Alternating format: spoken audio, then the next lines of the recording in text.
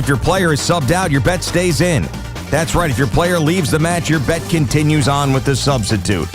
So you're still in it until the final whistle. We just love the app around here. It's safe and secure. It has all the betting markets you could possibly want. And when you win, you get paid instantly. FanDuel Sportsbook is the official sportsbook of WFAN. 21 and over and physically present in New York. For help with a gambling problem, call 877-8-HOPE-NY or text HOPE-NY 467-369.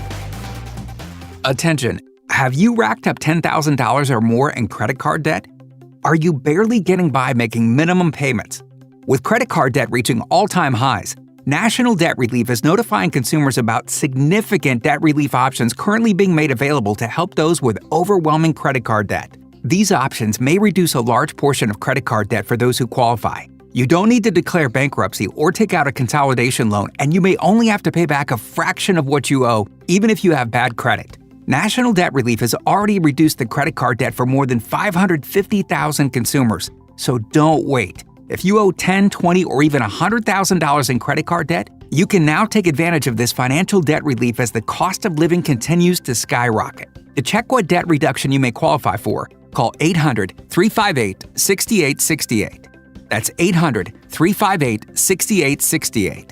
Again, 800-358-6868. Tune in to Odyssey Mets Radio on 880 AM. Brought to you by the #1 Westbury Toyota Construction Sale.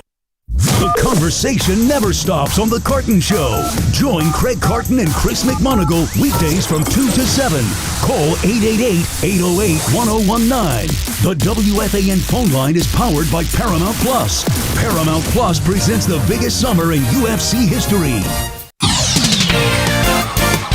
Sports Radio 101.9 FM, The Fan, WFAN. Oh, that's right. It's your boy, Anthony Gallo, and I got you all the way till 9 o'clock right here on WFAN in the greatest city in the world, NYC, New York City, the home. Happy 2-week anniversary, Knicks fans, the home of the NBA champions of 2026.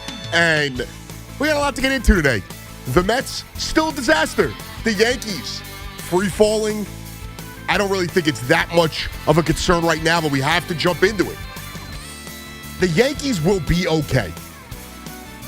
This is a small blip, a small bump in the road in what is a 162-game grind for this Yankees team. Yes, they have not gotten the offensive output that they thought they would get from guys like Jazz and certain supporting cast characters. But this is a team that does not have Aaron Judge right now. This is a team that does not have Giancarlo Stanton. They have dealt with injuries to guys like Trent Grisham. And even in a stretch where they go 3-7, even over this 3-game losing streak, they are still 2 games above, 2.5 above they're a half game, I'm sorry. They are a half game above the Rays. They are still the #1 team in the American League.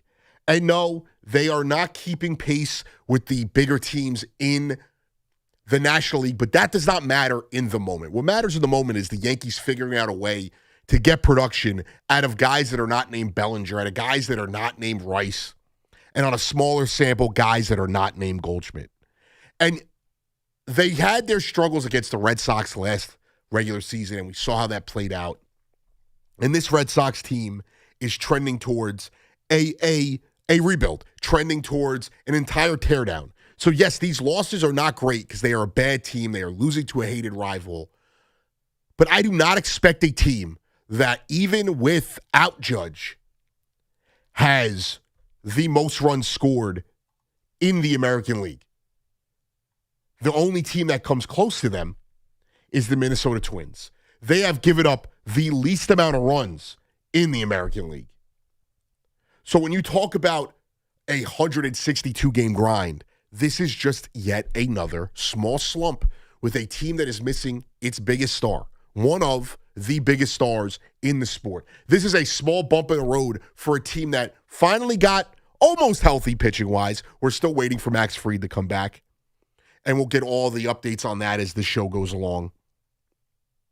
But this is a team that I don't have the same fears when it comes to October, late October, dry spells from the offense or a struggles from the pitching staff like we saw last year. They have maybe the top candidate, I think he's the top candidate, for the Cy Young in Cam Schlittler. They have Ben Rice, who is playing like an MVP. When they get Judge back, they will get an actual MVP back. Cody Bellinger has been fine. And over their last 30 days, I guess it's about 26 games, they have had, contributions from guys like Paul Goldschmidt. That is a plus. But it's where they get the contributions from other guys like a Jazz, like a whether it's a Jose Caballero, an Anthony Volpe, the guys along this roster that are not supposed to carry the team, but you're going to need guys like that, Spencer Jones, Jason Dominguez, young players also to step up. And I think Goldschmidt hitting is a positive for the sense that when Judge does get back, the uncertainty that is Stanton doesn't matter as much because you can DH Goldschmidt. This is also the most complete team when we talk about non-offensive areas of the game that I've seen in the Aaron Boone era. This is the best pitching staff he's ever had. Yes, the bullpen is not perfect, and a lot of you will call today, 888-808-1019, and tell me how much they need help in the bullpen. Their bullpen is fine. They do need help. Everyone needs help in baseball. Their starting rotation is the best Aaron Boone has ever had. Defensively, yes, they have had their blips over the last 2 weeks, but for the majority of the season, they have been a stout defensive team. They don't run the bases. They don't have the issues that we had 2 years ago running the bases. This is a team that'll be fine in the end. And I know it's tough for me to just sell you on hope. It's tough for me to just sell you on everything's going to be okay, but this is a team with a track record. They may not have the World Series championships. What they do have is consistency. And I can't predict what will happen in October. I can only go off of what I've seen now. And yes, I've seen the role players on this team struggle in Judge and Stanton's absence. We've seen that. To a more impactful extent, we've seen Jazz not be able to get the job done. And I thought today was going to be the difference. Today was the day I actually thought he was going to come through with a big hit. And he did not. And Caballero did not help the situation prior to that, challenging a ball that was clearly a strike. And with confidence, nonetheless, which is, on a different note, the funniest aspect of ABS. The confidence in which hitters are wrong. But this Yankees team is going to be all right. And I ask you, as Yankee fans, and I know the negative mindset that a lot of you have, where you're going to answer this. But are they in trouble, or is this just a small bump in the road, a typical slump, a June swoon over a 162-game gauntlet that is the baseball season? 888-808-1019. And I think these losses hurt, and they hurt because they're against the Red Sox. I think they hurt most of all because it's against a team that is bad, that is 11 games under 500. Clearly, my math, not great if you haven't noticed. Don't laugh at that, Alex. I'm not a Yankee fan, so maybe from the outside looking in, it is easier to see the whole picture. Where you panic with your own team, it's easier to look around the league and say, I only view two teams. Right now, I do think the Dodgers are a better team. I do think that even in their injuries, the Braves are a better team than the Yankees. That does not mean the Yankees cannot beat them in a 7-game series. That doesn't mean by the end of the season, my opinion won't change. In the moment, that also doesn't matter, because what matters is where they sit in the American League, how we feel about them compared to their counterparts in the American League. And Yankee fans are going to jump off the ledge. They're going to wave the white flag. They're going to hit the panic button. But this is not a reason to panic. They are still 14 games over 500. They are 14 games over 500 with their star not playing. And I'm not saying they are 14 games 500 without him. I'm just saying that's where they sit. And yes, they are 3-7. When you look around the American League, no one is playing well. So they have time to figure this out. Legitimately, the only team playing well right now is the Houston Astros. In this 10-game stretch, the Rays have only picked up 2 games on them. And that is the competition. So when we sit here and we dissect what's wrong with the team, and there are things wrong with this team. They do have flaws. They have less flaws than 95% of Major League Baseball. Even, the Dodgers, I think, are a perfect team. Healthy, they are a perfect team when you think about everything they have, pitching, bullpen, offense, defense. The Braves, even if I think in the moment are a better team than the Yankees, they have flaws. They have injuries. They are not getting back this year. And again, my only issue with the Yankees pertains to teams that play in the National League. And you know when that matters? The World Series. The Yankees are so much better than every single team in the American League outside of the Rays. And the Rays, they are still clearly, in my opinion, a better team that even if they didn't get Judge back, I have no fears of them winning the division. Even if they didn't get Judge back, I have no fears of them winning the American League best record overall, number 1 seed, going into the playoffs. The key is when they get to October, and Judge is coming back. I don't think that is a concern right now. He is coming back. We've only gotten one update on him, and that was over 2 weeks ago. But that is within the timeline. So the thought is sometime between July 4th and July 25th, I'm going to even make it a little bit bigger. We are getting Aaron Judge back. The Yankees may still be in first place in both the division and the league at that point. Even with the setbacks to Stanton, they still view it as him having a chance to be back early July, mid-July. And if it's mid-July, he'll come back after the All-Star break. That's okay. They are going to have pieces returning, and they are going to make moves. I do not think that Brian Cashman is going to sit on his hands. I cannot fathom this guy walking into the office August 1st, getting ready for the home stretch of the season without making moves. Yes, the market is not as bountiful as it used to be. With the added wild cards, teams are still in it. When you look at, and the last time I spoke to you, it was a better picture of how Major League Baseball looked for the Yankees. Now you have the Angels and the Royals only sit 6.5 back. The Tigers only sit 5.5 back. The Red Sox, who suck, are only 4.5 back. These teams will blow it up. We will not know what's available till closer to the end of July because of where they sit in the standings. When it comes to the National League, you have a clearer picture. The Mets, the Giants, and the Rockies are terrible. Now, the Rockies do not have much to poach. The Mets, the Giants, they do. If the Mets are smart, they will not sit there and balk at offers because it's the Yankees. You don't have the opportunity to do that when you're a second-rate franchise like my New York Mets are. But to talk to you in a more logical term, what I am trying to do is I'm trying to temper expectations from Yankee fans who are going to tell me they should go get Mike Trout, who are going to tell me they should go get this big name or that big name or this guy. Tyreek Skubal is not the guy that they need right now. Sure, if they start to hit and it's clear that they have the bats and you're like, you know what, we could go hit a home run and not have to give up a lot, and even if he's a rental, we don't care because we're looking at October in 2026 and not beyond.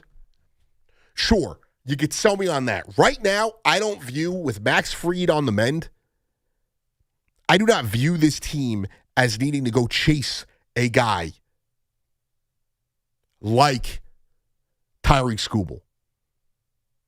What they need to do is shore up the depth on this roster, give themselves options offensively that are not just when Ryan McMahon gets healthy, but it's not just McMahon, Caballero, Volpe, guys like Grisham, and then relying on rookies who I like. I think Dominguez can play.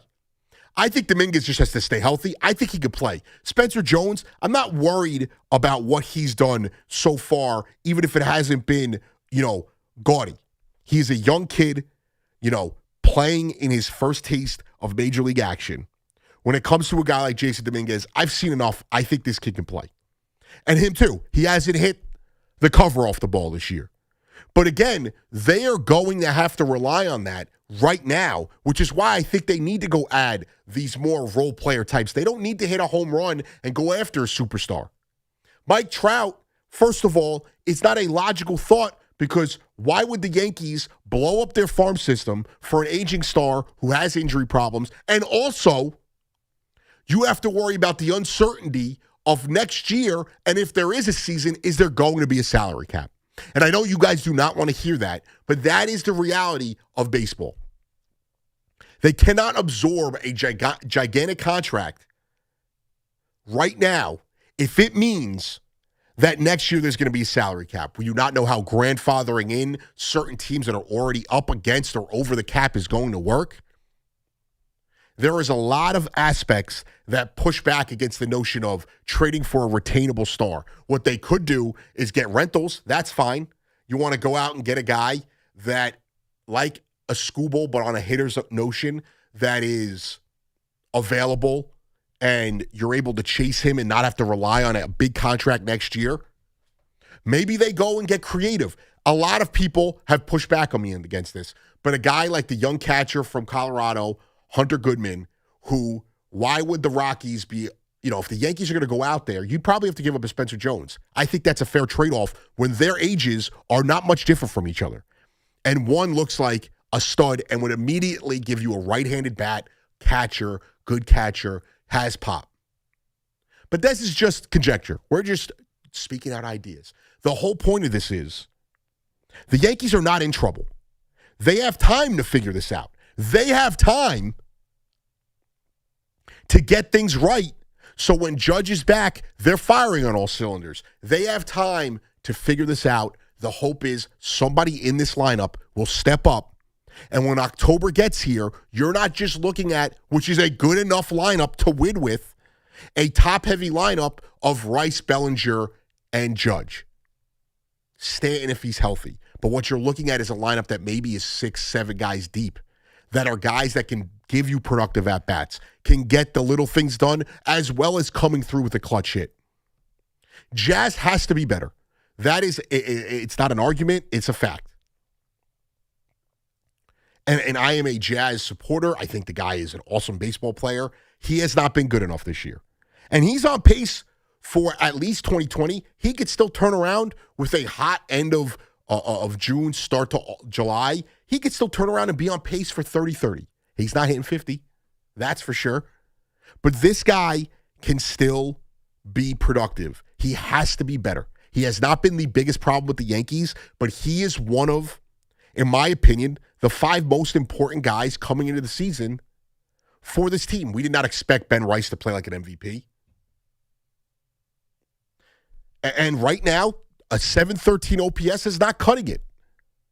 His other numbers would be fine if he was hitting the ball more regularly, if he was getting on base more consistently. That is a problem. But overall, I am not concerned about this team.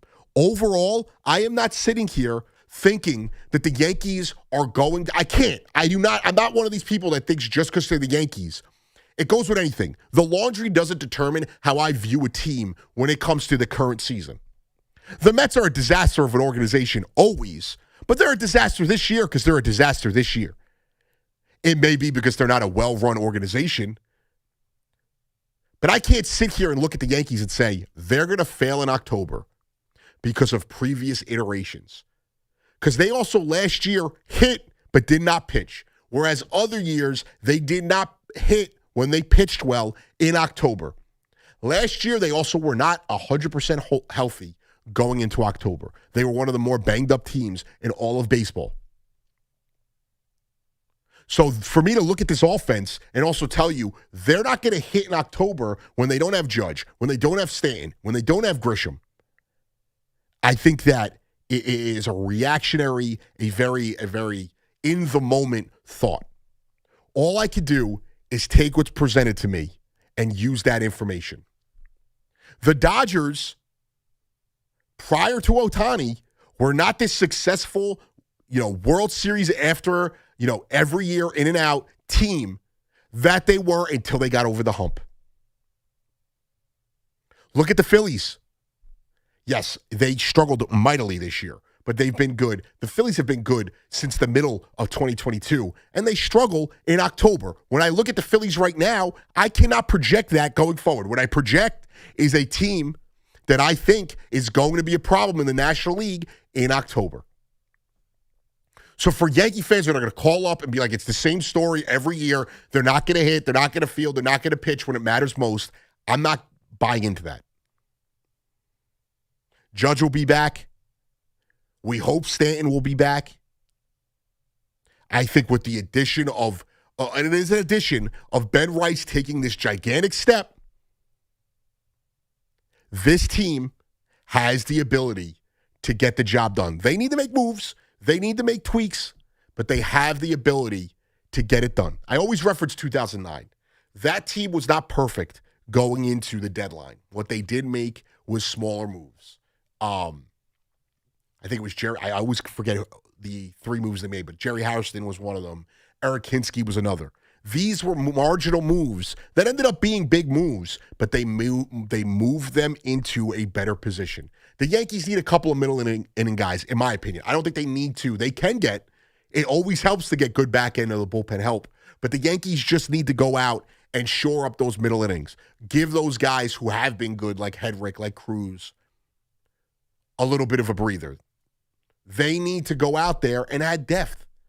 If they could go out and add a piece that can help at third base, can help at shortstop by times, if they could go out there and add a bat, maybe a catcher where you could slot Austin Wells, who's been awful, to being the backup. Ali Sanchez has actually been a little bit of a surprise, but that's not good enough. I also believe that if you're only blemish, which is not the case for the Yankees right now, they have a few holes in that lineup. But if they go into October and guys are hitting and maybe they add somebody and you're looking at 7-8 guys deep and your catcher is the only position you're not getting offense from, I could live with that if they're playing good defense.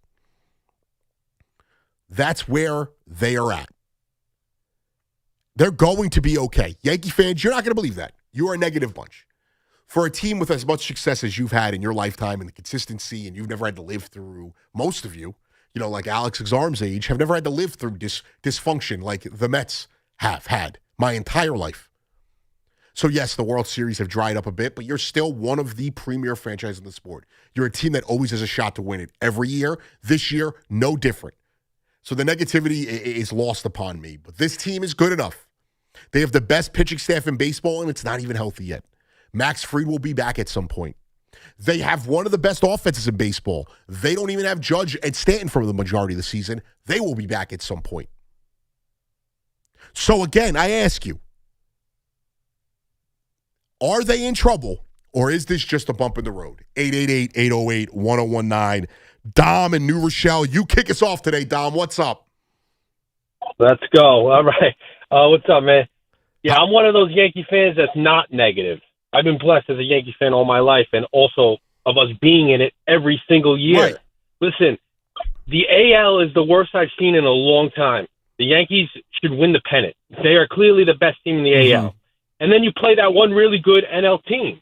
Yeah, okay, I think the Dodgers are better than the Yankees. I do. But the Dodgers may not be there. Their road to the World Series is way tougher 100%. than the Yankees' road. This is one of the best rotations I've seen in a long time. They're going to bolster up at the trade deadline. It doesn't really matter that much anymore in the regular season like it does to position yourself in the playoffs, but it's all about October with the Yankees, and it's a blessing as a Yankee fan all my life that every year I can say that. It's like the Knicks this year, Ant. It's like the Knicks this year. It matters in the playoffs. Like everybody thought OKC would be in the finals, but they weren't. So, I mean, the NL is a rough road to get to the World Series. The AL, the Yankees are clearly number one, and I'll take my chance in the World Series because they are there. They're in that spot. And how many times have we seen these juggernauts make the World Series and fail? Like, we've seen it. Like, and you've been on the other side of that. You know, the Yankees make the World Series in 2003, and they lose to the Marlins, and none of us expected that.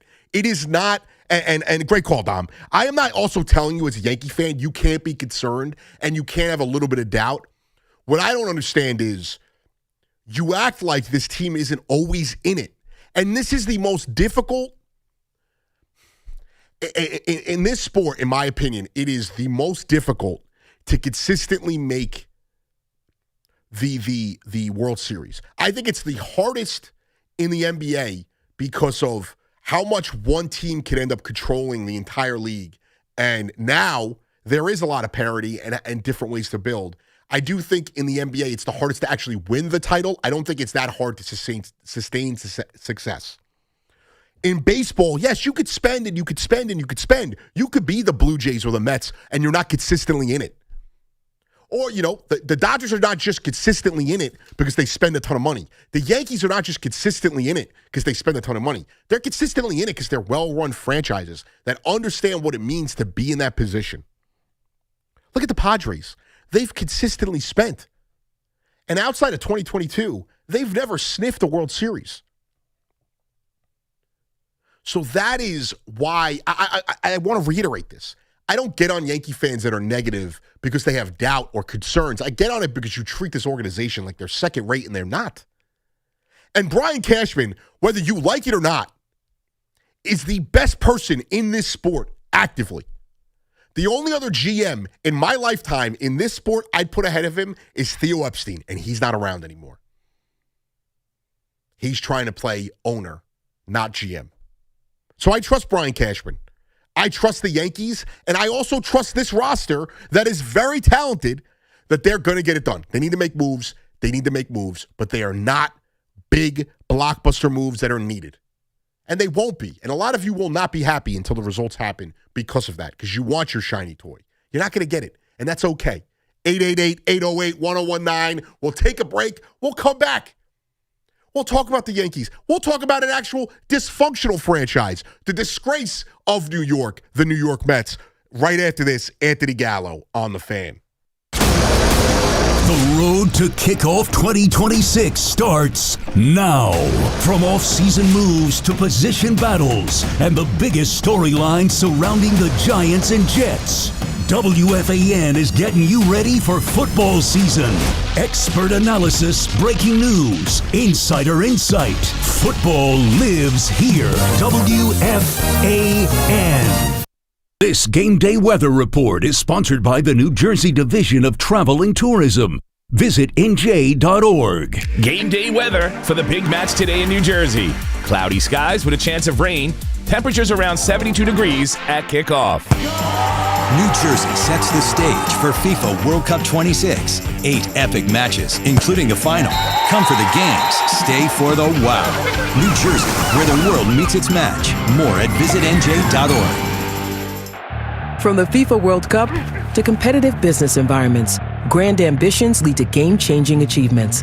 At Bank of America, we're there to support businesses at every step, providing insights and expertise to help you gain an edge. He shoots, he scores! What would you like the power to do? Explore winning business solutions at BofA.com/gamechangers. Bank of America, official bank of the FIFA World Cup 2026. Everybody knows Town Fair Tire is New England's largest name brand discount tire dealer, beating all the local competitors with our guaranteed lowest prices. And now, with over 120 stores throughout New England, we beat all the competition, including the warehouse clubs, the online sites, and the local dealers. Yes, we beat them all with the absolute guaranteed lowest price on name brand tires. Nobody beats Town Fair Tire. Nobody. Name brands at discount prices. Town Fair Tire.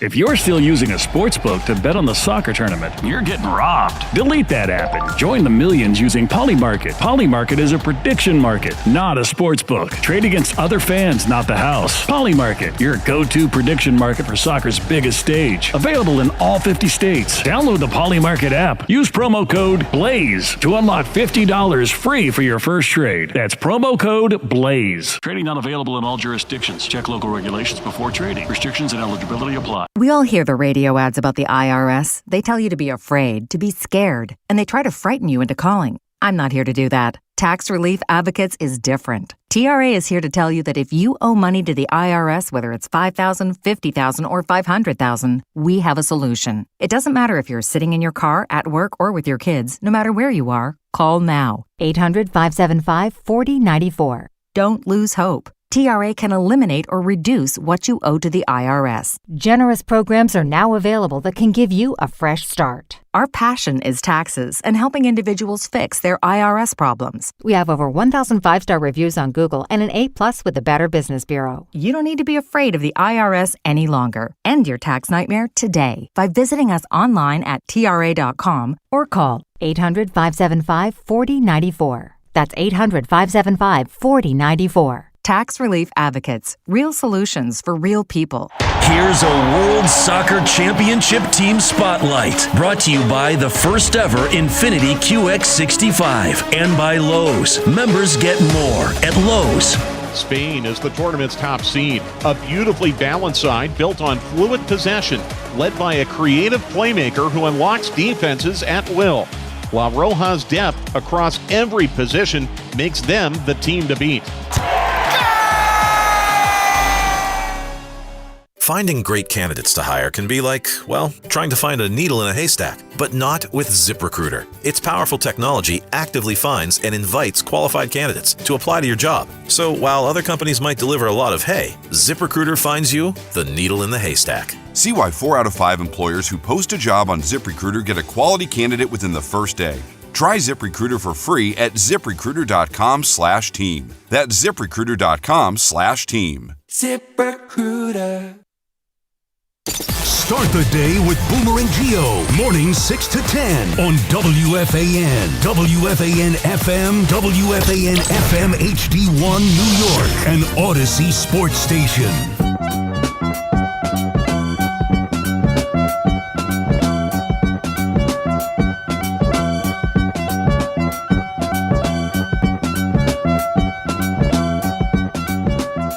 Oh, Anthony Gallo back on the Fan. You know, I'm going to take a little bit of enjoyment in my producer's stress right now. You know, as the Mets suck, our guy Alex Azarm, patiently awaits. I don't know if patience is the word, but, the results of today's World Cup matches as his Iran is on the brink right now. A devastating tie, which I genuinely feel bad for him. I am not taking joy in this, but it is just seeing him right now is making me laugh. As he's sweating, it's the temperature in that room is freezing cold, and he's sweating. The U.S. takes on Bosnia next Wednesday. So look, there are some good things going on. There's a lot of great in the city right now. Outside of today, the weather's been beautiful. The Knicks had a beautiful NBA title. We've got the World Cup in our city. The Yankees will be just fine. And then there's that disgusting, downright, disgraceful, embarrassing, good-for-nothing Mets franchise that I have rooted for my entire life, and they continue to be an embarrassment. And we'll dive into that a little bit later, because there were some things, Todd Zeal and Terry Collins were on yesterday with Craig. Their conversations were interesting, and there was one specific thing that Todd Zeal said that I want to discuss. But I want to get back into this Yankees conversation. First, Yankee fans, everything is going to be okay. They are not somehow going to miss out on the playoffs, first of all. I don't even know if they have to worry. Yes, they're a half game up on the Rays. When I look at the Rays, I see a flawed team. I see a team also that we don't know if they're going to make a move. When I look at the Rays, I see a team that is not better than the Yankees as currently constructed.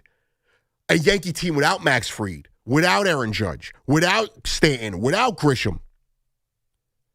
So my concerns for the American League are small. The Yankees are 6 games, 5.5. I don't know how to. They're 4 up in the loss column on the White Sox. They are 7 up on the loss column to the Mariners, and 1 up in the loss column to the Rays. I don't fear for their chances of the division. I certainly do not fear for their chances in the American League. And as much as I've talked about a couple of teams in the National League I do think are better, we'll worry about that when the Yankees get to October and if they actually get to a World Series, they need to make moves. They do not have to hit home runs with superstar names. I mean, if you want to be specific, sure, they have to hit a home run. But they do not have to go chasing blockbuster names just because Yankee fans want their shiny object, their new toy. The Yankee fans want to go to Toys R Us every Sunday with their grandma and get a new toy. And that's not how it works. That's not how you build a franchise. They do need help in the bullpen. They do not have to blow it all up. They don't have to go and snag a big fish at closer for that bullpen. They need help in the middle of the bullpen. And for the lineup, they're going to be okay. Yes, I would like to see them add a right-handed bat, whether it is a catcher that could play every day or a guy that they can use as a corner infielder, a shortstop, one of those positions. They certainly do not need outfield help. With Grisham coming back and having Spencer Jones and Jason Dominguez, they don't need outfield help. I would rather them get somebody who could, be a more reliable piece than a Rosario or a McMahon or even a Caballero or Volpe, but also if they could just add someone to that mix. Defensively, they're fine. Starting pitching, they're great. That's what I'm talking about. In the Aaron Boone era, this is the best starting pitching he's ever had. It is also one of the more defensively sound, fundamentally sound baseball teams he's had. I trust that Cashman is going to get the job done. 888-808-1019. Vinny in Northvale. What's going on, Vinny? Hey, Gallo. How are you, man? I'm good. How are you, sir? I'm good. So I normally agree with you. I'm actually an Atlanta Braves fan my entire life from New Jersey. That's despicable. And I got to tell you, I think Anthopoulos is a way better GM than Cashman. I think you're giving Cashman a lot of credit. But let me ask you this. They have how many World Series do the Braves have? 2 in that time frame? Yep. So in a shorter time frame, that still does not equal the amount that Cashman has. And the Yankees have missed the playoffs twice in Cashman's entire tenure. The Braves have missed the playoffs Anthopoulos more has only times been on than that. For what, 6?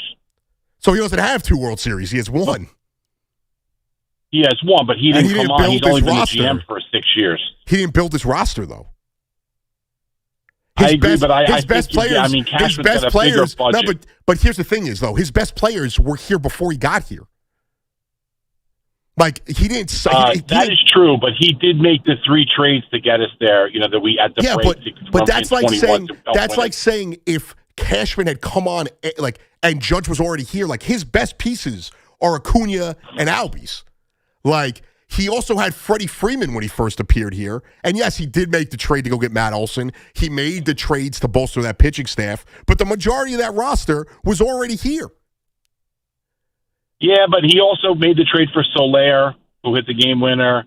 I mean, he made the trade for Jock Peterson, who got us there. He's got 1 World Series, though, in 6 years with a roster. Yes, he made the trade for that one guy. The guys who got him there were not his pieces. Okay. I mean, I disagree with you. I think that Cashman's had a bigger budget to work with as well. But he's been there for 20. What do you mean? He's been there for 25 years. That's like saying the guy for the Chiefs is a fantastic GM. He came on after the foundation of that roster, which is the quarterback, which was Tyreek Hill, which was Travis Kelce. We're already there. I don't even think they're in the same weight class. And we've seen the Braves in how many times have the Braves missed the playoffs? Once in that 6-year tenure? 25 years. They missed the playoffs twice. What are we talking about? Maybe it was 3 times. And again, he should be happy with that GM. He also was able to, I don't even know if he was the one who signed the contracts for the 2 stars on that team.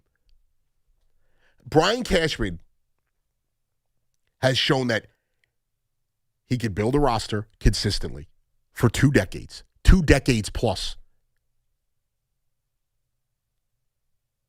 He's been there longer than 25 years, but just to put it into perspective. The guy in Atlanta has got a long way to go. And I'm sorry, I still trust, and I know he's not a Yankee fan, so I'm really speaking to the Yankee fan right now. And, the Braves are a team that I think is very good. A team that I think is a World Series contender.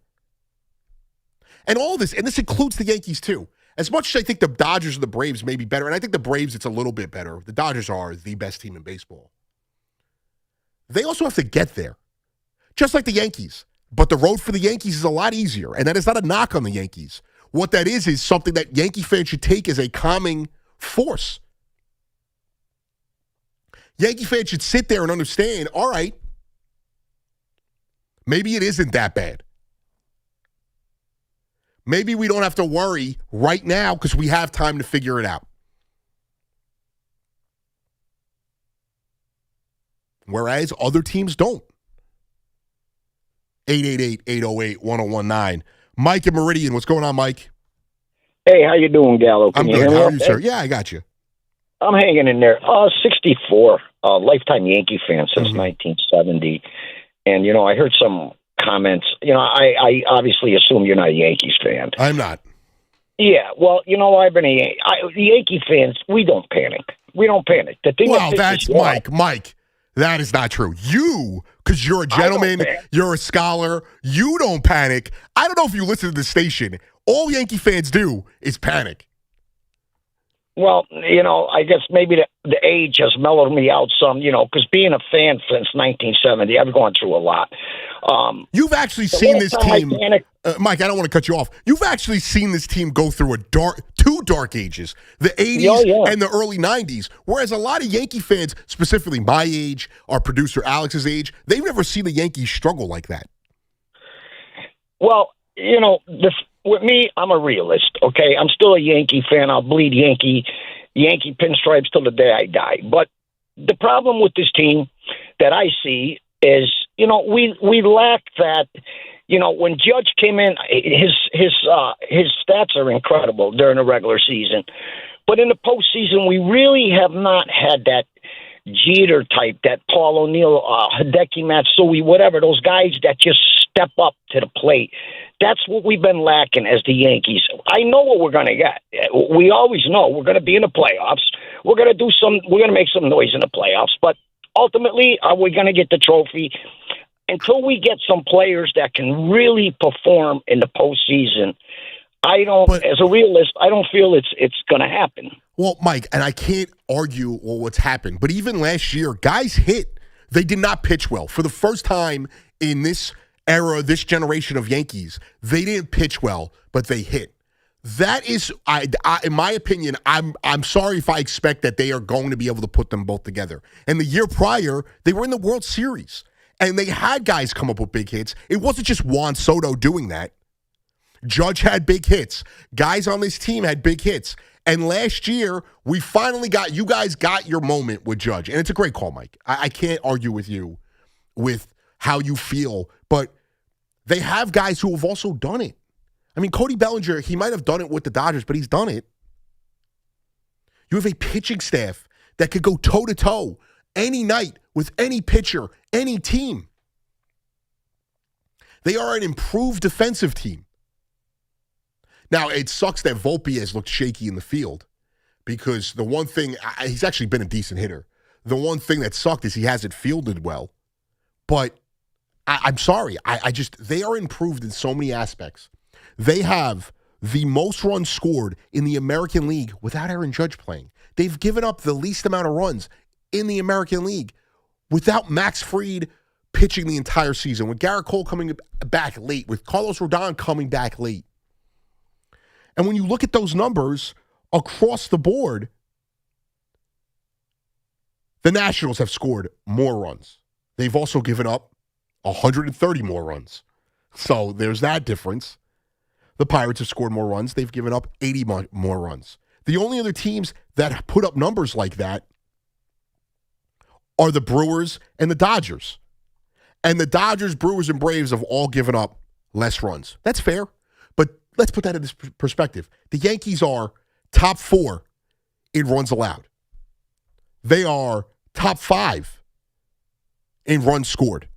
And that's just me roughly looking at the way things play out.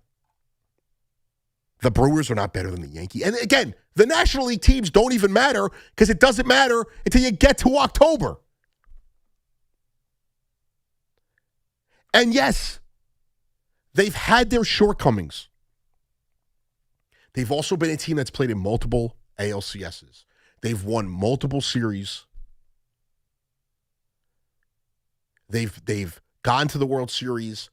I'm sorry if I look at a team that has a guy playing like an MVP in Ben Rice, one of the best hitters in baseball when he comes back in Aaron Judge, Cody Bellinger, who is a tried and true, like I think an all-star, borderline all-star type of player, Paul Goldschmidt, who's having a renaissance season in his later ages. And you're not going to have to rely on Goldschmidt as much when and if Stanton comes back. But when Judge comes back, you have your DH then. Goldschmidt, more of a platoon guy. You could give Stanton some breathers. We hope that Jazz starts to hit because that'll change things drastically, even in the moment, for this Yankees lineup. And then as far as the younger guys go, you hope that, Volpe's hit well over his last 14 games. He's hitting .349 with an .871 OPS. Dominguez is hitting, yes, he's only hitting .235, but he has hit better over his last 15 games where that OPS is creeping up. The strikeouts have to be brought down a bit, yes. Caballero is a good bench piece, and he's a good guy to rely on to plug and play. He's had more pop this year. I am not worried long-term about this Yankees team. They need someone to step up. Yes, they need somebody to get the job done in the short term, but you also want that to build that confidence. They will be able to go out there and make a move. I trust Cashman. And yes, I am not a Yankees fan. So maybe it's easier. I don't have the same impatience that you guys have. But I trust the guy. I've seen him do it my entire life as good as anyone. They're 12-8 without Aaron Judge. And that's while going 3-7 over their last 10. So there's ebbs and there flows. Or actually, sorry. So now they're 12-10 with Aaron Judge. What I had written down was from 2 days ago. They need to make a move. We know that. We are not denying that. But this thought that they've, one, need to go make a blockbuster trade, and two, are somehow going to struggle the rest of the season. I just don't see that. I'm not panicking. What is happening right now is a blip in the road, is a bump on a very long, grinded out gauntlet baseball season that is 162 games. And it's unfortunate for the Yankees that when they were playing well, no one cared because the Knicks were playing. And now the second the Knicks stopped, they start to go on a skid. Unlike the Mets, who have just not played well at all this year. It's going to be all right, Yankee fans. 888-808-1019. My guy, Mario in Long Beach. What up, dude? What's going on, my man? How you doing? I'm good. How are you, sir? Pretty good. I want you. I got a thing about the Yankees, but I'd like you to check one thing out because I'm getting opinions on this, and I believe I'm right. I don't know if you remember when Giannis fell on. Kyrie Irving went up for a shot in the playoffs and fell on Giannis's ankle, and they were saying, "Oh, dirty." Not a dirty play at all. If you really look at it, and you look what happened. I don't know. Do you remember that at all? Or not? I don't remember that. I will look it up. Do me a favor? Look at it one time on YouTube, and next time I talk to you, give me your opinion. Because I'm asking a couple of people's opinions on it. Okay. And then what was your Yankee point? Okay, my Yankee point was this. Two things. Aaron Judge is just like Lamar Jackson at this point. Except for last year. He hit pretty good last year. But you know what happened last year? Correct me if I'm wrong. I didn't really fact-check it. I think Judge hit last year, and the rest of the team really didn't hit. No, Judge played great in the postseason last year. No, but the rest of the team didn't hit. No, what happened was they got the pitching staff imploded against the Blue Jays. No, but I'm talking about the rest of the hitting other than Judge was bad, I thought. In the postseason? Huh? In the postseason. In the postseason, I mean last year when Judge got hot in the postseason. Well, no, they were hitting. It was just that I don't know. I got to check. I thought it was Judge hitting, and then they didn't hit the other guys. I thought that, and the pitching. To your point. So to your point, though, what is the point you're making? What was the point I'm making? Yeah. Is that it wasn't that last year everybody was hitting. I thought they weren't. I was trying to make that point. I thought it was only Judge hitting, and if everybody hit, they might have won all the way last year. And it's unfortunate Judge started to hit when the other hitters didn't hit. That was, but I didn't fact check it, so I could be wrong. So you'll let me know that maybe next time. They scored 9 runs. There was a game 1. They scored 1 run, but they also gave up 10. They scored 7 runs, lost 13-7. They won 9-6, and then lost 5-2. So, they weren't not hitting. It wasn't one. Yeah, that sounds like you're right. Yeah, maybe I was wrong. But listen, the point is, I still don't believe there's too much talent on this team for me to just say it's a guarantee they're not going to hit in the postseason.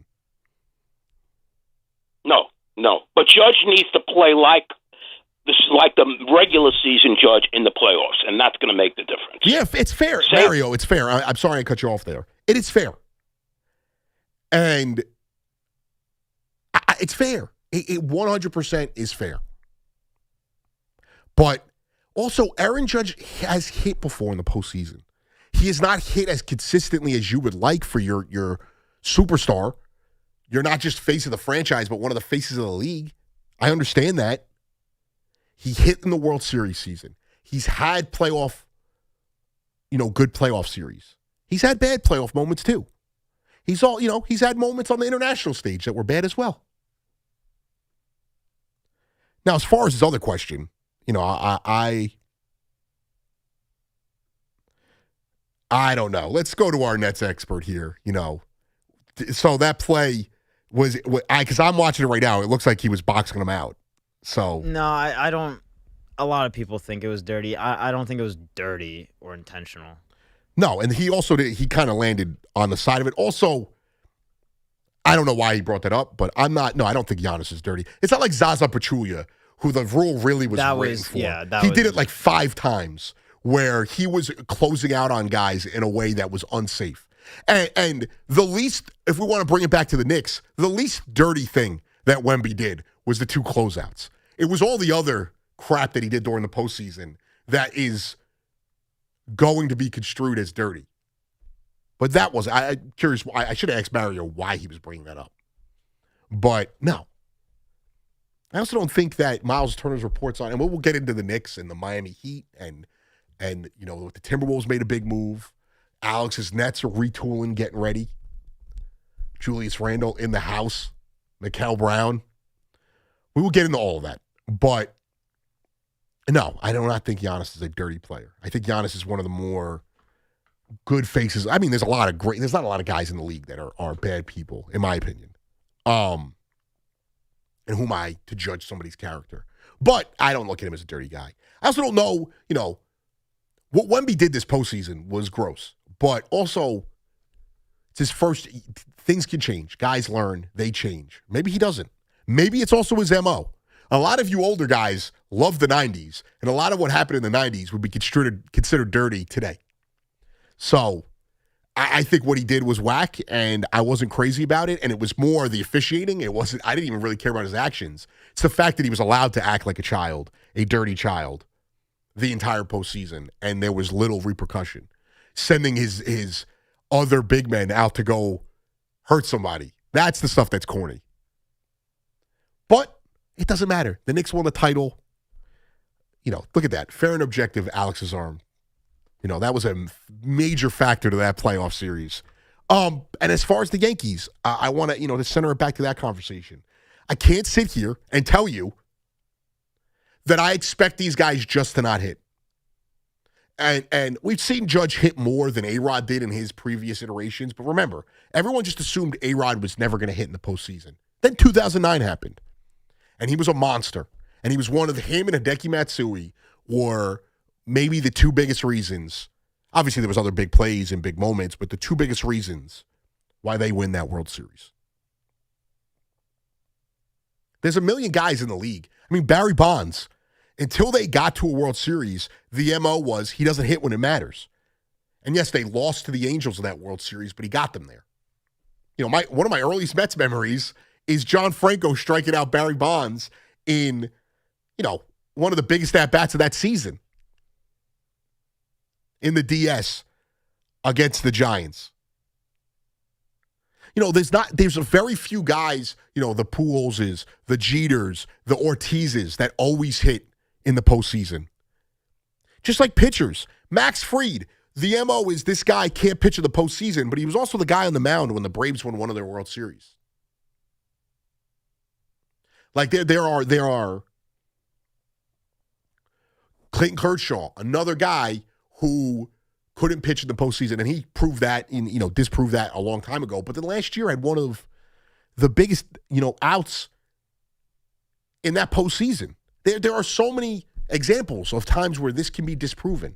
And yes, there are chokers. There are the James Hardens of the world. There are the Justin Herberts of the world. And again, Herbert is what, 26, 27? He's got James Harden, it's past. I mean, he's got to win a championship at this point to kill that narrative. Donovan Mitchell might be in that boat too. But in every sport, there are guys who are labeled chokers. Patrick Ewing was a guy, I wouldn't say a lot of Knicks fans do, but a lot of people labeled him a choker. I think it's unfair when his biggest obstacle was the greatest guy to play the sport, and he had no help. LeBron James was considered a choker until basically he won a title in Cleveland. He had already won two others. There are go across the line. And the title doesn't mean winning a title is not what kill. There's guys like I don't think any of us consider Henrik Lundqvist a bad I think he was an amazing postseason player. I think they had tough losses and they had tough moments, and it was terrible. He never got over the hump. But I can't sit here and tell you Aaron Judge is going to fail in the postseason. Stanton, a lot of you hate Stanton. He's clutch. He's gimme. Every time they need a big hit, he gets you a big hit. I trust Bellinger. Ben Rice is a young kid who's got some big hits in his career already, his very young career. It's not a guarantee. And I get it. There's also this weird, collision of Yankees fandom where you have guys who haven't seen the Yankees win a lot. People born in 02, 03, the younger Gen Z Yankee fan. And then you have the older Yankee fan, even Yankee fans my age that have seen too much winning, and now they thought they took it for granted and they thought it was going to be every year. Or the older guy like Mike, who is more a realist, but has these preconceived notions that they're just not going to get it done. And I don't reside over that. I don't, when I view a team or a player, unless it is in a case of a guy who's just done it so much and is clearly not fit for the moment. But when it comes to a team, just because their laundry is cursed, like the Mets are cursed. If the Mets were making a run this year, I wouldn't tell you it's a guarantee they're not going to get it done. The Knicks are a perfect example of that. The Cubs and the Red Sox, at some points, people just thought they were never going to get it done. And yes, for the majority of those time frames, it was true, but it wasn't because they were wearing the uniform. It was because of that iteration of the team was not getting it done. So what happened 2-3 years ago, what happened last year, I can't just use that as a fact for this Yankees team. I have to give them the benefit of the doubt as a team that's won multiple series with this core, that has been to a World Series with this core, has been the multiple ALCSs with this manager and this star, with a pitching staff that is the best in baseball, with one of the best offenses in all of baseball. I can't do it. 888-808-1019. We'll take a break. When we come back, The Mets are a disaster. That is a team, and they're not just a disaster because of the Mets. They're a disaster because of David Stearns. And I read an article in The Athletic by Will Salmon, which really, peeled back the curtain on that. And then also something that I thought was interesting when we talk about Stearns, and we always talk about the roster, but something I thought Todd Zeal said yesterday that was interesting about Mendoza and his coaching staff. Anthony Gallo on the Fan. Back after this.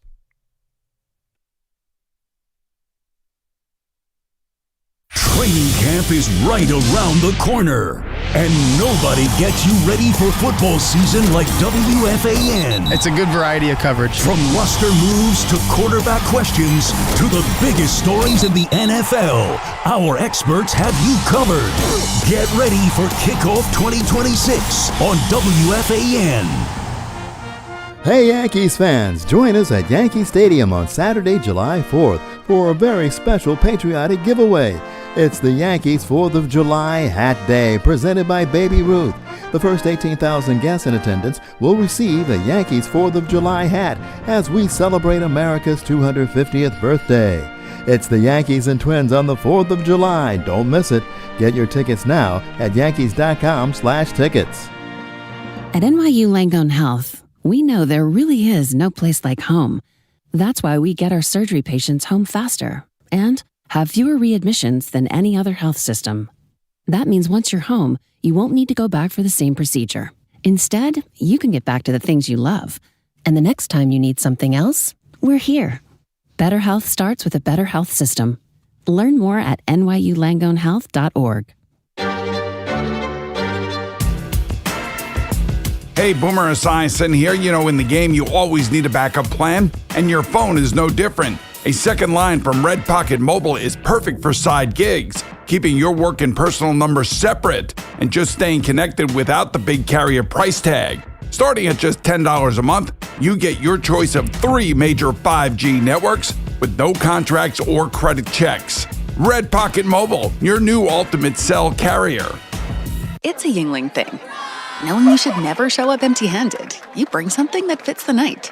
Like a case of Flight by Yingling, a premium light beer that's low-calorie, low-carb, and deliciously refreshing. It's a Yingling thing. Keep it light with Flight. Get your Yingling Lager at West Lakes Fish House in Montauk, Langan's in Rockefeller Center, or Vazak's Horseshoe Bar on Avenue B in East 7th Street. Yingling Lager, an ice-cold tradition, ready to be poured. Enjoy a Yingling today. On the biggest stage in the world, FanDuel is changing the game because sometimes your player gets subbed off and your bet goes with them. Not anymore with FanDuel's Super Sub. If your player is subbed out, your bet stays in. That's right. If your player leaves the match, your bet continues with the substitute. So you're still in it until the final whistle. Visit FanDuel.com/New York to get started now. Let there be goals this summer on FanDuel. Just visit FanDuel.com/New York, and with FanDuel Super Sub, if your player is subbed out, your bet stays in. That's right. If your player leaves the match, your bet continues on with the substitute. So you're still in it until the final whistle. We just love the app around here. It's safe and secure. It has all the betting markets you could possibly want. And when you win, you get paid instantly. FanDuel Sportsbook is the official sportsbook of WFAN. 21 and over and physically present in New York. For help with a gambling problem, call 877-8-HOPE-NY or text HOPE-NY 467-369. When it comes to family law, a lot has changed in recent years, so assumptions can be costly. If you see or sense a change coming in your family life that could have legal implications, it's important to know where you stand. Getting good legal advice early is never a bad idea. I'm Joe Cordell of Cordell & Cordell. If you or anyone you know is facing a family law issue, start with a consultation. Visit CordellCordell.com. 866-323-7529, 250 Pele, Saddlebrook. Diana Magala, licensed in New York and New Jersey. Joseph Cordell, licensed in Missouri and Illinois only. Having insurance isn't the same as having State Farm. It's like needing a lawyer, but getting some guy who just watches courtroom dramas. How does the defendant plead? Guilty. Wait, what? Also, objection. You object to what? Erroneous. Counsel, approach the bench. Hey, can I get a whack at the gavel? You wouldn't settle for just any lawyer, so don't settle for just any insurance. Get the real deal with State Farm. Like a good neighbor, State Farm is there. The New York Giants are getting ready for a new season.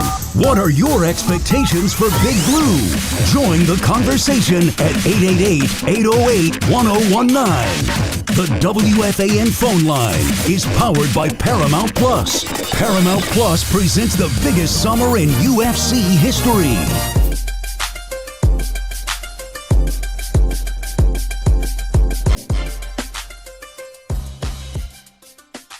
We've been talking a lot about the Yankees, and, in the YouTube chat, somebody said the stench from Flushing has reached the Bronx. And, I don't think Yankee fans either worry that much, but there is something, obviously Mendoza gets fired.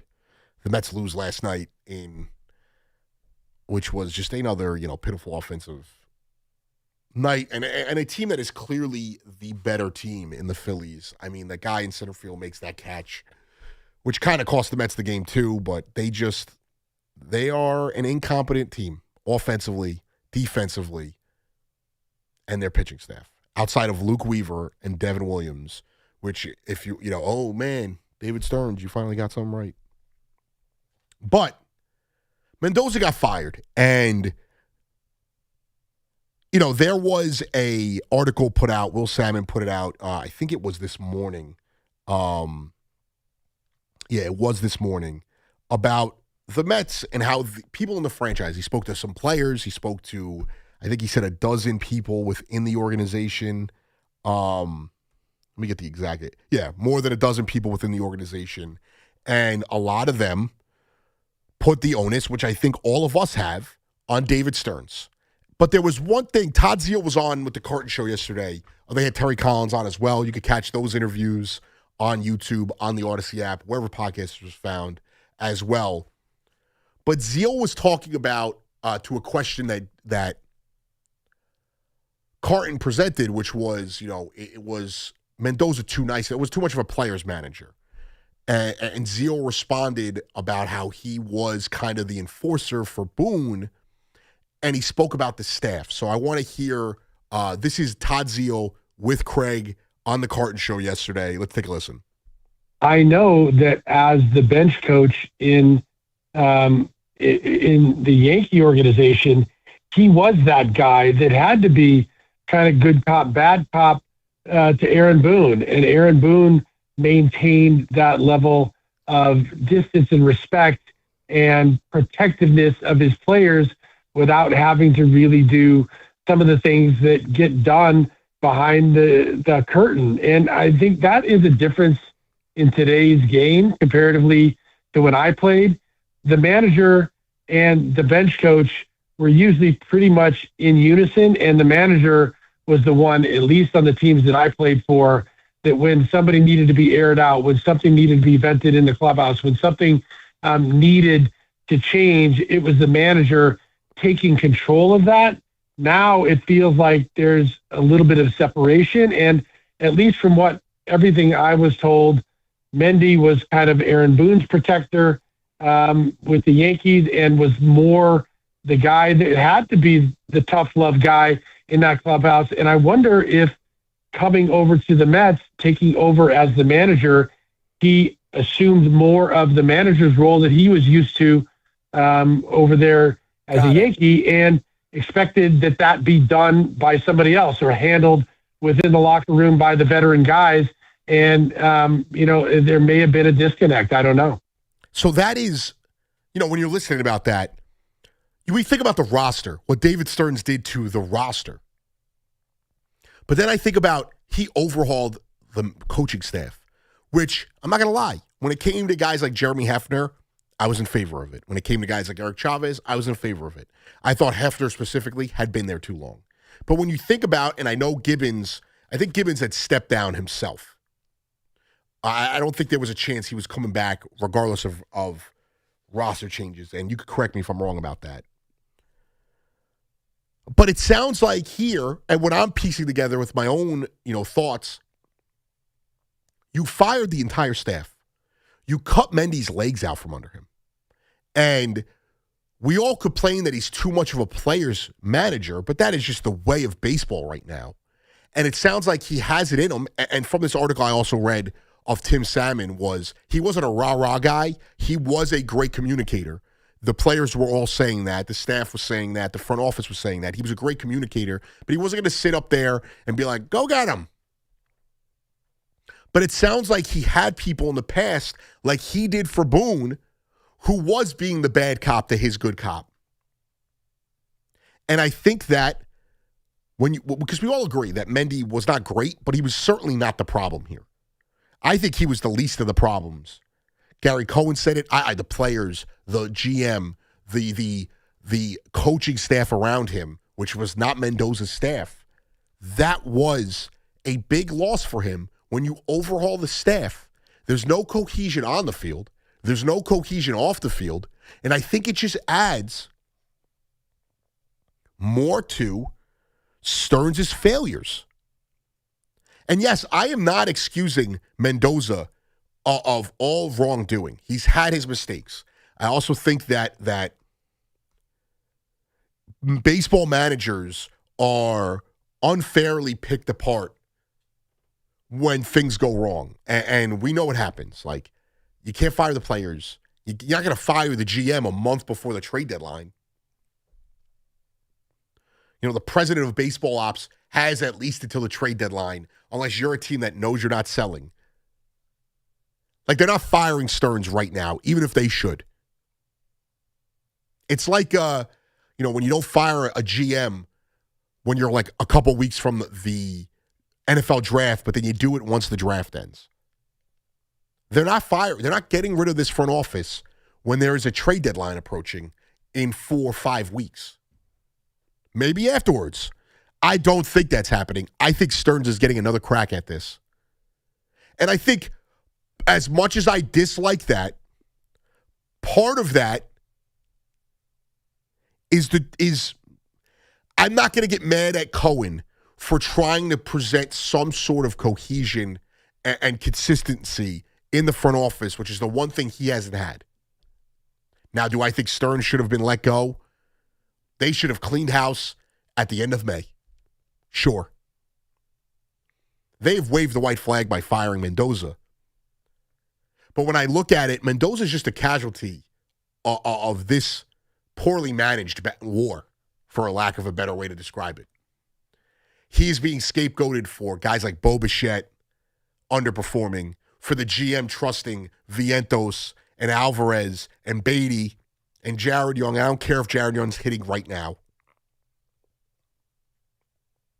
This guy's been scapegoating for Marcus Semien being a net negative and Robert and Robert and Polanco giving you nothing and Senga giving you nothing and Peralta being a bum and David Peterson being trusted to be something he wasn't.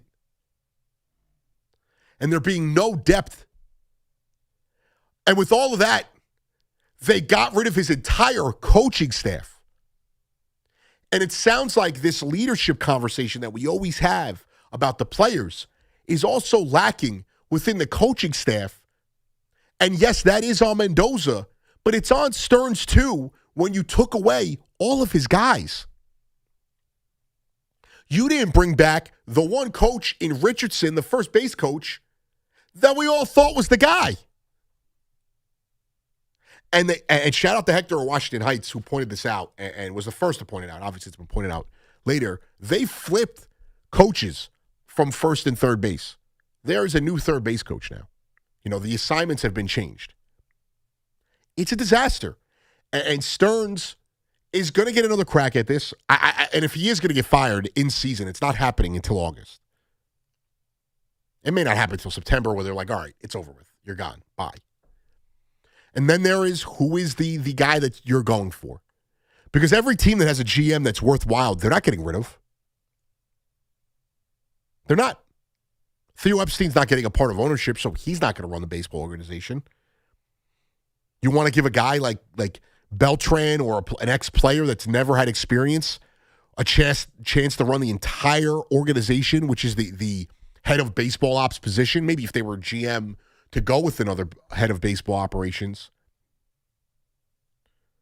There's manager options out there. Like, I love Beltran as an option at manager. I love the rumors of Pujols. I think Pujols would be a fantastic manager. he's a guy who is along that lines of like how A-Rod was talking about, how much he loved the game and was a baseball junkie. I don't know if A-Rod would be a great manager, but he's a student of the game.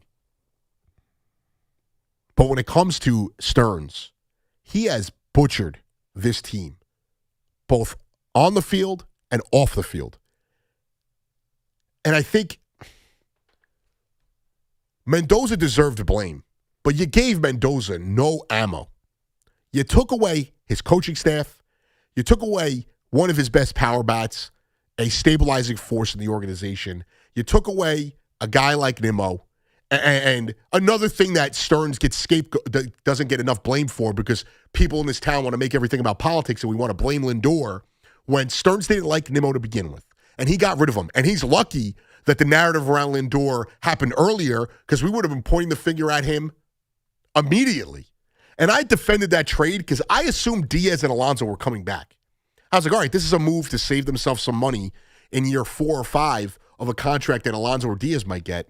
But then once those moves don't happen, it's a disaster. And when Met fans were celebrating the Bichette move, which I thought was a good move on the surface, there was this, doubt in my mind that the Mets just altered their plans. Whether we like their plans or not, you want your GM, your president of baseball operations, to stick to his plan. And they throw all this money at Bo Bichette, who is a shell of himself and is going to opt in.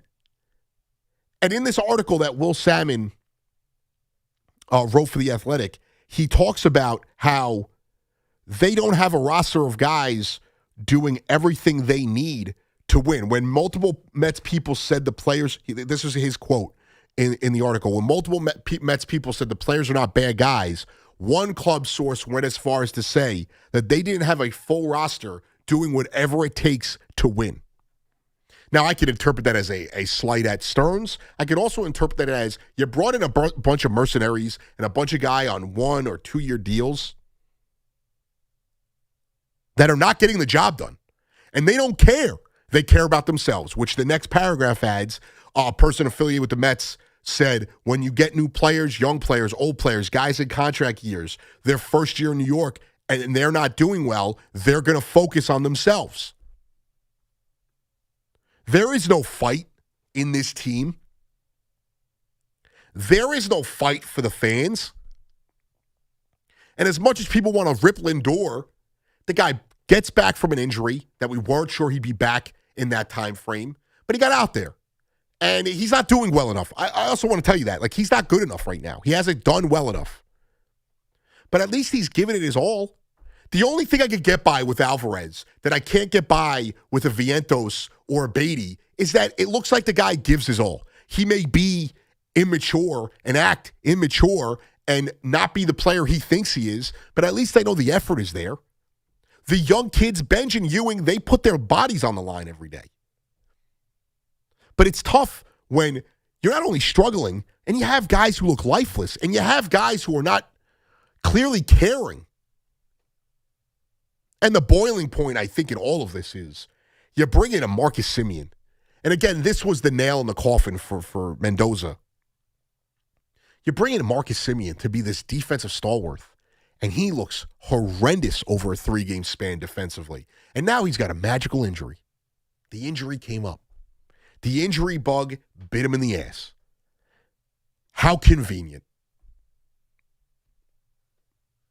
And then in this article, they talk about how after that poor doubleheader against the Phillies, which was a disaster, nobody thought to call a players' meeting.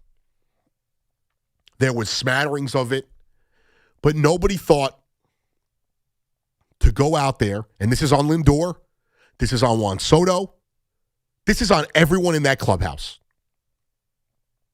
No one thought to step up, get the guys together, and hold each other accountable. And now the reports are that Minaya and Peralta have tried to lead, but they're pitchers, and that doesn't always work. But from top to bottom, from the coaching staff to the first guy on the roster to the 40th man on the 40 roster, this has been one of the most epic failures a front office person can do in New York sports history. David Stearns has done the impossible and not only put together the most disappointing season in Mets history, maybe the most embarrassing Mets season ever. 888-808-1019. John in Red Bank. What's going on, John? Thank God they got rid of Mendoza. He was a nightmare. Okay. Stearns, you got to go next. Yeah, I think that's fair. But what's the solution then? Is that that's your point? They have to get. The problem is now we gave away a lot of good players. It got garbage in return. Now we don't have a minor league system's weak. Who knows what free agents would even want to come here after this? That's good. Well, and John, with you elegantly said that the way you did. I don't think the farm system matters at this point. I think that it is viewed as I think it's viewed as a top 15 system. I don't even care about that. I don't. I don't care if they had the number one overall farm system right now. It does nothing for me. I like it when you're thinking about, they're calling these guys up. None of them are special. Not one of them. Nolan McLean is a very good pitcher. He's not special. Ewing and Benj are good players. They're not special. Christian Scott has been a revelation as of late. He's not special. So why do I care? Yes, they are pieces that are going to help us if we want to turn this around. And we're guaranteed to have these young guys there next year. And I'd rather see the young guys fail than old mercenary veteran types, guys on new contracts, just go out there and be lifeless. I would. But I don't care what the farm system is. And I was shocked to hear Stearns say this, that, it doesn't matter about the farm right now. Like, results matter. He's like, the farm system matters, but it doesn't matter if you're not getting results. The Orioles have had a ridiculous farm system for years. They've achieved nothing. They've achieved nothing. And let's see if we can get that. Let's get the farm system rankings. Let's see where the Mets actually rank, if we even have a new one. Because I don't pay for anything, so let's see. I pay for The Athletic, obviously. Yeah, well, we're not going to get it here. Let's see what Fangraphs gives us. Well, this is 2025 updated. I don't know when it was updated, but the Mets sit right outside the top 10 at 12. So let's say that system has taken a hit. They're probably 15 to 20th now. Does that matter? If they were a top 5 farm system, would that get you excited? The lottery pieces, would that excite you? It doesn't excite me.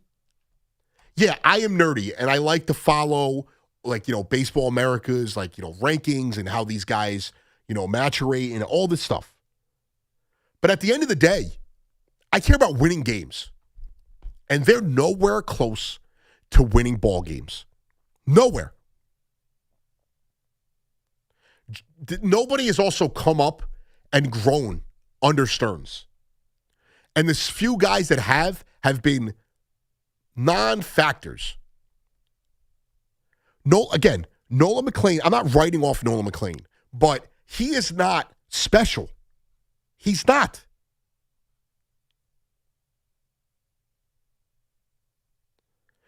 I think he's a great pitcher, probably a two or a 3, with a ceiling of hopefully being an ace. And this is not saying he can't get there, but what I'm saying right now, he's a very good piece. He is the cornerstone of the franchise right now, unfortunately, outside of Juan Soto. Those are, and I love Lindor, but those are your two big pieces. Lindor to follow after that. But when you look at the Mets' overall outlook, let's say Soto, Lindor, McLean, and then after that, you have guys who are not that special. Like, I like Christian Scott. Does he move the needle for you? No. I like Benj and I like Ewing, but, and they've been good players. But are these guys, and Carson Benj has looked very good at times, and Ewing looks like a spark plug.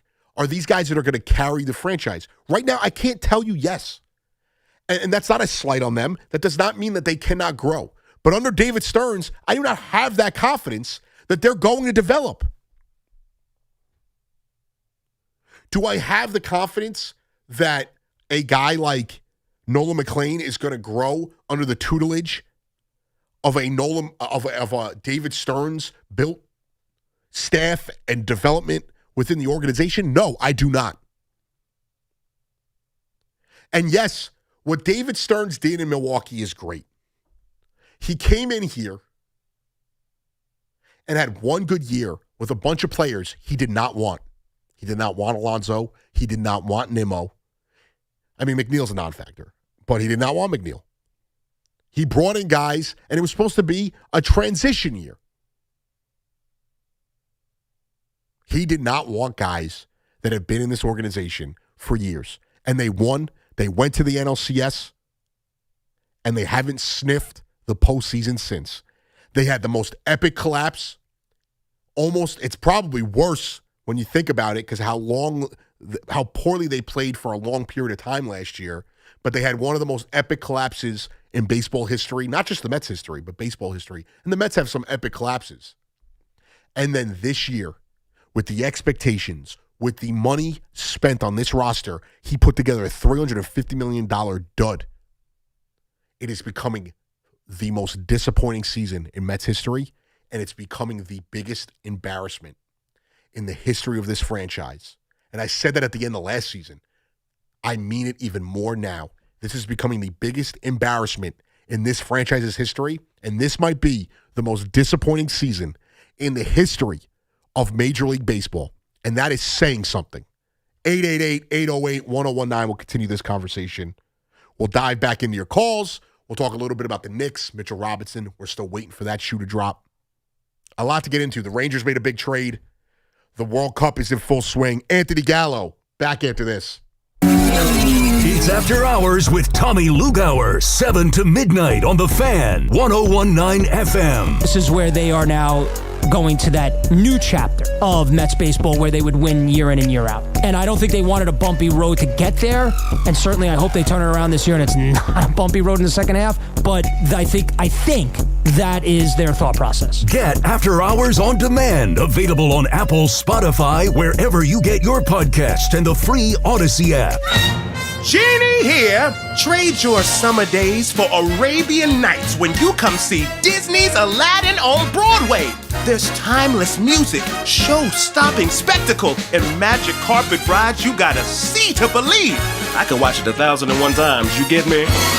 This summer, fly to the new Amsterdam Theater and see the one Broadway show that soars above the rest. Get tickets today at AladdinTheMusical.com.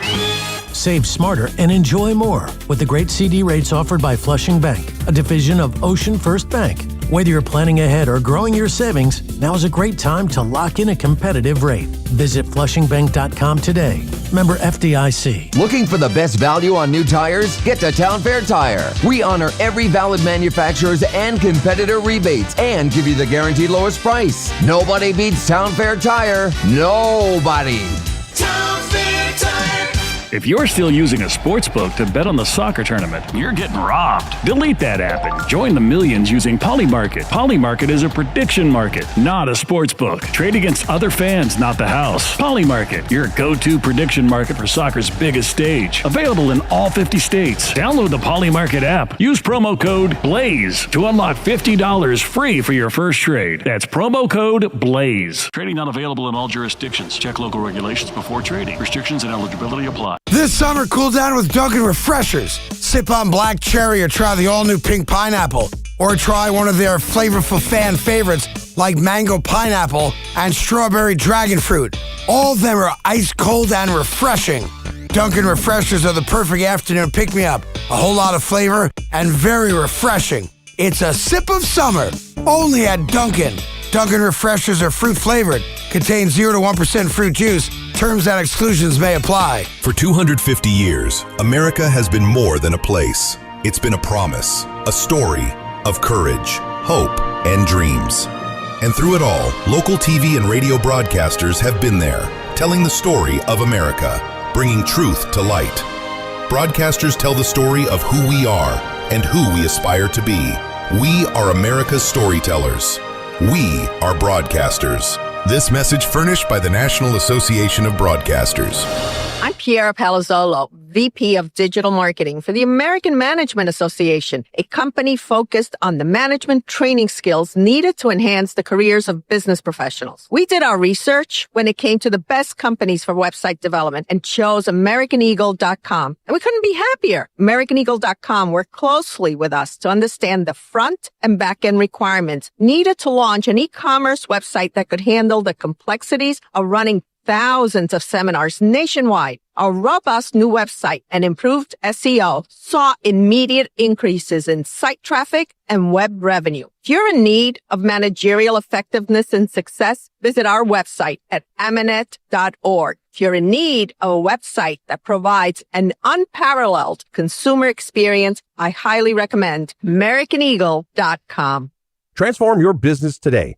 Dial 877-WebNow1 for a free digital consultation with AmericanEagle.com. Bring the flavor to the World Soccer Championship with Crush Orange Soda. Crush is the perfect pick for every match, highlight, and game-winning goal. Make every match even sweeter with Crush Orange Soda. On the biggest stage in the world, FanDuel is changing the game because sometimes your player gets subbed off and your bet goes with them. Not anymore with FanDuel's Super Sub. If your player is subbed out, your bet stays in. That's right. If your player leaves the match, your bet continues with the substitute. So you're still in it until the final whistle. Visit FanDuel.com/New York to get started now. Let there be goals this summer on FanDuel. Just visit FanDuel.com/New York, and with FanDuel Super Sub, if your player is subbed out, your bet stays in.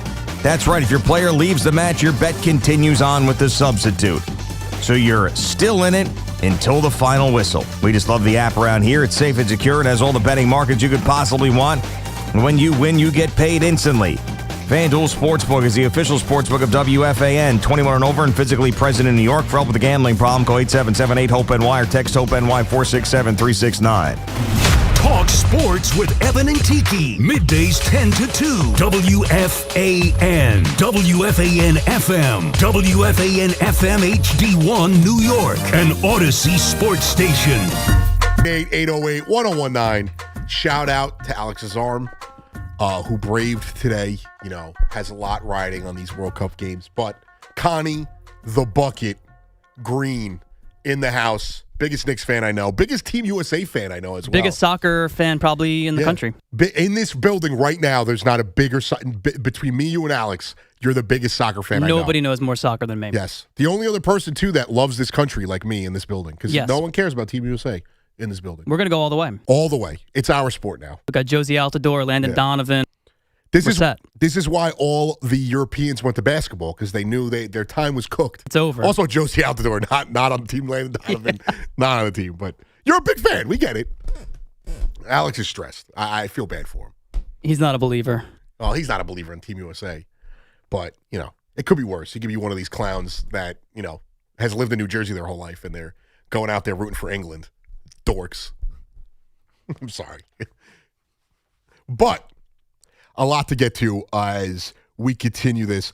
For those of you that care and keep up with these things, you know, Tim McGraw and Stevie Nicks are going to perform at Taylor Swift's wedding, and Travis Kelce at the Garden.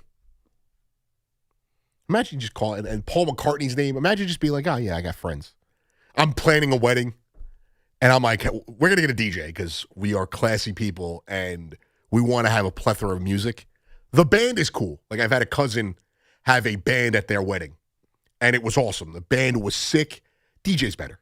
You don't have to worry about things being played right. You know, what if one of the guys gets sick? You know what I mean? But they get, hey, you just be able to call up somebody. I imagine this is how Craig's wedding was, you know, with all the friends he has. Hey, Lil Wayne. Hey, Pat Monahan. You want to sing at my wedding? So Stevie Nicks, Tim McGraw, potentially Paul McCartney. I thought that was funny as we travel through. I'm just trying to also find any way to distract myself from these pitiful New York Mets. 888-808-1019. There is a World Cup game going on in New York today, or New Jersey to be exact. England versus Panama, that's 0-0, I believe. Panama, the only team without a goal in this World Cup. And for people who don't follow, there is a level of they had no shot of really getting through their group. They had a small shot of getting through their group.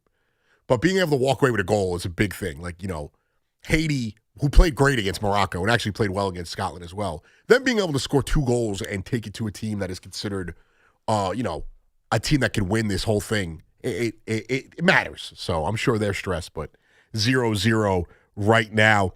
Let's go out. Hopefully, I'm assuming this is going to be a negative call, but this guy usually brings some positivity to my life. My guy, Tommy in Astoria. What's up, Tommy? Yeah, hello. What's up, brother? How are you? Good to talk to you, man. How are you doing, dude? Not good, bro. This is, I'm depressed. I'm angry. I'm confused. This sucks. This is just brutal. It is. And my biggest fear, and I think I spoke to you when I talked to Al Citron a month or so ago, and my biggest fear is that, it was a foregone conclusion we weren't going to make the playoffs. It was going to be a losing year. Yeah. I said, but you can't have this year spiral out of control. Now, we could be looking at 65 and 92. And damn, that's not what we're looking at. What's the scary part is that I'm trying to wrap my head around all this. Let me get a couple of things out here. Vegas had this team at 91.5. Which I don't understand that. Right? Well, and they normally know what they're talking about. So it's not like Mets fans like myself who had hope that we're idiots. Yeah, sometimes we're blinded by hope. But there was a lot of I'm not buying all this, they made too many changes to. No. Look, because I'm so flustered. He did the right thing by breaking up his score. Every move he made from a baseball point of view, from a contract point of view, made sense. But he just brought in the wrong players, obviously. And that doesn't change the fact that I didn't want Nimmo back. I'd rather see Benjamin Ewing, the only reason he really was. Matter of fact, they got 2 hits today. Benjamin Ewing and the 2 kids who got the hit. Well, and to your point, Tommy, so 2 things can be true. I wanted Alonso and Diaz back. I also thought changes needed to be made. I had no problem getting rid of Nimmo. I had no problem. I wanted to get rid of McNeil for years, but he also failed. So even if you were somebody who thought... No, he failed. Yeah, even if you're someone who thought they had to change the core, he did it in a terrible manner. But here's the thing I don't get to, and I'm not saying he gets all the blame, but what I also understand, you get a guy like Peralta who last year had a 2.7 ERA. He comes here, his ERA is like two runs higher. Bichette is a 290 lifetime hitter. He comes here, he does nothing for 2 months. Right. A kid like Beatty. Now let's look at Beatty. I don't want because I got a lot. If you give me a couple minutes. Kid like Beatty, right? Last year, Beatty had 400 at bats, hit 18 homers, had a 750 OPS. He teared it up the second half of the year. He looked like he turned it around. Everybody was pretty much on the same page with Beatty. Beatty's going to be a useful player with us. He's 26 years old. He's versatile. This guy sucks. This guy is a shell of. He's become like a useless player. Now, whose fault is that? I think it's Stearns' fault. I do think that's Stearns' fault because here's the thing is, and I said it going into the season, Tommy, a guy like Beatty, he put together a decent season.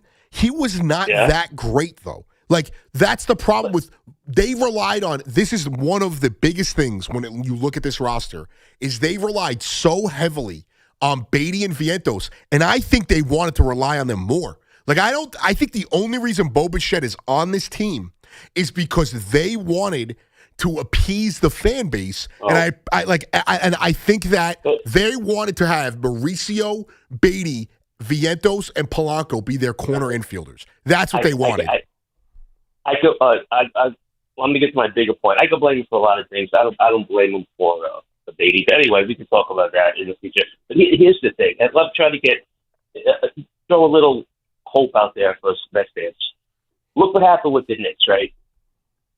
For years. Now, you know, I'm a Knicks fan. I'm not diehard like you and Al Citron. Al's the Knicks is their number one. He's over the moon, and you're over the moon. There's number one now. So Al's in a dark place as a Mets fan right now. When I talk to him after the parade.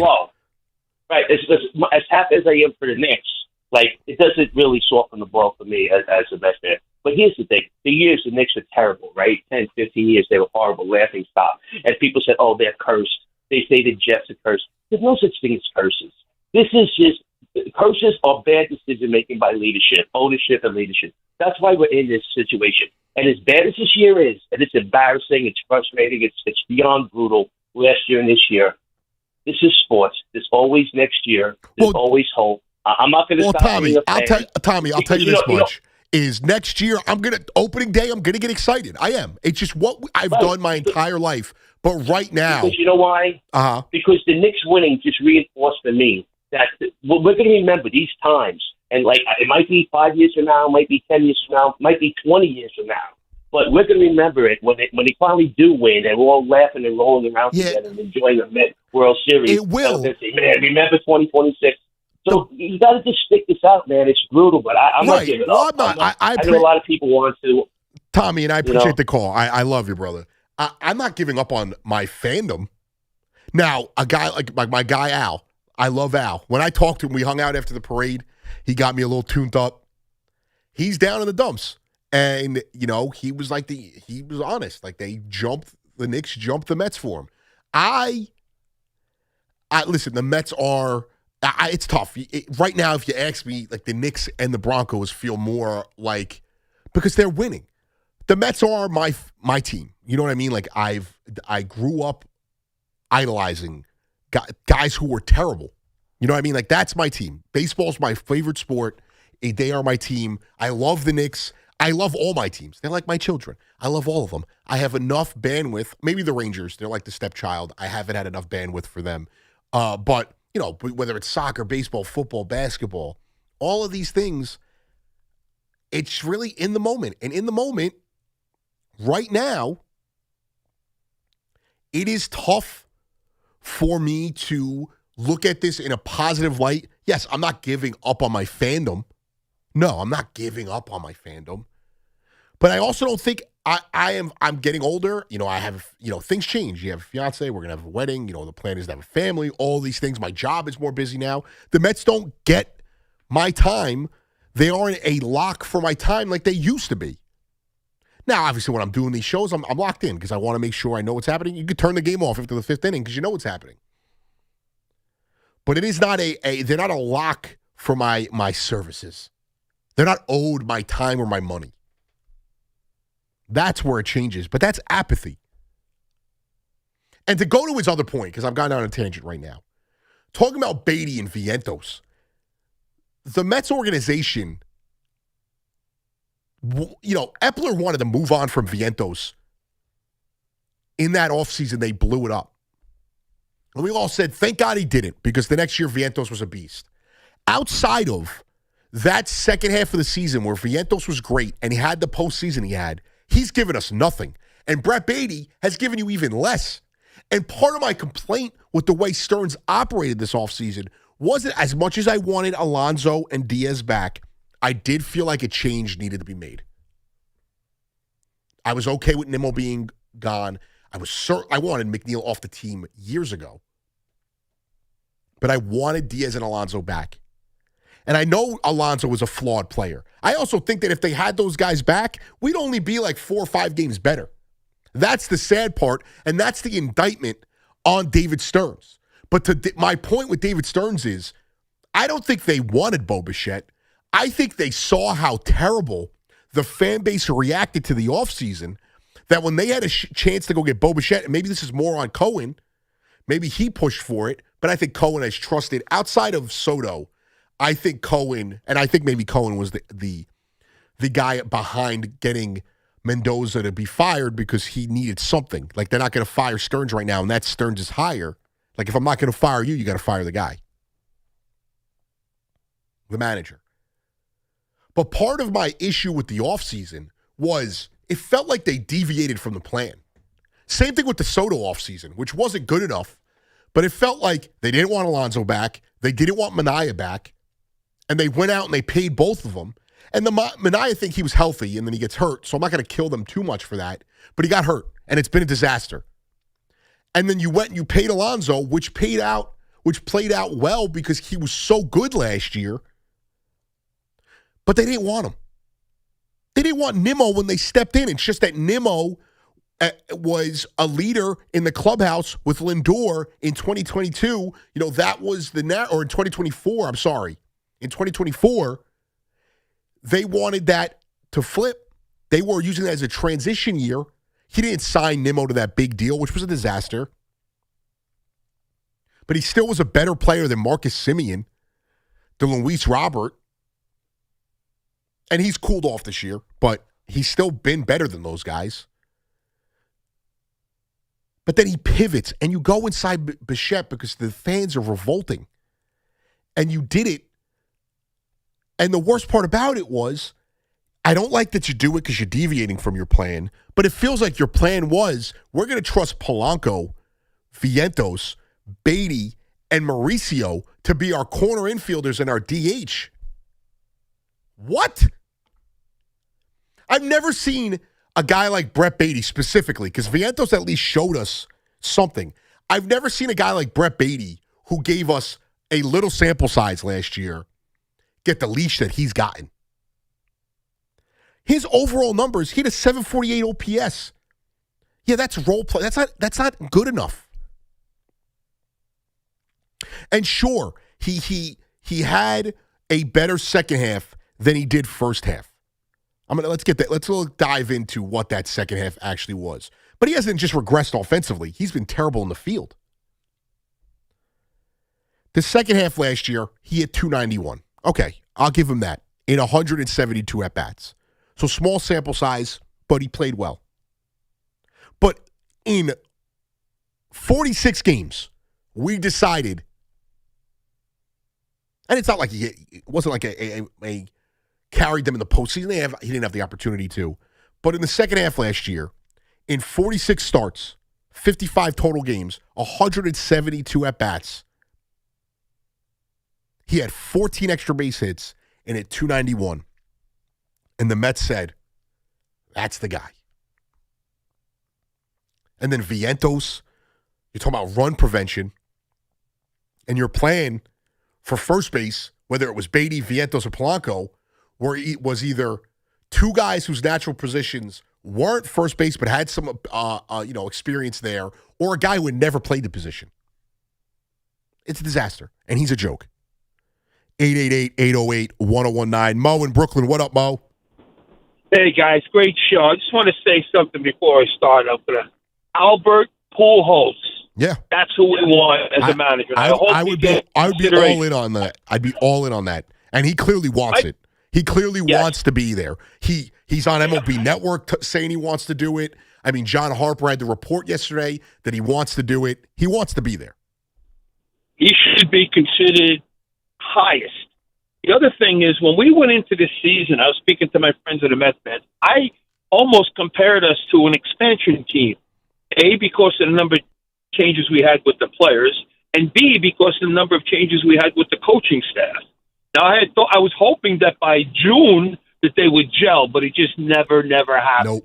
Nope. And when you replace guys that have a history of injuries and they get hurt, it's concerning. So my question is, where is the hope? I mean, I'm a fan, but like you, I don't dedicate the time I did to watch the game. Now the game I'm watching in my peripheral as I'm doing whatever I have to do, and I really have little concerns over it. But my point to you is, what is our plan? Our farm system is depleted. We don't have a manager. Well, we can't play defense. I don't even we can't pitch and we don't hit. Mo, I don't even think the farm system is depleted. I just don't think it's that good. I think a lot of these guys, and listen, that could change. A couple of these guys come up and they're better than they were previously. Sure, that can change, and I appreciate the call. But I don't know if it's that good. And the Mets get my time at the beginning of the season. Like, I love the team. I'm a diehard fan. I love baseball. I could watch baseball without them, though. Like, when I was younger, they got my time. They could do whatever, and I was going to watch every game. Now I got to make decisions. And, I also want my fiance to like baseball. Like every other sport, I want her to like baseball. I can't subject her to the Mets every night, which then subjects her to my negative mood. But Met fans are not going to care, and that is the worst place to be. I heard it earlier in the year. I think it was Laura Albanese was on with, she does that inning on the Mets broadcast with Howie, Keith, and McCarthy But she talked about how, it goes from anger to apathy, and apathy is like the worst place for a franchise to be. The Mets are irrelevant. The fan base is apathetic. Nobody is showing up. When the World Cup ends, no one's going to be in the stadium because the only people showing up right now are people here for the World Cup. Scottish fans, Norwegians. The only time people are going to be in that stadium is when NYCFC kicks off the second half after the World Cup break. They have any Dominican League games this year? That's when people will be in the stadium, not for the Mets. Taking Back Sunday, having a concert at Citi Field, that's when they'll be in the stadium, not for the Mets. And again, two things could be true. They needed to make changes, but the changes he made were terrible. Terrible. And they're going to have to figure something out. We're going to start next year. We're going to get a new manager, probably a new coaching staff, I would assume. But then again, this is his guys. He brought these guys in. And it's funny because we talk about how great the pitching coach was the minor league guy. All these guys came through the system with this pitching coach. Has he done anything outside of Christian Scott taking a step this year? Nolan McLean is good. But has Nolan McLean taken a step? I feel like, if anything, he's taken a step back. And he's still good, even with that step back. But he's not what we thought he was going to be. Christian Scott has taken a step, sure. We got a little bit of a good performance from Zach Thornton last night. And that's where my fandom is. My fandom is, all right, I'll turn it on when the young guys are hitting. Maybe Soto and Lindor are hitting. I'll turn it on. Oh, is McLean pitching? I'll watch, the 5 innings he has. Maybe Christian Scott. When they call him a prospect, that's about it. They're not worth our time. And that's his fault. And Cohen sees that. Cohen 100% understands the situation at hand. And they got to make a decision. And unfortunately, I hate to say this, and even if I could respect where Cohen's thought process is, Stearns is going to get another crack at this. Stearns is going to be allowed to enter the offseason. The only way Stearns doesn't get another offseason is if there is no offseason, is if we get locked out or a strike happens and there's no baseball next year. That's the only way that Stearns doesn't get another offseason. 888-808-1019. Jake in Roseland. What's going on, Jake? They got to make a decision. And unfortunately, Jake, I'm going to put you on hold because you got to turn your radio off. Come on, rookie mistake. You called in before, Jake. You know this. You're going to hear me in a little bit on your radio. You got to turn your radio off when I'm talking to you. 888-808-1019. Ed in Mohegan. What's going on, Ed? What do you say? Let me ask you this. Yes, everybody gives Brian Cashman a hard time when the Yankees aren't doing well. If the Mets had done what Cashman did when he first got to the Yankees, he'd be in the playoff hunt right now. You know what he did his first year? He did nothing. They were in the same spot. Well, Ed, it's funny. Well, let me finish my thought. No, I'm not going to let you finish it. But to your point, Stearns' first year, he really did nothing. And they went to the NLCS. Okay. And all right, so his second year, he took the team that went to the NLCS. The Yankees were in the same spot. They were bounced in the first round. Mariano had a bad back, and they lost to the Indians. He did nothing. They went to the World Series and won it. The next year, the only thing he did, his second year, he got rid of Wells and got Clemens. He took little baby steps. There was no reason to dump this team. Let me ask you this. Who would you rather have right now if you're a Met fan?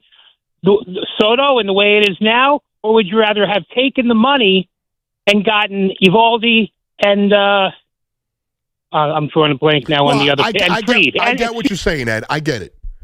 I mean, we were all gung-ho about Soto. And I wanted Soto. But I also didn't want to get Soto and not be able to do anything else. And to be fair, Soto's annual contract is not the entire contract is astronomical. But they are not just hamstrung because of the $51 million he's getting. They had a chance to make other moves. You paid Minaya all that money. Even this offseason, sure, you let Diaz walk.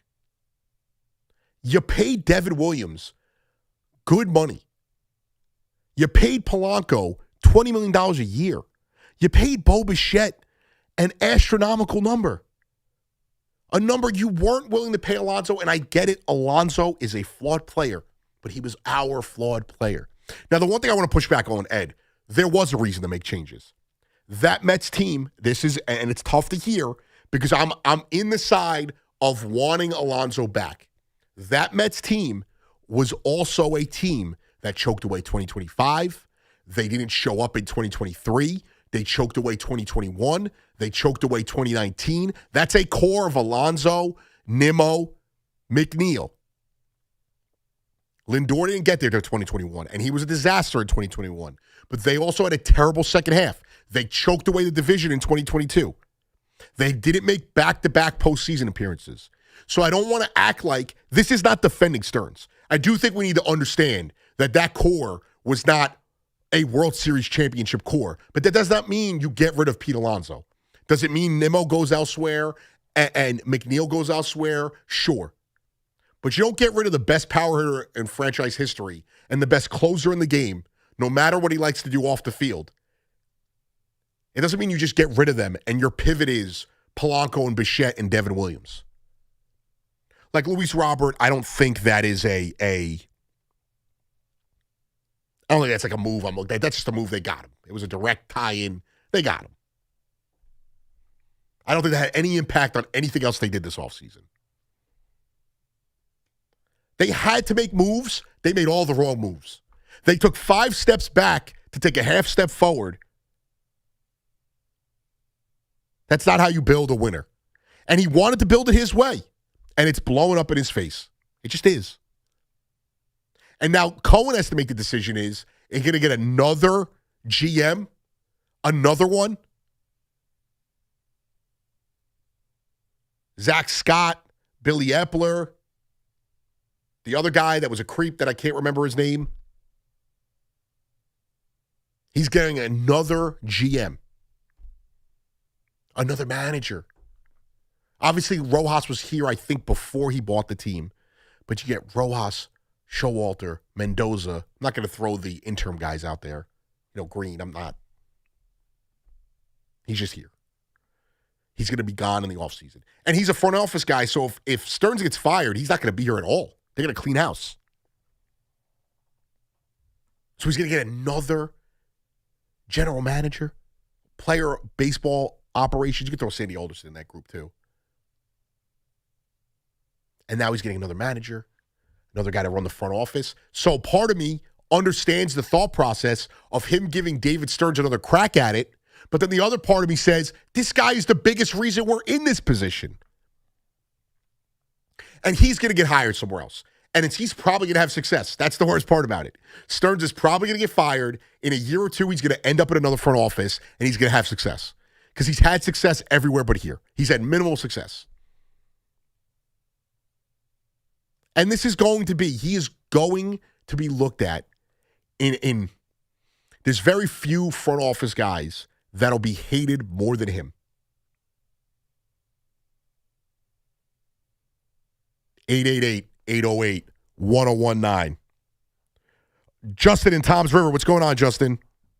Hey, Anthony. Thank you as always for taking my phone call. No problem, man. As an outside perspective, just as a baseball fan, you really have to, not that the Yankees a couple of years ago were at this level, but, the problem with the Yankees for a long time is you cannot build an organization solely on free agents. And the biggest problem with the Mets is they have lacked development in their young core. And the problem is the allotment of, and I think, resources. Justin, to your point, too, they lack development in their young core, and they try to rely on that development that doesn't exist. 1,000%. They're minor league. What are they producing? I mean, the Yankees no pitching outside of Judge for a long time. They weren't producing anything in their farm system. Well, offensively, the Yankees have always churned out pitchers. Offensively, I can agree with that, though. Well, for a while, it was definitely lacking until you had Schlittler and Warren and some of these young guys come up and really step up. But, honestly, looking from the outside in with the Mets. And I don't want to cut you off one more time, too. The other thing with the Yankees is they were able to bring guys in. How many times have we seen Cashman get a run-of-the-mill middle reliever and the Yankees turn him into something? The Mets haven't done that.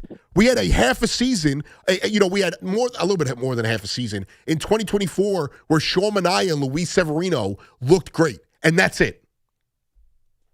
I totally agree with you. And I mean, just same thing in football. You have to have a quarterback. I mean, the Mets I think they really do need a total refresh. And I don't know if Lindor or Soto's got to go. I think they need to break that up.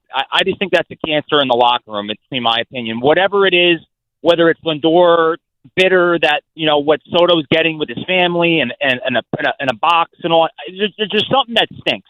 And I don't know what it just seems like there's this dissension in the locker room, and they got to totally start over. And unfortunately, it's going to take years to try to refresh that locker room. Well, it's the sport. It's Justin. not going to be a quick fix. It's not, and I appreciate the call, Justin. It's the one sport that it's an arduous, it's a journey. Like, it is a journey to, yes, you can have these blips and sometimes turn it in quickly. Like what the Yankees did, Connor, was it 2017 when they made all those moves for the young Yankee players and they almost made that comeback to make the playoffs? 2017 Sanchez. they went to the ALCS. What was the year that they made the trades for Sanchez and they had Andujar and Judge, all those with the baby bombers? 2016. So 2016. What the Yankees did in 2016 is an outlier. Nobody does that. Nobody turns around and fixes their They almost made the playoffs that year. Nobody does that. Now, they could rebuild this roster, and they're not going to a rebuild does not mean that you're going to get something for the pieces on your roster. They also could rebuild this roster while retaining Soto and Lindor. I also think that the Soto Lindor stuff is overblown. I just don't think that is the core reason why they're failing. I just don't. I think guys are not producing. It's not Soto who's not producing. He didn't produce early on, but when he didn't produce last year, they were 15 games over 500 or whatever it was. That's not, again, I'm not saying that's the correlation. I think that you have to tear it down and have a couple of years where, and they probably do have to get rid of one of those guys. I do think they could build around those two guys because that's as good of a duo as you can have. And the Lindor stuff is so not about baseball, and so many of you have lost the plot because you feel one way or the other politically, and it's the truth. It just is. Stories that are not verified, and there's more evidence to show you that they got rid of was because David Stearns didn't want them. But it's okay. It is what it is. When you lose, if they were winning, none of us would care. It's just like the leadership stuff in the locker room. I think it's a problem, but also, if they were winning, we'd never hear about it.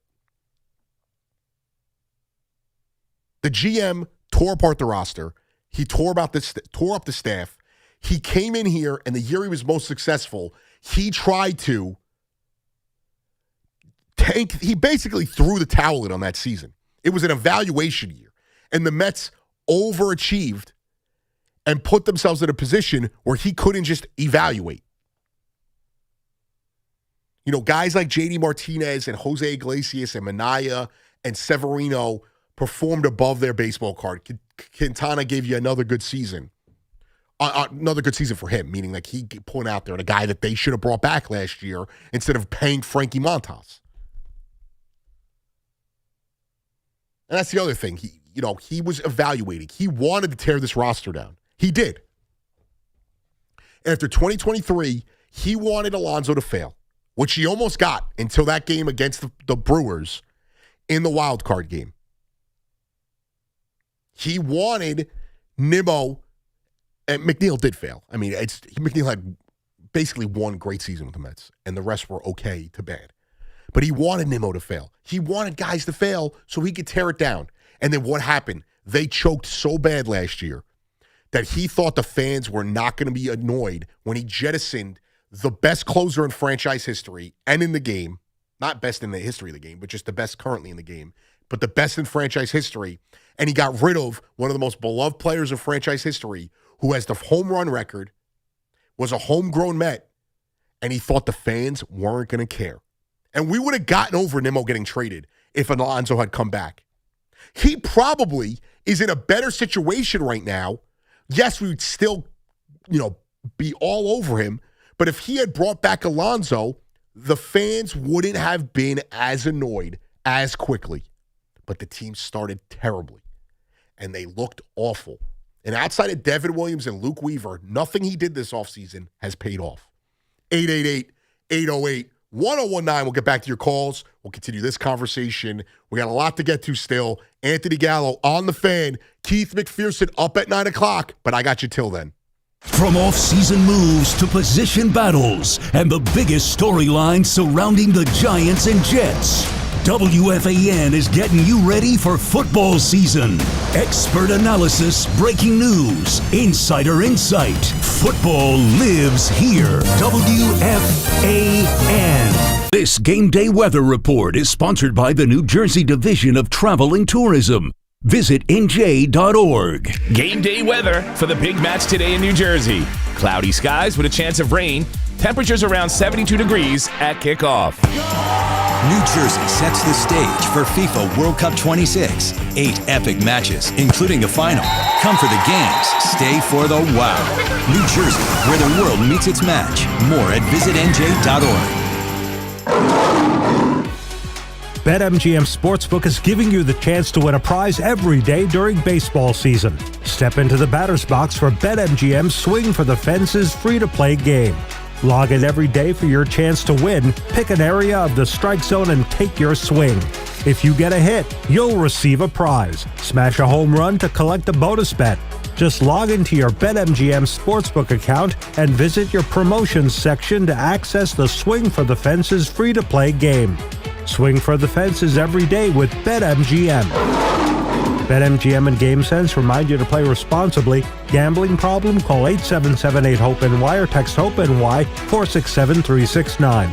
See BetMGM.com for terms. 21 plus years of age or older to wager and physically present in New York only. Existing customer offer. Subject to eligibility requirements. Bonus bets expire in 7 days. At NYU Langone Health, we know there really is no place like home.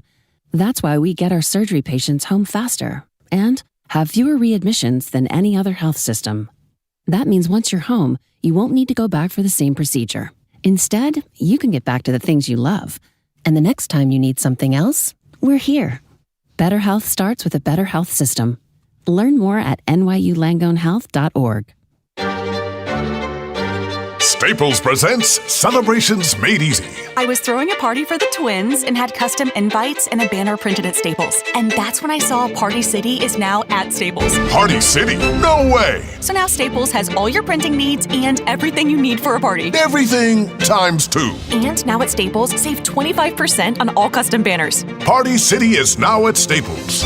That was easy. Shop Staples in-store, online, or on the app. Some banners available same day when ordered by 12 p.m. Ins 8-1 exclusions apply. Hi, I'm Patty, founder of Awesome Tex. I started with a big idea to give old clothes a new life by turning them into recycled fibers and threads. Everyone told me that this was going to be impossible. But Chase for Business believed in me. They gave me a lot of guidance from the beginning. Get financial guidance from bankers in the New York community and convenient digital tools all in one place. Learn more at chaseforbusiness.com. Make more of what's yours. Real customers compensated. JP Morgan Chase Bank, N.A. member FDIC. Town Fair Tires, New England's largest volume discount tire dealer with over 125 locations. So we sell name brand tires for the guaranteed lowest price, like Michelin tires, with all-season capabilities and maximum performance. Plus, Town Fair will give you more free services for life on your Michelin tires, for longer tread life and reliable traction in both wet and dry conditions. For the guaranteed lowest price on Michelin tires, nobody beats Town Fair Tire. Nobody! Name brands at discount prices. Town Fair Tire.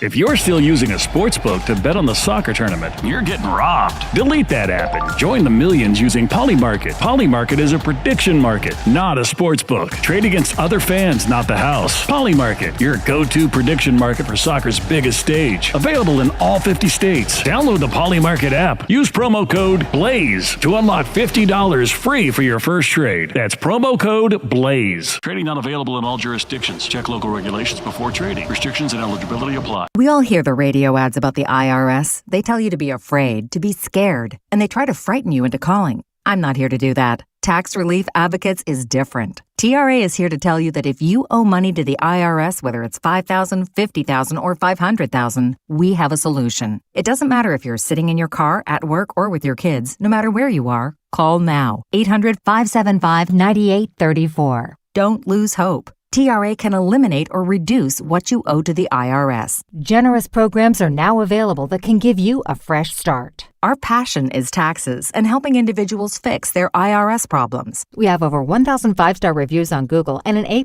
with the Better Business Bureau. You don't need to be afraid of the IRS any longer. End your tax nightmare today by visiting us online at TRA.com or call 800-575-9834. That's 800-575-9834.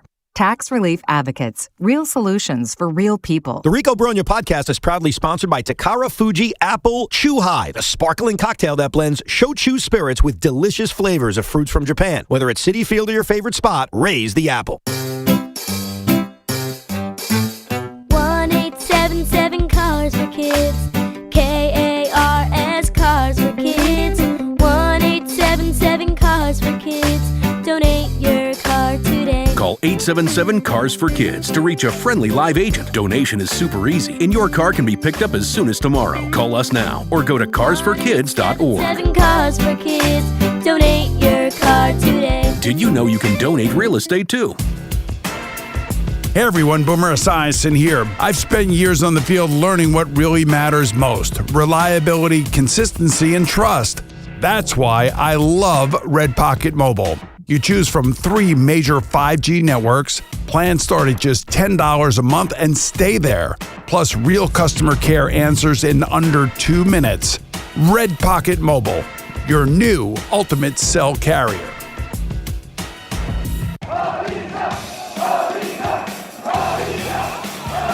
The world's biggest soccer tournament has arrived, and you can trade the entire tournament on Kalshi. On Kalshi, you can trade every match from the opening stage all the way to the final. Colombia is trading at 27% to best Portugal, meaning a $100 trade pays out $350 if they win. On Kalshi, you're trading against peers in a live market, meaning there's no house. And as the probability changes, you can buy in and out of your position. So for a limited time, download the Kalshi app and use code CMAC, that's code CMAC, to get $10 when you trade 10. KALSHI Kalshi. Trade the beautiful game. 18 plus only. Restrictions and eligibility requirements apply. Event contract trading involves risk and may not be suitable for all investors. Prices, values, and available markets may differ from those mentioned. For more information, see kalshi.com/regulatory. The Mets are making noise in Queens. What's your take on the Amazons? Call us now at 888-808-1019. The WFAN phone line is powered by Paramount Plus. Paramount Plus presents the biggest summer in UFC history. Oh, that's right. Anthony Gallo on the Fan. 888-808-1019. It seems like the flies are gone here, which is good. The trash cans have been emptied. But I don't know if you guys saw this. I came out yesterday. What we really should be doing is getting some of these orange and blue trash cans that the Department of Sanitation is getting rid of. Obviously, that woman who looked like a cartoon character, which was hilarious. She's dumped out the trash can on the street, gets fired from her job at JP Morgan Chase. And now the Department of Sanitation is giving away those trash bins. I think they already gave them away. It was on Friday. The tagline was, "Stealing is a technical foul, but entering this draw to win a full-size litter basket is a clean win for all New Yorkers. What do you think her goal was? I mean, if you got fired, why did you return the trash basket? Why? Also, it's gross. That's gross. And you know, she was buff because those aren't small trash bins. Those bins are heavy. You think you could pick up one of those trash bins, Connor? I don't know. That's pretty heavy. Yeah. We definitely need a couple of those around here. Yeah. Well, I know we got the standard office ones, but let's get a trash. I mean, it probably would be a disaster because it's graded, and the way everyone, including Craig, eats around here, it would just be, there'd be wonton soup falling out of it. And just full of pizza slices. Yeah, Evan's tuna fish sandwiches that he brings to work. My Chipotle bag. Your Chipotle bag. You know, the king of Chipotle. That's why we have a bit of a fly problem. Yeah, that's your fault. It's not them. They cleaned it out today. Last week when I did a show, the trash in here was filled up to the brim. Yeah, not good. Yeah, and we got Nerds candy in here, and then usually it's that terrible the bottle caps. It's a disaster. Got hoagies and subs and all kinds of sandwiches, burritos. It's a good thing, and it's a bad thing at the same time. It's like having to deal with children around here. The only person that doesn't need to be looked after is Tiki. Yeah, that's it. You and your Chipotle. And then also, everyone in this place, I don't know who does it. I know it's hot outside. Do we need to have it at 64 degrees at all times in the studio? Yeah, I think that was me. Why? In here? Yeah. Well, I did a show last night. I think I bumped it down at 67 degrees. Yeah. I didn't know. Yeah. Connie Showmaster Green. You got to have it at least at 67. My apartment is never any warmer than 65 degrees. I can't do that. You're a crazy person. 69 degrees. It's 65. That's even with the AC on. At night, I like it to be cold. When I'm sitting in my apartment, and my fiance hates this, if it gets too cold, I turn off the AC. I'll open a window. Like I can't be freezing. I also love the heat, and I lived in an attic, in Staten Island for 10 years. So there was no such thing as air conditioning. I just lived in the elements. It was freezing in the winter, and then in the summer, it was a disaster. I would just sweat my ass off and sit up there. So maybe that's why, but it is freezing in here. So it's you. And then Emmanuel came in here like it was nothing. Well, I mean, that's the ideal temperature. You could always get warmer. You could always put another layer on. You can't get colder. Or I could just bump it up. I went to Ireland and it was 70 degrees there when I was there. Way too hot. I wanted to come home. Way too hot? 70, way too hot. I need it to be like 80 to 90 degrees. And I'm in that's my zone. Ugh. My zone. Everyone thinks I'm a crazy person. And, we're trying to figure out a cheaper vacation. And, I got a little bit of a hookup to go to Disney. But everyone's telling me you're going to go to Florida in August. I'm like, well, we could go to Florida, stay by my aunt or my dad and be close to a beach. Maybe go to a day at Disney. And they're like, it's going to be so hot. I'm like, good, glad, please. I hate the cold. I live for the heat. And in here, it's freezing. My fingers are freezing. I think I'm having a medical situation, but no, it's just because Connor turned down. Now that I know it's you, this is even better. One time I bumped the AC to 67 or whatever it is. I forget who it was, but there was one of the younger board ops. I saw him in here shivering, and I was like, oh, I'm sorry. You got to put the temperature up a little bit. When I used to do overnights on that side, I would put the AC down so it would be so cold I couldn't fall asleep. Yeah. But in here, I don't need it. Keeps you alert. Yeah. That's the old. When it's too hot, you get all sleepy. That's big corporate propaganda right there. I sound like Rosenberg now. That's big AC. Big AC. Big HVAC. That's the old, they got to keep it cold in the office so everyone's alert and doesn't fall asleep. I can tell you this much. I still fall asleep at my desk. 888-808-1019. Not at this job, though. I'm joking. Another job that I had, even though I've really only had one. Teddy in Yonkers. What's up, Teddy? Hey, my main man, Anthony. You're the best, Anthony. I appreciate you, Teddy. What's going on, dude? Anthony, let me make a couple of comments, and then I'd like for you to react to them. Yeah. I'm a big Yankee fan all my life. Started with Mickey Mantle. I know the bit. I know how old I am. But Anthony, people ask me. One guy asked me today. He's around my age. He said to me, Teddy, are you confident with Will Warren in a playoff game? Are you confident with Rondon in a playoff game? And I think Cole, this is his spring training. He's not really fully recovered. This is his spring training. And Anthony, I want to have the confidence that you have in the Yankees. Right. So you're not happy with the way Garrett Cole has pitched. Yeah. I mean, Anthony, it's the last 3 or 4 starts. He hasn't pitched well, and that's a fact. Well, I mean, he pitched well against the White Sox. I thought today he was fine. He had made a couple mistakes, and they made him pay for it. Like, listen, I can't. He was bad against the Tigers. I understand that. He was. But it's been a couple of starts, Teddy. I appreciate you calling. I love you, dude. What? He's made 5 starts, or he's made 7 starts, sorry. He's got a 4 ERA. He's 2-3 in those starts. His whip is a little high. He hasn't been great. I understand that. But he's also, again, 7 starts back from the IL. He didn't pitch last year. I want to get the exact game log because I thought he was actually been pretty decent. I mean, he pitched. I mean, his first 2 starts were great. One of them was against the Rays. He pitched okay. Yeah, he didn't pitch actually less than okay the first start against Cleveland. Was fine the second start against Cleveland, but they took him out in the 4th inning. He pitched well against the. He's been his only really truly bad start was that Tigers one. Today, he made mistakes and he paid for them greatly. He's been I think he's gotten more efficient with each start. I mean, his first 2 starts, he was throwing strikes, which I think was the big thing. And he kind of got away from it a little bit, but he's been better. His last 2 starts, he's thrown 89 pitches, both 61 strikes. I'm not worried about Cole. I'm not. And it's going to take a little bit of time, but he'll get there. He will. Does this say Jablonskiville? Yes. Let's see it. Johnny. This is going to be terrible. Seems like a good guy. Johnny from Jablonskiville. Hey, how you doing, Gallo? What's up? I just want to say that I think the Knicks championship is the fakest, the weakest championship of all time. And you guys are going crazy for no reason. Yeah, Johnny, where is Jablonskiville?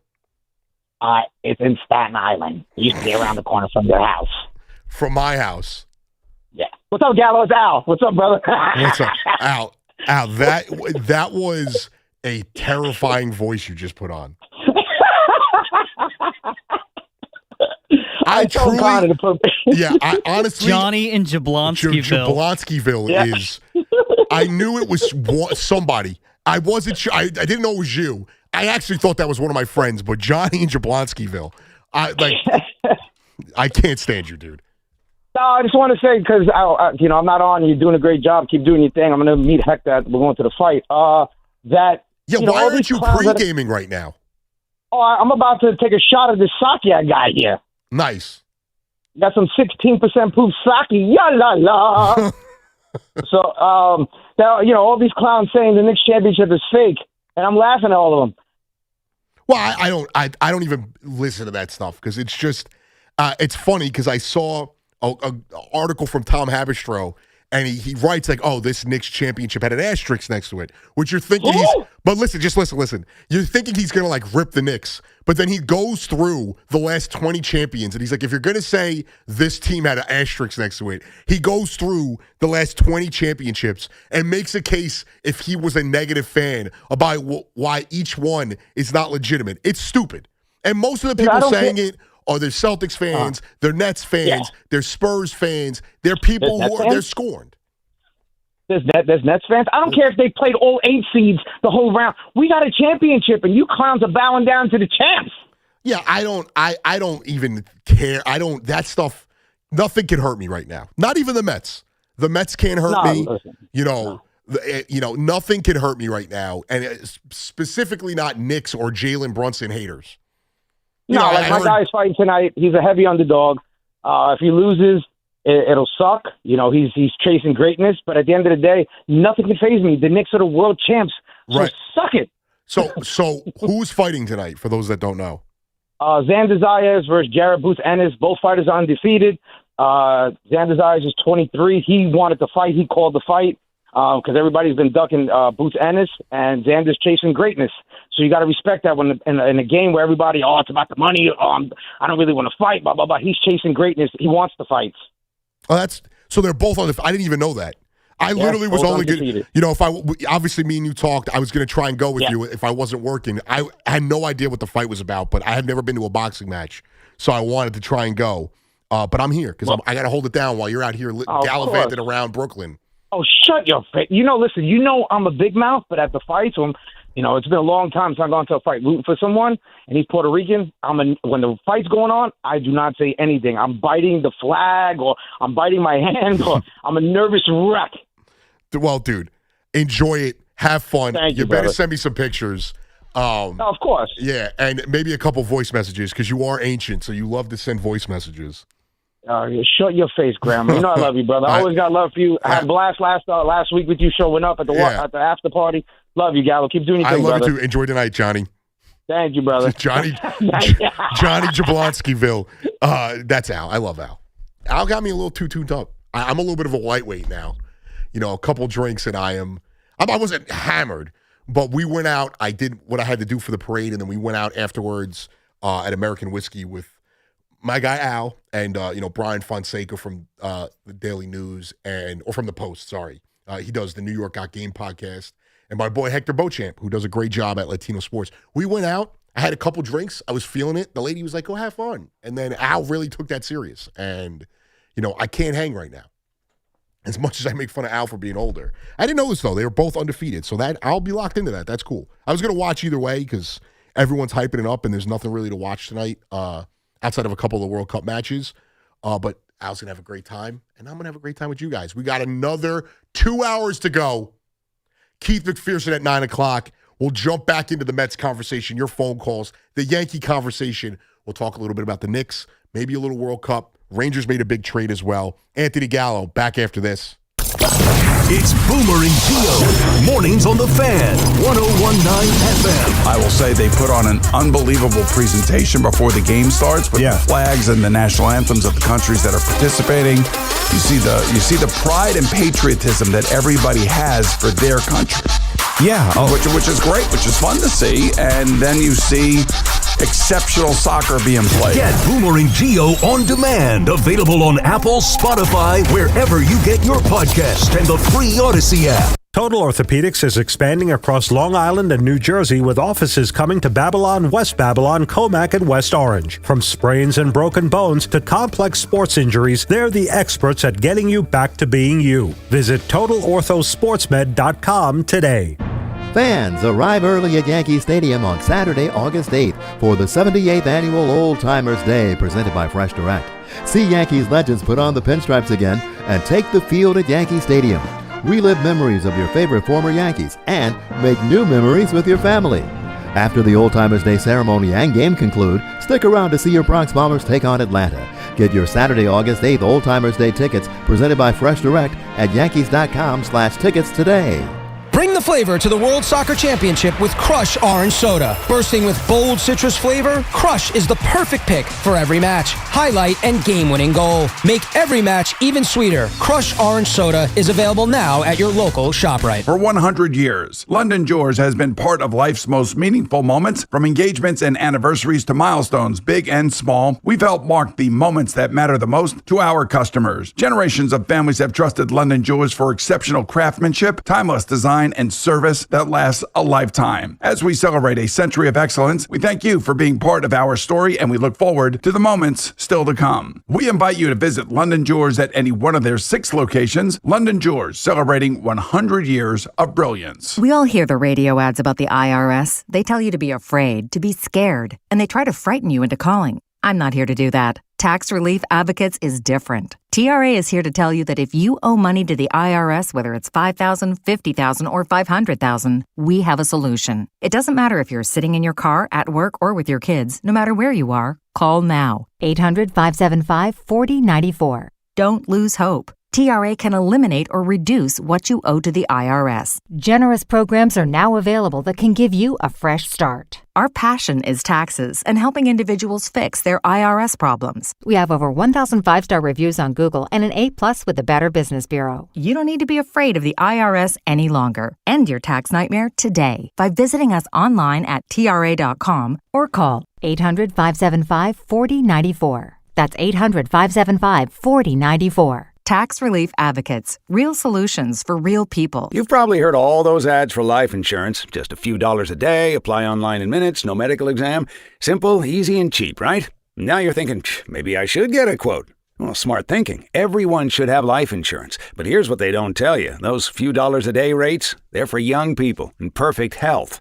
That's why everyone calls Big Lou the 50 to 60-year-old not-so-perfect candidate. Like you. You take prescription meds and you're overweight. Winner, fried chicken dinner. Well, Big Lou works with life insurance companies that want people like you with no surprises after you apply. In fact, if you're a 50-year-old guy with a few health glitches, Lou could probably find you $1 million of term life coverage for about $200 a month. So yeah, you need life insurance. But unless you're young and healthy, you gotta call Big Lou because he's like you, older, heavier, and on meds too. Get a quote right now at 800-700-6898, 800-700-6898, or biglou.com. I can. You can't spell American without it. And now during the Jeep Make This the Summer event, you can celebrate 250 years of the country that can, with a vehicle that always can. I can go where freedom takes me, and take it all in with Jeep Wrangler's legendary 4x4 capability. I can see this country in all its beauty, in Grand Cherokee, the most awarded SUV, and I can celebrate it all in the brand that America calls its most patriotic. And right now during the Jeep Make This the Summer event, well-qualified current FCA lessees get an ultra-low mileage lease on the 2026 Jeep Grand Cherokee Limited 4x4 for $419 a month for 36 months with $2,049 due at signing. Tax, title, license extra. No security deposit required. Jeep has won more awards over its lifetime than any other SUV brand. Call 1-888-925-JEEP for details. Requires dealer contribution and lease through Stellantis Financial. Current vehicle must be registered to consumer at least 30 days prior to lease. Extra charge for miles over 22,500. Not all customers will qualify. Residency restrictions apply. Take delivery by 7/6. Jeep is a registered trademark.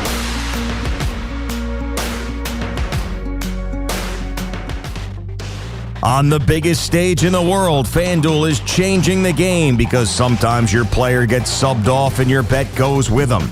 Not anymore with FanDuel's Super Sub. If your player is subbed out, your bet stays in. That's right.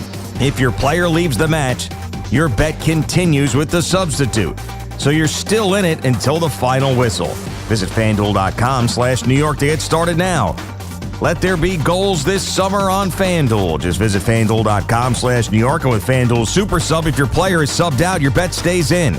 That's right. If your player leaves the match, your bet continues on with the substitute. So you're still in it until the final whistle. We just love the app around here. It's safe and secure. It has all the betting markets you could possibly want. And when you win, you get paid instantly. FanDuel Sportsbook is the official sportsbook of WFAN. 21 and over and physically present in New York. For help with a gambling problem, call 877-8-HOPE-NY or text HOPE-NY 467-369. At NYU Langone Health, we know there really is no place like home. That's why we get our surgery patients home faster and have fewer readmissions than any other health system. That means once you're home, you won't need to go back for the same procedure. Instead, you can get back to the things you love. And the next time you need something else, we're here. Better health starts with a better health system. Learn more at nyulangonehealth.org. Save smarter and enjoy more with the great CD rates offered by Flushing Bank, a division of Ocean First Bank. Whether you're planning ahead or growing your savings, now is a great time to lock in a competitive rate. Visit flushingbank.com today. Member FDIC. Genie here! Trade your summer days for Arabian Nights when you come see Disney's Aladdin on Broadway. There's timeless music, show-stopping spectacle, and magic carpet rides you gotta see to believe. I could watch it 1,001 times, you get me? This summer, fly to the new Amsterdam Theater and see the one Broadway show that soars above the rest. Get tickets today at AladdinTheMusical.com. Looking for the lowest price on name brand tires? Get to Town Fair Tire and get the guaranteed lowest price on any name brand tire. Nobody beats a Town Fair Tire deal. Nobody. Name brands at discount prices. Town Fair Tire. What What an atmosphere tonight. The stands are packed. Down here, two fans side by side, both holding a Heineken. Promising start. The chant begins. Listen to that. Perfect sync. Corner coming in. They lean forward together and goal! Arms up. They cheers. Wait, that's a hug. That's a hug. Let's check the replay. Yes, two strangers at kickoff. Friends by full time. Fans have more friends. Find yours in the stands. Must be 21 plus to purchase. Enjoy Heineken responsibly. Get the latest on the Giants and Jets on WFAN, WFAN FM, WFAN FM HD1 New York, and Odyssey Sports Station. Something real quick. Hello. We're good. Anthony Gallo back on the fan. No biggie. I just uppercutted my headphones by accident. I got you till 9 o'clock. 888-808-1019 is the number to call as always. We talked a little bit about the Yankees. We talked about the Mets. We'll jump back into your calls in a bit. But obviously, the offseason starts the second the final whistle went off in the NBA Finals. And when you look at, the Knicks don't have a lot of room to work with. But what they've done in the short period of time has been great. Mo Diawara, I actually don't even know what the exact number was on that contract. I don't know if they announced it yet, just that it's a multi-year deal for $10 million. I'm guessing it is 2 to 3 years. It could be a 4-year deal that some people are reporting, but that's good money. You're locking up a bench piece. A guy, you're taking a bet that you're going to be able to develop a guy and get the most out of him. You're taking a bet on a guy that showed glimpses during the regular season. And they did the same thing with Deuce when Deuce was a young player and we had Quentin Grimes and we had IQ as people on this team that were eating up his playing time. So with Deuce, who's got 1 year left, and his number actually went down each year. You have 4.7 million, 4.3 million, and now it's 3.9 million. They signed Deuce to that contract, and we hadn't really seen him play that much. So I think that's what they're doing here as well. You know, Deuce signed that contract in, I think it was in the 2023 offseason. So, or maybe it wasn't. Maybe it was the next year. But he was playing 11 minutes, then 19 minutes. So they're taking a chance that Mo Diawara is going to progress the same way and develop the same way or in a similar fashion as Deuce was. Then they go out and Jose Alvarado had a $4.5 million player option, and they go out. He declines it. First of all, he gives him the grace period of pushing off the decision on the option till after the draft so they can maneuver and do what they need to do.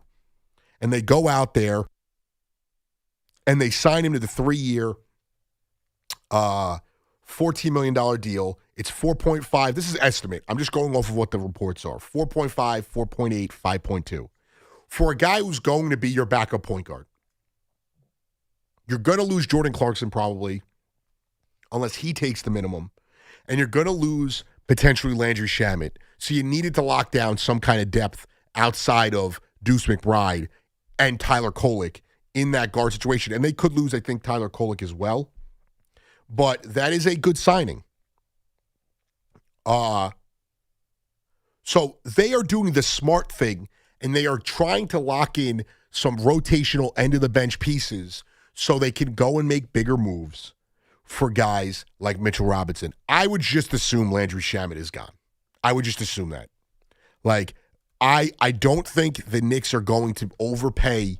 They're gonna have to pay for someone. And I'm not saying that you're overpaying for Shamet, but you're gonna have to let somebody walk. Everyone is so concerned about going into the second apron. They also can only spend so much. They could spend more on Mitchell Robinson up against that apron than they can spend on a Landry Shamet, because Mitchell Robinson has only been here and he's only, operated as a Knick. Mitchell Robinson made a post, kind of thanking the fans. And I didn't know, he talked about one, that I'm going to bring it up. I thought I could find it online, but I'll bring it up on here. He brought it up. He had like Mitchell Robinson Day in Louisiana.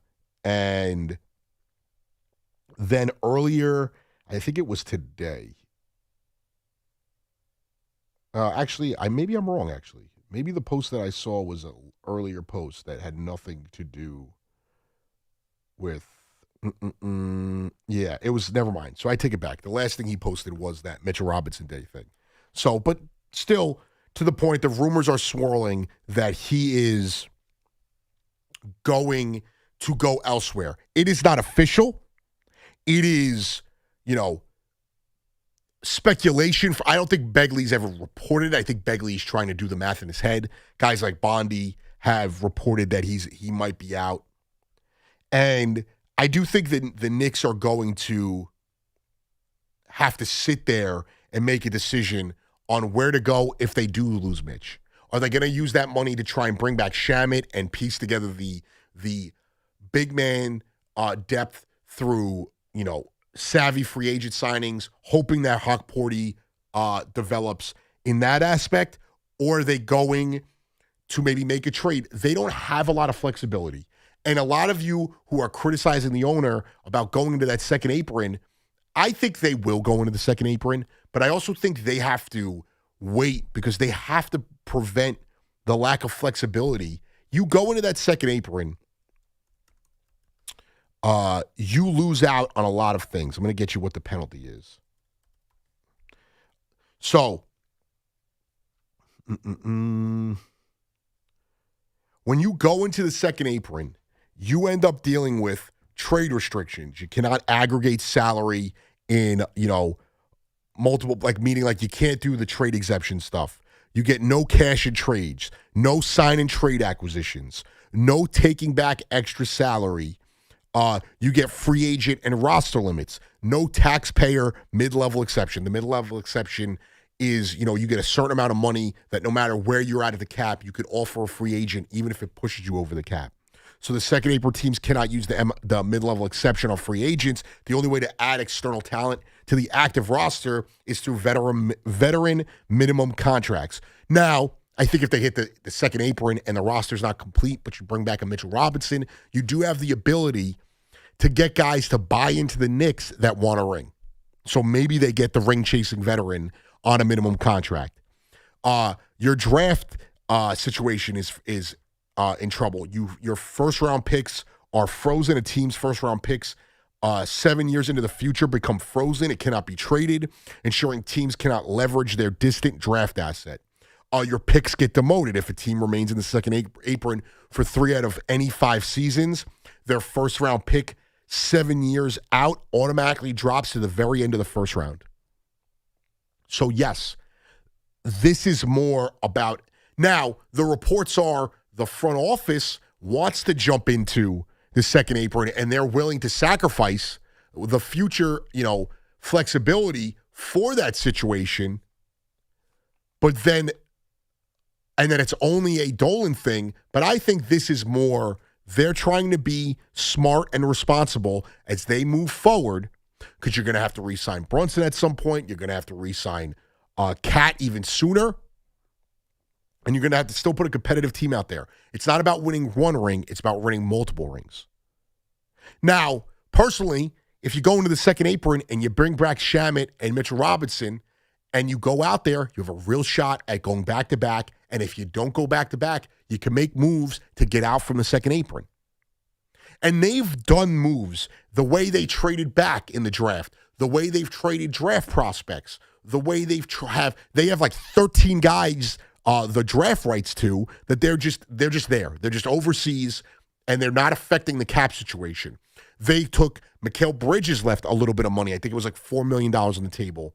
They've gone to every length to try and keep their flexibility in the future available while maximizing second-round picks and stuff and undrafted free agents to avoid that penalty. When you're in a situation where you have your 5 starters are signed, you have 2 bench pieces signed, or 3 bench pieces signed, your young players are able to be retained like Hawkporty and Tyler Kolek because of the way the young rookie contracts are for second-round guys, stuff like that. You should look to go into the second apron because you'll be able to offer Cat that extension, if I'm correct, even if you're in the second apron, and you're still going to have a chance to run it back with an NBA winning team. But I don't think this is a financial decision. I think this is Dolan in the front office, and I'm not trying to defend Dolan because he doesn't need defending. Like, I'm not that person. I think he's done a great job. I don't just forgive him for everything that's happened in the past, but I'm not trying to defend Dolan. What I am trying to do is put some perspective in it that we've seen the Celtics do this. We've seen the Thunder maneuver themselves. We've seen the Nuggets do this. Teams that have won titles have done this to avoid that apron. So maybe that's why they're giving away the orange and blue trash cans. Chris at Monmouth County. What's going on, Chris? Anthony, how are you? What's going on, Thanks for taking dude? the call. Thank you for calling. Listen, I haven't been able to call since the Knicks won. I'm just going to say it's just this unbelievable feeling, right? I mean, nothing can ruin my it's summer. Indescribable. It's indescribable. Let me ask you this before you get into your Knicks thoughts. How many times, be honest, we're all men here, we can be honest, how many times since the end of the finals have you randomly been watching a video that got you emotional? Let me tell you right now. When they won 2 Saturdays ago, I was like, I get emotional the next day. But to your point, yes. The ones with the slow motion Frank Sinatra My Way, forget it. Oh, the video. They had the video come out the other day where it's Brunson dribbling up to shoot the shot before the tip-in, and they're showing all the Knicks failures. Reggie Miller, Halliburton, the Charles Smith, it gave me chills. I'm chills right now. Right. I'm driving, and I have chills. We're chills together right now. It's been incredible. And I'm going to let you finish. I've also watched the tip-in and the 7 million times. It's incredible. But what is your thoughts on the Knicks? So I got thoughts and I got a comment, but everyone is still to a point not giving the flowers that they really deserve. And here's what I'll say. Anthony, I am so sick of Kevin Durant. You have no idea. I'm going to tell you right now, dude, and you're not listening, Kevin Durant. I get it. You're nothing anymore. Yes, you're a skilled, unbelievable guy. You're an NBA Hall of Famer. Man, Chris, we got to let you go. If you could call back on a better line, I want to hear you rip Kevin Durant. I'm going to give you an opinion on this Durant thing. My issue with Durant is not his actual opinion in that situation. My issue with Durant is when he says something, he acts like he's the only guy who gets ridiculed for it. Like, that's my issue with him. He always plays the victim. But if you didn't see, they asked Durant, and I don't think he was slighting the Knicks. Like, I do think he was taking a little bit of a needle at the Knicks because he knows what he's doing. I don't actually think, and maybe we'll get the audio later and play it, but I could just, give you his quote. They were asking him about marketing and business with Brunson and the Knicks, and he said, I would tell him to strike while the iron's hot. This is a time that I don't think New Yorkers or Knicks are going to get back. And I do think that is, yes, maybe it's a shade. It's also the truth. Even if they win another title, I don't think it'll ever be as big. The moment's always going to be big to win a ring. But it's like when the Red Sox won in 07 or 06, whatever year, in 07, compared to when the Red Sox won in 04. That title was great. It was not as big as 04. And then he says, you got to take advantage of the time of this time right now. You don't know if this will come around. It's been 53 years. It could be another 53 years. He said that with a smirk.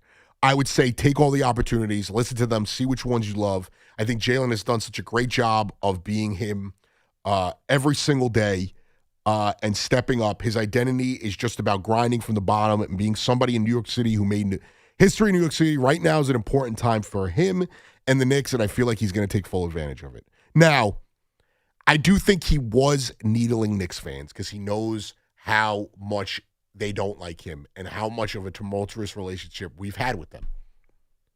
But I also think that he was purely speaking from a business situation.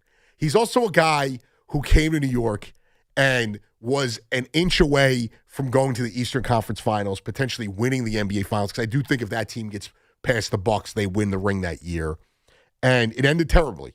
He doesn't like New York fans. He thinks the Knicks are lame. He said that in the past. He's also kind of not irrelevant. He is not irrelevant, but he is kind of an afterthought. He's a guy we all respect, and I think I've respected him more in his later career because of what he's been able to do in an older age while battling injury. My issue with Kevin Durant is when he says something, he wants to say it and not have anyone react. I don't think he's saying it like – I think Draymond Green says stuff because he wants to be in this space. He wants to be online. He wants to be an analyst. He wants to be a hot take guy. I get that. I think he says things sometimes that he knows is going to ruffle feathers. I don't think Durant does that, but what I do think Durant wants is he wants a public opinion without the public having an opinion of his opinion. And he acts like, he even commented on the video, and he was like, oh, God forbid I talk about basketball. And it's like, no, God forbid you have an opinion about basketball and someone disagrees with you. You have a problem with that. I also think he's one of the greatest players of the last 20 years. But he also, it's tough to get by that. I love the burner aspect. You know, Connor Green, the rumors are around here is he's got a burner. Rumors are he runs the Reddit page. I run NBA Sentinel. Sentinel, that's what me. it was. That's what it is. Connie Buckets. Yeah. I heard you're the guy who rips Tommy every time he tweets something. Hey, you know, maybe. From behind, just needling him. But that's my issue with Durant, is it's actually not his opinions. It's that when he gives an opinion, we all give opinions, and then people react to them. I could tell you that the Mets stink, and somebody could tell me to go die in my comments. I understand why. I'm not saying that's right, and it's happened. You know, I once said Aaron Rodgers was a bum, and my mentions were disastrous. That's part of just giving an opinion. I said the Nets should wear their old uniforms earlier this week. People were sending me terrible, nasty comments. Yeah. Just about the uniforms. I just like the red, white, and blue. I am a Mets fan, and I talked about the Mets on this station, and somebody called in and told me the S, the Yankees D. I'll let you put that together. And I'm pretty sure I bumped into that guy in the street, and he was not happy with me. Think about that. So, Durant, you're going to have opinions. People aren't going to like them. We all know the saying. Everyone's got a blank. You know, opinions are like blank. Everyone's got one. I messed that up at the beginning. That's not it. Don't send it to Evan either. We don't need another idiots and idioms thing. But I don't think he was taking us. I also don't care. I truly do not care if this fan base doesn't think we won a proper ring. I don't care if somebody doesn't respect Jalen Brunson anymore. I know what I know. I have a championship team, and I have the best player on a championship team on my franchise. I don't care what anyone's opinion of that is. I don't. I also have operated under a lot of unsuccessful franchises. The Mets are a disaster. The Knicks were a disaster most of my life. The Broncos are the more competent one. They've had disastrous periods. I've learned to love guys that aren't great. I'm not going to sit here and care if somebody doesn't think Jalen Brunson is elite when we all know he is. And all I care about is winning games. And in the same fashion that Kobe had the killer mentality, he had that mentality that we've made into almost like a subculture of the NBA, that Mamba mentality. Jalen Brunson is a killer. And when it matters most, very few play better than him. I don't care what anyone else thinks. Those are just the facts. 888-808-1019. Moose in Jamaica. What's going on, Moose? What's good, Gallo? How are you? How are you, dude? Chilling. I just turned on the Mets game. Good to see them actually winning. I won't do live commentary. Don't hold your breath. Once again, it's just a matter of relevance for them at this point. And that's the point of my call, considering I just found out, 2 hours ago when you announced that it's going to be East 9, so I'll call him to talk Yanks. But when it comes to the Mets, why you can't talk Yankees with me? You don't want to chat Moose? I thought we were boys. It's not even that. You're a Mets fan, so I'm going to talk Mets. So you got multiple opinions. You're trying to fire off both. I get it. I understand. I'm gonna say if 1019, if I can dial the 888-808-1019 number a second time out and wait on hold for a quick word with, they got to catch up with Keith. He's a legend that had his time, but he had to choose his family over his career. So I love Keith. So yeah, obviously. So yeah, but we talk Mets. This is this is what I think the organizational failure from the clubhouse perspective is. Every organization, every group of people trying to achieve a goal, not only has leaders, people who support leaders, and people who carry out to get things done. Right. Whether it be a military or a private firm trying to make money. So let's say it's the ownership, to the management, to the managers of the players, right, to that central leader of players. And in that central leader of players, I don't see the Mets ever having one since David Wright. And that's the thing. So I think the solution for the Mets would be to choose between Lindor or Soto. And, obviously, since Soto I just think that there's so much unverified about that I don't think now these guys have egos. I get that, Moose. I just think there is so much that we're putting into that. At one point last year, the Mets, that was not a problem. Like their relationship was probably worse at some point last year. And before they actually collapsed away the season, they were 15 games over 500. It wasn't an issue. That I also have watched teams, A-Rod and Jeter coexisted. And players went to A-Rod, players went to Jeter, and they won a ring together, and the Yankees were ultra competitive. And I appreciate the call, Moose. I love you. I just think it's too much is being put into that. Now, I want to give somebody a shout in the YouTube chat. They said it earlier, and maybe this is true, and maybe it's not. What was they saying? They said that it hasn't been the same. This is Luis Morales in the YouTube chat. Said it hasn't been the same Mets since they got Soto. Lindor was a leader, and they took that away from him. Now, again, going back to the conversation about David Stearns, and maybe this is a Cohen thing too, part of their reorganization of this franchise, getting rid of Alonso, getting rid of Nimmo, getting rid of Diaz. I'm not even going to mention McNeil because he was a dud. I'm sorry. You guys know I don't like McNeil. I didn't think he was a good baseball player. I'm not even viewing that as anything. Getting rid of those guys was part of the clubhouse. It was partially on the field.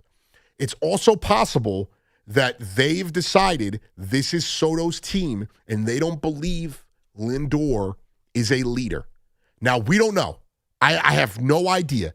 From all intents and purposes, until the end of last season, actually until the offseason, we all thought Lindor was a leader. A lot of you changed your opinion because people have told you that politics played a part in Nimmo being traded. So now you guys can't separate anything from your politics.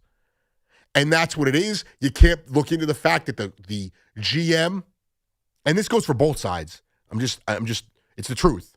You may lean one way or the other, depending on how you lean politically, which is stupid to think that in Major League Baseball there aren't guys who have differences politically. Anyway, I digress. You guys are so hung up on that storyline, and so many people are looking to blame Francisco Lindor. You're letting David Stearns off the hook when you do that. David Stearns didn't want Nimmo when he first got here. He didn't want Pete Alonso when he first got here. They tried to get rid of Pete at the end of the 2024 season after he hit the biggest home run maybe in Mets history. Obviously, the Grand Slam hadn't happened, all that stuff. And then he did not, it was reported, which is just as much credence as all the reports you guys think you hear. It was reported he didn't like the Nimmo contract. It was reported he didn't like the core. Who was a part of that core? Brandon Nimmo, Francisco Lindor, Pete Alonso. It would have been catastrophic to also trade Lindor this offseason. I don't think it had been the right move because I still think out of all those guys, Lindor was far and wide the best player, a 5-tool guy. And yes, he has struggled this year. And he also dealt with an injury last year that Mookie Betts dealt with, and we all saw how that affected Mookie Betts. We saw how that injury affected Mike Trout in the past. But anyway, I do think there's also a possibility that maybe they weren't ready to move on from Lindor, but they did not want to give Lindor captainship or any kind of, extra credence, and maybe that did hurt the locker room. Maybe that left a weird, gray area where the players don't know who to look to. And sometimes there's a natural leader, but it's not going to come from the guys who just got brought here on 1- and 2-year deals or got traded for, and it's not going to come from pitchers. So Lindor, Soto, as Lindor fouls the ball off his foot and he's limping around, Lindor, Soto are the main guys. I thought at one point Francisco Alvarez was going to be a leader guy, and it looks like the complete opposite. And from what it sounds like, Alvarez walks around like he is a beast, and he's not. It's on Stearns. And here's the other thing is, too, and Alonso's not coming back, so eventually we're going to have to move on from this conversation. I also want to say this, and this includes Francisco Lindor. This includes Lindor, Nimmo, Alonso, McNeil. You can throw Diaz in there, too. That core couldn't make the postseason back-to-back years. That core, and this part doesn't include Lindor, in 2019, choked away a chance to go to the postseason. Blew it. In 2021, when they acquired Lindor, that core choked away a half of the season that cost them a playoff appearance. They were in first for the majority of that season. That core shrunk in 2022 and got embarrassed, made the playoffs, but got embarrassed by the Braves in the regular season, and then got embarrassed by the Padres in the postseason. That core in 2023 didn't even show up outside of Lindor. That core of Alonso, Lindor, Nimmo, McNeil, Diaz also choked away the half of the season last year. I'm only throwing Diaz in there to be fair, because out of anybody, he's the least to blame in those chokes. But it is fair to say that there had to be changes. I wanted Alonso back. I wanted Diaz back. Eventually, we're going to get over it. It's fair to say they needed to make changes. They didn't need to make the changes they did. They probably should have brought Alonso back at the minimum. But it's also fair to say they needed to make those changes. But the changes Stearns made were a disaster. And on top of that, I know we got to get the break. On top of that, if they kept Alonso, they're still under 500. If they kept Alonso, they're still not close to a playoff spot. If they had Alonso, are they 4 or 5 games better? So they're 9 games under 500?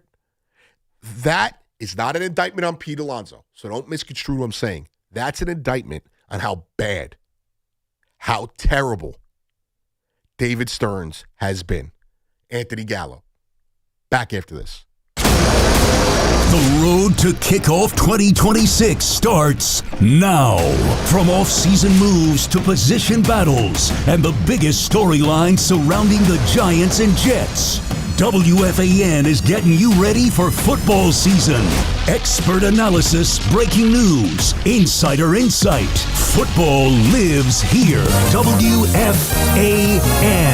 If you're still using a sportsbook to bet on the soccer tournament, you're getting robbed. Delete that app and join the millions using Polymarket. Polymarket is a prediction market, not a sportsbook. Trade against other fans, not the house. Polymarket, your go-to prediction market for soccer's biggest stage. Available in all 50 states. Download the Polymarket app. Use promo code BLAZE to unlock $50 free for your first trade. That's promo code BLAZE. Trading not available in all jurisdictions. Check local regulations before trading. Restrictions and eligibility apply. For 250 years, America has been more than a place. It's been a promise, a story of courage, hope, and dreams.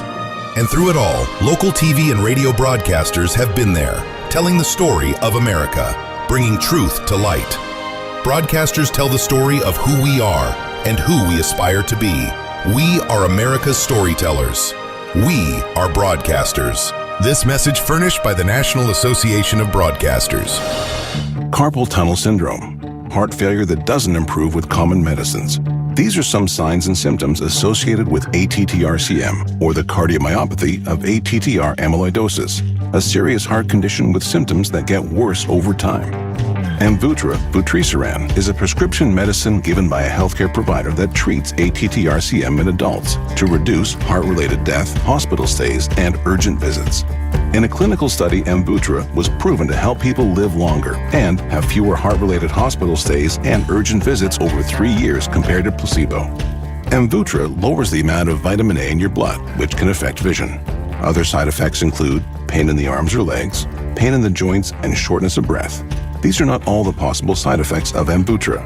For prescribing information, call 1-833-256-2748 or learn more at amvuttra.com. Ask your doctor about Amvuttra for ATTR-CM. Hey, this is Sal Licata. You know that when your AC fails, it's the worst. Make sure that doesn't happen by contacting my friends at Edison Heating and Cooling, New Jersey's air conditioning experts for decades. They're my go-to techs. They've done plenty of work on my house. I trust these guys to do a great job. And by the way, if your AC unit is over 15 years old, you're wasting your money. Get a new high-efficiency AC system right now. You'll save money and stay cooler. Go to EdisonHVAC.com. That's EdisonHVAC.com.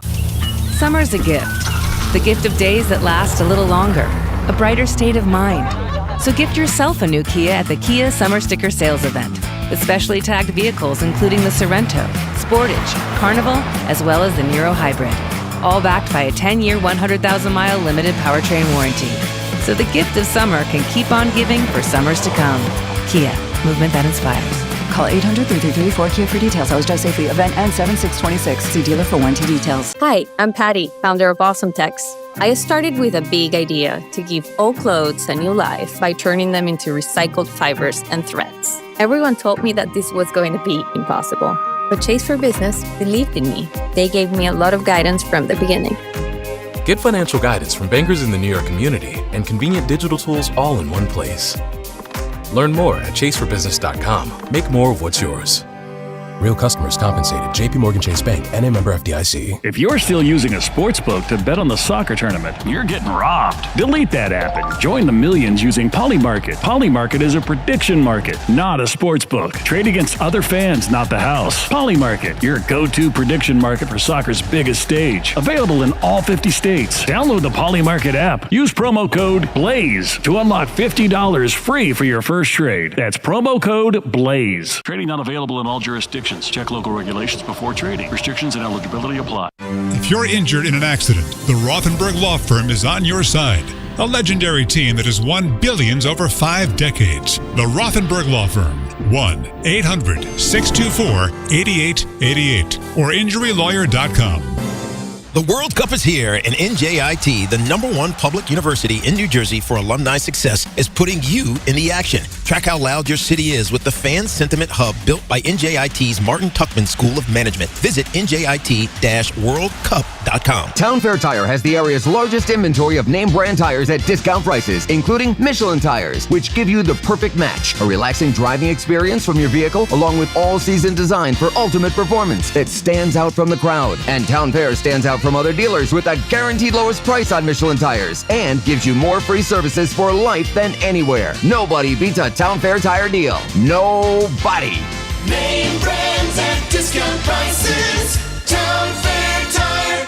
Right now, you can grab a full breakfast at Dunkin' for $6. That's 2 wake-up wrap sandwiches and a medium hot or iced coffee, all for $6. It's quick, easy, and covers your whole morning, all in one stop. Did I mention it's filling and delicious? It's a full breakfast. It's a great value, and it just makes mornings easier. So next time you're at Dunkin', don't overthink it. Order the Dunkin' $6 meal deal. No substitutions. Participation in times may vary. Offer price varies in California and Hawaii. Limited time offer cannot be combined with other offers. Exclusions and terms apply. Eczema, eczema, eczema. So many ads for eczema products. But those fancy TV ads don't mention that those prescription products can cost thousands of dollars. There's a smarter way. It's Exoderm for eczema and dermatitis. Exoderm costs less than $20. Yep, less than $20. You don't need a prescription, and it's available on the first aid aisle of your local store. Exoderm contains the #1 doctor-recommended ingredient in a clean, hypoallergenic cream with no harsh additives or nasty chemicals. Exoderm. Fast, effective relief from the itching and inflammation of eczema. This stuff really does work. Take back control. Heal eczema flares with soothing Exoderm Flare Control Cream. It's on the first aid aisle of your local drugstore, supermarket, and at Target and Walmart too. Exoderm for eczema. Now that's smart. Hey, Boomer Esiason here. You know, after years in the game, I don't guess. I go with what works. Red Pocket Mobile gives you 3 major 5G networks to choose from. Switching cities? Switch your network. That's like calling your own Audible. Visit redpocket.com to see why more Americans are switching to better wireless without paying more. Red Pocket Mobile, your new ultimate cell carrier. Every opinion counts with Evan and Tiki. Join the conversation weekdays from 10 to 2. Call 888-808-1019. The WFAN phone line is powered by Paramount Plus. Paramount Plus presents the biggest summer in UFC history.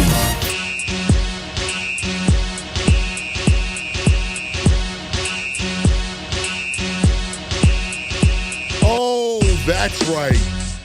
We are back, 888-808-1019. The Mets are actually winning right now, 6-2. We got a lot to dive into. Not a lot of time as the great Keith McPherson comes up at 9 o'clock. On a more serious note, though, I want to send some love and a shout-out to a guy who calls into this show a lot, Spike in St. Petersburg. He actually just messaged us in the YouTube chat. And he's dealing with I'm sure he doesn't mind me saying this because he put it in the YouTube chat, but he's dealing with a fight with stage 4 cancer. So, I love Spike. He's an elite ball knower when it comes to basketball, and, we're all wishing you the best. And I hope I get to hear from you soon, my man. So the whole WFAN family is rooting for you, dude. So hit me up if you can. I told you to DM me. DM me if you can. I'd like to talk to you. 888-808-1019. Wanted to give him some love as I just found that out. But we digress. And he's an awesome, caller from St. Petersburg. He is one of the few older guys that actually I respect when it comes. I respect a lot of people's opinions, but he is a guy who, in his 80s, watched a lot of basketball and was able to modernize his opinions as the way the game has changed. He's not stuck in the past. Like when I talk to some of my older relatives and they still get mad that pitchers don't go 9 innings. 888-808-1019. Richard in Manhattan. What's going on, Richard?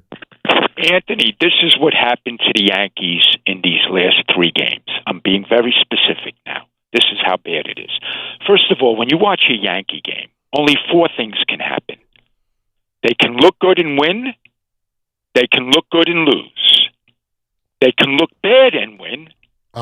Or they can look bad and lose. Those are 4 things. Right. The Yankees accomplished the 4th on all 3 games. You know what the odds of that are? 4 times 4 times 4. 64 to 1. So before this happened, if someone told you that this would happen, the odds would be, they looked terrible. They didn't steal a base. They didn't move runners. They didn't hit in the clutch. They had no hit and run. They didn't play winning baseball. Do you know the Red Sox in the first 3 months of the year won 12 home games? They were the worst home team in baseball. Do you know what 12 games in 3 months? That's 4 games a month.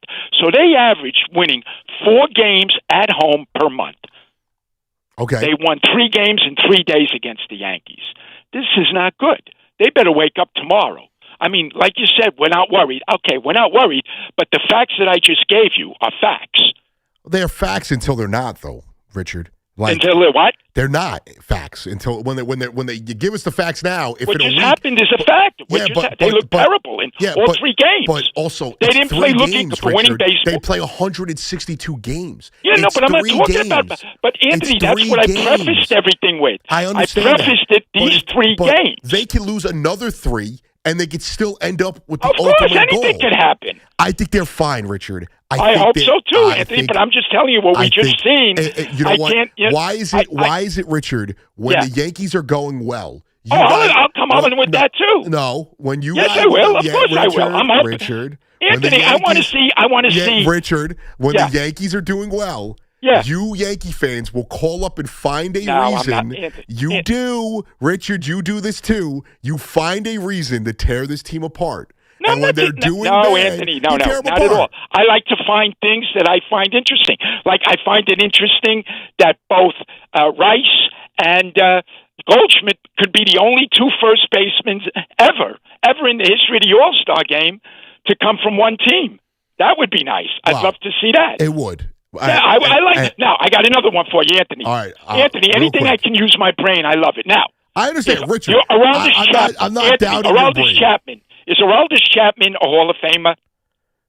I mean, it's the relief pitching is. I don't know. They have a harder criteria of getting into. All right. Here's my preposition on this. If Aroldis Chapman gets into the Hall of Fame, now he's pitched 17 years. He will be one of two pitchers from New York. One of two, if he makes the Hall of Fame, that a New York team traded not once but twice. The first was a Met, Tom Seaver. They let him go twice. The Yankees let Aroldis Chapman go twice. That's got to be a first in the history of sports. Well, right. Where one team has let a Hall of Fame player go two times separately. And believe me, Richard, I appreciate the call. I've heard about this Tom Seaver stuff a lot because, it is something that, even like Joe, I get it. I would be frustrated with that as well. I mean, I don't know what is considered a Hall of Famer when it comes to closers anymore. Kenley Jansen has 485 saves. That's third all time. I think he's a Hall of Famer. And, John Franco's not in the Hall of Fame, though. I think he's a Hall of Famer. So I don't know. I guess Chapman sits right now 10th. I mean, there is, so on this list in the top 10, they are, so Dennis Eckersley's in, Wagner's in, Lee Smith is in, Trevor Hoffman is in, Mariano's in. Kenley Jansen, Craig Kimbrell, they're not eligible because they're both pitching or were pitching. K-Rod didn't get in, and he's sixth all time. And I think he's got some of the most historic seasons. I think a lot of it is postseason-wise. I think John Franco should be in. I mean, I would put K-Rod in. I mean, he's, when you're sixth all time, that means something. I don't think Chapman will get in because they don't like relief pitchers when it comes to Hall of Fame voting. They're very snobby. I want to go to this call because I just mentioned him. Spike in St. Petersburg. What is going on, my man? That was really kind of you. Is Bruce Sutter in? I think he is, but he's not. Okay. He's not near the top. That's right. I just want to thank you. It was very kind of you. By the way, I go back to 1973 when Richard was 16 years old, and he called up John Sterling, and the Knicks had won their second championship. He's a great caller. He is. He's a great guy. He's a dentist by trade, and I know him well. He's really a good guy, and he is like a Rain Man. I mean, let him roll. No conversation. Just let him roll. I know him 63 years. Yeah. I just got real sick 8 years ago, and I've been fighting it, and it came back and bit me in the ass. But I was a good luck charm, like Clyde. I know Clyde pretty well, and he said, "You got to fight, man. You got to fight." He's a year older than me. I said, "I'm fighting, man. I'm doing everything I could do." And the Knicks, I told you 5 games, and I told you poise will win out over recklessness. And what this look, I don't want to hear these guys call this station, the other station, and say, "Oh, the Knicks set the trap, get back by 15, get ahead by 15. Come on, you use your head. They don't do that in basketball, but they spit it out. They didn't pace themselves. No, they did it the right way. Yeah, Wemby's going to be an all-time great, but he better clean his act up some, or someone will come with him with a shiv or something and take him out, or take his kneecaps out. Spike, that's what's going to happen. That's what's going to happen this year. Is the NBA is going to adjust to him trying to take shots at people, and people are going to take shots at him. Yeah, real quick story. I've known Zach Zarba since he's 19 years old and called games at the refereed at the Eastern Parkway Jewish Center and Bushwick High School. And then he went to three big conferences. I forget which ones: Big East, Big Ten, SEC, and then he did G League. And then he's the only decent one left there. They got to get Tony Brothers, good guy, nice guy, most popular rep with the players because he costs $48,000 a game, and then lets you run up the point. And Scott Foster, we know his history. So they got to do what they do in baseball, Gallo. They got to get the best crew and let them ref every game. I mean, I don't understand why they don't do it. But last thing, you're very kind. You're going to have a great career ahead of yourself. And like I said, I find out August 10th. The prayers are accepted from every denomination. I fought this thing for 9 years, and I'm going to keep fighting it. And you got to listen to this. I've lost all my muscle mass with the meds they got me on. So I'm lifting 10 pounds. Go, Jim, I lift 10-pound weights up. Well, you lifted more than I do. 100 pounds. You know, I got to build myself back up. But I really appreciate it. You're very Spike, kind. I appreciate you. I want to put you on hold. I want to give Connor your number so I can reach out to you personally. You got it. Anytime you want. Spike, I appreciate you. Feel better, man. Be good, brother. Thanks. You're a kind soul. I think I put him on hold. Can you just get his? Thank you, Connor. Spike's the man. I appreciate talking to Spike. And not to get off topic, Spike also sounds like a good friend of mine. Who I thought it was him calling and he just didn't want his name on air. But Spike's the man. I appreciate talking to him. 888-808-1019. Frank in Westwood. What up, Frank? Hey, I just wanted to say that I'm a Met fan my whole life, but there's 3 more months to go in the season, and we got to think of different subjects other than the Mets. Because talking about Pete Alonso. Well, it's got to end. It does. Listen, and I'm a culprit of this. It does have to end at some point because he's not coming back. Like it is what it is. But Frank, unfortunately for you, dude, and we're all gonna get sick of it. When he comes back in September, the talks are gonna continue. But Pete Alonso never won anything with the Mets. Well, no. I mean, he's not. Frank, I understand that, but there's also a ton of guys that we beloved with this franchise that have never won anything. It's not a winning franchise. There's 162 games in the season, and to reiterate every single night about how much we hate the general manager and how much we hate the owner. Well, what would you rather us talk about with the Mets? You want me to talk about Mr. Met dancing as, Gelb is trying to break down the firing of Carlos Mendoza? Do you want to break down the bobbleheads that they're coming out with? What do you want us to talk about with the Mets then? Well, the Knicks just won a championship, and I played basketball last night. Yeah, and we've talked a ton about the Knicks. We barely talked about the Mets. They just fired their manager. Right. But what I'm saying, you can have a subject because we watched the guys that we played ball with last night. We watched Game 7 of the 70 finals where Frazier had the greatest game in Knicks history, and we watched Game 5 where Brunson scored 45 points, and we talked about it for like 7 hours straight about who was better, Brunson or Frazier. Good for you. I mean, we can't do that here. We could do it, but I can't do it. I have to talk about what's relevant right now. Connor Green, would you like me? Oh, he's on the phone right now. I appreciate it, Frank. You want me to break down right now the 1970 finals? Then the Yankees just lost 3 in a row to the Red Sox. The Mets just fired their manager. But you want me to talk about Walt Clyde, and I have done that. I know. Listen, who the hell am I? I'm sure you don't listen to me. And that's fine. I am a nobody. Connor Green, do you want to break down the 1970s NBA Finals game film with me? Yeah, definitely. You want to do that? Where can we find the full games on YouTube? I'm sure they're there. And we could get shorts on, and we could talk about how the big man used to be a big man. I'll look like Jackie Moon, short shorts, looking good, and little Converse Chuck Taylors. Yes, I like it. Oh, yeah. Yeah. Listen, Frank, I respect it, dude. I don't want to. You think I want to come on here as a Met fan and tell you how terrible the franchise is? Like, seriously. I could talk about the Knicks till the cows come home. My fiance, she thinks I'm more in love with Jalen Brunson than I am her. So I don't want to hear about it. Yes, we're talking about Pete Alonso, and we're talking about the numbnuts that runs the Mets. David Stearns, they just fired their manager. Yes, they're up 6-2. There's a girl reading a book at the park right now. That's what SNY is focusing on. They're up 6-2 right now. They might win their first game in over a week. They might win their first game in 7 games. Sure. Don't worry. We got a lot of Knicks conversation to go. I'm going to talk more about the Knicks tonight. But come on, dude. I'm sure this conversation that's going to come up next, he's going to love it. John in Far Rockaway. What's going on, John?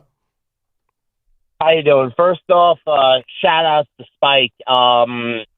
Keep fighting that good fight. Stage 4 only means it's the final level. You're taking out the final boss. You're going to get through this, bro. I love that. That's a We love you. The community loves you. You're going to get through this, man. I believe in you, Spike. Spike's a great guy. Yep. And you know who's not a great guy? This GM of this Mets team. He's not a great guy. And we've had some conversations, good sir, about this man. And you told me last year, give him a chance. Give him a chance. I'm out of chances.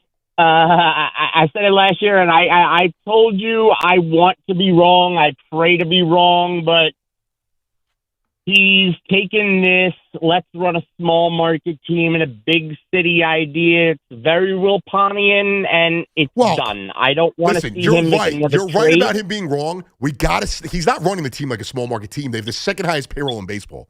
Like, he just sucks. Like, that's what it is. He sucks.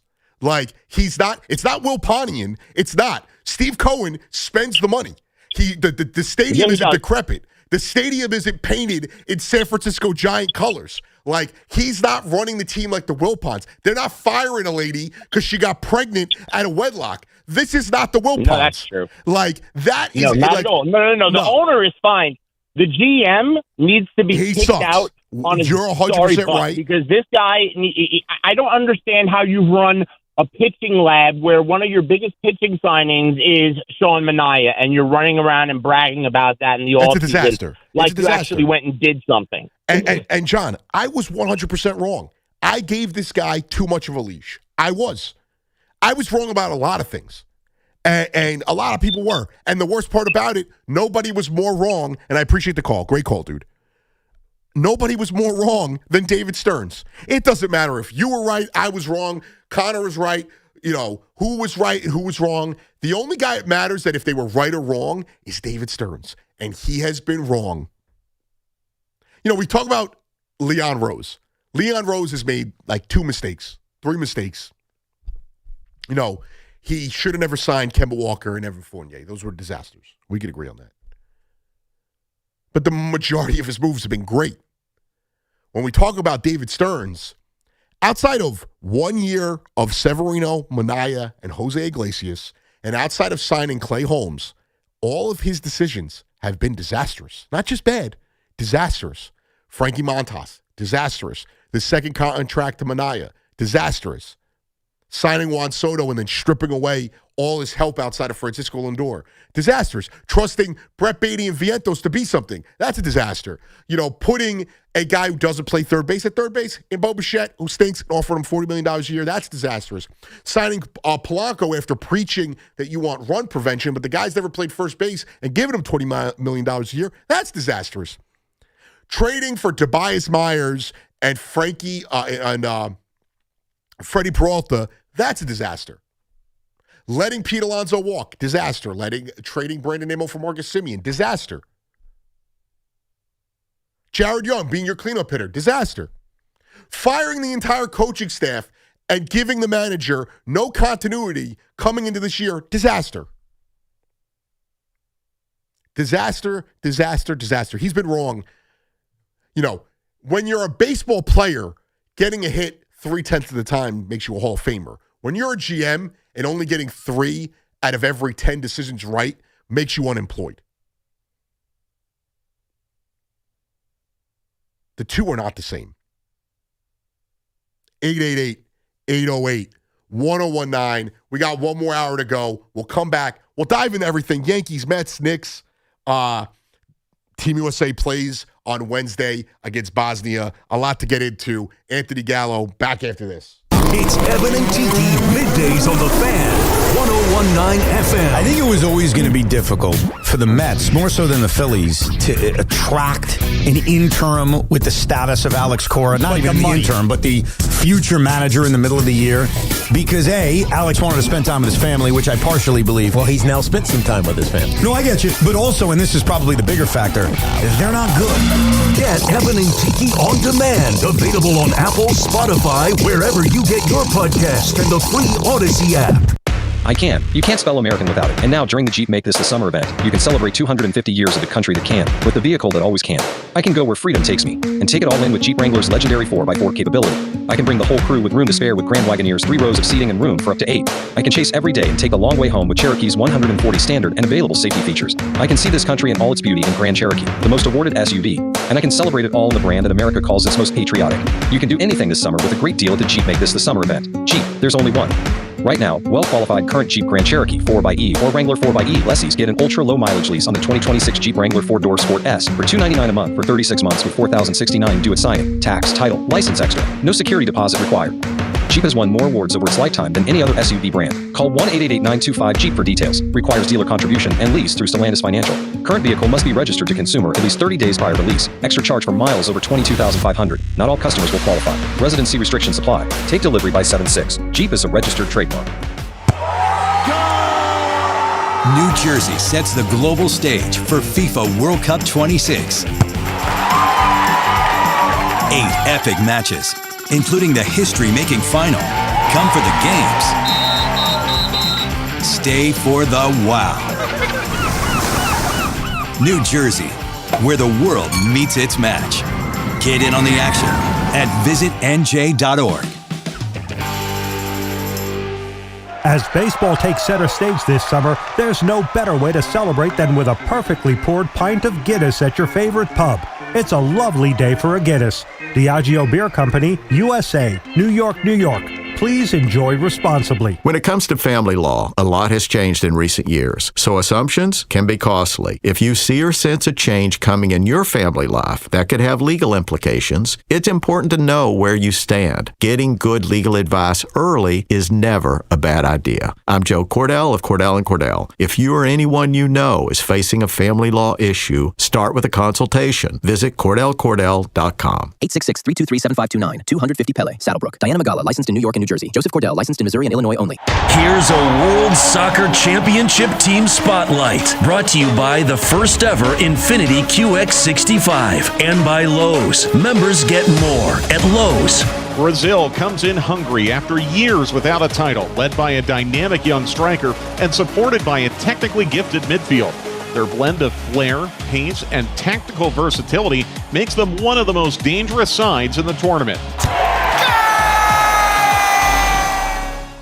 My name is Whitney Allen, and I'm a widow. My husband, Ryan, died. We never thought we'd ever have to use life insurance, but the unexpected happened. With Ethos, signing up was fast and 100% online. You can get a quote in seconds, apply in minutes, and get same-day coverage. No medical exams, and you can get up to $3 million worth of coverage. I'm grateful we were prepared. Get your free quote at ethos.com/radio. That's ethos.com/radio. Paid spokesperson. Time spent on application may vary. Online health questions required. If you're still using a sportsbook to bet on the soccer tournament, you're getting robbed. Delete that app and join the millions using Polymarket. Polymarket is a prediction market, not a sportsbook. Trade against other fans, not the house. Polymarket, your go-to prediction market for soccer's biggest stage. Available in all 50 states. Download the Polymarket app. Use promo code BLAZE to unlock $50 free for your first trade. That's promo code BLAZE. Trading not available in all jurisdictions. Check local regulations before trading. Restrictions and eligibility apply. Hey, Yankees fans, come out to Yankee Stadium on Monday, July 20th, when the Yankees host the Pittsburgh Pirates, and be ready to receive a traditional Yankees giveaway. It's Yankees T-shirt night, presented by Sato. The first 15,000 guests will receive a Yankees T-shirt. For tickets, log on to Yankees.com/tickets. Again, don't miss the Yankees and Pirates for Yankees T-shirt night presented by Sato on Monday, July 20th. Visit Yankees.com/tickets today. Summer's newest drink is here. Meet Super Light, a refreshing vodka plus aid canned cocktail with only 90 calories, 0 sugar, and 0 bubbles. Whether you're hitting the green or kicking back with friends, Super Light is here to fuel the moment. Grab a variety pack or your favorite flavor at stores and bars near you. Must be 21 and over. Please drink responsibly. Looking for the lowest price on name brand tires? Get to Town Fair Tire and get the guaranteed lowest price on any name brand tire. Nobody beats a Town Fair Tire deal. Nobody. Summer's a gift. The gift of days that last a little longer. A brighter state of mind. So gift yourself a new Kia at the Kia Summer Sticker Sales Event. With specially tagged vehicles including the Sorrento, Sportage, Carnival, as well as the Niro Hybrid. All backed by a 10-year, 100,000-mile limited powertrain warranty. So the gift of summer can keep on giving for summers to come. Kia, movement that inspires. Call 800-333-4KIA for details. Always drive safely. Event ends 7/6/26. See dealer for warranty details. It's a Yingling thing. Watching the grill like it's the championship game. Yelling at the ref as if he can hear you. Sipping a Yingling traditional lager and feeling like the MVP. Brewing America's lager for nearly 200 years. Get your Yingling Lager at Austin Ale House in Kew Gardens, Peter Dillon's on East 36th Street, or Peter Dillon's on East 40th Street. Yingling Lager, an ice-cold tradition, ready to be poured. Enjoy a Yingling today. For 250 years, America has been more than a place. It's been a promise, a story of courage, hope, and dreams. And through it all, local TV and radio broadcasters have been there, telling the story of America, bringing truth to light. Broadcasters tell the story of who we are and who we aspire to be. We are America's storytellers. We are broadcasters. This message furnished by the National Association of Broadcasters. Party at your place this summer? Fix things up inside and out with July 4th deals, now at Lowe's. Get up to 45% off select major appliances and save up to an additional 25% off when you bundle select major appliances. Plus, save $80 on the select Charbroil Performance Series gas grill, now $299. Our best lineup is here at Lowe's. Valid through 7/8 while supplies last. Selection varies by location. See Lowe's.com for more details. Skechers elite athlete OG Anunoby has been making history on the basketball court. Anunoby tips it in. Unbelievable. What a shot. He's been balling out in Skechers high-performance basketball sneakers, and the world is noticed. But how does OG train off the court to keep in peak physical condition? Hands-free Skechers Slip-ins Aeroburst. They help prepare OG for the physical demands of playing at a championship level. Get your pair of Aeroburst for only $165 at a Skechers store, Skechers.com, or wherever high-performance running shoes are sold. Talk sports with Craig Carton and Chris McMonagle on The Carton Show. Afternoons from 2 to 7 on WFAN, WFAN FM, WFAN FM HD1 New York, and Odyssey Sports Station. It's old school guy, so, you disrespect him when he's mad at you. You might get popped. My dad, I failed algebra. I live with my mom. My parents were divorced. My mom calls my dad, and he's like, going to give me the talk. He sits me down. And he's really hammering into me, not yelling at me, but really like, you mess it up, And he says algebra, and I had a second where I thought if I would have laughed in that moment, I would have been concussed. I was like, I can't laugh at this guy right now. And I'm like, I get it. I know what he's talking about. In my head, I'm just like, hold it together, just make it through this moment. I don't even know what he said after that, but yeah, that's one of those things. And but then, or it was, we'd be inside and my dad's word, get off the machine, get off the thing, and come outside and help me. It was always a machine, a thing, the game. Stop playing the game. Go put your butt outside. It's sunny out. So, a lot of that. Picking Pumpkins. It's probably a... Great. There probably is a band called the Picking Pumpkins. We should start a cover band called the Picking Pumpkins. That's great. Hoff, I'm sure, was in the Picking Pumpkins. He's a big musician. What's Smashing Pumpkins' biggest hit? Oh, they got a lot. That's one of them. Tonight. Oh, okay. Cherub Rock is another one. Okay. Let me see what their number one hit is. Yeah. Matt Damon sitting between John Leguizamo and the guy from SNL, for those that care. Picking Pumpkins. That's like I can never remember the team. I think it's Presidents of the United States, the band, and they do Peaches. I'm like, the guy's about the song that Peaches. They got 1979's a great song. Oh, okay. Mayonnaise. I don't know mayonnaise. How about that? How about that? They got ketchup, too. They got another ketchup. No, they don't. Mustard. Are you lying right now? Sweet Baby Ray's barbecue sauce. I hate you so much. 888-808-1019. Picking Pumpkins. Great band. David in Sunset Park. What's going on, David? Hey, Ian, I love the show. Really enjoy listening to you. I appreciate it. Yeah, the Smashing Pumpkins. There's that song, Despite All My Rage, I'm Still a Rat in the Cage. I don't know what that one's called. You know that one? I know anyway. Smashing Pumpkins, and I'm sure I know their hits, but like off the top of my head, I couldn't tell you what Smashing Pumpkins. In 1979, now, obviously, that's a big one. I know that, but that's about it. But, yeah, not my forte when it comes to, remembering who plays what songs. It's been a while with those guys. Randomly, that lead singer, I think, owns one of the wrestling companies or something like that. Well, that's what I know Smashing Pumpkins for is this. I don't know if it's true or not, but that Billy Corgan, who actually I met once he came in here, him and Bill Burr are related. What? Yeah, I think they sprung that on Bill Burr and he got mad. I don't know is that true? I don't. I think they just look alike. I don't think they're actually related. They do look alike. They are just two bald guys. The internet says they're half brothers, but I think they're just two bald guys. Well, and not all bald guys look alike. Craig looks nothing like this guy. Tiki definitely doesn't look like this guy. But what was your point, David? Just a couple of things. I love how you point this out. Every summer, it's a tradition. Yankees fans will always find something to complain about. It's really amazing. I mean, I'm not a Met or a Yankee fan. I like New York sports, but it's amazing. Every time I tune in the summer, it's like the sky is falling for these guys all the time for some reason. Right. Well, my thing is, and I'm not saying that Yankee fans don't have a right at times to question the front office and have their doubts, but it's the way they operate. The team is good for nothing. You're right. I mean, they're going to make the playoffs. It's going to be all right. I mean, they always make it every year, right? I mean, right. And yet, a Knicks point.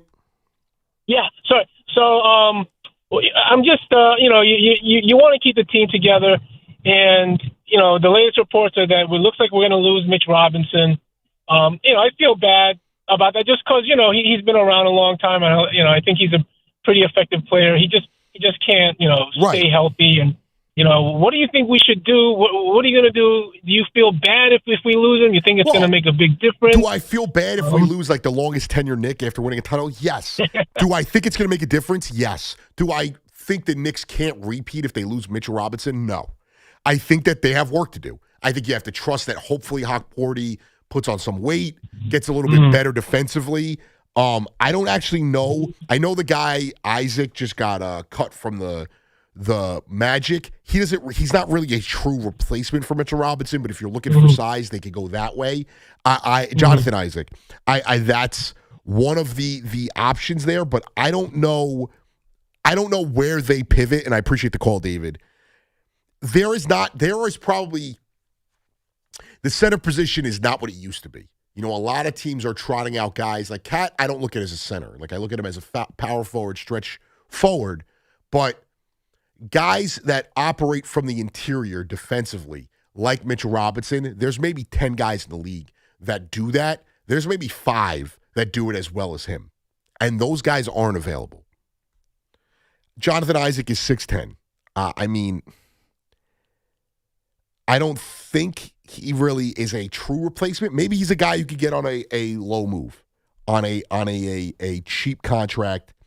Last year, over his career, he's a 44% field goal percentage, 31% from 3, 6 points, 4 rebounds, and a block. He's a good defensive player.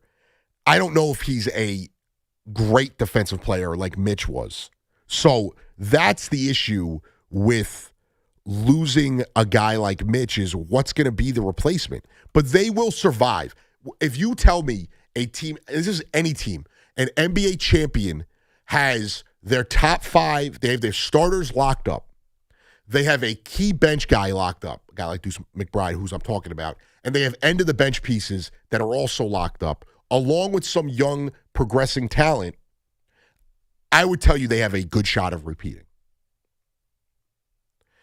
I believe that. It's, again, not a one-for-one, replacement. There are guys out there that, they could go down the Precious route. There is, I'm going through it real quickly right now. Let's see who the natural centers are. I mean, you could take a flyer on Andre Drummond. I don't think you want to do that. There isn't a lot. I mean, Brook Lopez is slower. He's getting older. He can shoot the three. He's an option. De'Aaron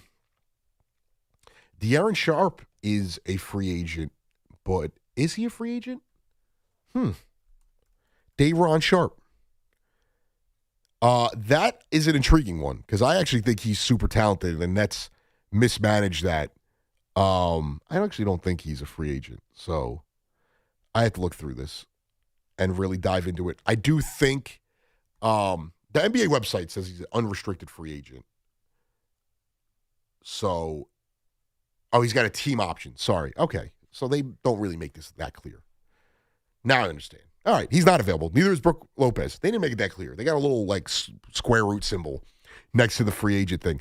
It's tough. There are options if you're going to go the route of, like an older player like a Drummond. I don't know if that is the way they're going to go. You could go, and it's not going to help you defensively. There are big men out there that offensively would be an upgrade over Mitch, but they are not a piece that you're going to go after to shore up. You don't need the offense. You need the defense. That's where you're most hurt in that situation. There are guys like, Vucevic is a free agent. I don't think the Knicks would be able to sign him, but he's also not a fit because he would hurt you in free agency. Now, the Knicks, I want to see what the exact.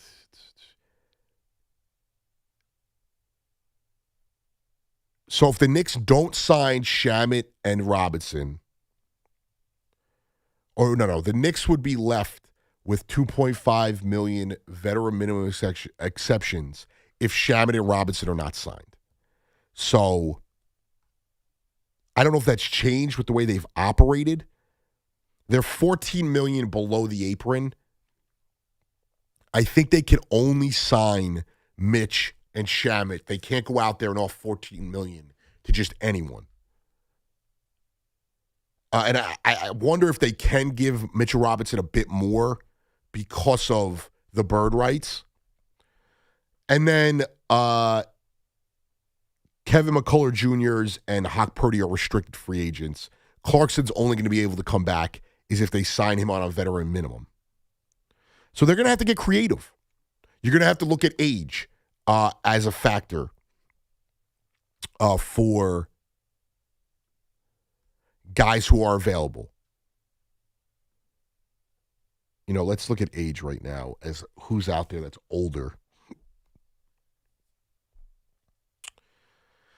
Brook Lopez could be an option, but it's a $9 million club option, which I don't know if they're going to accept that.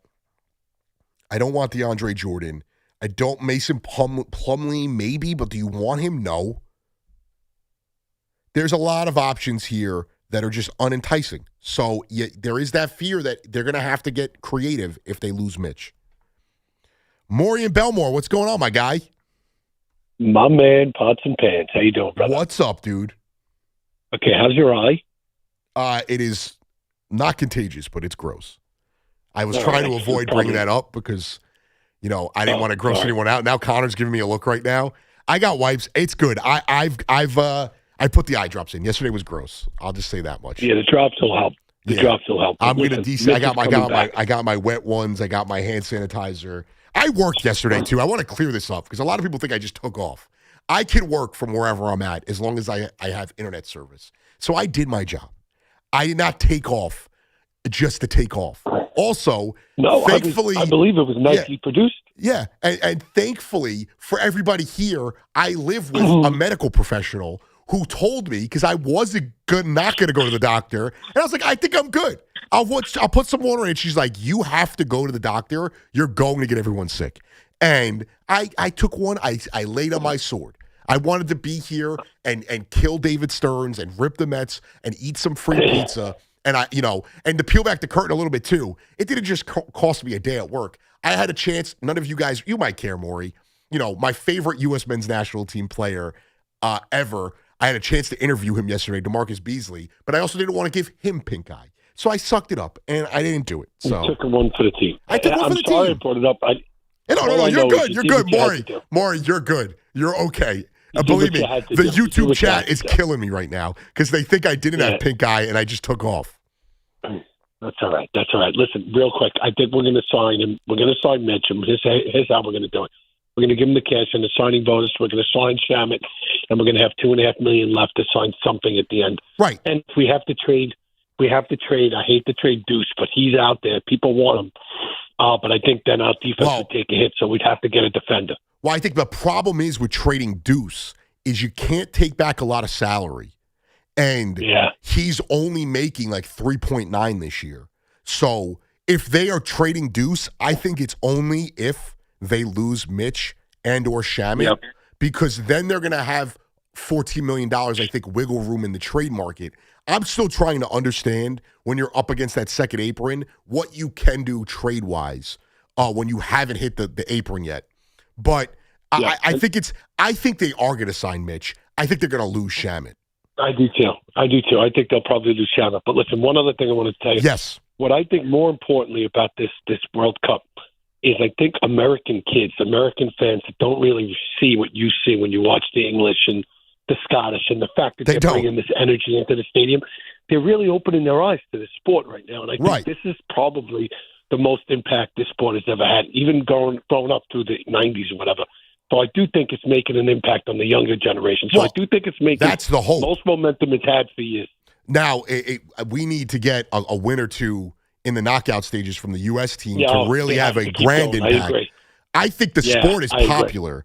It's like the casual fan it most likely is not. Maybe you will gain some traction. The casual fan is going to be into the big moments, which is fine, and that's a lot of sports. The fan that likes the sport but doesn't care for the U.S. team, I think it's a bigger deal because you do want that support. Like, if we ever want to compete in this thing, people need to care, on a level. And I only poke fun at people who root for England that have no tie to the country because it's just comical. One, they haven't won in 60 years. So they've also never beaten the U.S., which is a fact. It is a thing that's happened. They've never beaten the U.S. So I have fun with it because I also have friends that are like that, and they know I'm talking about them when I talk about that. Maury, I love you, dude. I appreciate the call. I love you too, pal. God bless you. I'll talk soon. I'll talk to you soon. It is great. And the sport is great, and I do think it being here, and, this doesn't go for the entire country, but being in New York with all these people from all these different countries coming here, having fun, having a blast, I think it's good for the sport. I think it's good for the growth of the game. I do think a lot of the growth of the game for the casual fan is going to be how good can the U.S. team be, which is there's a cap to that. You can never say never because it's sports and anyone can beat anyone on any given day, but anyone can't upset anybody on every given day 3 straight matches in a row. So, like, if the U.S. wants to win this, there's a chance they're going to have to go through Spain or Portugal, Argentina and France. Like, the odds of them beating all 3 of those teams, the odds of anyone beating all 3 of those teams in one tournament is slim to none. But it's been awesome. I actually think the greatest thing about this World Cup has been how much we're all very alike. How much people, even people who don't care about the World Cup that live in, Kansas or are in, whatever part of the country is hosting the World Cup, whether it's Kansas City or, parts of Texas, I think people are realizing, like, people are decent. You touch the grass, you go outside, people are not bad, like they tell you they are. These people they tell you to be afraid of, they're not that bad. They're actually pretty awesome. I think that's been the best part. If you're not on social media, you're probably not seeing a lot of it. Soccer fan, you're not seeing a lot of it. But the videos of people, embracing America, going around America and everyone embracing them each other and, exploring our culture. And the same thing with Mexico. Mexico's got all these teams there. They're having a blast. It's been like one giant party. Somebody said, I thought it was funny online, that it's like the sleepover with your cousins that you don't get to see a lot because your parents don't like each other. It's been fun. I was at the Brooklyn Bridge Park. I went this past Sunday. Yeah, this past Sunday I went, and I went with my girlfriend, her best friend, and her best friend's kid. And we were there, and there was people, there was Norwegian people. There was people that were watching Cape Verde versus Uruguay, and then there was people that were just there to hang out and have a good time. And it was awesome. It was cool, bumping into people, talking to them, joking with them. People, and I'm a big believer in people are good. You go outside, you touch grass, you don't listen to the news. People aren't as bad as they seem to be. The Knicks just went on this run, and look at how awesome it was to be in the city.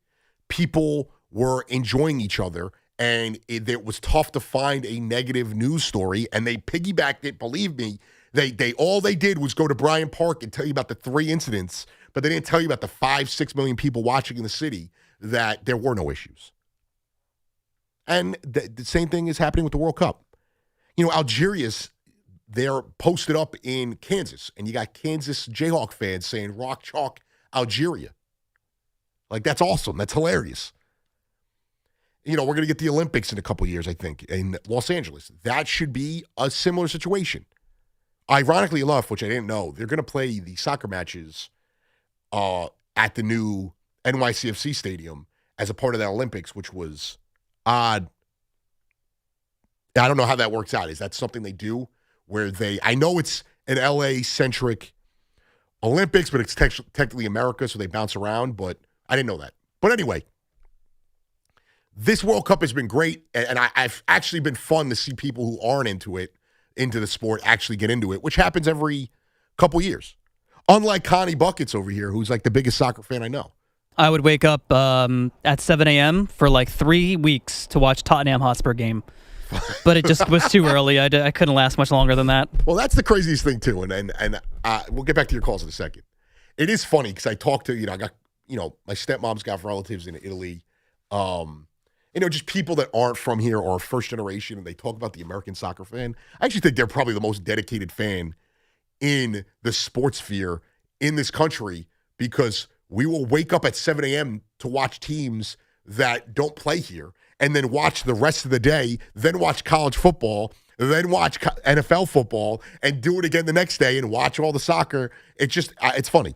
Especially when you have certain people that root for multiple teams. They'll have, I think you might be one of them. You got Roma and you got a Premier League team. Well, NYCFC and Roma are the teams I truly care about. I do root for Man City when I watch the Premier League, but if they were playing, ironically enough, the company that owns Man City owns NYCFC. It's complicated. I'm more of a Man United guy myself. Yeah, which is Sir Alex Ferguson, the GOAT. Fergie. I love I like this Connor more than I like Knicks fan Connor.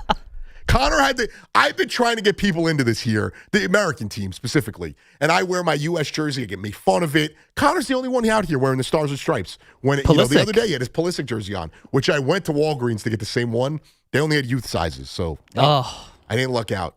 Brutal. Yeah, Walgreens sells really great, for some reason, USA soccer gear. Walgreens and CVS are packed with just World Cup paraphernalia in general. Patriots. Yeah, not even just American stuff. They have just World Cup branded. And it's funny, they have those New York, New Jersey hats.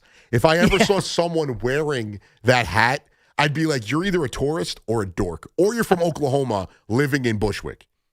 That's it. New York, New Jersey Stadium. Yeah, anytime they host an event in this area at MetLife, we're now going to get the New York. It's not going to be the New York, New Jersey Super Bowl. It's not going to be the New York Super Bowl. It's going to be the New York, New Jersey Super Bowl. Well, they could throw a bone to New Jersey and just call them the New Jersey, New York Jets. You have two. Well, that's true. And Giants. Yeah. You have 2 football teams. That's the bone they threw to you.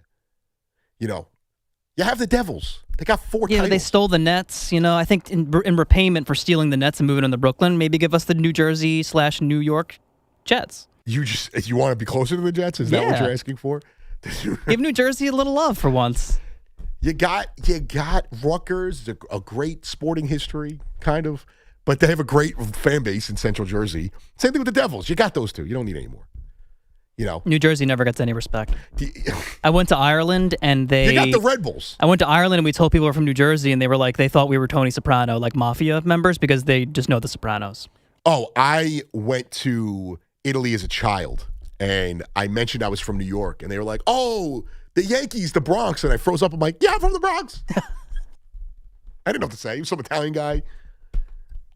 No, Italians in Italy frown upon Italians in the tri-state area. There's beef there, big time. It's lame. It's because we made it cool, and they, our Italian food's better. They just don't want to hear it. He's not Italian, he's Sicilian. Yeah. 888-808-109. I can already tell that people are going to get mad about that. I can tell you this much. They don't got chicken parm in Italy. Hey! Forget about it. Yeah, exactly. I'm going to get crushed. I'm going to get crushed by family members, too. Meanwhile, I'm trying to plan an Italian vacation. 888-808-109. Make a World Cup, why don't you? Okay? We'll get back to the conversation. I see your calls. We'll get back into the conversation. We'll talk more Knicks, Yankees, Mets, all of that. It's on the table. I got you for another half hour until the great Keith McPherson at 9 o'clock. Training camp is right around the corner, and nobody gets you ready for football season like WFAN. It's a good variety of coverage. From roster moves to quarterback questions to the biggest stories in the NFL, our experts have you covered. Get ready for Kickoff 2026 on WFAN. MSC Cruises 4th of July sale is here. Save up to 40% off cruises and kids sail free. Plus, celebrate in style with up to $250 off cruises from U.S. ports. Experience MSC Cruises' signature blend of European style and American comfort, from global flavors to Broadway-style shows and more. Book your next holiday to must-see destinations like the Caribbean, Europe, and beyond. MSC Cruises. Let's holiday. To book, visit msccruises.com or contact your travel advisor. Restrictions apply. Ships registered in Panama and Malta. Right now, you can grab a full breakfast at Dunkin' for $6.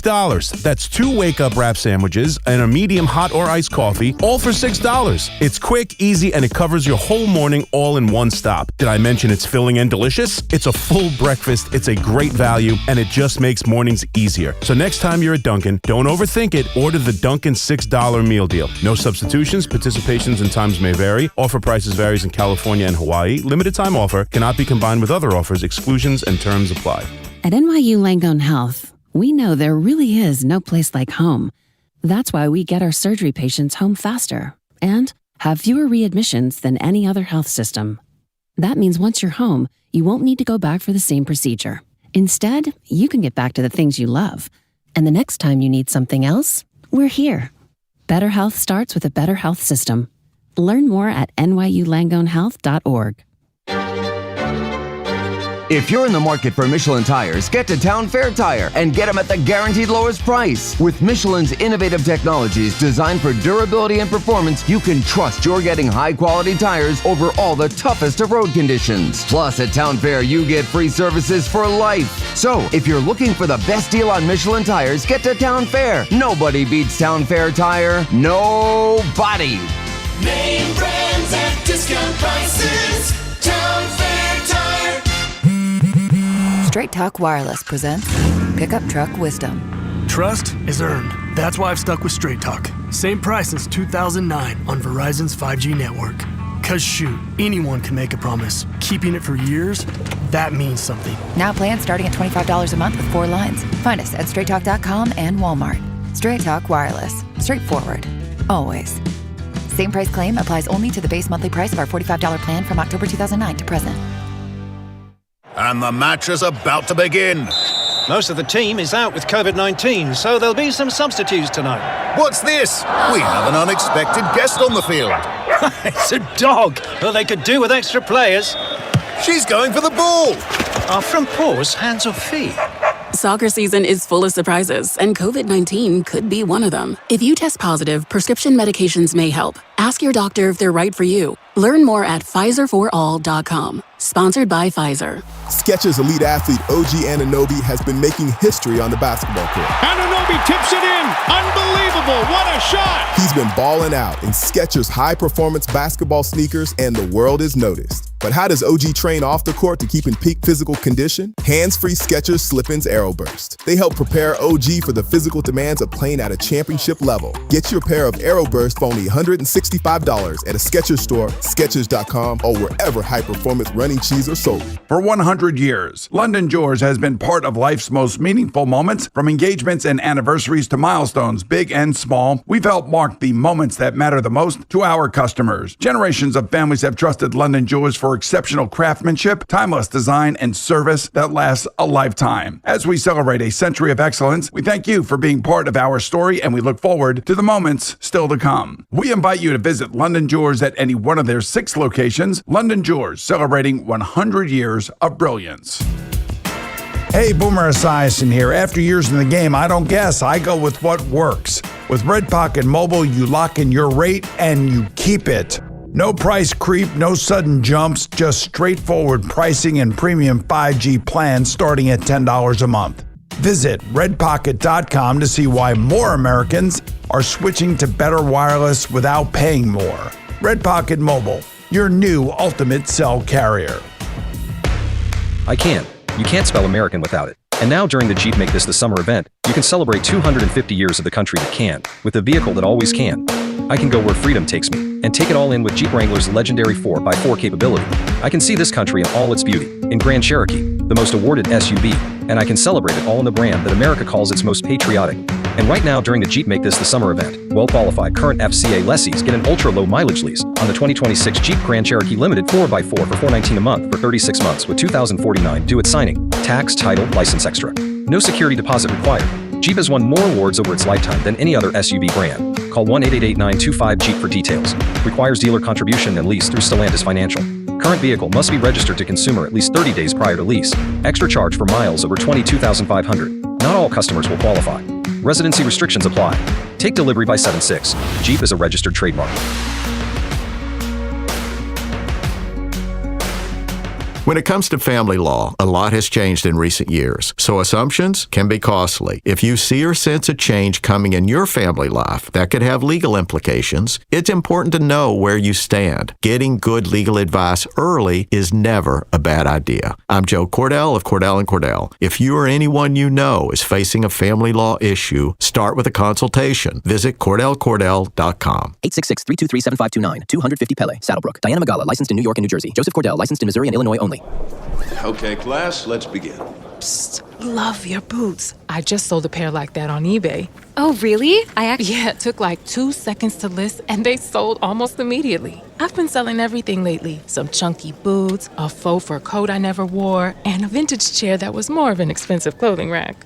You know, I actually bought these on eBay. Wait, are you Kitty Sell Stuff from Brooklyn? Okay, quiet, please. Find what you love, sell what you don't. eBay. Things people love. This summer, your passport isn't required. Welcome to Summer in Tokyo at P.F. Chang's. Inspired by the color and energy of Tokyo's vibrant sushi scene, these limited-time creations bring bold flavors in every bite. Discover new sushi rolls, steak tataki, and lobster and prawn fried rice inspired by one of the world's most exciting food destinations. Cruise through Tokyo, one roll at a time aboard our sushi boat, with wave after sushi wave of unforgettable taste. Summer in Tokyo at P.F. Chang's. Your journey to Tokyo starts here. Gang Green fans, are the Jets ready to take the next step? Let us know what you think at 888-808-1019. The WFAN phone line is powered by Paramount Plus. Paramount Plus presents the biggest summer in UFC. How many pitches is he at? Let's see. He's at 64 pitches, so we'll see if he makes it through another inning. He will. We know he will. That's where the Mets are at. I feel terrible even bringing that up. 888-808-1019. Steve in Rockland, New York. What's going on, Steve? Hey, Anthony, never mind waking up at 7:30 in the morning. If you're on the West Coast, which I was for a while. Oh, you got to get up at what? 4 o'clock in the morning? 4:30 in the morning for the 7th, if you want to watch. Yeah. And I didn't have a DVR or anything. Yeah, Steve, that stinks. I will say this. I will say this, though. I have my favorite thing when I go to California is the time difference because like a Sunday night football game ends at 8 o'clock there. So you still have there's no right. And then you have the whole rest of the right. And then you have the whole rest of your evening. There's that part of it, but for the soccer part of it. And I just want to get into some things about the World Cup. Yeah. Okay.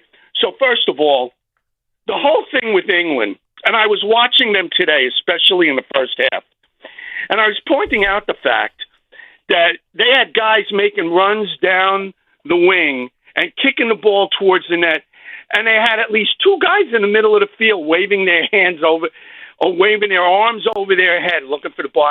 I said to somebody, if they're not these guys, how is it that England invented this sport? And they're not even close to being the best at it. And they have such their national team has such problems with one of the basics of the game, which is scoring goals. Well, now, they are still very good. I like to crap on them. They haven't won in 60 years, and they act like they're the center of the universe when it comes to that sport. And they do have a great league, and it's been great. And the second other leagues start collectively bargaining, they'll probably catch up to it. But England has taken a note from its time working with the NFL, and they've collectively bargained. And I got to let you go, Steve. There's a little bit of noise in the back. There's no cap in it. It is a bit of a wild, wild west when it comes to soccer in Europe. It is. It's just a bit. Sean in Connecticut. What's going on, Sean? Hey, I just wanted to call in. I went up with my buddies to Boston today, and we were, rooting for the Yankees, and obviously not the best game for the Yankees today. So, bottom of the 8th inning, after Duran got out for the 4th time, I just wanted to make sure he knew what his batting average was. So I hollered at him, and I was really fortunate to have tickets close enough so that he could hear. And if you give it a Google, he started cursing at me. And are you the guy that got thrown out? They tried to get us thrown out. They couldn't even find me, man. But one of my buddies voluntarily left, and then another Yankees fan behind me got kicked out because he was going berserk. I'm just trying to let a guy that's hitting 198 know that he's hitting 198. Wait. So you didn't get thrown out, but they tried to throw you out. They couldn't even find me. I just sat there after he started swearing at me, and he started telling me to come on the field to fight him. So, he's throwing the hands at me, and I threw him back.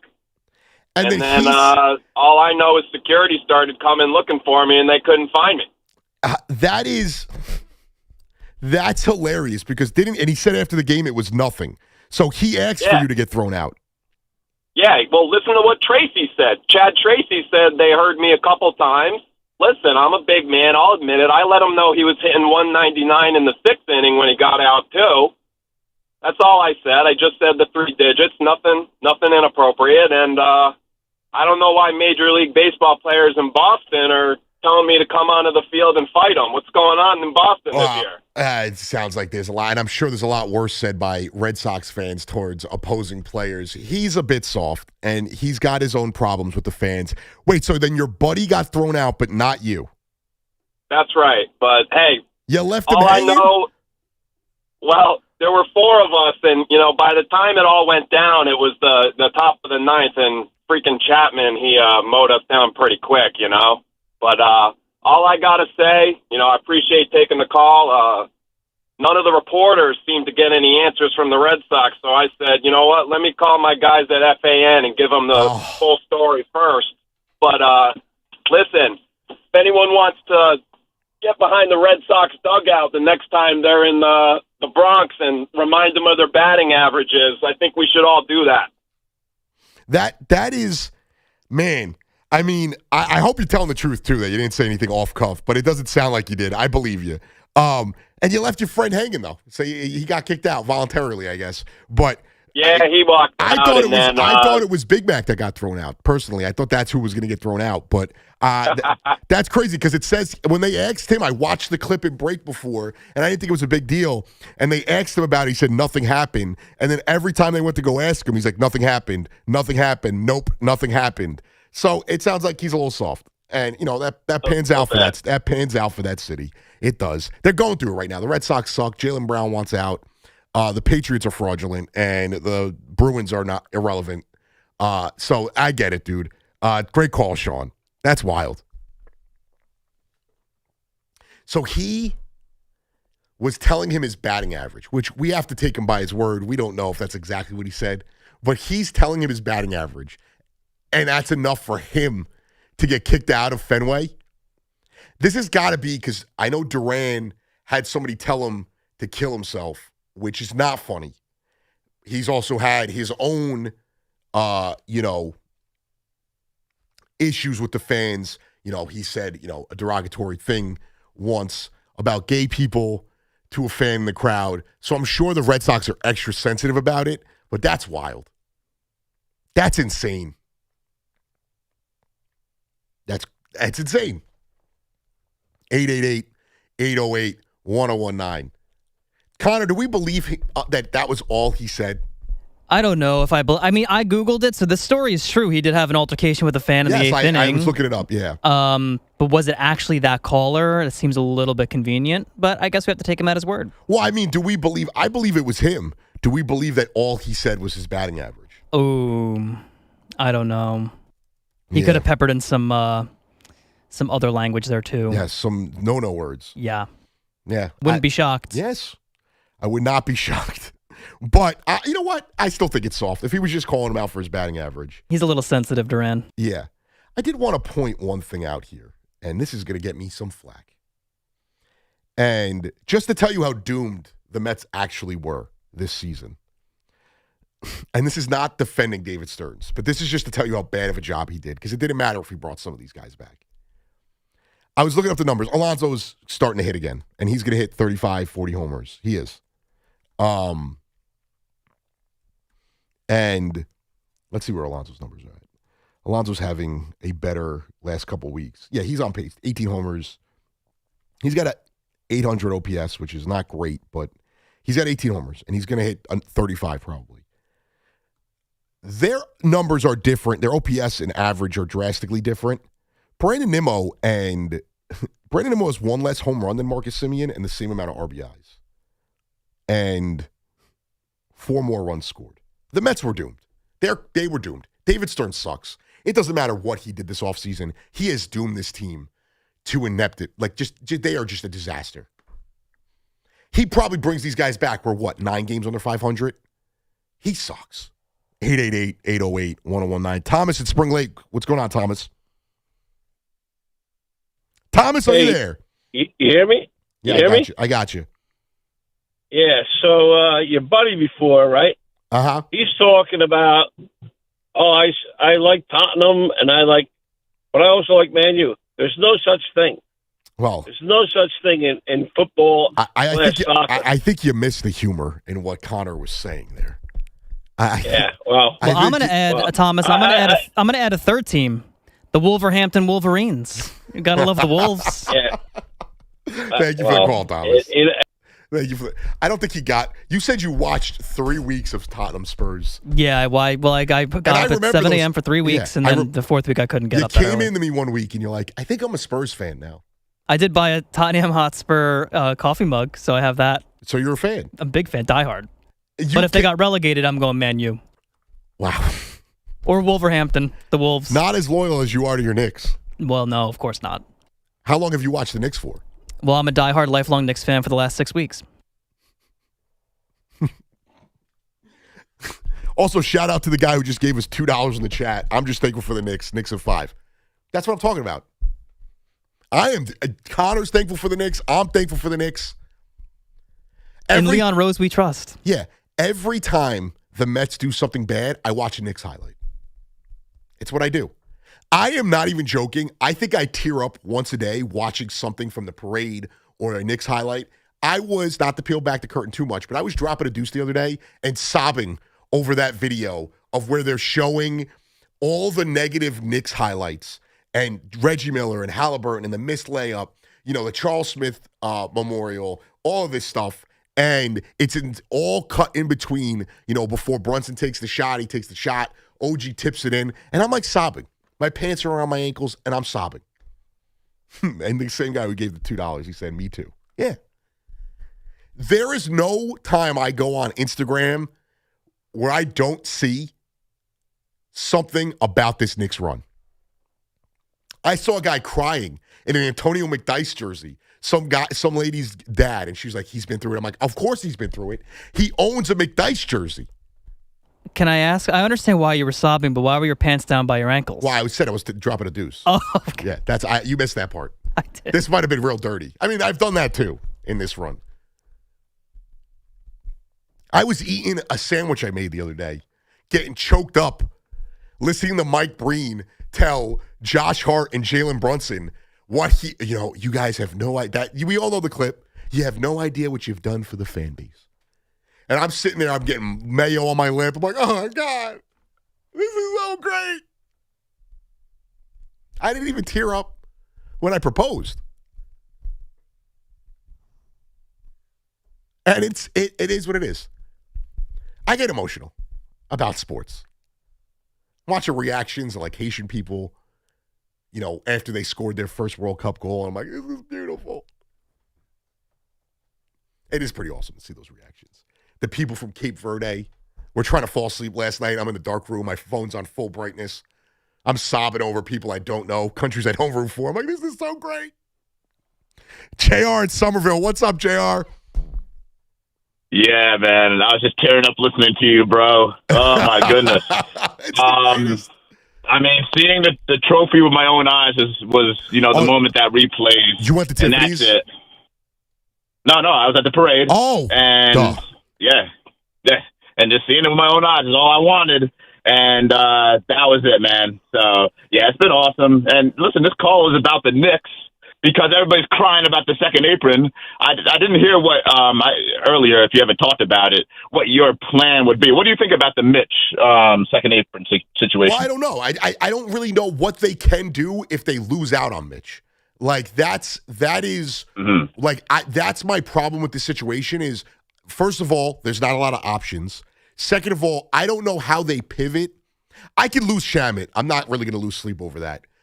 And I'm not going to feel like the season's over if they lose Mitch. I just want to know, how do they pivot? Because I don't truly understand what they're allowed to offer people, whether it's a trade or free agency, outside of the veteran minimum, if they lose Mitch.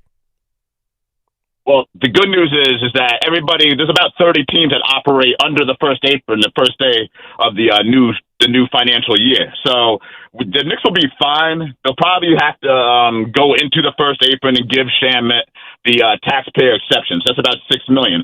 Mitch, we shouldn't even worry about Mitch, man, because he's mercurial. This reminds me a lot of the Cespedes contract. It's like we're just trying to give this dude money because we went to a certain level with him before, but one, I'm pretty sure he punched something or somebody that the Knicks know about. And they're like, yo, we can't give this dude 4 years and 60-something million. Well, two, he's gonna be playing behind Cat. This guy, his whole thing is he wants to start. You got to really give this guy the opportunity to go somewhere else, pivot to somebody like Yves Missy, I love. There's Capella, Drummond, Looney. Those names are out there. But I would like Capella. Marcus Smart. Well, that's the thing too. Smart. But do you think that, I actually, my thing with Mitch is the reason why I don't lose sleep over them losing him, and I do want him back because I think what he brings defensively is great, is he is very limited elsewhere. Like, there is an aspect of you bring in somebody who shoots 60% from the free throw line and is a great defensive player that can rebound and catch alley-oops. It kind of changes you offensively just because you don't have that ability to put a guy at the line and kill your offensive flow. Well, Mitch is, I think, number 2 in the history of the NBA in offensive rebound percentage. So he's right there with Rodman. Okay, so that's a thing. I'm looking for a guy who gets offensive rebounds, sets brick wall screens, and gets up to the line and shoots it at like 65%. We can deal with that. I think that's something where I think a lot of people are overrating Mitch. And to be honest, when he was on the floor in game, 4, when Karl Anthony Towns got in foul trouble, he was winded, and I was kind of annoyed by that. I'm like, this guy's getting, load management all year. This guy, it's the finals, and you tell me he plays 6 minutes and he gets winded, and you guys want to give this guy $20 million a year? Right. It's kind of crazy. So you think $6 million gets it done for Landry Shamet? I mean, it should. The guy made 2.4 last year. Listen, shooters get hot. You don't the guy's think a great. So you don't think that a team like the Heat would go and try and sign him away from the Knicks when they need a 3-and-D guy desperately? Not saying he's worth more than that. Well, the challenge with these exceptions is that they usually hard cap you when you use them, okay? So the Knicks have that. The Knicks have the advantage of his loyalty. I think he stuck around. He was going up against Garrison Matthews in training camp, right? Yes. Like, this guy was on a guaranteed deal. Malcolm so, Brogdon. 6.1 is pretty good, a pretty good pay raise. It's almost double, 3 times what he made before. But, he got hot. He's part of the system. If Miami wants to go and give him something like $10 million, whatever, let them go ahead and do that. Because when I look at the bottom of the free agent market, we're a team that should be a target for ring hunters, all right? We're not used to this. Let's get some ring hunters. Let's get some dogs in there. Let's get back to it. Thank you so much, Jared. I'll talk to you soon, dude. Oh, what a great show. Shout out to Connor Green. Shout out to Alex Azarm. Do not shout out David Stearns. We got a lot more coming up with Keith McPherson at 9 o'clock. I am back. I think I'm back this Thursday after the Carton show, 7 to midnight. And then the morning of the 4th of July, I believe I'm doing 9 a.m. to 1 p.m. So I will talk to you guys then. Hit me up on the socials, Pico de Gallo, 24 on IG. Search Anthony Gallo, WFAN, on Twitter, or Pico_Day_Gallo there. I'll talk to you guys soon. As always, let's go Knicks. Sports Radio 101.9 FM. WFAN, New York. From off-season moves to position battles and the biggest storylines surrounding the Giants and Jets, WFAN is getting you ready for football season. Expert analysis, breaking news, insider insight. Football lives here. WFAN. I can. You can't spell American without it. And now during the Jeep Make This the Summer event, you can celebrate 250 years of the country that can, with a vehicle that always can. I can go where freedom takes me, and take it all in with Jeep Wrangler's legendary 4x4 capability. I can see this country in all its beauty, in Grand Cherokee, the most awarded SUV, and I can celebrate it all in the brand that America calls its most patriotic. And right now during the Jeep Make This the Summer event, well-qualified current FCA lessees get an ultra-low mileage lease on the 2026 Jeep Grand Cherokee Limited 4x4 for $419 a month for 36 months with $2,049 due at signing. Tax, title, license extra. No security deposit required. Jeep has won more awards over its lifetime than any other SUV brand. Call 1-888-925-JEEP for details. Requires dealer contribution and lease through Stellantis Financial. Current vehicle must be registered to consumer at least 30 days prior to lease. Extra charge for miles over 22,500. Not all customers will qualify. Residency restrictions apply. Take delivery by 7/6. Jeep is a registered trademark. When it comes to family law, a lot has changed in recent years, so assumptions can be costly. If you see or sense a change coming in your family life that could have legal implications, it's important to know where you stand. Getting good legal advice early is never a bad idea. I'm Joe Cordell of Cordell & Cordell. If you or anyone you know is facing a family law issue, start with a consultation. Visit CordellCordell.com. 866-323-7529. 250 Pele, Saddlebrook. Diana Magala, licensed in New York and New Jersey. Joseph Cordell, licensed in Missouri and Illinois only. Okay, class, let's begin. Psst, love your boots. I just sold a pair like that on eBay. Oh, really? Yeah, it took like 2 seconds to list, and they sold almost immediately. I've been selling everything lately. Some chunky boots, a faux fur coat I never wore, and a vintage chair that was more of an expensive clothing rack.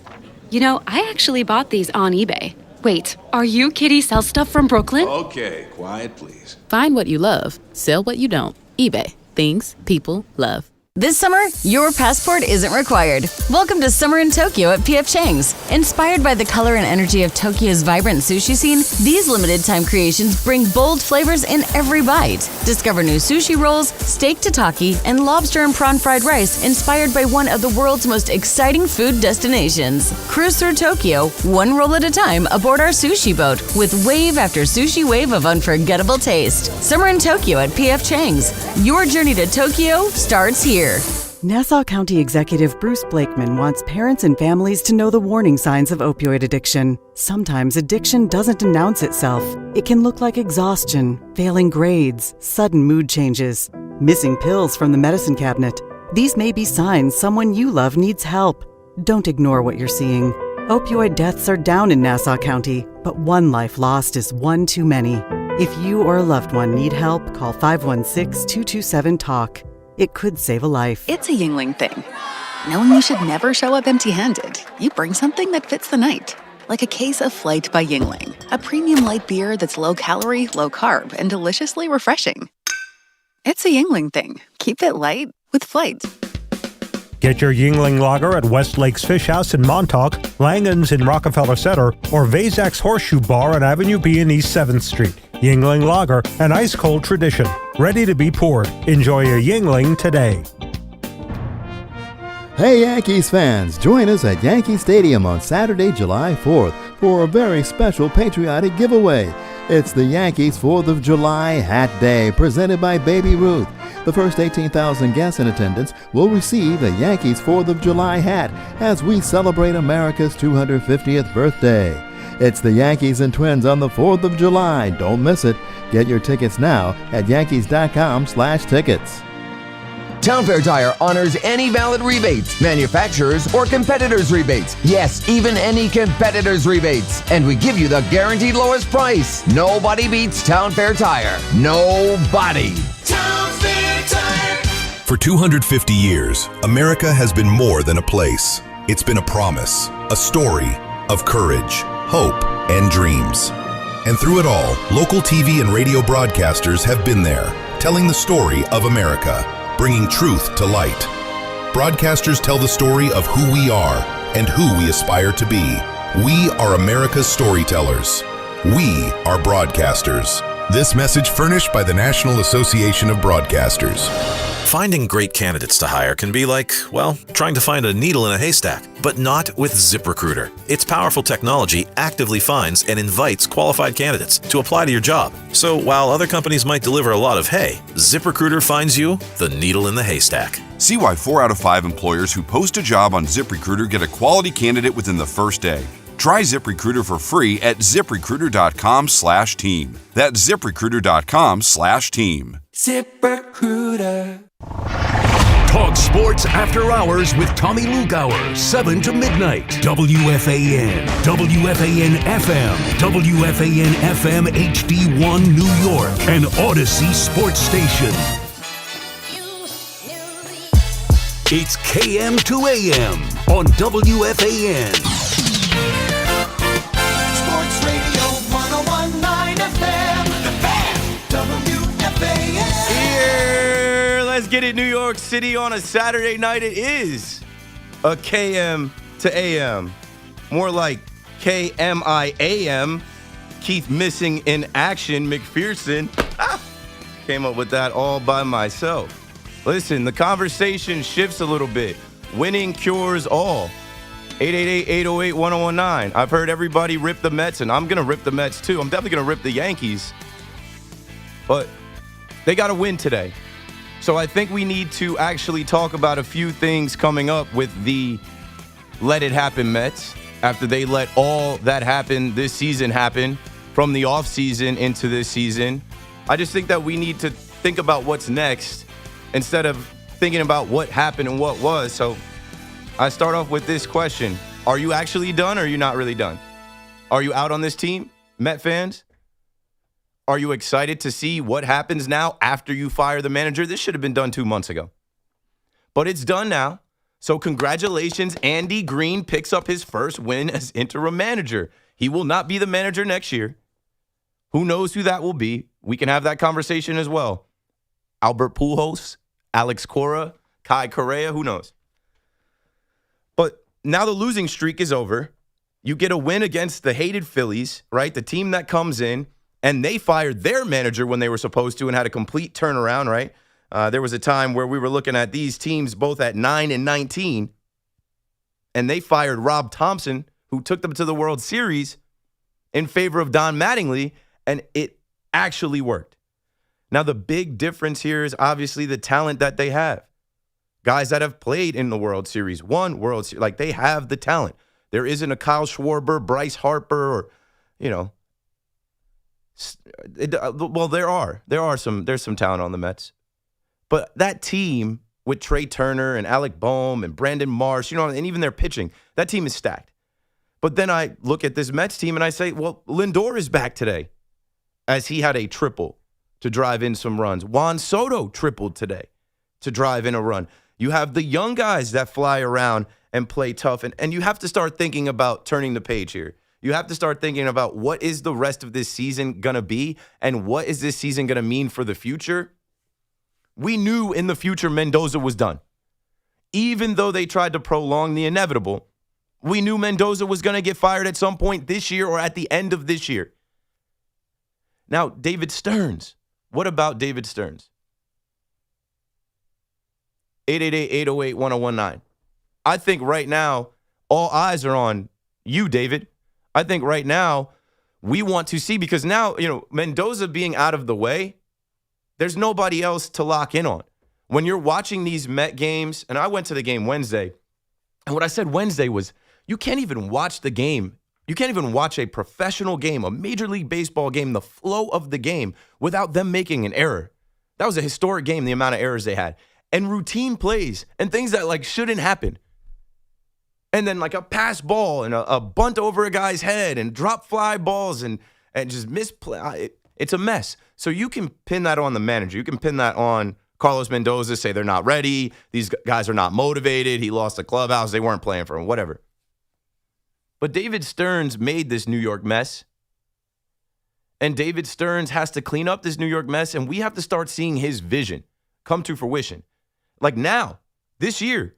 And I'll put my hand up and say this, and I don't care if this is on Old Takes Exposed or Freezing Cold Takes.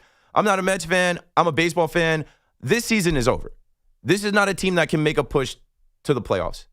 This is a team that I believe should continue to sell, as we see David Peterson get moved after that game I went to, after the second half of the doubleheader on Wednesday. David Peterson gets traded to the team they're playing against. David Peterson goes out there today, and the first pitch that he throws, Jackson Chourio takes him deep.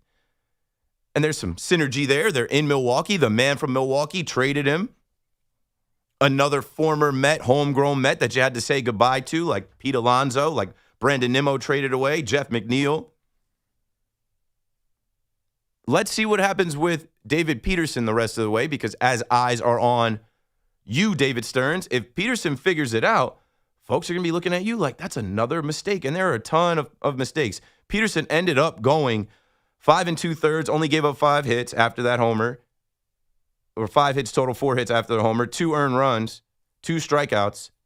So, I mean, not bad when you actually look at what he was doing in a Mets uniform and what the Mets starters are doing. Let's look at today's starter as Christian Scott came back. We do have some audio from the postgame as the Mets get a win. They end the losing streak. Andy Green gets his first win. It was an impressive win. And you know what I thought was impressive about this win?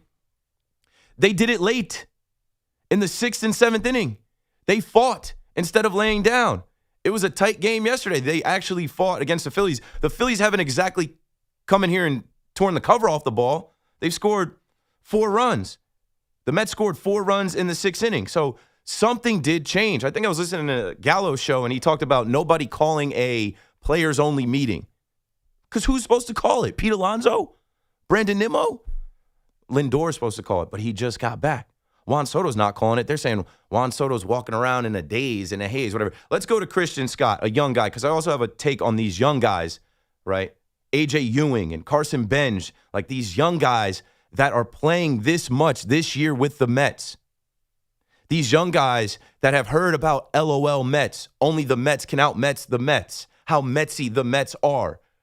a joke, a laughingstock, right? They want to be part of the change. And they're going to be looking up to guys like Juan Soto and Francisco Lindor to lead the way. Even guys like Luke Weaver, Devin Williams. And we got to give some credit to the bullpen and give some credit to David Stearns. If we want to talk about his best moves were taking Yankees pitchers and bringing them over to Queens. Clay Holmes added into Luke Weaver and Devin Williams. But yeah, let's play this cut from Christian Scott after the game. After he comes back, he goes 4 1/3, 3 hits, 2 earned runs, 2 walks, 6 strikeouts, gives up a homer. Here's what young Christian Scott had to say about the road ahead. Having the 7 game skid, I mean, does this feel like a little bit of an exhale here? I mean, in a way, I mean, we know we got a mountain to climb, but, we can only climb that mountain one step at a time. So, taking it one day at a time, staying present, staying in the moment, that's all we can do. You'd love to, try to look into the future, and that's human to do that. But in reality, you got to stay present, stay in the moment, and try to win the day. And so that's all we're really focused on. Can they climb this mountain? Can they actually climb the mountain? And when he says mountain, I'm assuming the mountain to climb is to have a push like they did in June 2 years ago. Oh, my. Grimace. Can they climb the mountain? Call me up and tell me if you believe. You got to believe. Before I start ripping the Mets, and I'm not ripping this isn't even a time to laugh or troll, but this is a time to hold people accountable. This is a time to start at the top, Steve Cohen, and then go to David Stearns, and then hold the players accountable as well. Speaking of, let's hear from the pseudo-captain. I refer to him as the captain that never was, that all of a sudden we thought that he would be the captain on David Wright Day last year, and then we come into this year and Steve Cohen says there will never be a captain as long as I'm... Okay, yeah, cool, wherever you got that from, cool. Let's hear from Francisco Lindor after today's win. You and Soto have played together, or barely played together this year. Did today feel like kind of a reminder of, what this team can be when you guys are hitting like this? For sure. I mean, but at the end of the day, even when we weren't together, he's still being elite. But yeah, like I said outside, I felt like Stearns did a good job putting the team together. We just haven't been together, we just haven't played together, and we now that we're slowly getting healthy, little by little, hopefully this next however many games we can play together and make something special out of it. The Mets are 35-48. They're 9.5 games back in the wild card for the last wild card spot in this time where we have an extra wild card. And we are about a month away from the trade deadline. One of the leaders, one of the higher paid players, one of the veterans on the team just said that he feels like David Stearns did a good job putting his team together. And as I was putting my notes together and waiting to see whether the Mets would win or not, and Lindor coming back and swinging the bat and having a part in the win, I started to actually think deeper, right? That's what you got to do. When you're doing the radio, you got to have thoughts. You got to think. You got to come up with takes and opinions and things that other people haven't said. And maybe somebody said this, but I started to think deeper. I'm not going to just rip Steve Cohen, and I will rip him plenty tonight. I'm not going to just rip David Stearns, and I will rip him a ton too. But you got to think deeper, right? I remember being on this radio station saying D Stearns, the D stands for destroying. He's going to destroy the Mets. Anybody remember me saying that? He's going to destroy your image of your Mets. He's going to paint the Mets in his image. But was it completely his image? Steve Cohen definitely had a hand in it, right? And so did Francisco Lindor. If Francisco Lindor is coming out here and telling you that he feels like David Stearns, nobody asked him to say that. He supplied that. If he's coming out here telling you that he feels like David Stearns did a good job putting the team together, maybe he had an issue or multiple issues with guys that were on the team that got shipped away. 888-808-1019. I don't know. It kind of gives some credence to the rumors about the clubhouse and about, I don't know, things that I don't even want to get that deep into with Lindor and his wife and how they feel politically and this, that, and the other. It's like, wait a minute. David Stearns didn't do a good job putting his team together. He didn't have to do all of this. The team just missed the postseason last year, and he decided to blow it all up. He decided to get guys to play other positions, play out of position. move on from guys that actually did it here. He talked about run prevention, and now the fans have flipped that on him to call it fun prevention. Shout out to Hector in Washington Heights and his show Blunt Thoughts. They have a New York Mets shirt with David Stearns and, the clown paint on his face. And then underneath it says run prevention, cut out or scratched out, X'd out, and then it says fun prevention. Because the Mets are the opposite of run prevention. Those Cubs games would get to like 3-3, and then it was all downhill from there. Couldn't stop it. Couldn't hold them. So where I'm getting at now is like they're all in this together, this New York mess. Steve Cohen has gone silent. He's gone a little quiet. You see him. You see him on the field talking to players, but he's not tweeting anymore. And good. I was saying for 2 years, no good will come from you tweeting. You don't need to be on X Twitter with us. You don't have to look cool. You don't have to say anything clever. You don't have to try and be catchy, right? Let me know when you see smoke. We see a lot of smoke. It's a dumpster fire, right? They wanted Kyle Tucker. And you know who I feel like really wanted Kyle Tucker? I think that was a move that Steve Cohen wanted to get done to flex his superpower, which is being the richest owner, the multi-billionaire owner in the sport. And even with Juan Soto, right? If we go back to Juan Soto, that's not a David Stearns move. David Stearns would never make that move. If you look at David Stearns and the moves that he makes, he'll give Jorge Polanco a ton of money in a short term. He's not signing a player for 16 years, 15 years. So they're all in this together. Right now, Stearns is going to get the brunt of it. You know why? He had to meet the media twice. And he goes from telling us that Carlos is safe and I'm not going to talk about this every time and we think Carlos is an asset and he does a good job to, we came to work together every day. And shout out to Mike Puma, who asked him the question of the press conference, right? We were partners in this. We came to work together every day for parts of 2 years. Carlos and I spoke together on the phone every day. And Mike Puma said, well, if this is a partnership with you and the manager, you fired him. Did you think about stepping aside yourself? No, he can't step aside. Not before we get to the draft, which will happen in Philadelphia during the All-Star festivities. I'll see you down there. Not before we get to this trade deadline, which it made me think about Billy Epler. One of Billy Epler's parting gifts was making all of those moves at the deadline that only the Mets could do because they had the owner that could afford it. Ship these guys off. We'll pay them to go away. We'll add some prospects to our farm system. Well, you know what? David Stearns has come in here and he's traded some of those prospects because he didn't care about them. Like, I get this air from David Stearns that he does not care about what was before him. He's up here and he's getting paid like $10 million. He does not care. Like, we're so stuck on what's going on right now. Last year at the trade deadline, he didn't help. Last year at the trade deadline, he went to get Mullins out of Baltimore, dud. Ryan Helsley, Gregory Soto, Rogers. That was it. We praised it at the time, but he whiffed on all of those. Maybe Rogers was decent. The rest of them, nah. He hasn't made good moves. We forget about the little moves like Joey Wendell or Adrian Hauser or Frankie Montas. Like, there's so many bad moves for this GM that's making more money than Brian Cashman. This GM who we were told is a boy genius. This GM who was celebrated almost in the same regard that the owner was celebrated, that this guy's coming in and the days of the LOL Mets are over. Things change with this move now. I mean, the more things change, the more things stay the same. 888-808-1019. So I ask you, what is next? Are they going to try and push towards October? I don't think you should do that. I just don't think that's realistic. It's good to get a win today. Winning cures all, right?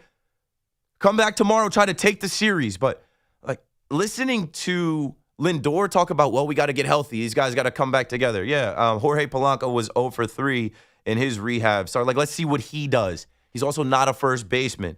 Pete Alonso started heating up in these last couple weeks. He is a first baseman. You moved away from that guy, and what we heard was, oh, he's not going to age well. He doesn't have the defense. He doesn't have the body. You don't have the defense. Mark Vientos at first base, never again. Mark Vientos at first base, never again. Done. Jared Young, congratulations. You are the winner. You've earned the spot for now. And let these young guys keep running. And guys like Lindor, Soto, and Bichette has been better as of late. Like, lead the way. These guys got to lead the way for the young guys and at least start competing here in this last month. Because if they do start winning and they are able, it's now. It's literally now or never. And I think it's a great coincidence that they chose Pride Night as the day to fire Carlos Mendoza. And then you see Mr. Met dancing behind Steve Gelbs in the background with his Pride Night wristbands up. I think it must be something written in the stars that we were talking about last year, June 13th, right? Halfway through where we got to June 26th. We were talking about June 13th as the night that it all started to change for the Mets when they had Pride Night. They were playing against the Rays. And last year, they just went on a downward spiral from that point on. And now this year, they decide, okay, we're not firing Mendoza. We're not firing Mendoza. Well, we got to fire him now after this sweep. The Cubs swept us in the season series. We'll do it before Pride Night. And we'll put up a bunch of rainbows and balloons and flags, and everybody will come here and Mr. Met will dance around, and it'll be all good. They lost last night. It doesn't change what goes on. That's another thing. The mascot race. Queens can win that every single time. It doesn't change what's going on in the clubhouse and on the field. How does that change, Met fans? What's next? Are they going to climb this mountain? Are they going to push towards October with this team? You got to pitch. They don't have the pitching, right? You bring Kodai Senga back, Mr. Ghost Fork. Yeah, he's a ghost on the mound. Every time he pitches, the game is done. Stick a fork in him. Who is going to pitch? Oh, let me guess. Freddie Peralta, who got Metsified. Freddie Peralta was supposed to come over here and be the ace. He's the opening day starter, right? He's going to suddenly turn into a 7-8 inning pitcher. And no, I would send him anywhere. That's a guy you trade. So these are the questions I'm asking you tonight. Do you believe that they have enough? Do you believe that this is a turning point? Or do you believe that this is one win? They lose tomorrow, and then the rest are it's hard to win. They've lost so much. You can't have 11-game losing streak, 7-game losing. You can't do it. You can't do it. They've lost so much. I do not believe, and it's not being a hater. It's being a baseball fan and doing simple math and also looking at the roster and saying, yes, it's good to win. Today was a good feeling, and I wanted to start with that. Congratulations. Losing streak is over. You got to win. Andy Green's first win. Soto contributed. Lindor contributed. Christian Scott had a good day on the mound. A.J. Ewing, good job.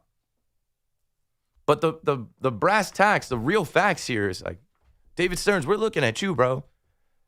They're kicking people out of Citi Field with signs that say fire David Stearns, fire Stearns. Fans are chanting fire Stearns. Like, it's on you. And I think you got to be responsible here. We're tired of hearing that you believe in the team.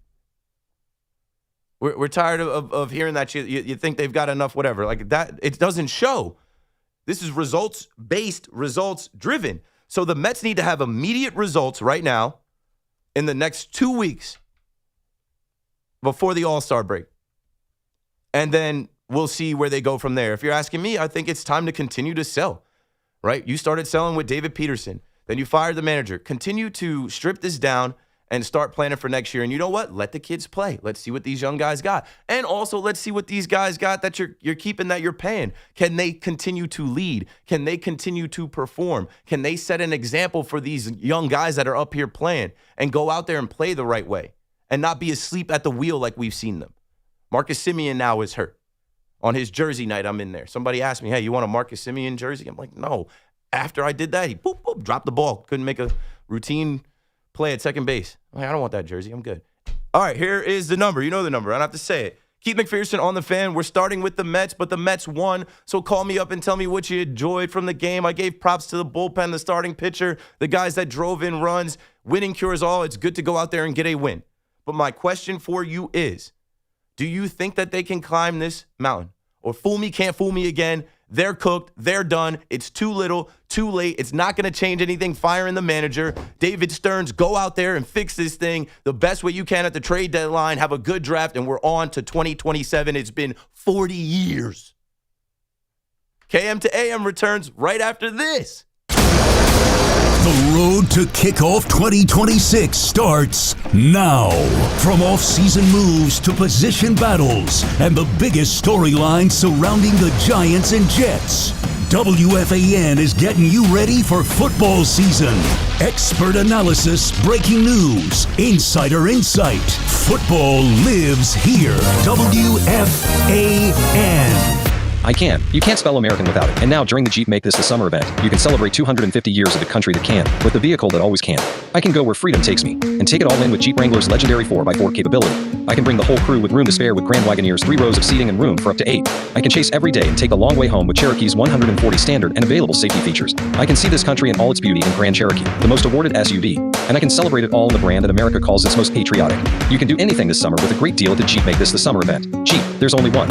Right now, well-qualified current Jeep Grand Cherokee 4xe or Wrangler 4xe lessees get an ultra-low mileage lease on the 2026 Jeep Wrangler 4-door Sport S for $299 a month for 36 months with $4,069 due at signing. Tax, title, license extra. No security deposit required.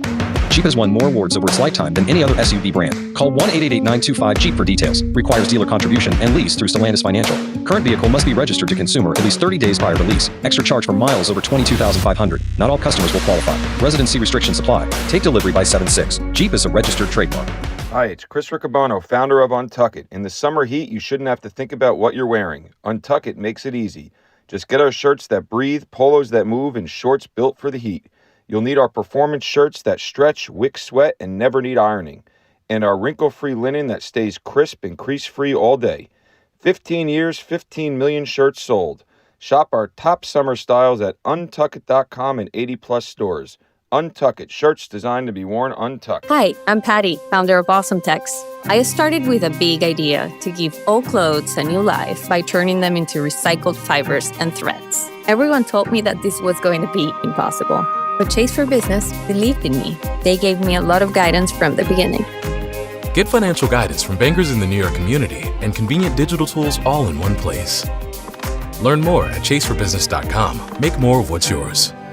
Real customers compensated. JP Morgan Chase Bank, N.A. member FDIC. At NYU Langone Health, we know there really is no place like home. That's why we get our surgery patients home faster and have fewer readmissions than any other health system. That means once you're home, you won't need to go back for the same procedure. Instead, you can get back to the things you love. And the next time you need something else, we're here.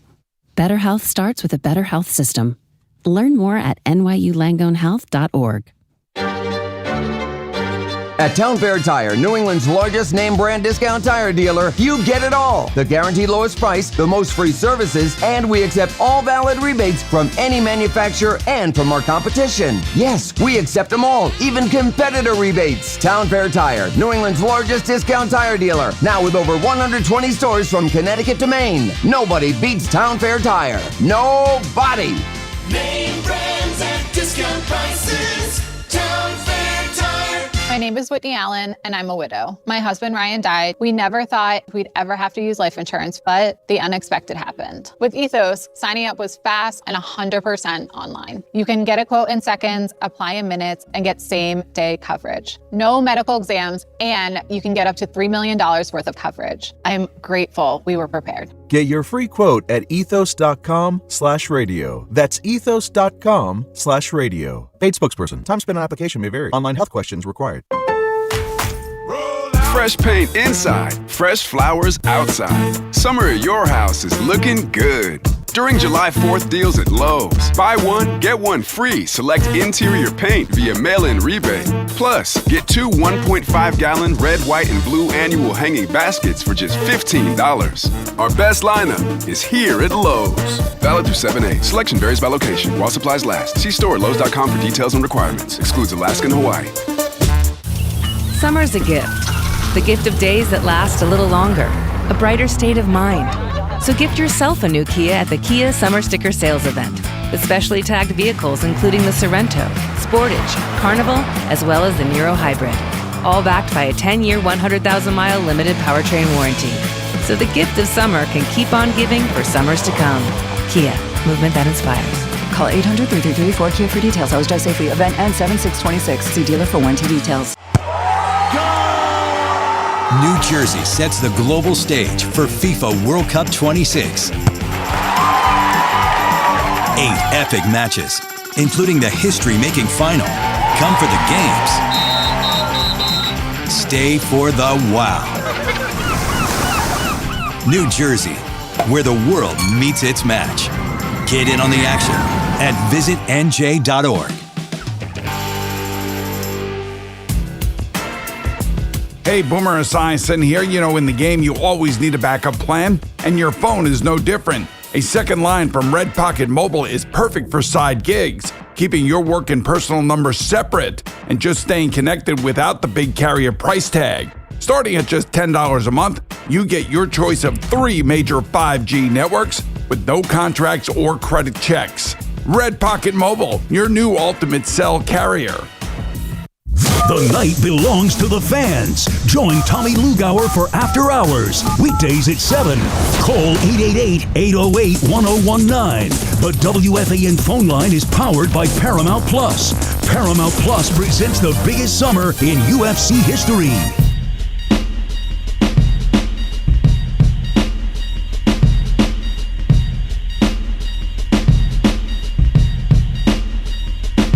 Yeah. Good to be back with you on this Saturday night in late June. Keith McPherson on the fan. Just like old times, just like an old KM to AM. You got me till 1 a.m. taking all your calls. We're talking about the Mets to start. If you're on hold to talk about the Yankees, I'm going to get to you. If you're on hold to talk about the Knicks, I'm sure people want to hear me talk about the Knicks, no? No, net fan. No, I had to get low. I had to disappear during the Knicks run. And I felt like it was good for, and I listened to a lot of the shows. It was good for all of the Knicks fans on the fan to cover that run, to live in that, to bask in that. I mean, in the 5 years that I've had the opportunity to join you on the fan, none of our teams have won. And I didn't know how I would feel watching that run, but I enjoyed it, even though I'm not a Knicks fan, even though I am from New Jersey. Even though I was a Chicago Bulls fan, picked the Nets, continued with the Nets. They went to Brooklyn. I boycotted. Who cares? Let's get back to it. The New York Mets, in the next 2 weeks before the All-Star break, right? The New York Mets will face the Phillies tomorrow, and then they will go up north to Toronto, and then they will head down south to Atlanta for a 4-game set against Jeremy Hefner and Anton Richardson. And then they will come home to face the Kansas City Royals and the Boston Red Sox. I think there are a lot of winnable games in that, 2-week stretch potentially. And I think that's going to be a deciding factor in some things. I think that they're cooked. I think they're done. I don't think they have it. But you call me up and tell me if you think differently, or tell me if you agree, or what you expect to see next. What do you want out of this season? These seasons are precious to us. And, coming off of what the Knicks just did, there are a lot of you that are checked out. And I understand that because your basketball team won. I was listening to Gallo talk about nothing can affect me. But in New York, I feel like the Knicks, they spared the Mets for a little while. And now the spotlight is on the Mets so bright. They've got this one last opportunity here in these next 2 weeks to show us what can you do without Carlos Mendoza, which, I feel for Mendy, but I also don't. I feel like Mendy could have been fired after last year. You were in charge of the great collapse, the most embarrassing collapse for a team with that high of a payroll, a team that went out to get Juan Soto. You were in charge. And then the way that the team started in 2024, the OMG year, that wasn't good either for your first year. And then this year, disaster. So, Mendy has blood on his hands too, but we realize he's the scapegoat. We realize, he was the sacrificial lamb, whatever you want to call it, at this point in time, the last week of June. So let's see what they can do these last weeks going into the All-Star break. And maybe that'll make you feel differently. For me, I think it's too late now. I think that if you wanted to make a change, to spark this team, to send a message, to do something, it should have been done 2 months ago. Let's hit the phones finally. Justin in Jersey City, you are first. What's up, Justin? You're on the fan. What's up, Keith? How you doing, my guy? I'm good. How are you? Good. Glad to hear you back. Listen, I think Mets had a big win tonight. I think that this is going to be a spark plug I think, like you said, we got a winnable games coming up. I think that this is the year we're going to see something special. I know it's been rough, but you know what? We're going to turn next year into now. It's not going to be forever next year. It's going to be forever this year, and I think we're going to see something special. So just tune in there. Let's see it. I like it. I like the energy, Justin. Call me up and say, I don't want to give up on the season. It ain't over until it's over. We can't count this team out. Some of these same guys were on the team 2 years ago that did make a miraculous run. What I'll say about that miraculous one, that run, they hit better than any team in baseball, and they pitched just as well. David Peterson was giving you Cy Young-like performances. Luis Severino, I don't know, Jose Quintana.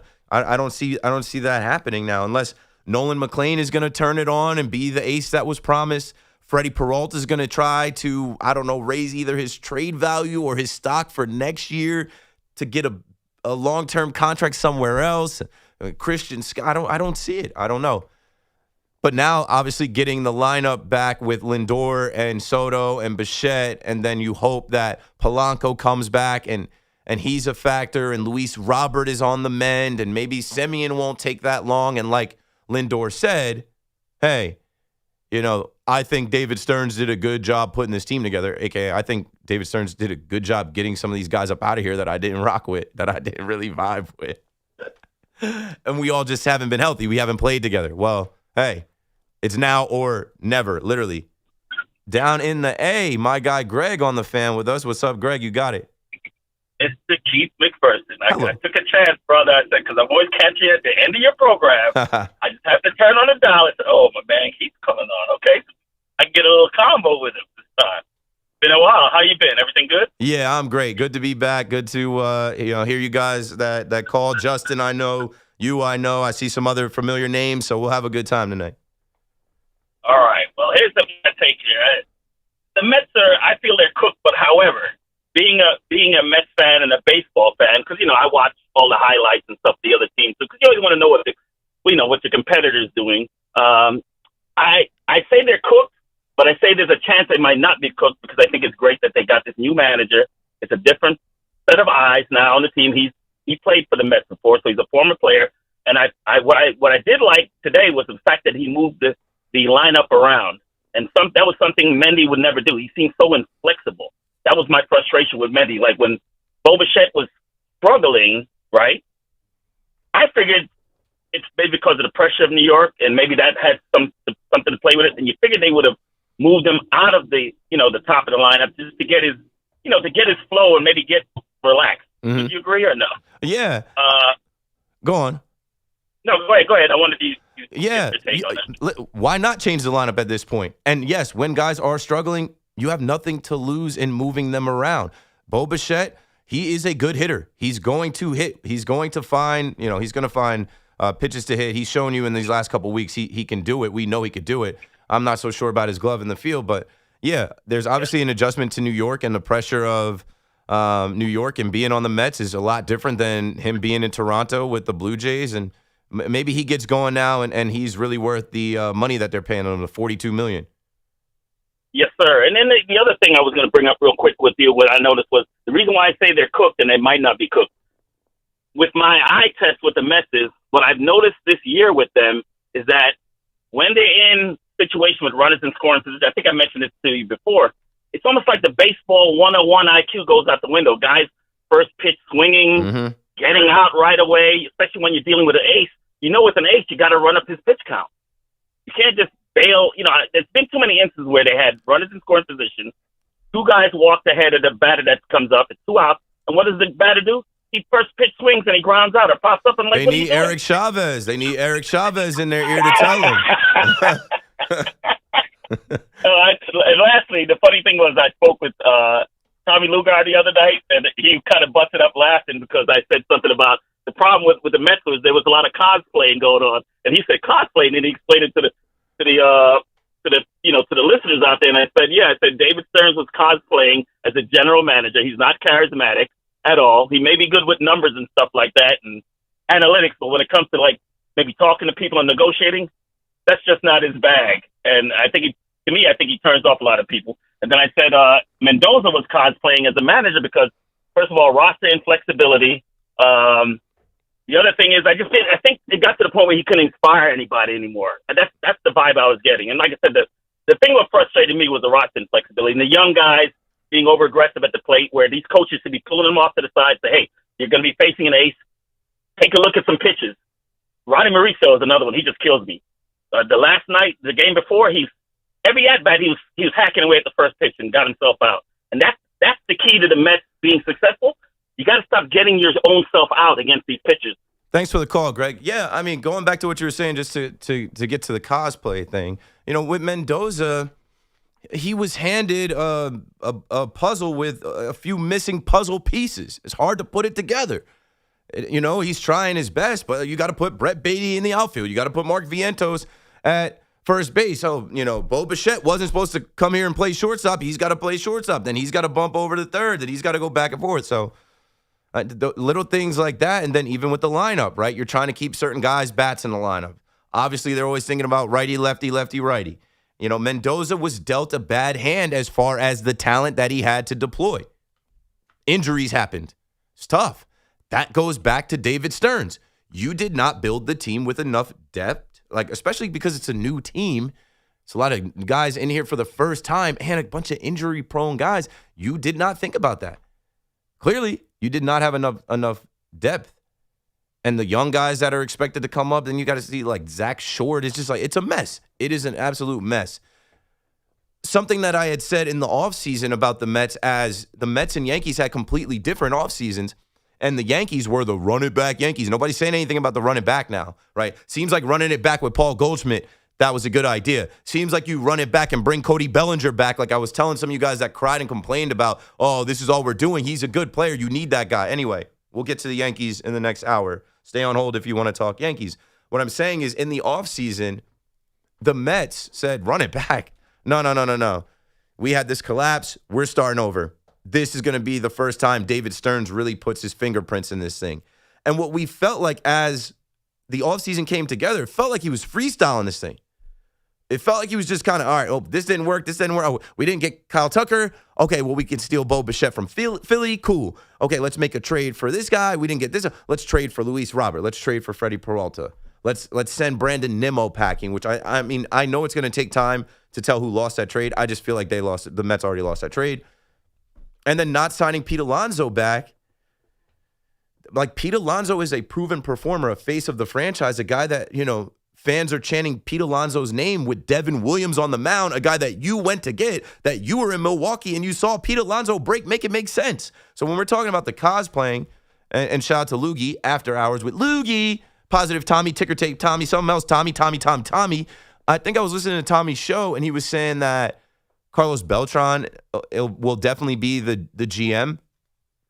I think for David Stearns now, after this second half of the season, as we've reached the halfway point, the second half point, I think it would behoove him to hire a general manager that can meet the media and talk, because fans don't want to see his quarter zips anymore. They don't. Ryan is in Middletown. Ryan, you're on the fan. Hey, what's up, Keith? What's up? I called you back when Juan Soto signed. And what did I say? Oh, man. You were right. Blessing in disguise? I for the Yankees. He's the best one. That's it. I mean, man. They're a no-show. I was in a suite Wednesday. Shout out to Rob Parker, Willie Randolph, Players Alliance, Donovan Mitchell Sr., everybody who was out there. And I couldn't stop thinking about Juan Soto's suite. It was my first time ever being in a suite in Citi Field. And I'm like, was it worth it? Because your family now is coming to watch them lose all of these games. A lot of them you didn't play in so far this year. Was it worth it for a suite? No. And for the Met fan like yourself, Ryan, people always say, they don't give out rings in December. How quickly did that evaporate, that feeling of we got Soto, we are big brother? It was I don't know, it was crazy because he was talking about a dynasty and how he was watching from the other side of New York, and how it's just crazy how quickly things change. And it's like, well, Juan Soto's going to miss the postseason for back-to-back years in his prime, and I think that's a crime against baseball. He's one of the best postseason performers, and we're not going to see him in October, age 26, 27.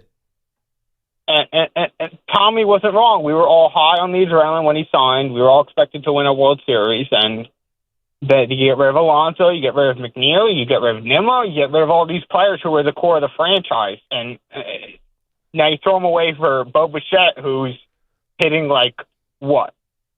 I mean, he's starting to hit better. I think he's hitting like 240-something. He hit a homer the other day. He's starting to hit better, and I think he's going to come along. He is a hitter. Thanks for the call, Ryan. Shout out to Middletown North and South. This is what I'll say about David Stearns. He's from the area, no? I think he is. I don't know where he's from. I remember his press conference, though. He said something along the lines about how he used to sneak into Shea, or he snuck into Shea, and to me that was like a weird tell. I'm like, I think he's embellishing. I don't think you snuck into the stadium. You can't sneak into the stadium, and you don't seem like the type. You don't seem like the type, my boy. So don't give us that, right? Even with Steve Cohen talking about how he's a Met fan, how he wants to exterminate the negative Met fan. What? I think you've doubled and tripled the negative Met fan. Because all of these young kids, there's a viral video of a kid saying, I don't want to be a Met fan. I don't want to be the worst. I want to be a Yankee fan. So in this 6 years of Steve Cohen, who promised not just a World Series in the first 5 years, he doubled down. He spoke again about saying winning multiple World Series in the next 10 years with Juan Soto. You can't even get him in the dance. And when the man from Milwaukee comes in here, man, New York is a pressure cooker, boy. That's why I got so much respect for Leon Rose and the Knicks. We're going to talk about the Knicks tonight. Right when it gets to it being exactly 2 weeks from Big Body Brunson winning MVP, we're going to talk about the Knicks. I'm going to lay out. That's why I've got so much respect for Leon Rose, Drew Aller, Worldwide Wes, and what I watched them do over the last 6 years or so. It's hard to do it here. There's so much pressure here. There's so many distractions here. There's so many haters here and negativity here. They don't want to believe in you. Every move you make is criticized. You better be right. Even when you make the right move, they're going to say, nah, that ain't it. So with David Stearns, he had already made so many little bad moves that we saw that didn't really work out, didn't really materialize. But they were small moves. And then when you make the seismic shift in the roster that you did in the last year, moving on from Pete Alonso, Brandon Nimmo, Jeff McNeil, Edwin Diaz name I haven't said yet, because honestly right now, Edwin Diaz move looks like, hey, look at what Edwin Diaz is not doing. He's fighting chickens. I won't say the other word because pause. He's fighting chickens and he's not healthy. So that one seems like whatever, but still, the trumpets, Mets fans loved that guy, and he was one of the locks on the team, and he did it in New York. It's hard to show up to the ballpark every day and compete here. And when you remove guys like Pete Alonso and Brandon Nimmo and Jeff McNeil, who have been all-stars and won batting titles and consistently do it here, and then you say, we're going to bring in a bunch of other guys from Toronto, from Wisconsin, from Illinois, and they can't do it, and then they get hurt, and they're not in a rush to get back. It's a mess. And that mess is on your hands, David Stearns, so we'll see what he does next. We'll see. And this is a very interesting year. Mets fans, call me up. Are you already on to 2027? Because maybe you can't be on to 2027. Because I am no longer optimistic that we are starting the season on time. I don't know. As we talk about Juan Soto's 15-year deal, and the Yankees offered him a 16-year deal, the MLB and MLBPA are going to go at it. They already are. And as time is going by, in the beginning, I thought they got plenty of time. They're already talking. Nah, I just think they're going to be so far apart. Saying that they want players to not have more than a 6-year deal, there's no way the Players Association is going for it. Their whole thing is for the players now and in the future to be able to make the most money, to maximize their playing time and potential. And I don't know if I've heard this angle, but I certainly believe this angle. I had it in my notes. I think David Stearns, as smart as he is, right? sometimes you can be so smart you look dumb. Like, I think he's figuring and thinking about a lockout as well, and that's part of his strategy for not giving Pete Alonso a 5-year deal, which that makes sense. It's Pete Alonso, bro. Imagine what this team would look like, at least with the stability at first base and that bat in the lineup. Pete plays. Nimmo plays. McNeil is whatever, but he played, like, you know. And I know fans were tired of him, but if you're picking up what I'm putting down, these short deals, I think he's doing in his first 3 years, right? The first year, I don't believe in OMG. I don't believe in Grimace. I don't believe in Jose Iglesias and Jose Quintana and Harrison Bader and Luis Severino and all the other guys that he moved on from then. And then to double down after last year's collapse and get rid of core players that had been Mets for so many years, their whole careers. Like, you need guys like that. Those guys are pillars. The audacity to think that you could do that here and it would work is crazy. So now let's see what you do next. And I think there is definitely a thought about what's coming next with baseball, because the CBA is going to be completely different. All the rules are going to change. Everything is going to be different with what they're proposing.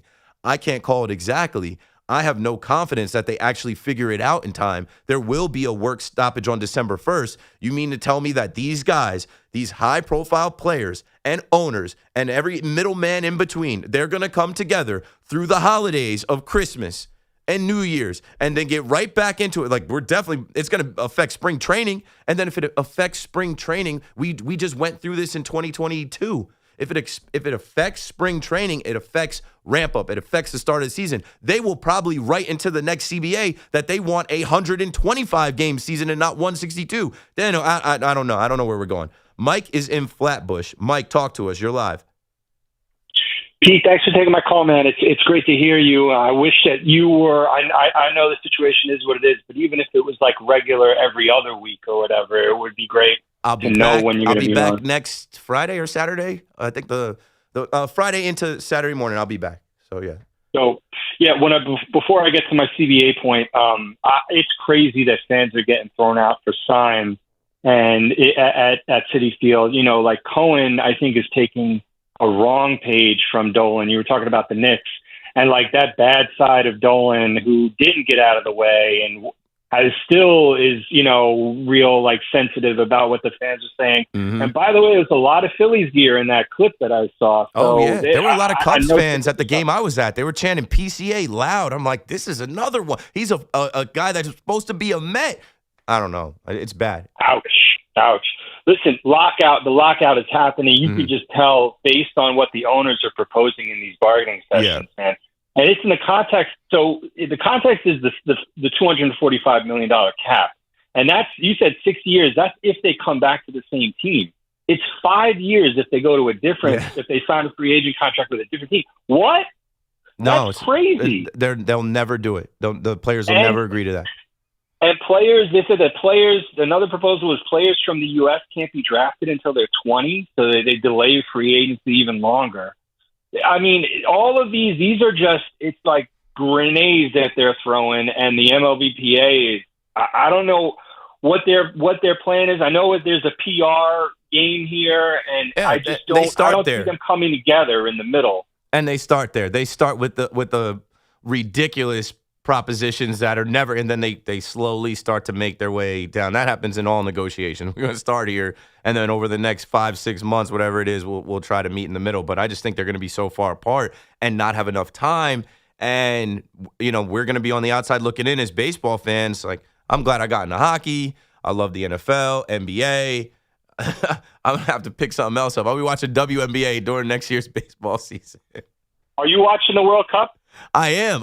The USA is good. They got some brothers now. And I learned about that one guy, what's his name? Falarin. That was like, he came through the Arsenal Academy. He was supposed to be born in London, but his mom got stuck here pregnant, so he was born on American soil and got American citizenship. I'm like, perfect. Like, that's something that was written into the future of USA soccer. So I love the energy. If you're checking out any of the clips online, like Times Square, it seems like a lot of people are congregating there, the different teams and all the partying and the dancing, and people dancing together like Germany and Ecuador, and they're doing like, you know, like swing dances and stuff like that. The Norwegians brought it to Citi Field.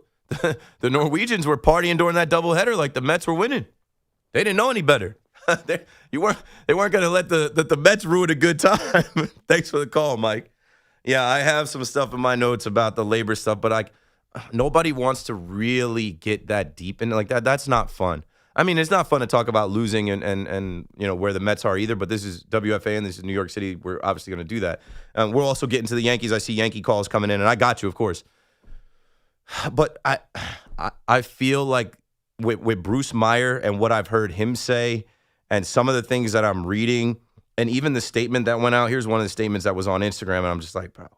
From MLBPA, after making a series of proposals to reduce player compensation by billions of dollars, eliminate fundamental rights with the salary cap, and destroy the amateur entry process, Major League Baseball and its team owners are now attempting to distract from the true impact their plan would have on baseball.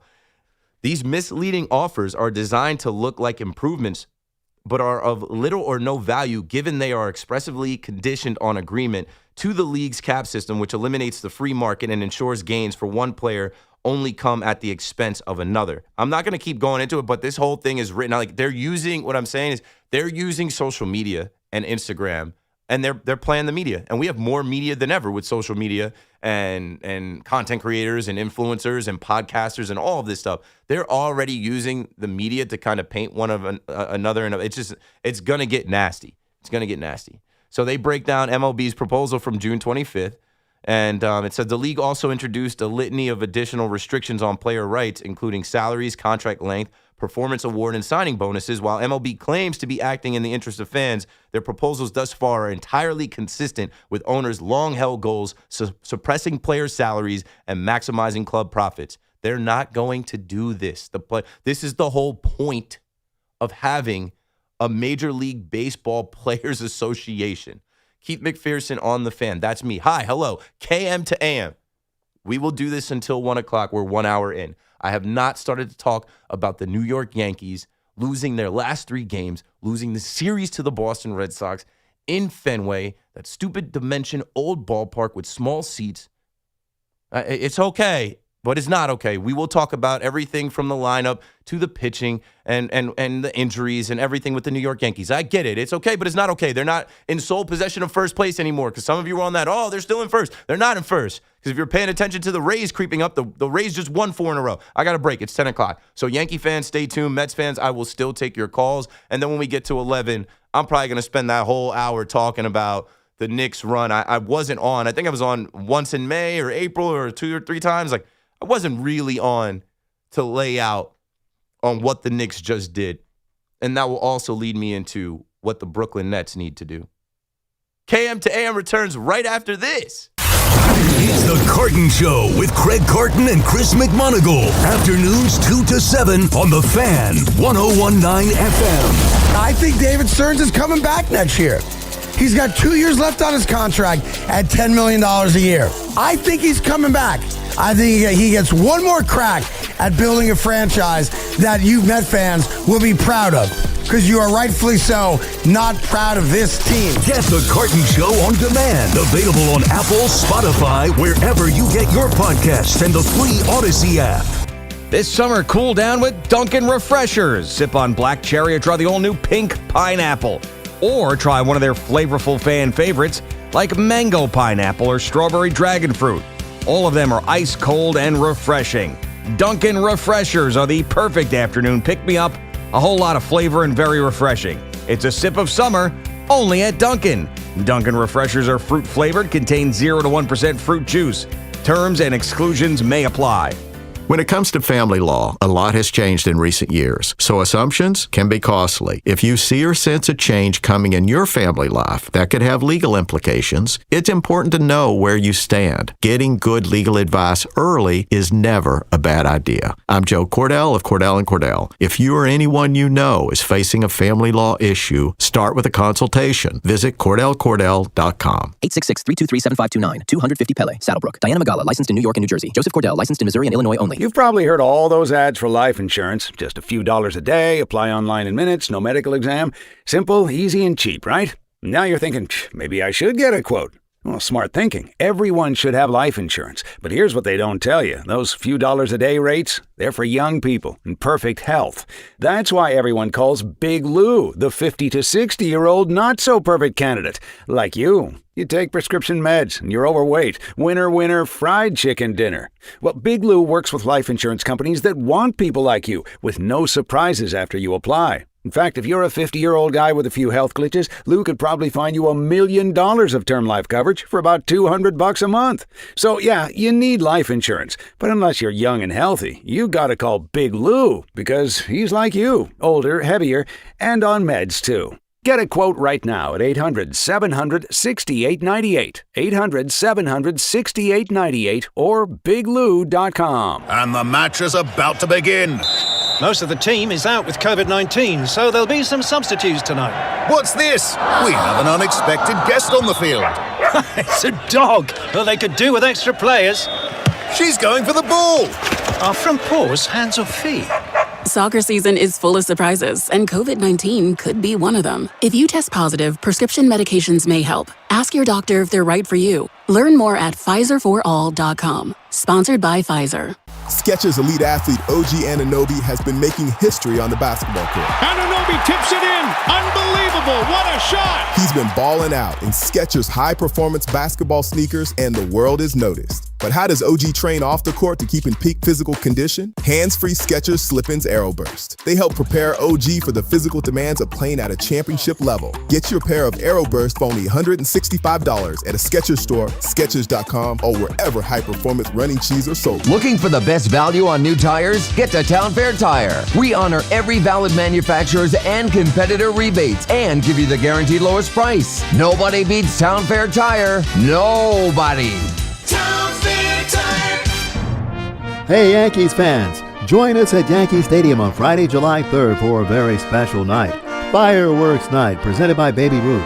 Bring your family and friends as the Yankees take on the Twins, and stay after the game for a spectacular post-game fireworks show celebrating the 250th birthday of America. Get your tickets now at Yankees.com/tickets. Don't miss the Yankees and Twins Fireworks Night, Friday, July 3rd, presented by Baby Ruth. Visit Yankees.com/tickets today. If you're looking for the drink of the summer, grab a Spiked Aid. It's your favorite sports drink flavors spiked with vodka. Zero sugar, no bubbles, and just 100 calories. Next time you're stocking up, make it Spiked Aid and follow them on Instagram and TikTok at Drink Spiked Aid. Skechers elite athlete OG Anunoby has been making history on the basketball court. Anunoby tips it in. Unbelievable. What a shot. He's been balling out in Skechers high-performance basketball sneakers, and the world is noticed. But how does OG train off the court to keep in peak physical condition? Hands-free Skechers Slip-ins Aeroburst. They help prepare OG for the physical demands of playing at a championship level. Get your pair of Aeroburst for only $165 at a Skechers store, Skechers.com, or wherever high-performance running shoes are sold. For 250 years, America has been more than a place. It's been a promise, a story of courage, hope, and dreams. And through it all, local TV and radio broadcasters have been there, telling the story of America, bringing truth to light. Broadcasters tell the story of who we are and who we aspire to be. We are America's storytellers. We are broadcasters. This message furnished by the National Association of Broadcasters. Finding great candidates to hire can be like, well, trying to find a needle in a haystack, but not with ZipRecruiter. Its powerful technology actively finds and invites qualified candidates to apply to your job. So while other companies might deliver a lot of hay, ZipRecruiter finds you the needle in the haystack. See why 4 out of 5 employers who post a job on ZipRecruiter get a quality candidate within the first day. Try ZipRecruiter for free at ZipRecruiter.com/team. That's ZipRecruiter.com/team. ZipRecruiter. Skechers elite athlete OG Anunoby has been making history on the basketball court. Anunoby tips it in. Unbelievable. What a shot. He's been balling out in Skechers high-performance basketball sneakers, and the world is noticed. But how does OG train off the court to keep in peak physical condition? Hands-free Skechers Slip-ins Aeroburst. They help prepare OG for the physical demands of playing at a championship level. Get your pair of Aeroburst for only $165 at a Skechers store, Skechers.com, or wherever high-performance running shoes are sold. Bring the flavor to the World Soccer Championship with Crush Orange Soda. Crush is the perfect pick for every match, highlight, and game-winning goal. Make every match even sweeter with Crush Orange Soda. And the match is about to begin.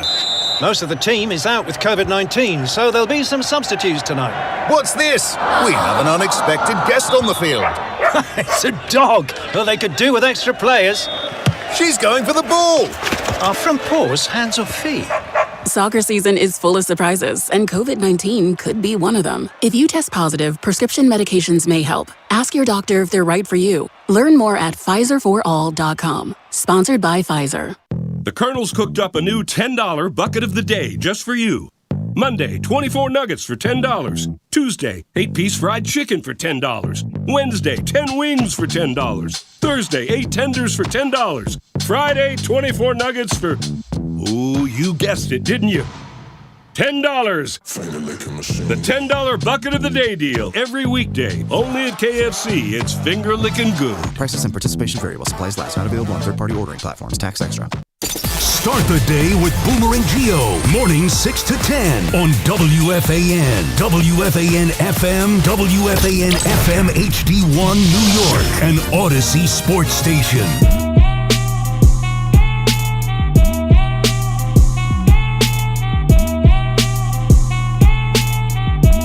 Nothing can stop me. I'm all the way up. And we're back. Yo, thanks for waiting. Thanks for holding. You could have easily dropped off. I appreciate you being here with me, Keith McPherson, on the Fan until 1 a.m., a KM to AM, like 2021 to 2025. Oh, the time flies. Let's get into the Yankees now. Question for you, Yankee fans. What pisses you off more? Losing 3 games in a row in Fenway to the Boston Red Sox, getting no hit for multiple innings, Garrett Cole giving up multiple home runs to a team that doesn't hit home runs, losing those 3 games in a row in that fashion to a team that doesn't even win in their home building. Does that piss you off? Or are you more pissed about Jazz Chisholm being a man-child and having a children's candy treat in his mouth? I'm more pissed off about what I'm seeing in Fenway. And I know. June swoon. It really wasn't a June swoon. There were really good parts of June, even all things considered, with Max Fried going down, with Stanton being out forever again, with Judge going down. We can't defend Judge. I'm sorry. I love Judge too, but we cannot defend him against the injury-prone tag. He's injury-prone. And as he's getting older, that's not going to slow down. He's hurt every year now. I have a 3-year-old son who has a authentic Judge jersey. I actually was able to find a kid's jersey for Judge without Judge on the back. I don't mind if you wear a name on your back. I don't want to wear the name on the back of my jersey or my son to wear it and then be photographed and then comment, say, oh, fake fan. Got the name on the back. I found my son a 99 Judge jersey, and he loves it, and he wants to wear it during the games, and he's so aware now. He's watching the Yankee game. He says, is that Aaron Judge? I say, nah, Jack. Judge is out. Is that Aaron Judge? Next person comes up. Who is that, Daddy?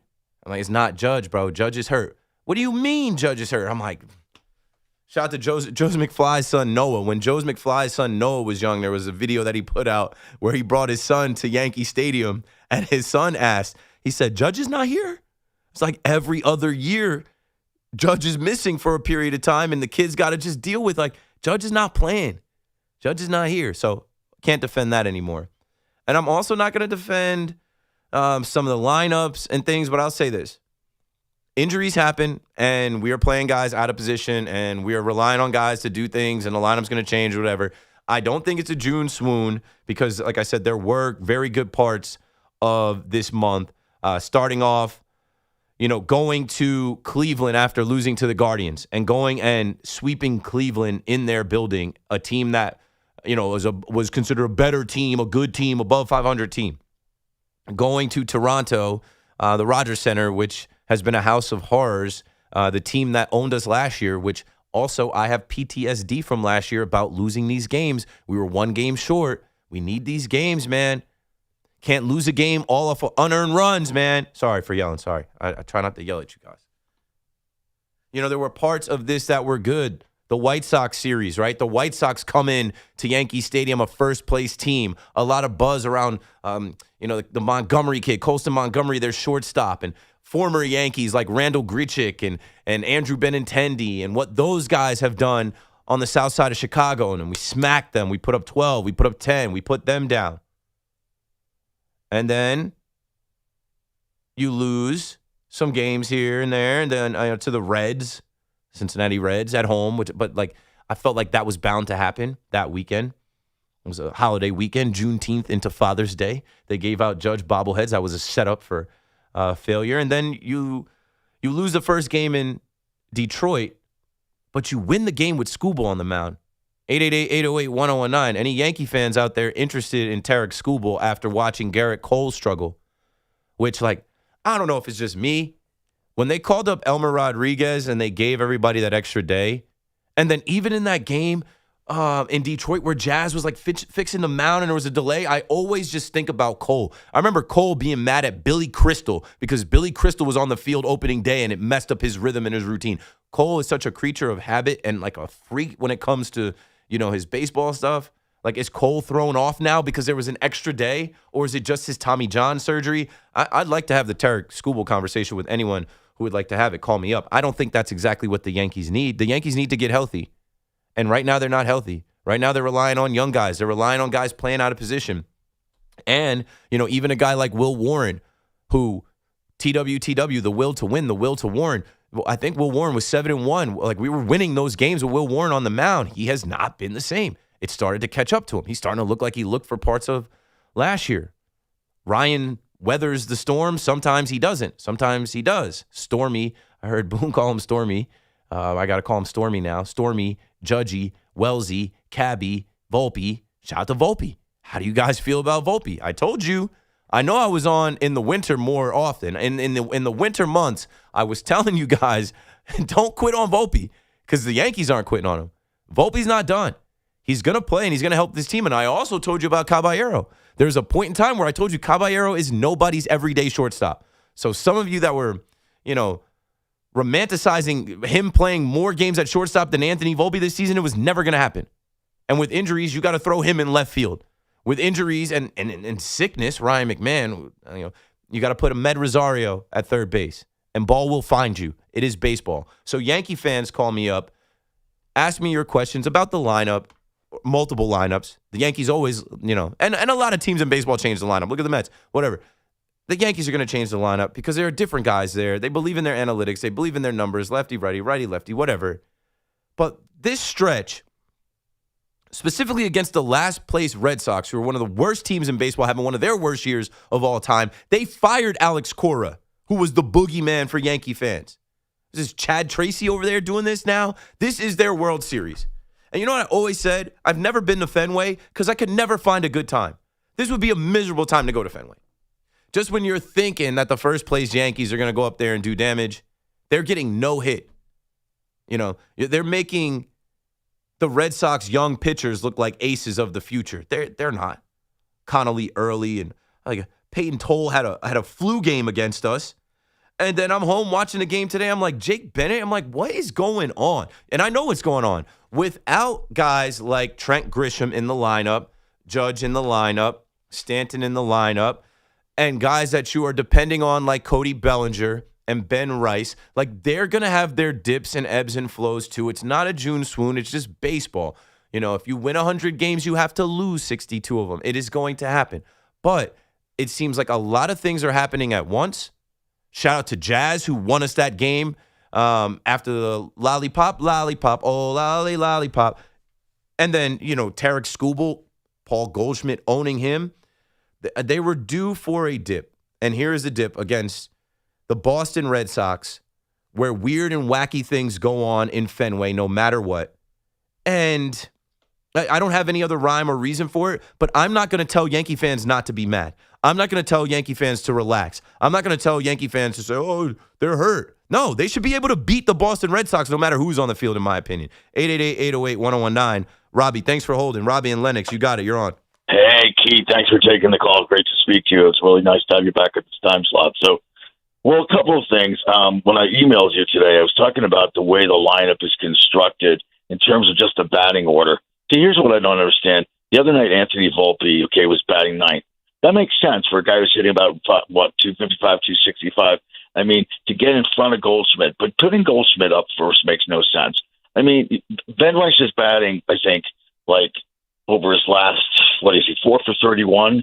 And the bat of second doesn't make any sense. And then you have Austin Wells hitting ninth. So now you have Austin Wells hitting behind Paul Goldschmidt. How the hell does that make any sense? Why are we putting power guys up first and batting singles hitters? Without Grisham, first off, they don't have a leadoff hitter. I didn't even want Grisham to be the leadoff hitter after what he did in the postseason, or actually what he did none of in the postseason. He didn't hit. He was a first pitch swinging. They haven't had one since Johnny Damon. They're still figuring it out. They had Gleyber Torres Johnny there. of Nazareth. So without a leadoff hitter, right. Without Trent Grisham, who was their leadoff hitter, right. You put Paul Goldschmidt there, who was never a leadoff hitter in his career. When did you ever see Paul Goldschmidt leading off? No, he's a power hitter. He's an MVP. It just makes no sense because you know what the analytics people are going to say. Well, Goldschmidt is hot, so it gives him more times at bat. He's got a bunch of first inning home runs when he squares up a fastball on the starting pitcher. So they're just going to put him there because he's done it. They're going to put him there, but he's not. He said he's ready for whatever the team asks him to do. Right. But even his year, I don't want to say it's an aberration. I don't know what it is, but he already has better numbers this year than he had all of last year. Right? I feel like we're getting what we're getting out of Goldschmidt, or we were, because he wasn't playing. He wasn't playing every other day. He wasn't playing for days, right? Now, don't overuse him where you're leading him off. He's playing first base every day, but it's just a casualty. It's just what happens when you're missing guys. Right, they can't. But the other thing is they cannot hit left-handed pitching. And here's what bothers me so much: it's the approaches at bat. So the Yankees. I'm looking at the seventh inning right now. So the Yankees get two men on, with nobody out. Right. Look, Rosario. I understand he's good against left-handers, but what is this? Bernie Williams? You're putting up third? I mean, it's ridiculous. Yeah, we put him third, fourth, fifth. Look at the seventh inning, right? Okay, so look at the seventh inning, right? So they got two guys on, and the next three guys come up and strike out. And can Jason Dominguez think for a second? This is the second time today where somebody walked in front. He swings at the first pitch and pops up, but you get three strikeouts. Keith, the strikeouts in Major League Baseball are ridiculous. I just told Joe today, you got 31 guys in the league batting under 200. Mm-hmm. I'm so tired of watching guys strike out. At that point, cut down your swing. Doesn't anybody ever choke up? I mean, I'm an old man around 61. Doesn't anybody ever choke up on the bat with two strikes or just try to put the ball in play? And God forbid, Keith, God forbid anybody should lay one down. The guy was throwing 91, 92 today. It's not like it was a 98-mile-an-hour fastball this guy was throwing. You know what I'm saying? I do. Thanks for the call, Robbie. Two things with that. The Yankees are terrible at the challenge system. That has completely worn off for me. The effect and the flair for the dramatic and the dramatic reveal. Now I'm in peril. Now I'm sitting there like, no. Now I'm sitting there like this. Why? We're not going to have a challenge at the end of the game like what happened with Volpe using the challenge and Ahmed Rosario was there, earlier in the week. So when you talk about strikeouts, there's a lot of strikeouts this year because these guys are thinking, and they shouldn't be. That ball is coming through there so fast. Unless it's just a egregious challenge. But if it's close, I feel like these guys are challenging. They're tapping their heads, just hoping. And you can't do that because you don't have unlimited challenges. So a lot of these guys are striking out off of foolish pride. And the Yankees, they need to put something in there. Maybe when Judge comes back. And Judge was a great example. Judge should always challenge. Judge has a great just awareness of the strike zone, and he's a monster 6'7" guy that gets these low strike goals, and he would never challenge. So if he can use restraint, Jose Caballero, Volpe, Jazz, relax on it. It's cost us.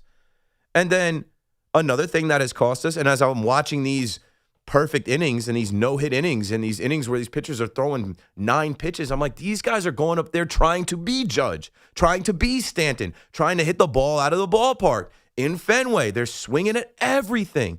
They're not having at-bats. Whatever comes across, they're swinging at.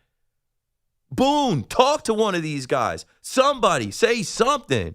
I don't know. I don't know. It's fine. Don't get swept in Fenway. Because they will literally pop champagne tomorrow. Don't get swept. Let's go to Plainfield. Ray, you're on the fan. What's up, Ray? Hey, can you hear me? I got you. How you doing, Keith? I'm good. You have the question, what pissed me off the most? And the guy, Robbie, I guess it was last you talked to, he was talking about the same stuff you're talking about now. And the thing that pisses me off the most, not losing in Boston, none of that, it's the at-bat quality that I've been seeing the past few days. Same. The guys are just jumping at the ball. They're not still.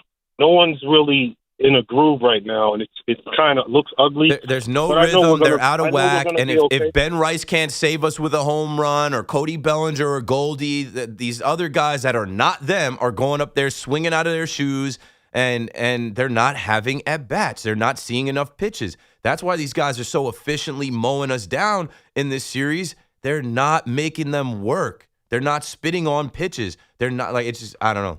And I feel like the manager, should be like, yo, hey, settle down. The back of the rotation is really sucking right now also. But I'll listen in. Thanks so much for taking me. Yeah, thanks for the call, Ray. Speaking of the back of the rotation and even the bullpen, what do you guys want to see happen at the trade deadline?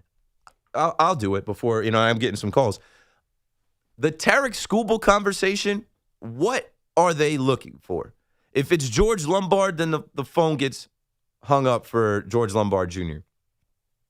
But if it's one of Spencer Jones or Jason Dominguez, and I've been in the Jason Dominguez camp because, as you've seen, Jason can hit. It's still crazy to me that he cannot field anywhere in the outfield. It's still a struggle. It's still an adventure. But I don't care because you know what? This is the last year of Giancarlo Stanton. So guess who the everyday DH is going to be? Embrace the Martian. I'd rather him than Spencer Jones. There was a point in time where I said, I'm not worried about Spencer Jones in the field. And then I watched the games in Fenway where I'm like, oh, wait. And I know Fenway is tough, first time playing out there in center field. But I'm like, this guy is supposed to be, a plus defender. His second cup of coffee has been better here with the Yankees at the plate. But he is also up there in age where, what do the Tigers want for the rental of Tarek Skubal? Because this is what I feel like. Somebody's going to ante up for Tarek Skubal. And you don't want that to either be a team that you face, which I know we just beat Tarek Skubal, whatever. You don't want that to be a team that you face in the American League or, dare I say, the deferred Dodgers. 888-808-1019. I think that you explore it and see what they want. Obviously, Cashman would never let them finesse us, fleece us, and rob us. But don't call me up and say it's not a need. Starting pitching, the Yankees have starting pitching. They're all good. Cole is shaky right now. Fried is MIA right now. Cam Schlittler has been the, AL should be the AL starter in the All-Star game, should be in the Cy Young conversation. But we even saw him get hit hard recently. So don't tell me Tarek Skubal is not a potential option for the Yankees who need to win a World Series, who all of these Yankees just saw the New York Knicks win and this city go insane for a month and a half, and then a parade, and then Jalen Brunson and Josh Hart come to Yankee Stadium, 2 Wednesdays ago I was there, and they're the Beatles. It's the craziest, I've never seen anybody get bigger fanfare at the stadium. Shout out to the New York Yankees. Hi, Randy. I was in Randy's suite. I look next to the right, and Josh Hart and Jalen Brunson are in Hal Steinbrenner's suite. They're on the big screen. I take a quick video of them. That video has done over 2 million views. It was a surprise to me. But then the other videos that I have, and I still got to edit some videos, right underneath us in the 200 level, all of the fans were turning around and just filming them and chanting, "Let's go Knicks." And you would think everybody was a Knicks fan. We'll get into the Knicks in the 11 o'clock hour. Let me take the rest of these calls. Who do you want the Yankees to go after at the trade deadline? I think it doesn't need to be said that they need a catcher. I'm done with Austin Wells, but I was done with Austin Wells weeks ago. Before the headaches, before whatever. Okay. Ali Sanchez has been decent in some spots. JC Escarra I was done with last year. I didn't understand bringing back JC Escarra again, but they told you that JC Escarra, given the opportunity to start, would be better than 10 to 15 starting catchers and whatever. You need an actual right-handed catcher. If it's Ryan Jeffers or whomever, surprise us. You need somebody else in here. It can't be Wells. It can't be Escarra. It can't be Ali Sanchez. Need to improve there. And then obviously the bullpen. But Tarek Skubal is somebody of interest, and maybe somebody else in the infield. Why not? Why not? Somebody in the infield. I'm not saying C.J. Abrams, but there is a lack of trust now between Ryan McMahon, Ahmed Rosario, Jose Caballero, Anthony Volpe, and even Jazz, which, Jazz is going to stay there a second unless they could trade him too. I don't know. I don't know. I'm just saying. Mike is in Tinton Falls, down the shore area on the Fan in New York. Hey, Keith. Thanks for taking the call, man. You Love got the it. show. I got a Mets point and a Yankees point. With Jazz, I don't give a damn what he does with the lollipops. How about you get a hit with people on base? Yeah. Okay? That's all I care about, too. That's how I feel about it. I Want us to game the game after, though, so I give him that. But, today, they pinch hit Jazz. I'm like, it's not going to do anything. But anyway. No. And then with the Mets, this is how I feel about it with their manager. You got a guy in Alex Cora out there. Now, to me, Cora is a top 5 for sure, maybe even a top 3 manager in baseball. And you already know, maybe he'll take the rest of this year off, but starting next year, why don't they go after Cora? What do you think about that? I think they absolutely have to. Thanks for the call. Down in Tinton Falls, Monmouth Regional, Monmouth County, what up? I think they have to. But I also think there's a chance that the Phillies and Dombrowski and that connection will go after him, and any other team that wants a World Series winning experienced manager to come in and change their franchise and clubhouse is going to be interested in Alex Cora.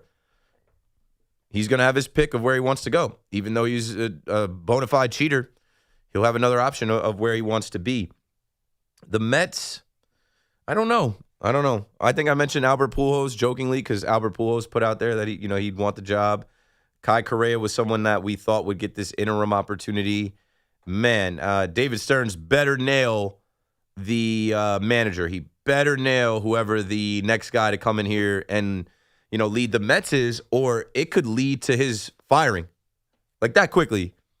I think Stearns has this year and next year because the blood is on his hands. He has made a ton of moves. And I know there's some diehard Met fans that could go through all the moves, not just the Pete Alonso moves and stuff this year. I'm talking about all the little marginal moves. Even how he had 47 different pitchers come in there that were just random guys from like Hagenman and Rico Garcia and Dickie Lovelady. And it's like, what are you doing? There's so many different random Craig Kimbrell. My guy Hector in Washington Heights, Blunt Thoughts. Fun prevention shirts on sale now. What's going on, Keith? You're the man for that, bro. Appreciate you. Appreciate you. And listen, man, I'm not going to lie. I wish I could come in here and have a conversation you're trying to have with your fellow Yankee fans about adding a Tarek Skubal and whatever and so on and so forth. Instead, here we are talking about, Alex Cora is available. That's who the Mets need to go after. No, duh. They better be going after Alex Cora. And that's what brings me to your question asking when you started out is where's the Met fan right now? And if anybody knows me, I never want to give up, Keith. I never want to give up.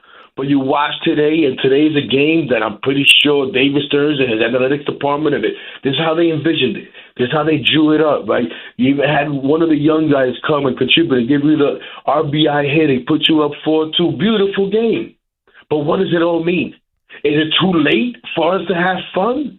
Because like you just said, run prevention is fun prevention. And shout out to my guy, Dave Mack. He's the one who came up with that. I just hijacked it with his blessing. But what does it all mean? People are excited about Andy Green and his comments. And he's talking about, I love these guys, giving me flashbacks to Mickey Callaway. I love Christian Scott, one of the first guys I fell in love with. And I'm trying to build relationships. For what? Because both you and the Pobo told us you're just a temporary guy. You're a placeholder. So what does it really mean? You know what I'm saying? Now, the fan in me that never wants to lose hope, hey, pull off the miracle. And then we'll have a conversation whether we want to keep you around or not, or whether you guys are having the conversation. Maybe you change your mind. But it's a conversation that if I feel like we're having more often than not around this time with the Mets, you talk about the June soon. I thought the way April went, there was no way in heck you could have a June soon with this team. We're having one as well. Keith, this team, if they don't be careful, may have 2 months in the first 3 when they don't even win 10 games. Yeah, and I know there's been injuries and so on, but so many of their games are over by the second inning. Double digits scored on them. Like, I don't know. That's one thing. Thanks for the call, Hector. Appreciate you, bro. That's one thing I don't miss. Having to watch or listen to the Met game every night. Now I just glance like, oh, they're down 6-0 in the second inning. That game's over. Now I just look at the scores. Like, I watched this week and I actually went to a game because I knew I'd be on, but I do not miss keeping up with the Met games every night. The make it happen Mets, no, the let it happen Mets. You let all this happen. Winners make it happen, losers let it happen. David Stearns is a loser. You let all of this happen, bro. This is on you. And now they won today, and let's see if this is just one of those just baseball wins, just one of those, hey, you got that first win, or if they can put something together here. If they can come back and win and then go on the road, and let's see it. I don't believe it. And that's why when I open, my question to Met fans is, okay, do you believe that they can climb this hill that Christian Scott was talking about? Do you feel like that, they actually do have a good team? They've just been hurt, like Lindor was alluding to, that David Stearns put together a good team. They just haven't played together yet. Like, that's part of putting together a good team. Your best ability is availability. So if you put together a bunch of guys with injury histories and guys that also don't have it in their heart to play for New York and the Mets because they never did it before, what type of urgency are they going to have to get back on the field and compete? Jorge Polanco, Luis Robert, you know what I'm saying? Like, whatever, they're getting paid. And it's a mess. Even when Soto was out, I was like, how long is it going to take Soto to get back? And now we're just seeing Soto and Lindor play together. Listen, it's getting late early. They've got 2 weeks here. To make decisions on the future. And I believe that the decisions are already made. You were stubborn Stearns. You did not want to fire the manager, as like everybody in baseball was saying. That's what you do in baseball. Hello, look what the Phillies did. Before it's too late, you make a change, right? Because you make that change in firing the manager to let everybody in that clubhouse know you're not safe, to let everybody in the franchise know this is unacceptable. This will not be tolerated. But when you don't fire the manager, you continue to show up and go through the motions every day, and then you have 6 errors in a game. Then you get swept by the Cubs in a doubleheader and in the season series, and then it gets so loud that I believe Steve Cohen, who has been he's been quiet. I believe he comes in and says, okay, now do it, David. Now you do it. And let's talk about Steve for a minute, as I do have some Mets fans still calling in. Like, Steve Cohen, we can't say he's a rookie owner anymore. He's not. He's been doing this a long time. And I took a call about, him being like, him taking a page out of the bad side of James Dolan. You know what? When I saw him at the Knicks game, courtside, and not at his own ballpark for his own team, I'm like, you know what, bro? Like, I think your head is in the wrong place. You going out with that Mets hat to be like a socialite, you going out to be courtside at the Knicks game with all the stars and celebrities, like, that's not where you need to be. You promised the fans World Series. You challenged these fans to come out last year, and they took you from 18th, right? I believe they were 18th out of 30 MLB teams to top 5 in attendance. Millions of fans showed up like that to be embarrassed. And then you changed the team. You spent money again. You made a different team, a different roster. And this is one of the worst seasons fans have seen in 20 years, 30 years.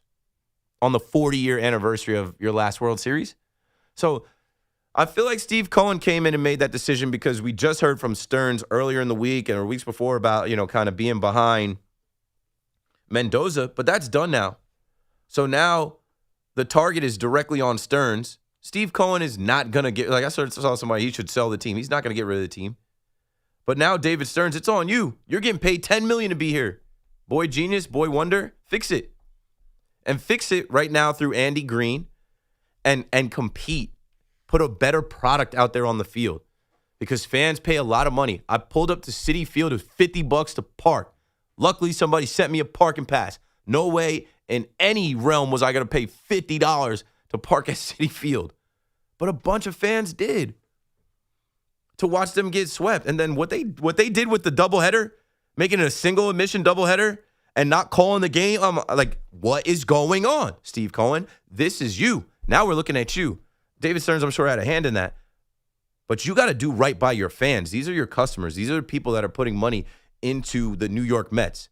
And you have burnt money the entire time. You have burnt more money and lit more money on fire than anybody in the history of baseball in a short amount of time. Figure it out. Figure it out. Pat is up in the BX, the Bronx, New York, on the Fan. What's up? How you doing, Keith? I haven't heard from you in a while. Good to hear from you. Good to be back. Thanks for calling. Here you're going to hear from a positive Mets fan. Good. And I know it's ridiculous to even think they have a chance to do anything. I want to hear from a positive Mets fan. Positive Patty. Go for it, Pat. I'll go. I don't want to take Tommy's title, but being positive, David Stearns is like the guy in high school that you would stuff into a locker. He's not going to be respected by the reporters, and no matter what he says or does, he's made a lot of moves. What he needs is a spokesperson. He needs a female press secretary like the White House has, because the men won't be nasty to her or they'll be considered bullies, and the women won't be nasty because they'll be considered jealous. You're on to something. You're on to something. Yeah, let him have a spokesperson to answer these questions. Go and find the best looking girl that loves the Mets to stand SNY, up there and Puma's not gonna go at him or go at her, and Joel Sherman and everybody else will be nice to her. Yeah, go on. I think it's possible. Get someone from SNY. The men will say, I'd like a date with her. And the women will say, I can't be nasty to her. No one will like me. I don't know. It may be a little crazy. But let's look at this lineup. Bichette, Lindor, Soto, together, Benj, Ewing, and Alvarez and Vientos sometimes running into one. This is a solid lineup. We can win 2 out of 3 on a regular basis, even on the road. We just have to hit. And for pitching, let's dump the dead weight. And I don't care who you bring up from Syracuse. I don't care if you do a Syracuse shuttle every night. If you can hit, you can win games. You win 2 out of 3 the rest of the year, you'll make the playoffs. What do you think? Yeah, they definitely got a pitch. Thanks for the call, Pat. That's where I was going to stop you. Because I saw them hit. I saw Alvarez hitting home runs, Vientos, Bichette, Wagaman, and I saw guys hitting, but they gave up a ton of runs. I think they said Dansby Swanson had 15 ribbies in the. Come on, they gave up a ton of runs. The starting pitching's not good enough. Sean Manaea is not good enough. You paid him. Nolan McLean. People told me Nolan McLean was better than Cam Schlittler. Nolan McLean's not better than anybody. We shouldn't be putting him up there off of 8 starts last year. I've seen him get rocked plenty this year. Again, going back to Freddie Peralta, the ace that was promised. David Stearns, we thought you had some type of rapport with him in Milwaukee. Oh, right. This is not Milwaukee. We're a long way from Kansas. This is New York. It's tough. It's hard. There's a lot of distractions. There's a lot of people. There's a lot of people care. It's not Wisconsin. I've been to Miller Park, bro. All they care about is pitchers of beer and cheese curds. They're really not on it like that. They're not on it like that. You get rid of David Peterson, good. Christian Scott, fingers crossed. I just look at him like, didn't you learn from last year? And we got a break. Didn't you learn from last year? Didn't you learn from last year? Because pitching is what damned you down the stretch. You had no pitchers that could get past the 4th, 5th inning. You had hitters in the lineup. You still have hitters in the lineup. But pitching will outdo hitting every time. Yeah, you have to get the pitching right. And shout out to the bullpen. That's the one thing I'll give him credit for. His moving up, and I know Clay Holmes is out, but him moving Clay Holmes from the Yankees bullpen to a starter, great job. Even Luke Weaver has figured it out. Devin Williams has turned it around. Good job. Brazoban, AJ Minter, whatever. They have guys in their bullpen that can hold it down. They need starting pitching that can hold it down for 4 or 5 innings, maybe deeper into a game, dare I say. And then the combination of Benj and Soto and Bichette, Lindor, and if you do get Polanco and Luis Robert back and Alvarez and Ewing, and then, you know what I'm saying, even Vientos and maybe Beatty once in a while, you have enough guys that can hit where if the pitching can keep it to a 0-1 run, then you can win some games. But what are we talking about? For what? They're not making the postseason. 888-808-1019. When we come back, I'll tell you what they actually need to do. I'll tell you the one thing that needs to happen to change everything with the New York Mets. This is Keith McPherson on The Fan. A throwback KM to AM in reality, in real time right now on the 27th of June. Don't go anywhere. BRB. It's After Hours with Tommy Lugauer, 7 to midnight on The Fan, 101.9 FM. And around we go, but that's just the reality of the situation. But some of those players, and you already saw one domino fall with Peterson. I'm sure Sengo will be next, and we'll see where they go from there. And again, I'm always hopeful that they're going to turn it around, finish June with a 500 record, and we salvage this season and get the season going. So that's always going to be my mindset. Get After Hours on demand, available on Apple, Spotify, wherever you get your podcast, and the free Odyssey app. Hi, it's Chris Riccobono, founder of Untuck It. In the summer heat, you shouldn't have to think about what you're wearing. Untuck It makes it easy. Just get our shirts that breathe, polos that move, and shorts built for the heat. You'll need our performance shirts that stretch, wick sweat, and never need ironing. And our wrinkle-free linen that stays crisp and crease-free all day. 15 years, 15 million shirts sold. Shop our top summer styles at untuckit.com and 80-plus stores. Untuck It, shirts designed to be worn untucked. It's a Yingling thing. Watching the grill like it's the championship game. Yelling at the ref as if he can hear you. Sipping a Yingling traditional lager and feeling like the MVP. Brewing America's lager for nearly 200 years. Get your Yingling Lager at Austin Ale House in Kew Gardens, Peter Dillon's on East 36th Street, or Peter Dillon's on East 40th Street. Yingling Lager, an ice-cold tradition, ready to be poured. Enjoy a Yingling today. Hey everyone, Boomer Esiason here. I've spent years on the field learning what really matters most: reliability, consistency, and trust. That's why I love Red Pocket Mobile. You choose from 3 major 5G networks. Plans start at just $10 a month and stay there. Plus real customer care answers in under 2 minutes. Red Pocket Mobile, your new ultimate cell carrier.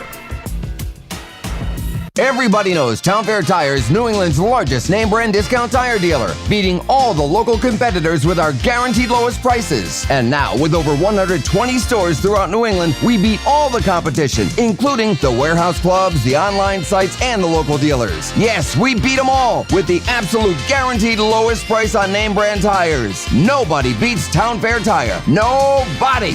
Name brands at discount prices. Town Fair Tire. Carpal tunnel syndrome, heart failure that doesn't improve with common medicines. These are some signs and symptoms associated with ATTR-CM, or the cardiomyopathy of ATTR amyloidosis, a serious heart condition with symptoms that get worse over time. Amvuttra, vutrisiran, is a prescription medicine given by a healthcare provider that treats ATTR-CM in adults to reduce heart-related death, hospital stays, and urgent visits. In a clinical study, Amvuttra was proven to help people live longer and have fewer heart-related hospital stays and urgent visits over 3 years compared to placebo. Amvuttra lowers the amount of vitamin A in your blood, which can affect vision. Other side effects include pain in the arms or legs, pain in the joints, and shortness of breath. These are not all the possible side effects of Amvuttra. For prescribing information, call 1-833-256-2748 or learn more at amvuttra.com. Ask your doctor about Amvuttra for ATTR-CM. Summer's a gift. The gift of days that last a little longer. A brighter state of mind. So gift yourself a new Kia at the Kia Summer Sticker Sales Event. With specially tagged vehicles including the Sorrento, Sportage, Carnival, as well as the Niro Hybrid. All backed by a 10-year, 100,000-mile limited powertrain warranty. So the gift of summer can keep on giving for summers to come. Kia, movement that inspires. Call 800-333-4KIA for details. Always drive safely. Event ends 7/6/26. See dealer for warranty details. Hey Yankees fans, join us at Yankee Stadium on Saturday, July 4th for a very special patriotic giveaway. It's the Yankees 4th of July Hat Day, presented by Baby Ruth. The first 18,000 guests in attendance will receive a Yankees 4th of July hat as we celebrate America's 250th birthday. It's the Yankees and Twins on the 4th of July. Don't miss it. Get your tickets now at yankees.com/tickets.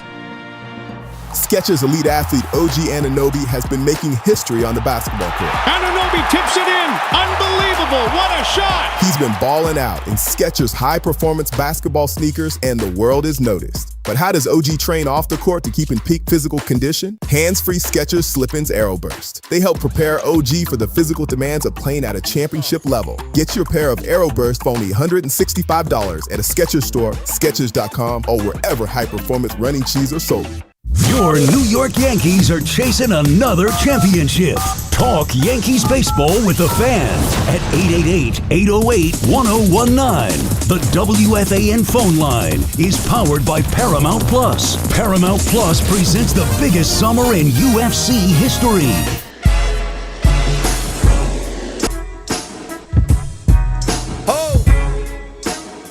All right, I'm back. Yo, shout out to Jay-Z and the pop-up that he did. I'm trying to get my hands on one of those Jay-Z Yankee jerseys. I don't know if you guys saw. Jay-Z is out here doing pop-ups, taking over subways, different merch. He's going to be playing at Yankee Stadium. I didn't buy a ticket, but I'm not worried about that. I could potentially go. But it's kind of crazy to think 30 years Jay-Z celebrating. Like, that's my whole life of listening to hip-hop. Like, that's when I started listening to hip-hop 30 years ago, when I wasn't even really allowed. Cassette tapes. Jigga Man, you heard? So, yeah, I know all the old heads going to be ready for Jay-Z. I mean, he's already bopping and popping around, bopping and popping up with his pop-ups and his jerseys and his merchandise, and everybody's seeing that. There were some fireworks. My wife was like, there were fireworks. We could have saw the fireworks the other night. I'm like, who had fireworks? 4th of July? She's like, no, Jay-Z. I'm like, oh, I missed that. Anyway, 888-808-1019. Before the break, I said there's one thing that the Mets need to do. And if you think about it, there's plenty of time, right? With the impending lockout, we might not have baseball until who knows when. So there's one thing that the Mets need to do. Take all of those bulldozers and excavators and construction vehicles and knock Citi Field down. Just get rid of the whole building, demolish the building, start all over. Steve Cohen has burnt so much money. He's lit so much money on fire. He can afford to make a whole new building with a dome over it and just start all over again. There's just too many things that have gone on in Citi Field. Just get rid of the place and start all over again. 888-808-1019. Lance is in Brooklyn with us next. What's up, Lance? Yo, Keith, man, it's good to hear you, and thank you for taking my call. And you kind of, you kind of bugging on that. You know what I mean? We don't need to tear the building down. But first of all, that was jokes. That was sarcasm. Yeah, I know it's jokes. You always keep it real, and enough respect to you Yankee fans out there. And I love that team. A big shout out to you, Knicks fans and Knick Nation out there, the ones at the Vanguard who've been out there pulling for the team for all these years. I'm so glad that we won this championship. I want to talk about my Mets for a minute, and you can cut me off, Keith, whenever you're ready to. I just want to say, we're going to pick ourselves up. We're going to keep grinding. That's what the Mets are going to do. And like I said, I was out there at the ballpark today. I've seen it. I've been ranting to myself. And it was really good to see a Met win. A lot of times it's mental on how these players go about playing. Everything you said about what the Mets need to do in the direction is fine. But if you're a Mets fan and you're a diehard Mets fan, just show love. Get out there and just be excellent to each other. Now, a lot of you fans out there talking about the Pete Alonso chance, it's over. Pete's gone. He's Baltimore Pete now. You know what I mean? You can show him love when he come back, but believe me, how weird is it for you to show him love, or you going to root for Pete if we in a pennant race, which it doesn't look like it's going to be right now. We ain't going to worry about that. So I just want the players to keep grinding. I'm just really glad that a lot of the players today, they had a good win, and I might show up tomorrow. But it is what it is, and that's how it goes. So, we just got to keep the faith and just enjoy baseball as you being a fan. And that's all I really got to say right now. I'm glad I put the words together as best as I can without ranting on. So, Keith, you just keep doing your thing, and it's really good to hear you, and thank you for taking my call. Well done, Lance. Yeah, I'll follow that up. As fans, that's your ballpark. And I joked and set you up for the whole, demolish the place. Citi Field is really nice. And even being there Wednesday, I'm reminded, and like I said, it was my first time even being in the suite level. I'm like, this is nice. Nice ballpark. Nice lights. Big-ass screen. Screen is amazing. The product on the field is not good enough. And as fans, that is your place. That is your ballpark. You take the 7 line out there. You drive all the way out there and pay that $50 to park. Or maybe you go park by the marina or wherever else. Like, that's your home. That's your crib. Like, you own that place. And it's a long summer. Summer just started. So you don't want to give that up. You want to feel like you're going to the game and they can potentially win. You don't want to go there and feel like the season sucks and we're going to lose and this impending doom. So it really starts and ends with the product on the field. The players have to buy in. The players have to play better. They got to perform better. And I don't know what has to happen the rest of the way. I don't know if it's Andy Green, his message. I don't know if it's Lindor, Soto, their relationship or lack thereof, whatever it is, them leading the way. But you just don't want to see them asleep at the wheel like they were, Wednesday night, like they were during the doubleheader. It's like, wow, they're just getting run over in their own building. They're just letting it happen. The make it happen Mets, remember that? Like when they were good, winners make it happen, losers let it happen. David Stearns and the Mets have let all of this happen. It did not have to be this way. Now have some pride. Now have some fight. For the next 2 weeks, rally and at least keep people engaged. And who knows, anything can happen. And for fans, what you're supposed to do is go out there and hope and keep hope alive and believe. Because there are a lot of fans listening right now that were all for every move that David Stearns made. That told us, oh, this is going to work. This is going to be great. This team's going to be dominant. This is going to be one of the top lineups in baseball. Oh, look at this rotation. Look at our 1-2 punch of Freddie Peralta and Nolan McLean. Arguably the best 1-2 punch in baseball. Like you did say that. A lot of you did say that. So, okay, take that same energy that you applied in the offseason where you were led astray and apply it now to, okay, yes, it's going to work with Luis Robert.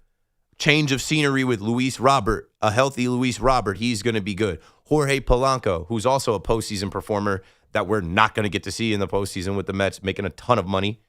But maybe he comes in and adds some veteran leadership and another bat in that lineup, extends the lineup. And maybe he actually is. He can't be worse than Mark Vientos at first base. Mark Vientos, the bloopers that Mark Vientos put up this year. Before we get to the Yankee call, shout out to the Yankee fans still holding. I know I said in this hour we do more Yankees, but we're getting there. Mark Vientos, with the ball getting stuck at first base, Mark Vientos can't scoop the ball at first base. Mark Vientos running through the stop sign at third, and then Mark Vientos signaling a home run when it was a fly out to the left. Swaggy V, you are hilarious. CJ in Queens is with us next. Hello, CJ. Hey, what's good, Keith? Thank you for taking my call. Hey. I was listening earlier and you were asking if Mets fans still believe, and the short answer is no. But I still watch, and I'm so heartbroken because I pay for SNY, and it's like a habit. I put it on every day, and it's just heartbreaking to see. And I wish that baseball in Queens was good again one day. So I'll keep my fingers crossed. Yeah, and they can start competing now, right? It has to change yeah, well, at they some can point. start competing now, but I feel like comparing it to like watching the Knicks win and how they did it, it takes more than just the payroll. It takes cohesiveness and heart and grit, and the Mets don't have that.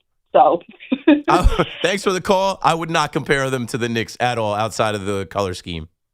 I used to say that the Knicks were the winter Mets. No more. No more. I mean, no more. Not even close. The Knicks are the team that did it.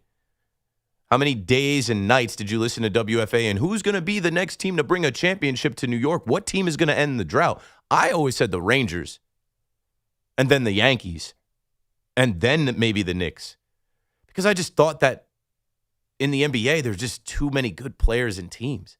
I couldn't see them coming out of the East. I mean, I could see it this year. We'll get into it. Now, 11 o'clock hour, I'm going to lay out. So let me get these Yankee calls in, Mets calls in, and I'm going to lay out and just, give you my honest thoughts and feelings about the New York Knicks run, how I felt during the playoffs and the championship, and how I feel now in this offseason. Second apron, Mitchell Robinson, Landry Shamet, shout out to Jose Alvarado. We'll get into it in the 11 o'clock hour. I still have some calls right here. George is in Weehawken on the fan. What's up, George? Hey, brother. Long time no listen. Glad you're back. Yeah. Back couple around. points to make about the Mets. Yeah, I want to pile on. For once in my life, I kind of agree with some of your sentiment about the organization in general. I think, I've been calling in. I think we got to get back to like those guys that can go 4 to 6 innings, right? Like, get rid of that idea of this tag team piggyback thing, Mendoza. Yeah, I hate it. I can't stand it because when we came back in 23 and 24, if you remember, Peterson was going along. Complete game. I watched that complete game against the Nationals. Yep. And like we felt good, with him, as the ace. And I think once you get away from that, you got guys available right now like Lance Lynn, Patrick Corbin. Like, go sign So you somebody. want them to go make trades for starters at the deadline. You want them to be buyers and not sellers. That's how much you believe in the Mets? Yeah, I do. I think with the new wild card, layout, I think they could still get in with, mid 80 wins. They're 9.5 back. You know what I mean? Yeah. No, I hear you. Thanks for the call, George. So there are still fans that believe. I think you should sell. I even talked earlier about Billy Epler and the job that he did a couple years back, 2023, having to sell off. And that Stearns, I think it would go a long way for him with the fan base to go make some moves and trade some guys that aren't needed here and see what you could get in return for the future. Can you get anything for Kodai Senga? I doubt it. Kodai Senga is, I think he's in the bullpen now, and he's cooked. He can't pitch. He can't be a starter. He can't take the mound. He's a ghost whenever he takes the mound and stick a fork in him. That's a ghost. That's the ghost fork joke I've been using. I don't know, man. I don't know what to tell y'all. Go get Tarek Skubal then. If you guys think that the Mets now are going to become whole and Jorge Polanco and Luis Robert are going to come back, and now Lindor is back with Soto and Bichette, and now you've seen the baby Mets and Benj and Ewing, and you feel like that they have the hitters in the lineup to compete, then go get Tarek Skubal. Go get him. Joseph out in Brooklyn on the Fan. What's up, Joe? Okay, long-time listener to you since your first year. I really would enjoy you be longer on the Fan at night and more times, but it's good. I wanted to talk about Aaron Boone. Okay. Joe Girardi was manager of the Yankees for 10 years, right? Yes, I think so. I think it was 10. 10 years, one World Series, almost took him to the second, but the second one they knew already, if he won't make it, he's being fired. And Boone then right now is 9 years right now. 1 year took to the World Series, didn't win. Between me and you, we need better Alex get Cora, to the World Carlos Series Beltran this year. Better get to the World He's Series doing- this year. There's no reason why he shouldn't be fired if he doesn't make it this year. We also need a manager next year.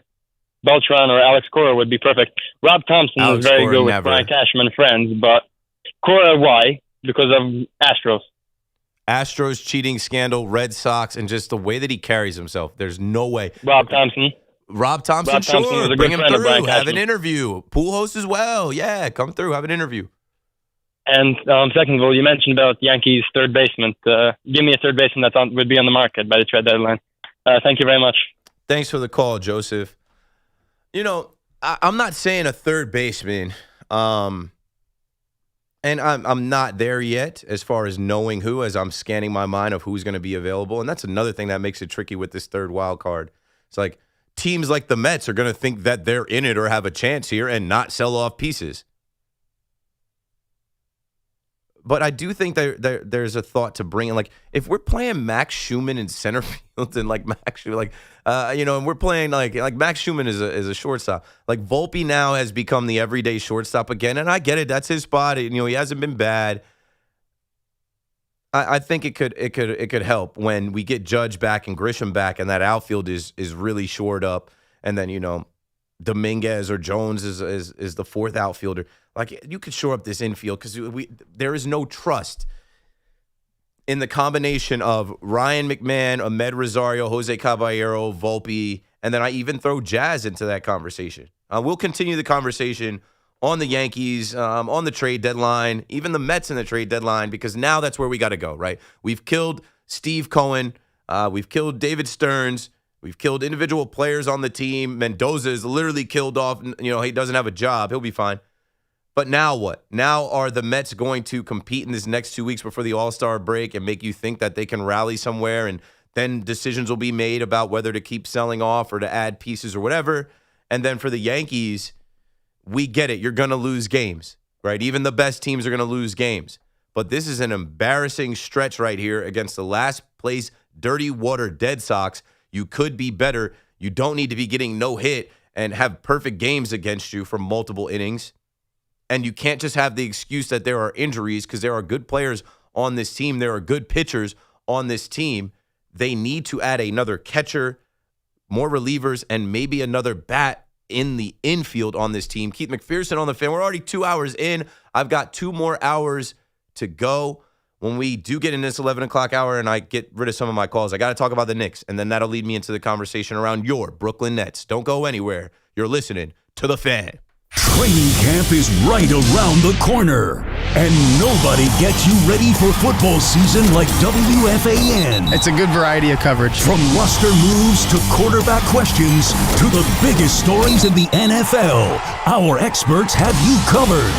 Get ready for Kickoff 2026 on WFAN. When it comes to family law, a lot has changed in recent years, so assumptions can be costly. If you see or sense a change coming in your family life that could have legal implications, it's important to know where you stand. Getting good legal advice early is never a bad idea. I'm Joe Cordell of Cordell & Cordell. If you or anyone you know is facing a family law issue, start with a consultation. Visit CordellCordell.com. 866-323-7529, 250 Pele, Saddlebrook. Diana Magala, licensed in New York and New Jersey. Joseph Cordell, licensed in Missouri and Illinois only. Eczema, eczema, eczema. So many ads for eczema products. But those fancy TV ads don't mention that those prescription products can cost thousands of dollars. There's a smarter way. It's Exoderm for eczema and dermatitis. Exoderm costs less than $20. Yep, less than $20. You don't need a prescription, and it's available on the first aid aisle of your local store.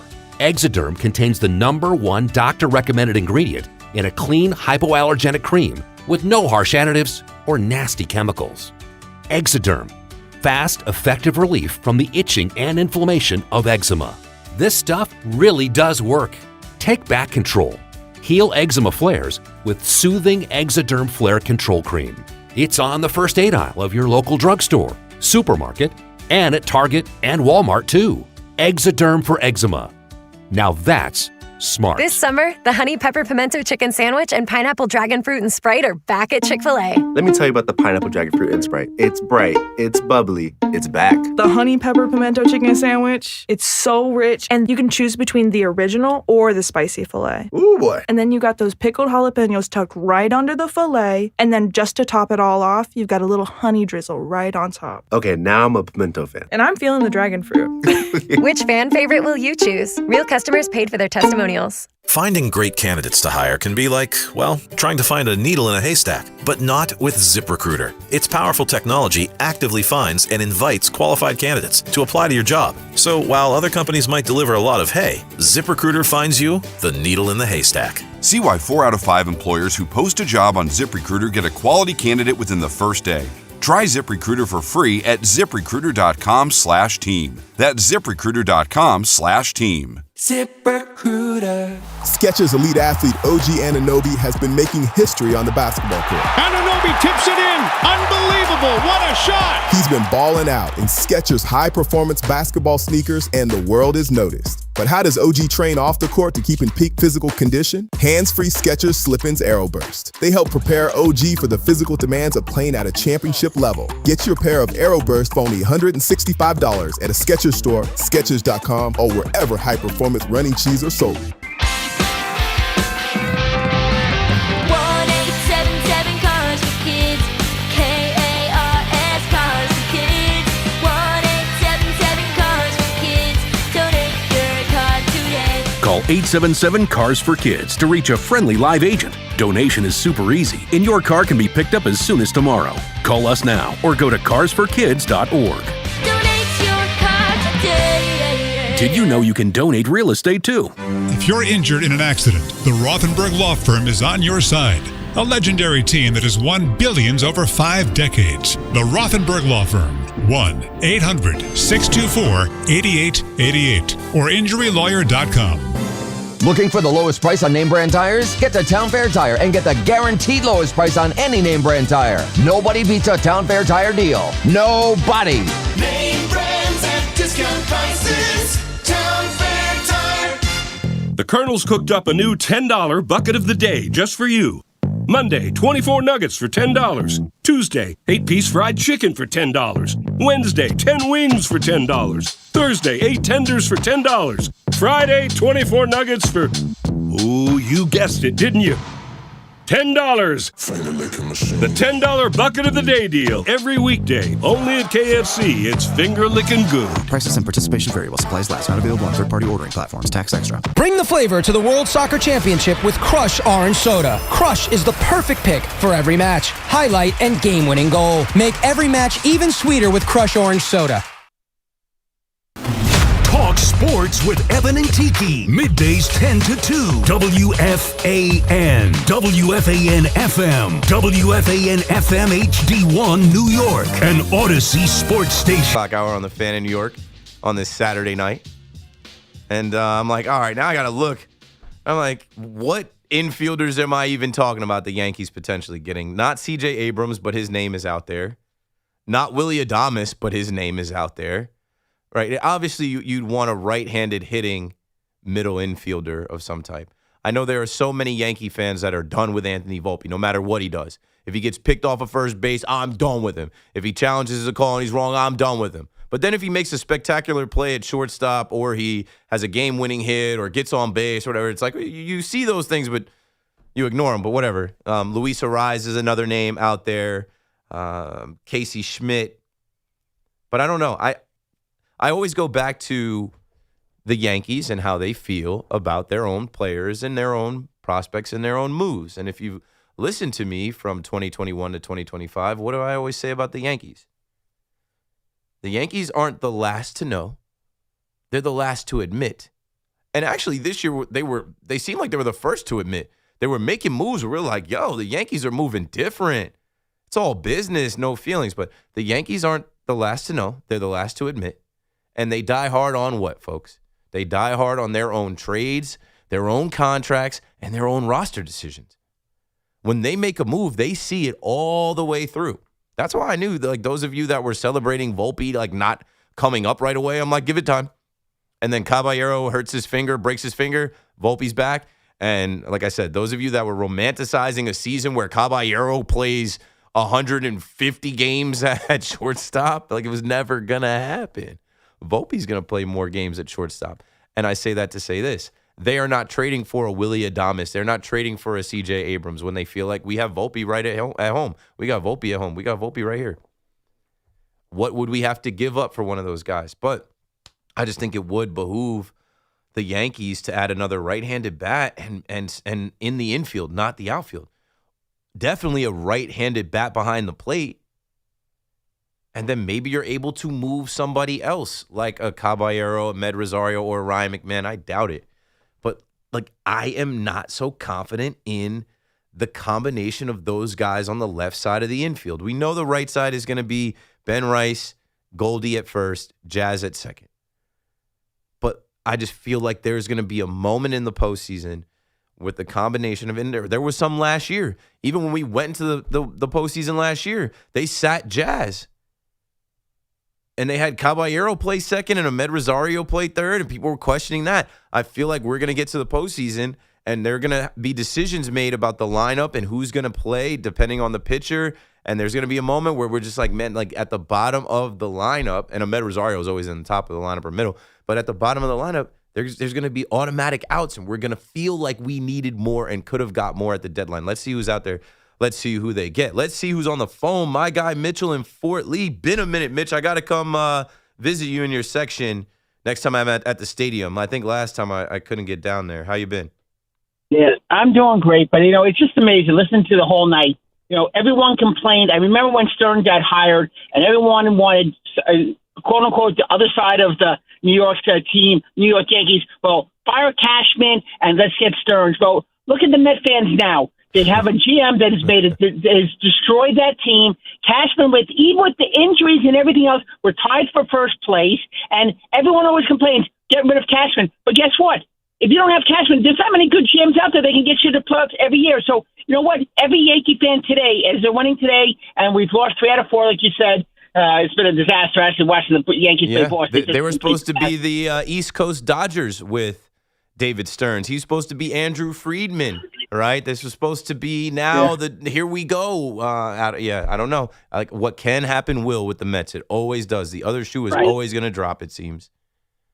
Right. And so I look at it today and say, listen, and also, the Met fans haven't brought up one thing today. The Phillies did not pitch a starting pitcher. They went to a bullpen game today. So, you know what? The Mets won one game, great. Let's see them win a few games in a row. But forget that. Let's get to the Yankees. The Yankees have, as you just said, have some holes that they have to do. They need to have they need a catcher, a righty catcher that can give Wells, because Wells can't hit the ball. He catches a good game, but hitting-wise, he's horrible this year. You want to get another infielder? Okay, fine. I think if you get the bullpen and you go there, you'll be fine. Cole hasn't looked very good after the first 2 starts. Keith, he's been horrible. His ERA has been, he looks like I don't know what it is. He just doesn't throwing look the ball like over the Cole. plate. He's just leaving fastballs in the zone, and they're on it. They're getting hit. Right. And then, you're committing all these errors. And then you want to talk about first basemen. Ben Rice is not a great first baseman. No. He's a liability at first base. He can hit, but he can't catch the ball. How many errors has he committed? Or balls that he could have He's not a picked up, natural. whatever. And even having Goldie with him, I don't know what type of drills they're doing. This is the second year having Paul Goldschmidt with him. He hasn't improved much. Right. And if I had a choice, I'd rather put Goldschmidt at first base and let Rice DH, because honestly, you're getting better defensive. But you know first that's not baseman. going to happen when Stanton comes back. I mean, depending on who we're facing on the mound. Right, but Keith, here's one point. Stanton, you'll be lucky if we see him by the end of August. Come on, please. Yeah, what a joke. I unsubscribe me from Stanton talk. Thanks for the call, Mitch. You're the man. A couple things on that. I remember I used to say, unsubscribe me from the Giancarlo Stanton alerts until he's back. I don't want to hear about a setback. I don't want to hear about what he's doing some jogging. Please. And I get it, right? There are some people that say don't criticize Stanton because he's been a postseason monster. Was he a postseason monster last postseason? No, he didn't hit a home run. He hit a ball off the wall that he thought was a home run. He barely got to second. He's made a ton of money here with the Yankees. And I get it that his body has betrayed him. So what? Even talking about the Mets, when I said the best ability is availability, he's not available. It changes the lineup. If he was available, like, things would be different because he's a threat to hit any pitcher out of the ballpark. And he gets hurt running the bases. It's like, come on. As much money as these guys put into their bodies and their nutrition and things, like, he is just like, I am done. I'm done. Thank you for the memories. No hard feelings. It's business, not personal. I am good on Stanton. I think next year he's done because they're just going to buy him out. And then first base will be Ben Rice's. I don't expect Goldie to be back. And I think Dominguez is going to get the first crack at being the everyday DH. Because he's another one that, he's been playing baseball his whole life. He never had to work a real job. He hasn't done enough work in the outfield to make it look easy. It always looks like it's a struggle. Now they got to throw him in right field because of injuries and what has gone on here. And it's always something. It's always something. But yeah, Ben Rice, not a natural at first base. He came up as a catcher. He's still learning. But you excuse that because he's in the MVP discussion. Benny barrels, Benny bombs. And he can save the day with one swing of the bat. And he hasn't been going the same right now. And that's what I was saying earlier about, well, okay, when you're down Trent Grisham, when you're down Judge, you're down Stanton, and Ben Rice goes 0 for 4 against his hometown Red Sox. And in his last 15 games, let's see, he's batting .203, 277, 407. I mean, it's not terrible, but it's a drop down. In his last 7 games, 4 hits, 1 homer, 1 ribby, 7 strikeouts. It's not the MVP all-star that you need him to be to carry. Same thing with Belly. Need Belly to get it going, right? Losing, they can't get swept by the Red Sox. It just kills all momentum. It just makes you think differently about what this team can ultimately do. And I'll say this. I think I was listening to Gallo's show, and, Met fans can't tell Yankee fans how to feel about the Yankees ever. Completely different circumstances. So, I always hate when I'm listening to the fan. It might be Hoff. It might be Loogie. It might be Gallo. And I get it. These Met fans will try to tell us, like, oh, well, look, you're complaining about Garrett Cole. At least Garrett Cole can go out there and pitch. We don't have a guy that can pitch. You're complaining about this. You're complaining like this. Like, you guys' problems are not our problems. Yankee fans are seeing this dip right now, and it's trauma and PTSD. It's things from the past rearing their ugly heads that make us fearful for where we're going. And it being June and having a little bit of a swoon, it gets lumped together with all these other years. Dare I call it the June Boone swoon, as many have titled it. It gets lumped together with other years where it's like same old, same old. We're going to be a second-round exit. We're not going to get it done. Something's going to happen, the injuries or whatever. Like, when is Judge going to come back? We don't exactly know now. Stanton, we don't know now. Grisham's supposed to be working back now. Like, we got to change the lineup. We got guys playing out of position. It's just, how many years with the New York Yankees have you seen them play guys out of position? Every year. Whether it's Rougned or Odor playing third base. He had never played third base. IKF playing the whole. It's like, why do we do this? Why do we consistently do this? Why do we put guys that are infielders in the outfield? Jose Caballero. It is what it is. But then with the injuries, all teams get hurt. But with the injuries, it breaks up the team. And then, okay, what happens at the trade deadline? And Yankee fans know what I'm saying. And I'm going to go to a Yankee fan next on the phone, 888-808-1019. You miss some guys at the trade deadline, and then Brian Cashman will take a look, and he will refuse to be fleeced or finessed, and he'll say, well, you know what? Getting Max Fried back is like getting an ace at the deadline. Getting Aaron Judge back is like getting a MVP best hitter in the game. It's like, getting Trent Grisham back. And so it's like, no. Go get what we need to get.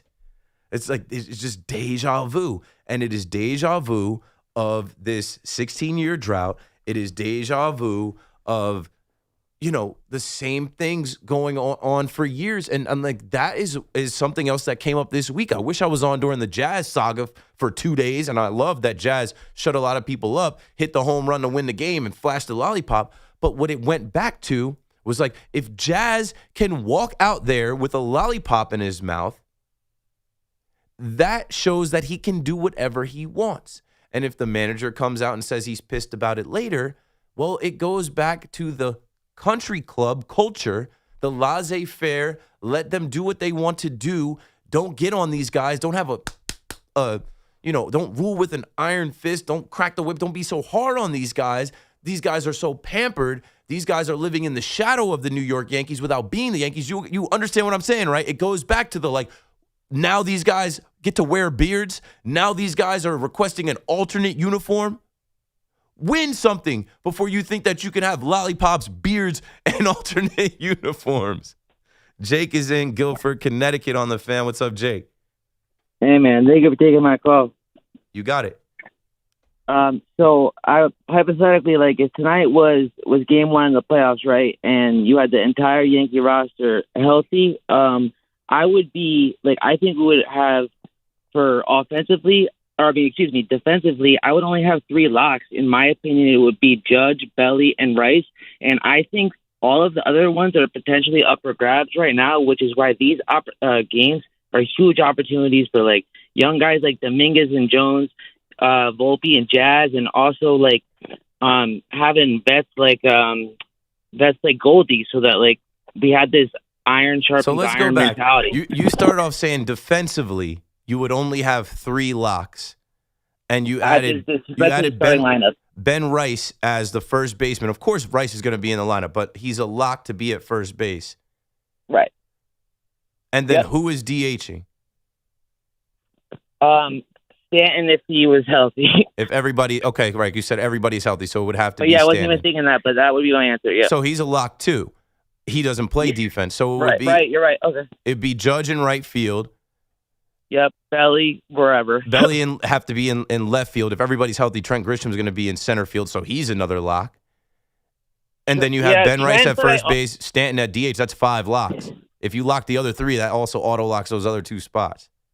Jazz is going to be a lock too. Jazz is going to be a lock at second base. I want Jazz to be a lock, but I also think Cabby is like I want to see that. Like I also he's got so much like to him where like if like Jazz like I want Jazz to play like Jazz and know that like as Yankee fans we expect what he can bring to the table. Jazz is on his way out, so Jazz is going to be there. Unless they somehow decide to trade Jazz and get some value for someone else, if they throw him in the Tarek Skubal trade or something, Jazz is going to play because I think there is now a less than 20% chance that he comes back to the New York Yankees. He has said way too much, done way too much. Thanks for the call, Jake.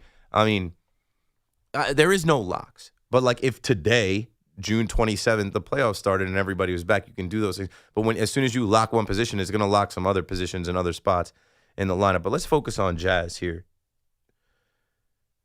This offseason, Jazz got engaged. Congratulations to him and the young lady that he proposed to. But the way that he went about posting it and the way that the conversation surrounded it, it was unnecessary. That to me was the first thing where I was like, bro, you're going into a walk year. You're going into a prove it year, a contract year. And I'm not going to speak on the man's personal life, but I'm speaking on what.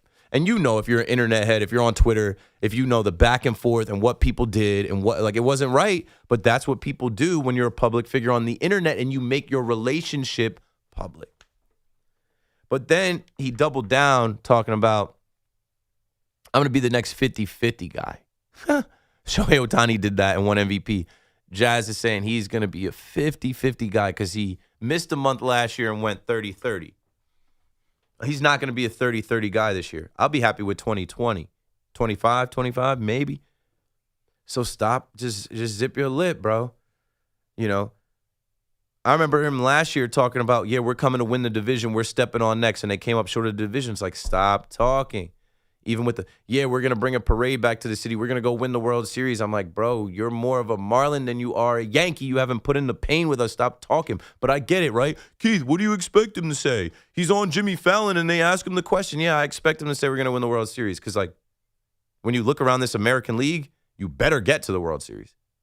Or this really actually might be Boone's last year. And if you get to the World Series, all bets are off. You know, even if it's the Dodgers, what are the chances the Dodgers can beat us 2 out of 3 years? What are the chances that the Dodgers can complete the three-peat? It just doesn't happen in sports. I'd bet against it. I mean, just having the thought in their head about doing it against the Yankees, and it would be erasing the Yankees who were the last to do it. But yeah, back to Jazz. I forget the rap sheet of things that Jazz said and did. It's so long that I just think like he's talked so much about his contract, right? He said he wanted an 8 to 10 year contract, $35 million a year. So he wants the Yankees to put a contract up for $350 million. We're about to go into a lockout, bro. What are you on? What are you talking about? Stop talking so much. Stop talking so much. Just go out and prove it with your play and your bat, right? And he struggled this year. And this is it. I would love for Jazz to be a part of the Yankees team that goes and wins the World Series and then go wherever, right off into the sunset. We'll remember you here forever. You'll be a king here forever. Go play with whomever wants to pay you whatever they want to pay you. We won't care. 888-808-1019. See, the Knicks win the championship, and there are decisions that have to be made about who is going to be here and who isn't. And I think the main talking point is now Mitchell Robinson. And for what my money is worth, I think Mitch is good as gone. I think that even though he bricks his foul shots, people see the value in him. I mean, it's hard to miss when you watch what he can do on the field or on the court rather. And just his personality and type of guy, I think he should go somewhere in the South. I think he should go somewhere and be in the country, be the country boy that he wants to be, listening to country music, riding his big rig, his pickup truck, and go somewhere, you know. Shout out to Jose Alvarado. I'm loving watching his movie. Brooklyn-born kid gets traded to the Knicks. They go to the chip. He does play a part. And then now they've been partying for weeks. He went to Puerto Rico with the trophy. He said he was going to stay drunk for a whole week. And the New York Knicks, they're bringing him back. He intends to sign a new 3-year, $14+ million deal to return to the Knicks. That's legendary for a dude from the towns, a Boricua from the towns. Like, that is a movie. What about Landry Shamet? You can't have everybody. What I'll say about the Knicks is when you win a championship, you're going to lose players. It happens in every sport.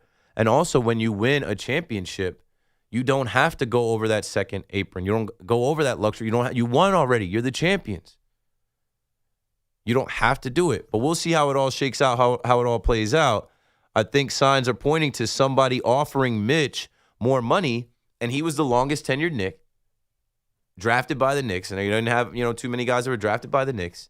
He will be a legend out here forever. He will, once a Knick, always a Knick. He will always be a Knick. He'll always be welcome to come. Go get your bag. You guys see the money Isaiah Hartenstein's getting? You see the money he's getting with OKC now? Bag.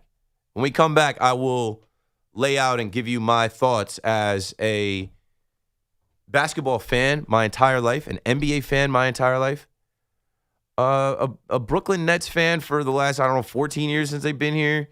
I can't say Net fan my whole life because I was a Chicago Bulls fan. And then I went with the home team, being from Monmouth County, New Jersey, OT rep, Ocean Township. Shout out to New Jersey, the Garden State. And they're not in the state anymore. But there were just so many days and weeks that there was all this discourse around Nets fans and what Nets fans should be feeling and how they should be thinking and what the Brooklyn Nets should do. And I'll get to that conversation, but when we come back, I'm going to start with myself as an NBA fan, a Net fan, but also somebody in the media that was on radio and television talking about the Knicks through this whole run, being neutral, being an IBO, and actually finding myself enjoying the run and the storylines and not feeling any type of way about the Knicks winning and that not being my team, ultimately being moved and really happy for New Yorkers and New York City and people that have been starving for a championship, specifically with that team for 53 years, getting one.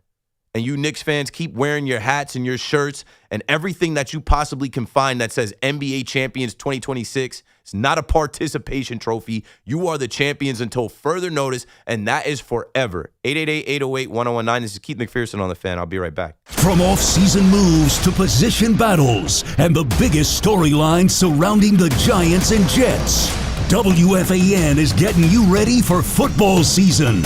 Expert analysis, breaking news, insider insight. Football lives here. WFAN.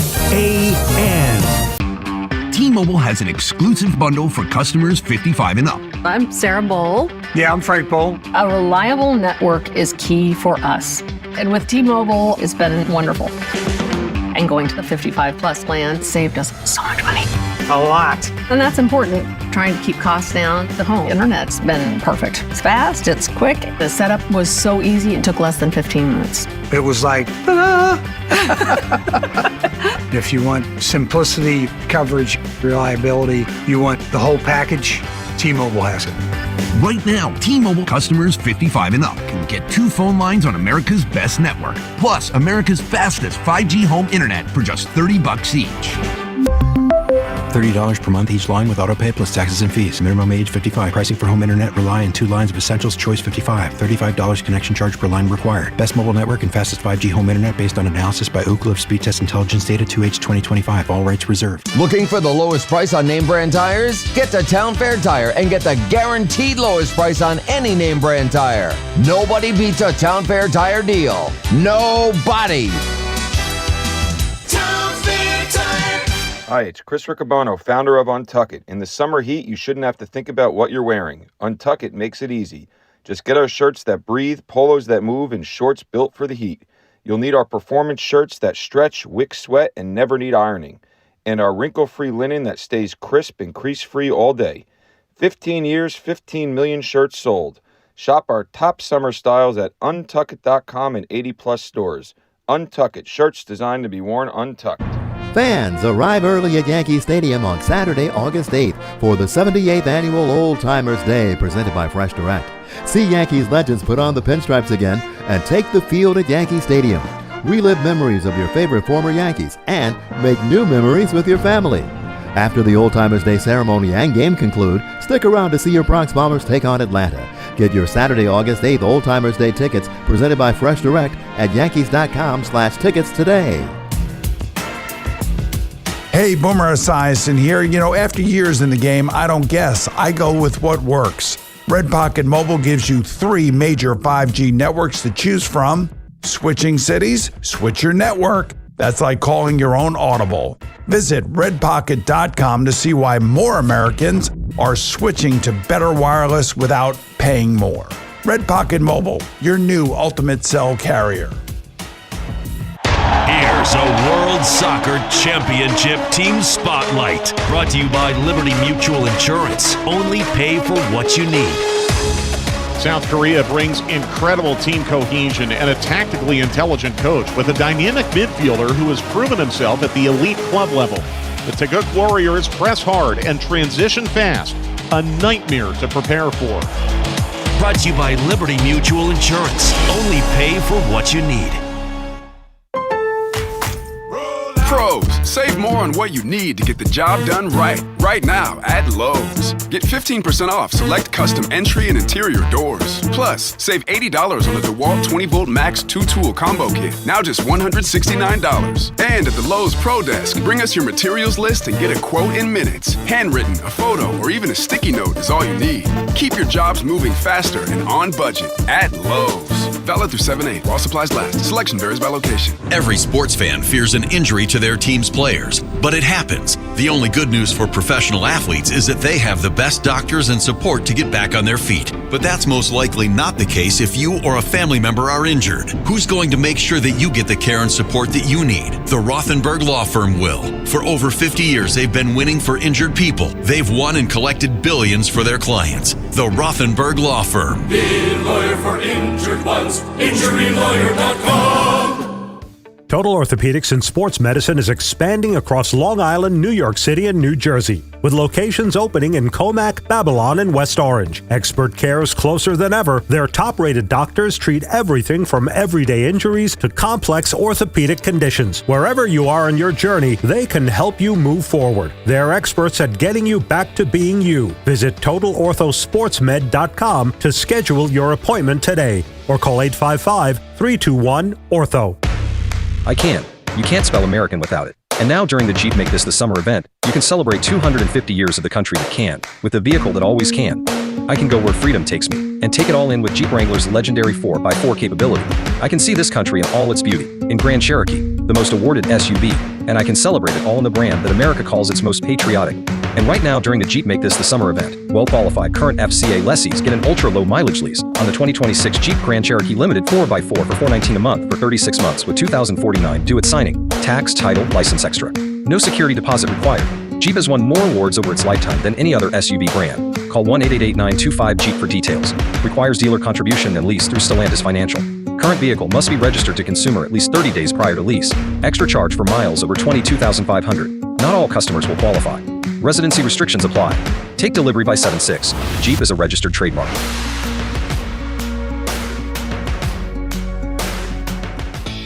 This summer, cool down with Dunkin' Refreshers. Sip on a black cherry or try the all-new pink pineapple. Or try one of their flavorful fan favorites like mango pineapple and strawberry dragon fruit. All of them are ice cold and refreshing. Dunkin' Refreshers are the perfect afternoon pick-me-up. A whole lot of flavor and very refreshing. It's a sip of summer, only at Dunkin'. Dunkin' Refreshers are fruit-flavored, contain 0 to 1% fruit juice. Terms and exclusions may apply. The parade may be over, but the celebration continues. Congratulations to the world champion New York Knicks. Share your memories with us at 888-808-1019. The WFAN phone line is powered by Paramount Plus. Paramount Plus presents the biggest summer in UFC history. Better go harder than ever now. Better figure it out fast, quickly. I hate hearing that term irrelevant about a New York City franchise, one that I root for, one that I have struggled with, one that I have succeeded with, one that I have done business with, one that there's not much business left for. Like, I would love to see the Brooklyn Nets go hard this offseason, figure some things out because the tanking system, the lottery system has changed. The tanking is done. And with the Knicks winning the championship now, you have to figure something out. Or you will be so far, or like there will not be any young fans. Like you have to contend, you have to compete, and you got to end the losing streak. I think they've lost 14 games in a row to the Knicks, and I feel for the younger kids. I said this last time I was on air. There was a wave of young fans that chose to be Brooklyn Nets fans with KD, Kyrie, Harden, that whole era. And it was so short-lived. And I can't imagine, right? Because like I came into the NBA as a fan of, like Mike, I like to be like Mike, the Chicago Bulls and Space Jam and them winning all the time. And, you know, not for nothing, I have seen my team win an NBA championship. I have seen my team win the finals. I was a Bulls fan as a kid. I also saw my team lose the finals with the Lakers and the Spurs before that. Like I saw the Nets lose the finals, and I know what that feels like. But to see the Knicks make this run to the finals, the biggest takeaway was stop the hating. Stop the hating. And what I really saw was how national media had to eat their words, how even some of the biggest Knicks haters, even now, they can't stop the hating. I just saw somebody with a take that OKC would have won the championship if they weren't. Come on. It doesn't work like that. It's survival of the healthiest. Every year somebody is hurt. Every year somebody's missing from an NBA team. That's what happens. At the end of the race, you don't have all your guys. They will not. They're saying there's an asterisk next to the Knicks championship.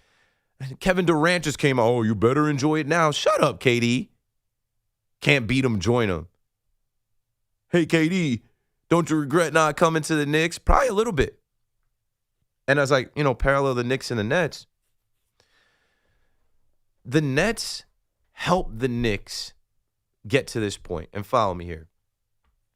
The existence of the Brooklyn Nets, a train ride away from Madison Square Garden, being in New York, being another ticket in town, also being a team that was going to the playoffs when the Knicks were missing the playoffs.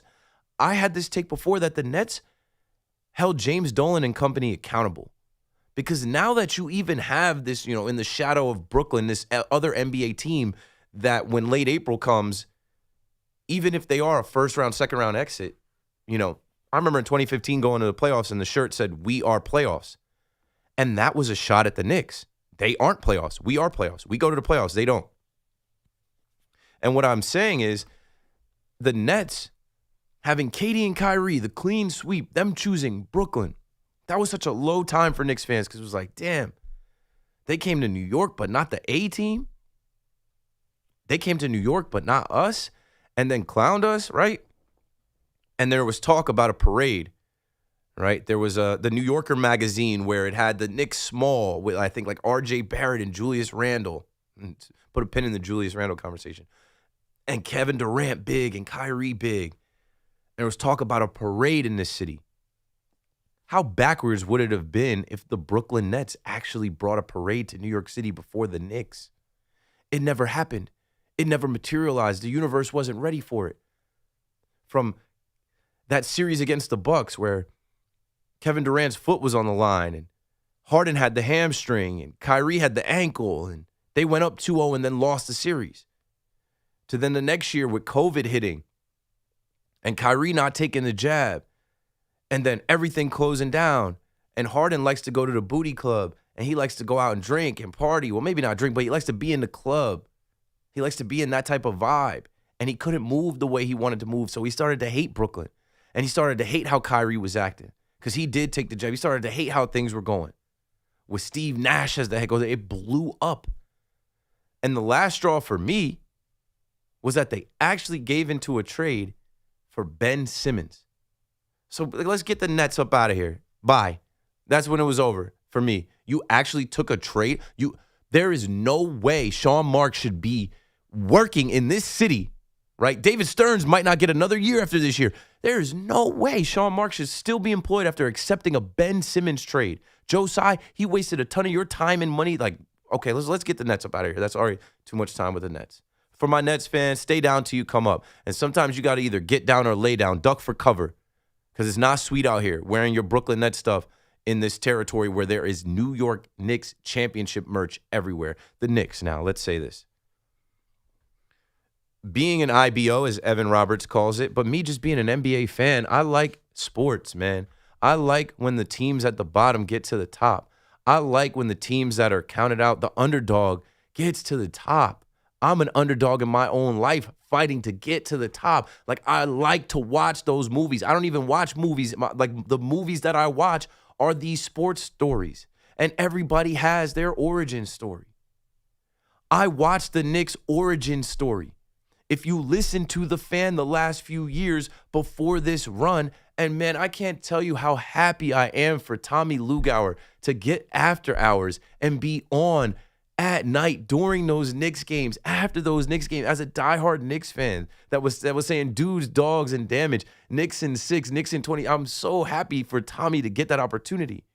But before Tommy was doing it, who was on here talking to you every night as the Knicks got closer and closer? It was me. And never did I put my Nets fandom in front of the Knicks run, whether it was the Knicks getting bounced by the Heat 3 years ago, or the Knicks getting bounced by the Pacers 2 years ago, or going back. So 4 years ago with the Heat knocking them out, 3 years ago then with the Pacers knocking them out, 2 years ago with the Pacers knocking them out again. I was here. I watched all of those games and different iterations of those teams, from IQ and Julius Randle with Brunson, to even trading, and then even when the Pacers knocked them out and they were hurt, they were done, and Knicks fans were out there chanting Knicks in 8. And Knicks fans gave them a round of applause because they were close, because they went on a run. And Knicks fans knew they were building towards something, and so did I. I stopped the hating on Jalen Brunson, who is from New Jersey. I stopped the hating on Karl Anthony Towns, whose pops played at my university. I stopped the hating on a Knicks team that I saw, okay, all of these guys that are their starters were counted out. We're let go. We're not paid. We're traded from somewhere else. They've come together. Even this coach and Mike Brown was written off, was talked about, was called names. And now he's going to get them to the promised land. And he had all of the pressure in the world taking that job. I used my eyes. I stopped the hating. And there's so many people that don't use their eyes, and they look away, and they're just negative. Nah, I don't like the Knicks. I don't like this. I don't want to see them win. Oh, watch what happens when they face the Sixers. I mean, even before that, in the first round, shout out to my guy Andrew Levy. I went to game 1. We had amazing seats. He's a graduate of Lehigh. CJ McCollum hooked us up with great seats. And I did a video for WFAN. I did a bunch of videos for WFAN. I took videos outside and I did a recap video. I said they should sweep these guys. I said they're the senior team. They're the veteran team. Like, I had takes on my own podcast, Mike Check with Keith McPherson, out there on podcast apps and YouTube. Look it up. Where I was like, this Knicks team is set up better than ever to make a run back to the Eastern Conference Finals, and dare I say, win it. Because I took the haterade and I took it out of my diet, and I watched the NBA. I watched the basketball they were playing. When the Sixers beat the Celtics, and everybody said, oh, well, how are they going to stop Maxey and VJ Edgecombe? Embiid. My take, I was on with Rob Parker on his show, The Odd Couple. I said, how many games is Embiid going to play in this series? Is VJ Edgecombe going to look like a rookie? What's Tyrese Maxey going to do when they put the clamps on him? They got guys that can defend. And who is stopping big body Brunson? And Josh Hart and Mikal Bridges, who played down there in Villanova, they're not worried about going down there to Philly. I said, if they go up 2-0 and they go to Philly, it's wraps. They're going to broom them. I called that. It's on wax. Not being a hater, just using my eyes. Watching a team that went to war together, that had scars, had pain, that put in pain together, and they knew this was it. This is the only goal. This is the only mission. James Dolan sat right here in this exact studio and said, we're not putting up the NBA Cup banner. We plan on raising another banner, and he was damn right. And then when I watched them come back from down 22 against the Cavaliers in the Garden after they had that rust from the extra rest, I said, oh, no, this is something different, yo. This is different. James Harden is a Hall of Famer. You got Donovan Mitchell over there. You got all-stars over there. Evan Mobley, Jared Allen, Kenny Atkinson's a good coach. There's a higher power here. Something, I don't know. Brunson just cooked Harden. And then every shot that they needed from Landry Shamet to Mikal, it fell. Every rebound, every possession, every defense, it went their way. And once they did that once, right, in that first game of that series, I'm like, they can do that again. And then they sweep the Cavs. And when they get into the series against the Spurs, where everybody in the world told me that it didn't matter who comes out of the West.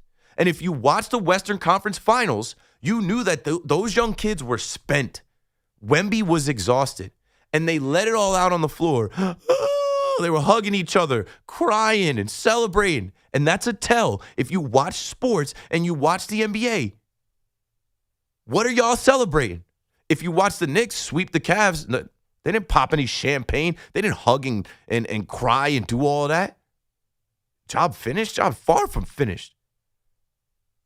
So then when I started to talk about the New York Knicks on Fox 5 through that whole run, I said Knicks in 6, and I was just giving the Spurs a little bit of grace, thinking like you do have Wemby, the alien. I don't know what alien. They thought he was Predator. He looked like Baby Yoda. I don't know what they thought Wemby was going to be in that series. They were telling me he's the next face of the NBA.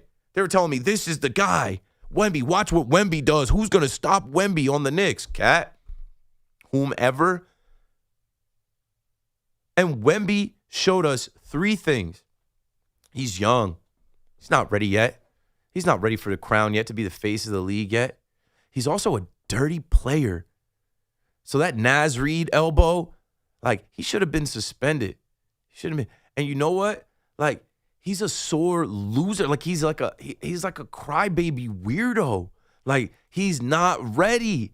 The flagrant fouls, not giving guys space to close out, mushing Brunson like that. Like, when they hit him with that egg in New York, there were people with the wrong take about that. He deserved more than an egg in the head, the way he was acting, because somebody in New York decided to take matters into their own hands since the NBA won it. And I'm watching all of this. And shout out to Dylan Harper, Don Bosco, Jersey kid, balling. And they decided to die on De'Aaron Fox. And Mitch Johnson was out-coached by a veteran coach and Mike Brown. And veteran players. What I said on Wax on WFAN's social media, this is the senior team. They are veterans. They have experience. They've been through the wars. Mikal Bridges was on a Suns team that went up 2-0. They, together at Villanova, won championships. They have the pedigree. Brunson had been inching closer year after year. Hart on these teams. OG did not get to play on the championship Raptors team. This was his championship, and he has a moment that will literally be remembered forever. And so I did not bet against them. I thought that they could sweep the Spurs. I went on the odd couple with Rob Parker again, and I told him after they went up 1-0, I'm like, they're definitely going to go up 2-0. I said they might not lose a game in San Antonio because these kids can't close. You're looking at Jalen Brunson, who is a Black Mamba type closer, who is a Black Jesus Michael Jordan type of closer. He's putting the ball in the hoop when it counts. He's hitting his free throws. They don't have an answer for that. He's the smallest guy on the court, but he's the most polished, slow heartbeat. And with everybody else around him, from Karl Anthony Towns to OG, to Josh Hart, to Mikal, to even some of the guys off the bench where you could throw a Landry Shamet in. You could throw a Deuce McBride in. You could throw a Jose Alvarado in, a Mitchell Robinson in. They're ready to go. Even Mike Brown will throw Huck Porty in. You know, they're going to Jeremy Sohan. It's an experienced group, a group that has chemistry. They were destined to win this championship. And now that's enough about the team. And Brunson, I couldn't be happier for a guy. With what you know about how he was counted out. And like he said, you know, when you prove the haters wrong, you don't have to say a word. He shut them all up. MVP. I was on a live stream with Mitchell and Ness where I said Brunson is going to drop 35 points that night. I said Brunson's going to drop 35 points and bring him home and be the MVP. He dropped 45. He had half the team's points. Would not be stopped. Happy for that man and his pops. Universe never unconnects. 1999, his pops is on the Knicks team against the Spurs. They don't get it done. How happy were you to see Patrick Ewing? And for some weirdos that don't understand what Patrick Ewing is doing with the team and why he's there and what this, like, stop. Like, there's just a lot of haters and weird takes. But now to the fans. I've sparred with Knicks fans for years. And for Net fans, what I was telling you is, listen, you can keep hating, but lay down your swords. Bend the knee. You thought that the Hawks winning 2 games were going to do your business. You thought that the Sixers had a shot to knock the Knicks off. They didn't. You thought that the Cavs, some of you talked thinking, oh, well, what they're going to meet the Cavs, and the Cavs couldn't do it. And your last stance was a bunch of 21, 22-year-old kids and Stephen Castle and Devin Vassell and you know, Carter Bryant and whomever else, Keldon Johnson, you know, the Spurs, Wemby. Luke Cornett is the oldest guy they have. And there were Nets fans that were literally riding on every round. And I'm like, it's done. It is done. They're going to win. You live in New York? No. You're not watching this? No. I live here. I've been here for 12 years waiting for another team to win. I keep my eyes open and ears open to everything in the city, on the subway, on the streets, uptown, downtown, every borough that I'm in. And I never saw anything that united this city like that run did. I think you got to be a super weirdo cornball to see people happy and united and go against it for a fandom of a team that you might have chose when you were 5 or 10 years old. Stand down, I tried to tell some Nets fans. You're punching air. You were always punching up, fighting the Knicks fans and the Knicks fan base that had existed in this city for 80 years. And if you're smart enough to watch what's going on, the Knicks unite New York City like it's a one-team town. Like all of a sudden, when basketball is happening like this, it's the Boston fans watching the Celtics. The Knicks turn New York into a one-team town. It's split everywhere else. Jets and Giants. Mets and Yankees. Islanders, Rangers, and Devils.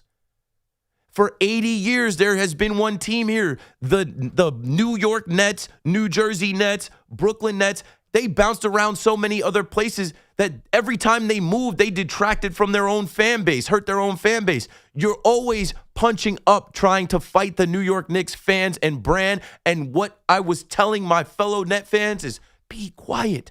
They are stronger than ever, and they're not going to lose. Destiny is on their side. Then when you see OG with the tip in and they come back from 29 down, it's like, what else do you need to see? They're about to win. And then there was a parade in my city. A parade in my city where I'm like, yo, I'm getting up. I went to the Yankee game. If you're listening to the show, I think I already told you I was a guest of Lon-Trost and Randy Levine. Appreciate those guys. They had me in Randy's suite. So that night, I mean, I didn't know Brunson and Hart were coming. They end up being in Hal Steinbrenner's suite. I'm right next. There's nobody in between me. There's just seats between me. They're on the big screen. And I'm seeing this in Yankee Stadium, and I've been to hundreds of games. They've had a bunch of guests and people. The reaction that they got is crazy. That was the night before the parade. So I ride home, and I'm like, all right, I got to go to sleep. But then my little boy is up in the middle of the night. He's up in the middle of the night. I'm like, all right, I'm tired. I'm trying to put him back to sleep. I don't go to sleep till 12:30. The alarm goes off at 5. Shout out to the Bleacher Creatures. I'm in the Bleacher Creature chat. I check the chat, and at 5 a.m., they're sending videos and pictures of people in the dark. I go on Twitter. I'm seeing 200, 300 people in the dark. I'm like, oh, hell nah. Nope. That's when your fandom kicks in. As much as I wanted to see a parade in this beautiful city that so many of us work in, so many of us have won in, so many of us have lost in, so many of us have had bad experiences, good experiences, but we fight together and we get up every single day and we go to work and we try. I wanted to see a New York parade with my own eyes, but coming from Hoboken, I'm like, nah, by the time I get over there, it's going to be 7 o'clock. By the time I get up, walk to the train, get over there, the train's going to be packed, I'm like, nah, this is not for me. But did I enjoy the broadcast on TV? Hell yeah, I did. And I am not a Knicks fan. I do not know your struggle. That is not my pain. I did not grow up watching the Knicks like that. I watch basketball, but I do not know the pain of the shortcomings. That was your party. That was your parade, and I hope you went and enjoyed it because I enjoyed it on TV. When Alicia Keys comes out and she sings Billy Joel, I don't know if you guys remember, I didn't know a Billy Joel song. until they had the Billy Joel bobblehead night at Yankee Stadium. Then we came here. I did a show. We played Billy Joel every break. And when Alicia Keys started with, I'm in a New York state of mind. Damn, don't all those songs hit different now that the Knicks won? I did it my way. Start spreading. And all of those New York, in New York, all those New York songs hit different now that somebody won.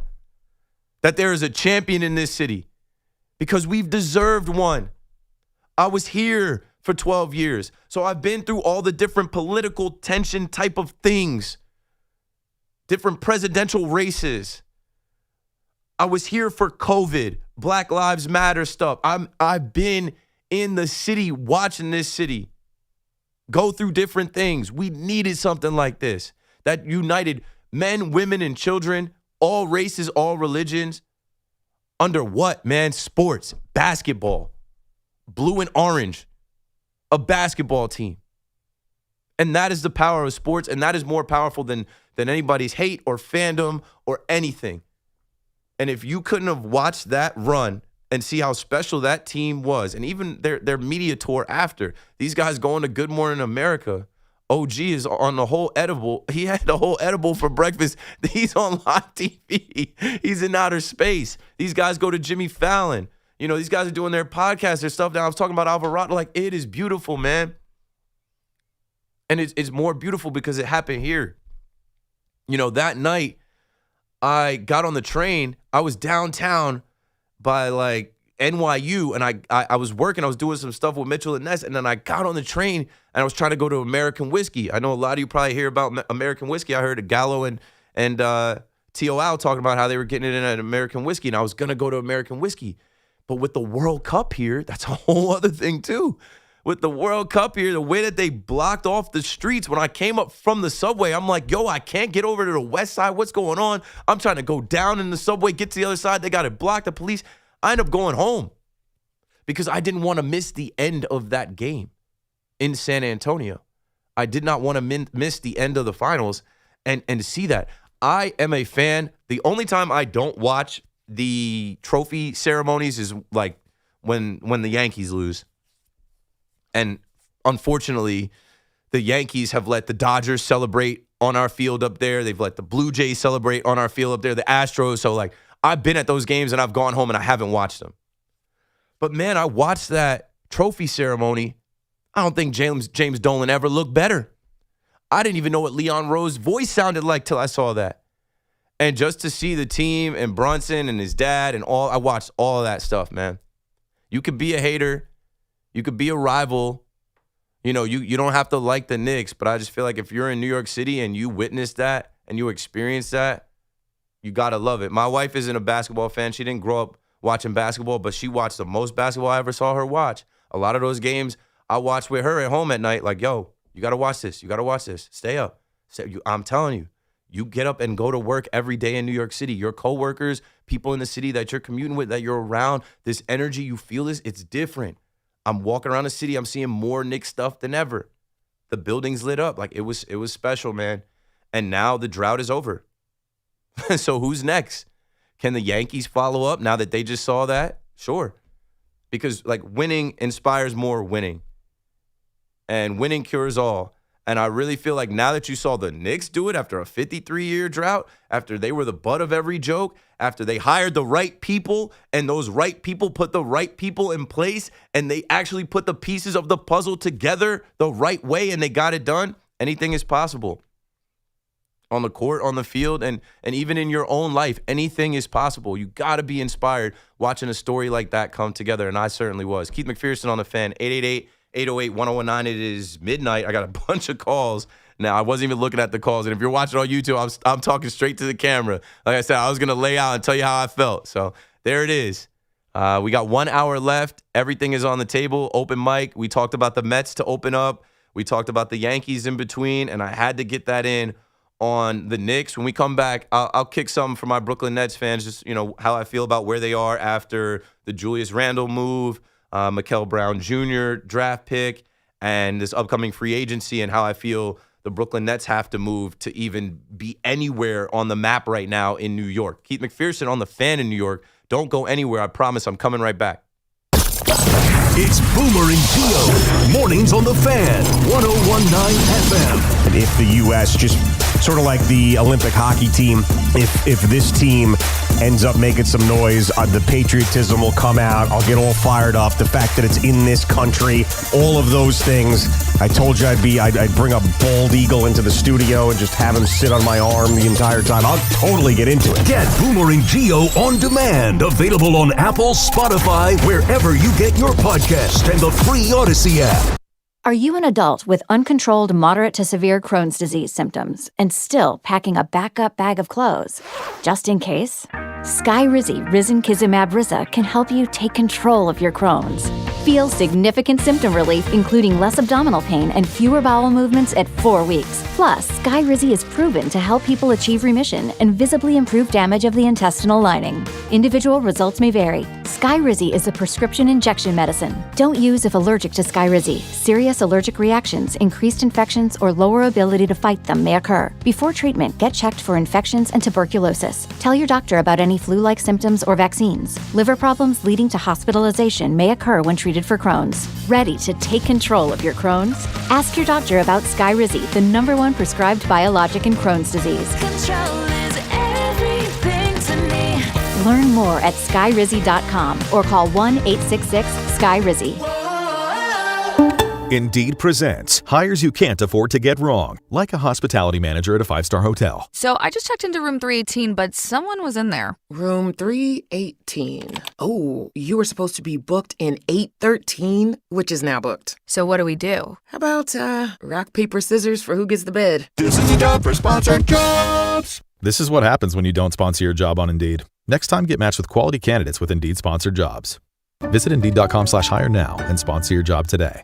Here's a World Soccer Championship Team Spotlight, brought to you by the first ever Infiniti QX65 and by Lowe's. Members get more at Lowe's. Spain is the tournament's top seed. A beautifully balanced side built on fluid possession, led by a creative playmaker who unlocks defenses at will. La Roja's depth across every position makes them the team to beat. Town Fair Tire honors any valid rebates, manufacturers or competitors' rebates. Yes, even any competitors' rebates. And we give you the guaranteed lowest price. Nobody beats Town Fair Tire. Nobody. Town Fair Tire. Summer's a gift. The gift of days that last a little longer. A brighter state of mind. So gift yourself a new Kia at the Kia Summer Sticker Sales Event. With specially tagged vehicles including the Sorrento, Sportage, Carnival, as well as the Niro Hybrid. All backed by a 10-year, 100,000-mile limited powertrain warranty. So the gift of summer can keep on giving for summers to come. Kia, movement that inspires. Call 800-333-4KIA for details. Always drive safely. Event ends 7/6/26. See dealer for warranty details. When it comes to family law, a lot has changed in recent years, so assumptions can be costly. If you see or sense a change coming in your family life that could have legal implications, it's important to know where you stand. Getting good legal advice early is never a bad idea. I'm Joe Cordell of Cordell & Cordell. If you or anyone you know is facing a family law issue, start with a consultation. Visit CordellCordell.com. 866-323-7529. 250 Pele, Saddlebrook. Diana Magala, licensed in New York and New Jersey. Joseph Cordell, licensed in Missouri and Illinois only. If you own a business, you've heard it all. From fast funding to easy approvals, everyone says the same thing. LendSeek is different. We show you what you actually qualify for. LendSeek's AI-enabled platform matches you with funding options with no guesswork. Up to $5 million in as fast as 24 hours. If you've been in business over a year, doing at least $50,000 per month, apply for free with zero out-of-pocket costs and access to over 100 lenders. Start ready, stay ready. Lendseek.com. LENDSEEK.com. Get the latest on the Giants and Jets on WFAN, WFAN FM, WFAN FM HD1 New York, and Odyssey Sports Station.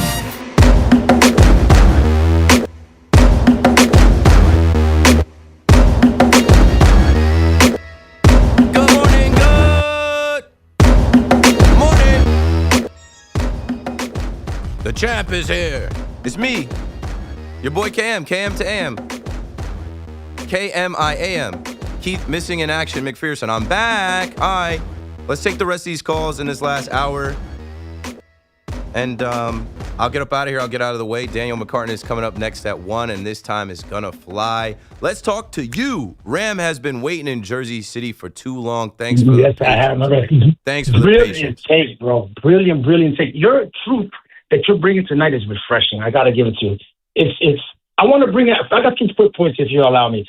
First, I want to talk about a little bit more of the poetic justice that played out this year in the NBA Finals with Brunson and his father, right? 9/11, the Twin Towers beat us. And this year, we took out the one tower, right? D1. It's crazy. And then who did we stomp out? The team that built a team. We took out the famous, Believe in the Process tanking team, which was beautiful. Yep. I loved it. But I want to speak to the Met fan. For years and years, I'm a Yankee fan. For years and years, all I've heard about is that we buy championships. And this year proves to y'all that it takes more than some money, right? Because you got the richest owner, and where are y'all now? Yeah, and I mean, if you want to use the perfect example, the Mets went and got the guy that wanted the most money in all of sports in Juan Soto versus the Knicks having Jalen Brunson, who said, I'll take a pay cut so we could build a team. I'll take less. That's right. I'll take less. He came to this earth to bring us a championship. It feels that way, right? From watching Jalen Brunson, born to play team. Basketball. It was written in the stars. Sir. The writing was on the wall. It was so clear to see. Yeah, it's amazing, man. I haven't had a better, June in my lifetime. I'm telling you, it's might amazing. not. That's what I'm saying too. Like, enjoy it, savor it. You might not ever see a better run for one of your teams. You might not ever feel this joy again. Thanks for the call, Ram. That's why I'm like, I quit the hating. I stopped the hating. I packed that up, and not for nothing, I profited off of it myself. Being an IBO, being an independent basketball observer, like Evan says, I say just neutral. And something else I added, I was like, now I understand why media members are supposed to be neutral. When I came into the game as more of a podcaster, fan base, voice of the fan, super fan, whatever you want to call it, I didn't understand why it was like, no, you're covering the sport. You're supposed to remain neutral. You know why? Because nobody's bigger than the story. Who cares who Keith McPherson roots for? Do you watch basketball? Can you talk basketball? Do you know the story? Do you understand what you're seeing? Do you know what's going on here? Okay, then speak to us about that. Not a team that you chose when you were 11 and 12 years old and you didn't want to root for the Wizards because Jordan left the Bulls. Danny is in Paramus, New Jersey with us next. What's up, Dan? Hey, thanks for taking my call, man. Listen, of all the sensational moments that we saw from the Knicks title run, OG's putback, Brunson's 45, Wemby getting exposed in the clutch. My favorite aspect was the Knicks' mentality and their composure through the whole thing. They faced an 8-foot giant, 15-point deficits, crooked refs, and they still won in 5 games. And the most impressive thing is that everyone on the team did not waver or lose their composure at all. They were all just cold, calculated, apathetic assassins up until the last buzzer. Yeah, and you love that as a fan. You love that as a New Yorker. It ain't over till it's over. We're going to outlast you. We'll take your best punch. We're still standing. I watched these games, and the Knicks had them right where they wanted them every time. Oh, the Spurs go up 20, whatever. Oh, the Spurs come out hot, hitting threes, unconscious from 3. That's cool. Let's see if you can go 12 rounds. Let's see if you are able to close. You are not. And you can have the officials on your side. You can have an 8-foot giant on your side. Ultimately, it's not going to matter. It's experience. It's reps. It's conditioning. It's a mentality. Professionals, they've done this before. They had one goal and one goal only this year, one mission. You don't fire Tom Thibodeau to come up shorter than he did, and they did not. Brilliant. Many of us, myself included, thought, it can't happen. But you know what? Very quickly I realized, I said, they followed the format that other teams followed. The Raptors won with Nick Nurse in his first year. The Warriors won with Steve Kerr in his first year. The Cavs won with Ty Lue in his first. We have seen this before. This is an origin story. How many champions had to be forged through fire? Almost all of them. The Celtics had to lose a bunch of times before they won. The Knicks lost a few times before they finally got to the top of the mountain, and they were ready. They were prepared when they got there. It was clear as day to see for me. Let's go down to Point Pleasant. Aiden, you're on the fan next. Go for it, bro. Hey, Keith, thanks for taking my call. Long time. You got it. I just wanted, as a Knicks fan, I mean, I couldn't be happier. You know, my dad was 3 years old when they won, and I got to watch it with him. And I've been working a lot in Philadelphia and South Jersey, and the Knicks fans are everywhere. But I wanted to talk about the Nets. You know, it wasn't that long ago that 2018-19, the Knicks had a 17-win season. Yep. So it really goes to show, like, as, you know, I'm obviously a Knicks fan, but why can't it be the Nets? Why can't, with better management decisions and drafting and smart trades, why, and, you know, letting a fire under their ass, why can't it be them next? It could be. It could be. And thank you for the call. And I was waiting to get to that topic on the screen to set me up for what I said for my Nets fans. It could be. There are some people pointing to Julius Randle as the key factor. And when you talk about the Knicks back then, I remember being in a bar down by South Street waiting to see where the lottery balls fell with all Knicks fans in New York. And when they got 3, you would think that everything was over then. Because like Zion was coming and Ja Morant, and it was like 1, 2. Those are the top 2 guys. They end up with R.J. Barrett. And you all remember Julius Randle coming here, and Julius Randle being the guy that you got when you missed out on KD and Kyrie. But that was the start of a culture change. That was the start of building and this origin story to get to where you are today.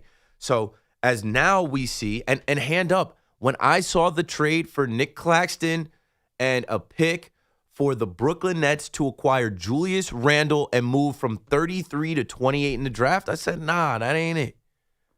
Now, I said that as a fan, like, nah, that's not it. They need to do more. Nah, that's not it. Like Charlemagne after he heard Safari's freestyle. Nah, that ain't it, y'all. My hip-hop heads know that. Now, I don't think that's a bad trade for the Brooklyn Nets. It was time for Nick Claxton to get up out of here. Nick Claxton is a competitive guy. He doesn't want to be on a loser. He had been here long enough. He had been here through all these different iterations. And Nick Claxton need to leave just because he was the one who was talking about, I never lost to the Knicks. And then he's continued to lose to the Knicks for X amount of years. He had to go. Can't shoot, had to go. It was over, had to go. And to give him up and get Julius Randle back, that immediately raises your floor. We know Julius can score. Julius supposedly, reportedly, is happy to come back, and his son is happy to come back, and his wife is happy to come back to New York. But for me as a Net fan, I said, this doesn't inspire confidence. This doesn't make me fired up to go buy a Julius Randle jersey. And I remember Julius Randle looking at the Knicks team store and saying, why is there a Mikal Bridges jersey up and not my jersey? Mikal Bridges hasn't even stepped on the floor for the team. Yeah, because the writing was on the wall, Julius. You're not the guy. Knicks fans were ripping your poster down after you lost to the Pacers. You're not the guy. Knicks fans wanted you up out of here, right? And then they ended up getting Karl Anthony Towns. And I know Knicks fans have love for him, but follow me here. When I look at the Brooklyn Nets getting this version of Julius Randle in a year where you have to compete, in a year where you are fighting irrelevance more than ever, you have to make noise. And it's not about selling tickets because the Barclays Center is sold out. They're going to sell tickets. The tickets are affordable. People can get there. This is a crowded area. It's NBA basketball. They're going to sell tickets. But you need to inspire the fan base right now. Smart move, good move, but there needs to be more. And so I feel like the Net fan base is probably 70 to 80% good on, for Nick Claxton, and we moved up in the draft, and we got Julius Randle, which raises our floor. That's an NBA former All-Star that we know can compete at a high level. And at the level that he didn't compete with 3 points in the elimination game against the Spurs, the Nets don't have to worry about that because I don't think that they're getting to the semifinals or even into the playoffs, whatever. But what I'm saying is there needs to be more. I'm not seeing it yet. I guess right now after the Nets go into the draft and they pass on Darius Acuff Jr., okay.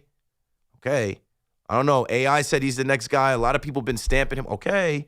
I'm just saying Sean Marks, Jordy Fernandez, Josai. Now you put Mikal Brown Jr. and Darius Acuff Jr. together for the next 5, 10, however long their careers are. And you celebrated high-fiving and whooping it up like you made that move and that was the move and yeah, like you got the best player in the draft. Okay, now it's on you to develop him. It's on you to let us see why you believed in him.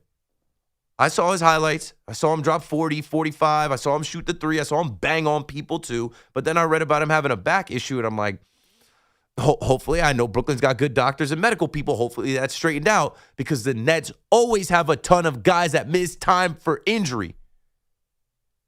And if you're losing again this year and guys pack it in and you can't tank again this year. So going back to what Aiden said, why can't this be the Brooklyn Nets? I would tell you because Sean Marks is the architect and Joe Tsai is the owner. And I don't think Joe Tsai is going to fire Sean Marks. Sean Marks has 9 lives. I think he's got carte blanche. I think he's got whatever time he needs or wants to try and turn the Brooklyn Nets around.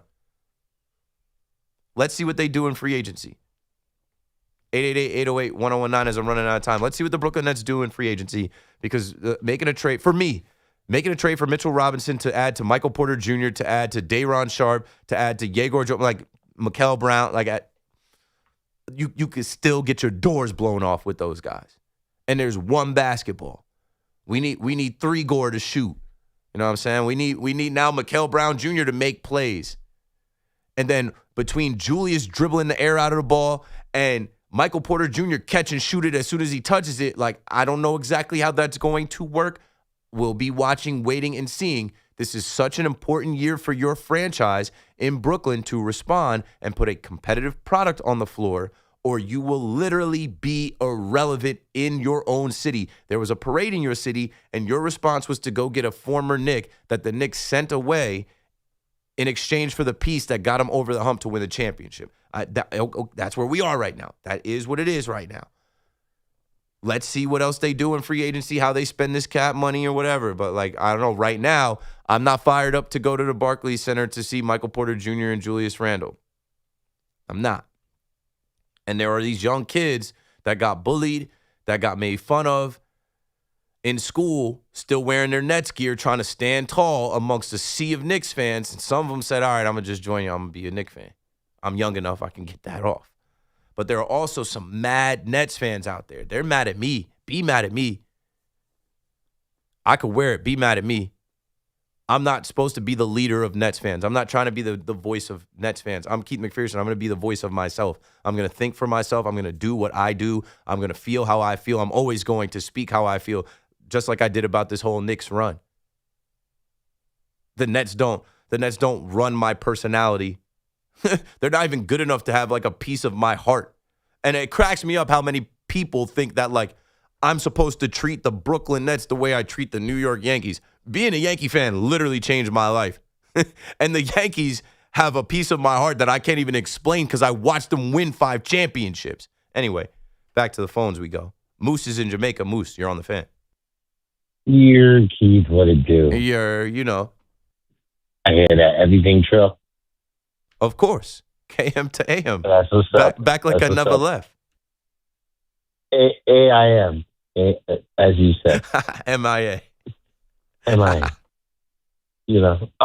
So, all right, so I wanted to allow, because I spoke to Gallo earlier about the Mets, and I reserved this time with you to discuss the Yankees.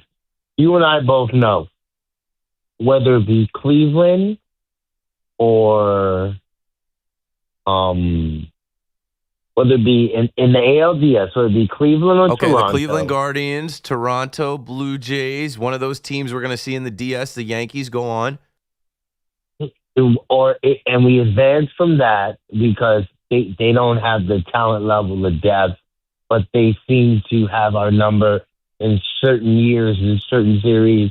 If you remember the 90s, the 2000s, the 2010s. The Guardians, 1 year, 97. 97. They don't have our number. We run the Central. I'm not worried about anybody coming out of the Central. Now, I'm not worried about Toronto this year. Tampa a little bit, but I'm not worried about a series with them because that's going to be all Yankee fans. And they just showed us that they're human. They're on a hot streak now. But nobody in the American League should scare the New York Yankees when they're whole. And they have a trade deadline to push their chips in and get whatever other pieces that they need. The Yankees have no excuse, in my opinion, this year to fall short of winning the division and getting back to the World Series. That's it. And that's what I said. Or it'd be Seattle or any other team. I'm not Seattle's a concerned. 500 club. No. And they're struggling a bit with their pitching too. Keith, let me finish. I'm not concerned about a June swoon, maybe June swoon, maybe non-June swoon. My concern is when the dust settles and we're in the World Series, because I don't see any team in the AL beating us 4 out of 7. Our pitching is too cutthroat. We have 4 dudes that can go 6 strong innings in October, and whether you put Weathers or Warren and add a piece in the bullpen from the trade deadline. Oh, I thought you were going to say to put them on the mound and start a game. No, thanks for the call, Moose. I'm just running out of time. I'll take it from here. Any combination of these 3 guys, because they're 5-game series, you got to win 3 games. Cam Schlittler, Garrett Cole, Max Fried, good money. Dare I say Tarek Skubal, but I don't know. I don't think that they'll really do that, but they should explore it. I'm good with the Yankees pitching. Let them get healthy, get whole, and get this lineup together and have a consistent lineup. And then we're off to the races the second half and this push towards the postseason. Where no excuses. They know it. We know it. Everybody knows it. The city knows it. We just had a championship here for the Knicks. The Yankees got to follow up and get back to the World Series. And if it's the Dodgers there waiting to avenge that loss, swell. Perfect. See you at the parade. Tom is in West Babylon. Thanks for holding, Tom. You're on. Oh, no problem, Keith. How you doing? I'm a diehard Met fan, diehard Knicks fan. I got a 2-part. One Knick, one Met. I'll make it quick. As for the Mets, these Mets did everything they had to do, and everyone's blaming Stearns. But the difference between the Yankees and Mets, we have an owner that has money, but he's not Steinbrenner. If he was Steinbrenner, he would have never let Alonso walk. That's the difference. And I think it has to do something with what they're doing with the union, that they're going to come up with a salary cap. Ain't happening. This is why he went to the 1 or 2 year contracts. Bottom line is he should have signed Alonso. I haven't watched the Met game. When I saw this and they plugged in all these guys, I laughed. These guys can't play defense. Yeah. It's sad, Keith. It's very sad. No. Now I'll get to my Knicks, and you can comment on the Mets when I hang up. But with the Knicks, diehard Knicks fan. 53 years, but there's one problem we had. The news, everybody. 5 boroughs. What happened to Long Island? I was born in Brooklyn. Is it my fault that we moved to Long Island?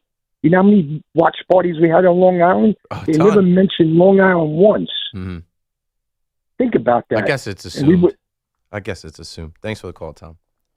Anyway, let's go. Now that I can get my takes in. Yeah, I was told that Steve Cohen is the new George Steinbrenner, and that certainly irked me. I remember having shows where I was like, "This is not George Steinbrenner," because George Steinbrenner wasn't just the money; it was the attitude, it was the way, the Yankee way that he created. That winning is the only thing, and there's a certain way that you carry yourself as a New York Yankee. Some of the stuff that Steve Cohen has let go on, hell no, would George Steinbrenner stand for that? Some of the stuff that the Yankees let go on now, George wouldn't.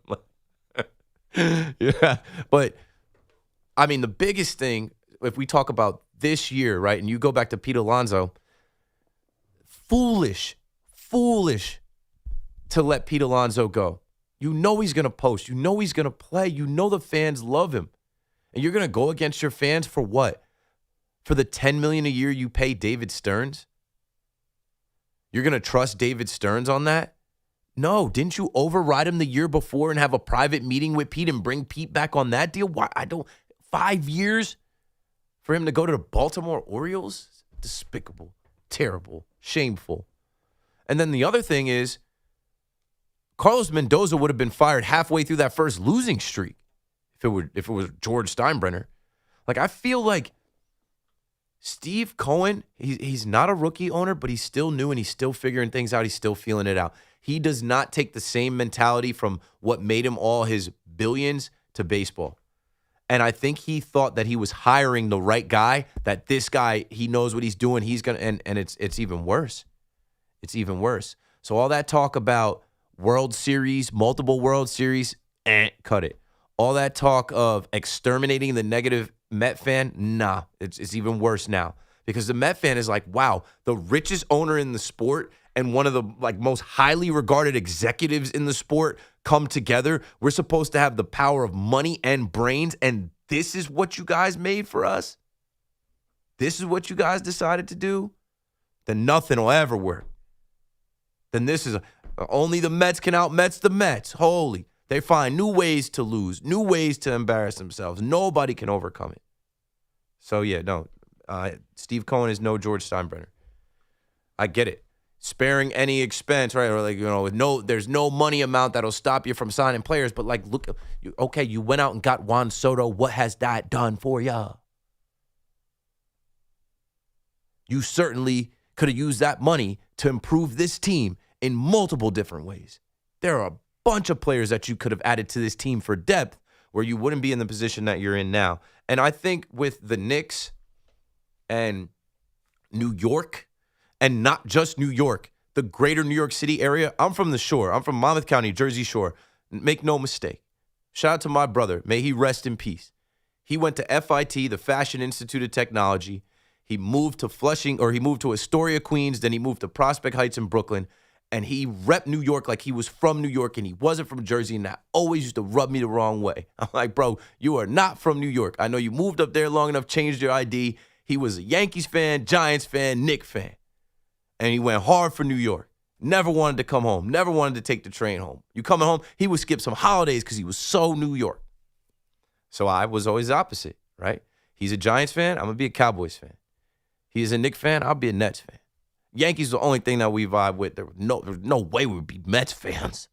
But I'm saying, my brother would have loved to see the city the way that the city was. My brother would have been outside. Even he would have been old. He would have been in his late 40s out there. He would have loved it because he loved the city. He loved people in the city. Even his old roommate, when he took me to the Garden for the first time to see the Lakers, when I was in between, should I be a Laker fan? Should I be a Knicks fan? He wanted me to be a Knicks fan. I wanted to see Kobe and the Lakers. I ended up just, sticking with the Nets because I used to play with him on the video game, and I'm from Jersey. His old roommate used to date, allegedly, date Jamal Crawford. So we got tickets back then, and my brother loved the city and rep New York. And I always made it a point that, I'm going to be in the city when I get up there, however I get up there, when I graduate. But I'm not going to perpetrate. I'm not from the towns. I'm from the township. I'm from Ocean Township. I'm from Monmouth County, New Jersey, from the Jersey Shore. I will say it 1,000 times. I played in the Shore Conference. I was born in Monmouth Medical Center. I'm so proud of where I'm from and to represent where I'm from. The Knicks win, and the bars in the Jersey Shore are celebrating with Knicks fans. An hour and a half south of Madison Square Garden. So I'm sure that when the Knicks win and they rep New York, it goes to everywhere that is actually the state of New York, all the way out to Buffalo, definitely Long Island, and then even all the way down to the Jersey Shore. Let's go all the way to La Jolla. My guy Lou staying up with us on the west side on the Fan. How you doing, Lou? Staying up. It's only 9:26 here. There you go. It's early. So I make a point. I knew you were on. I was very excited about it. But I make a point whenever you're on FAN, I have to listen from the beginning. So I turned on 2 hours late. I'm sorry. So I wanted to. No, that's modern day. That's the modern day technology that we can even do that. Isn't that great? I love it. I love it. So I wanted to mention one thing about the Mets. If you let me, I'll also mention something about the Knicks, but I'll start with the Mets. So about 2 months ago, I tweeted Steve Cohen. Now, I doubt if he reads his tweets. You never know. And I told him he should replace David Stearns with Theo Epstein. I never hear anything, so Theo Epstein, I know you know this, he brought the Red Sox their first championship in 86 years, and then the Cubs their first championship in 108 years. No one ever talks about Theo Epstein until yesterday. Evan Roberts, a Mets fan, that was talking about Theo for several minutes, and he said the reason why nobody hires him is that Epstein demands to become a part owner of whatever team he works for. Mm-hmm. And my attitude is Steve Cohen, be smart. Let Theo Epstein become a part owner and get rid of David Stearns. That's my attitude. Sure, Even though I would be Guardians, checking on it. If I'm Steve Cohen, I'm checking on every manager, potentially hiring a general manager, and maybe moving on from David Stearns because this is a mess. This is embarrassing. I would have that call with Theo Epstein. I don't think he would do it, but I would definitely have that call and say, whatever you want. If he told Juan Soto, whatever you want, a suite, security detail, and a clothing allowance for your moms, then give Theo whatever he wants. I'm glad you agree with me. And I'll just say one thing about the Knicks. I saw every moment of the NBA Finals this year. Game 4, when they came back from 29-point deficit, and I'm 75 years old, was the most exciting game that I've ever seen. And I think in the history of New York City sports, it was the most exciting game that took place in the city, in Manhattan. That second would be Game 6 of the 86 World Series, the Bill Buckner play, and that was in Queens. And the third, I was only 10 and a half months old, so I didn't see it. The shot heard around the world, Bobby Thompson's home run. Are you familiar with that? No, sorry. I had the mic off as I was letting you do your thing, and I've heard of that, but no, as of right now at 12:30, Bobby Thompson's shot heard around the world. What year was that? You were saying you saw that live? 5-1. No. I was 10 and a half months old. I became a baseball fan when I was 6 years old. 10 and a half months, no. But the Giants and Dodgers, the New York Giants and the Brooklyn Dodgers were the greatest rivals, the biggest rivals in baseball history. The Yanks and Red Sox were nothing compared to that. And there were no divisions then. There were only 8 teams in the National League, 8 teams in the American League. Dodgers had a huge lead during the summer of 51. The Giants came back. They actually cheated, but they didn't know it then. They came back and they tied the Dodgers, and they had a best 2 out of 3 playoff, a true playoff, because in those days, the 2 first-place teams went directly to the World Series. Right. So it was the third and final game, bottom of the 9th inning in the Polo Grounds, the Giants Stadium. The Mets played there for their first 2 seasons. That's in Manhattan. And the Dodgers were leading 4-1, and that was the game that Russ Hodges, I'm sure you heard the play, is screaming over and over again, the Giants win the pennant, the Giants win the pennant. You familiar with that? Yes. And I'm watching the Bobby Thompson shot heard around the world. And there's a guy, the third base coach was also their manager. His name was Leo DeRocha. He was a real character I'm saying that like a real Bronx Side character with no R at the end. And he was like Yogi Berra and Casey Stengel were characters. Leo DeRocha was a character. They don't make them like that anymore. Thanks for the call, Lou, and thanks for the trip down memory lane. And shout out to, the older listeners that we have that have these memories and stories, but then now also have these 4K memories of the New York Knicks running the parade. That's something I was saying about the Yankees on the station for years. For years, I was thinking it would be the Yankees that would do it. And I'm like, what's going to make this next championship and parade bigger and better than everything? I was like, one, you're going to print a money tree that you weren't able to print. As far as like the Knicks fans broke fanatics buying merch. The lines outside the NBA store and the MSG team store is ridiculous. Like just the amount of merchandise that says champions on it, it's booming. Then when I talk about a money tree, the economic boost that the city felt, I think they said it was somewhere like $400 million for the Knicks run. And then the other part is everyone that now has a 4K camera in the palm of their hand. If you went to the games, if you went to the parade, you can bring those memories up until you die. You can pass them on. They can be in the cloud. That like it, and it's in full definition, clear as you saw it. 888-808-1019. I'm running out of time. We've got Mets calls, Knicks calls, Nets calls, and I will get these calls in before 1 o'clock. Keith McPherson on the Fan. Don't go anywhere. I'm coming right back. From off-season moves to position battles and the biggest storylines surrounding the Giants and Jets, WFAN is getting you ready for football season. Expert analysis, breaking news, insider insight. Football lives here. WFAN. Save smarter and enjoy more with the great CD rates offered by Flushing Bank, a division of Ocean First Bank. Whether you're planning ahead or growing your savings, now is a great time to lock in a competitive rate. Visit flushingbank.com today. Member FDIC. This message is brought to you by Nassau County Executive Bruce Blakeman. A few missing pills, a sudden change in behavior, trouble at school, sleeping all day. Sometimes the signs of opioid addiction start small. Seeing the signs early can save a life. Opioid deaths are down in Nassau County, but one life lost is one too many. If you or a loved one needs help, call 516-227-TALK. That's 516-227-TALK. It could save a life. Looking for the best value on new tires? Get to Town Fair Tire. We honor every valid manufacturer's and competitor rebates and give you the guaranteed lowest price. Nobody beats Town Fair Tire. Nobody. Town Fair Tire. Attention. Have you racked up $10,000 or more in credit card debt? Are you barely getting by making minimum payments?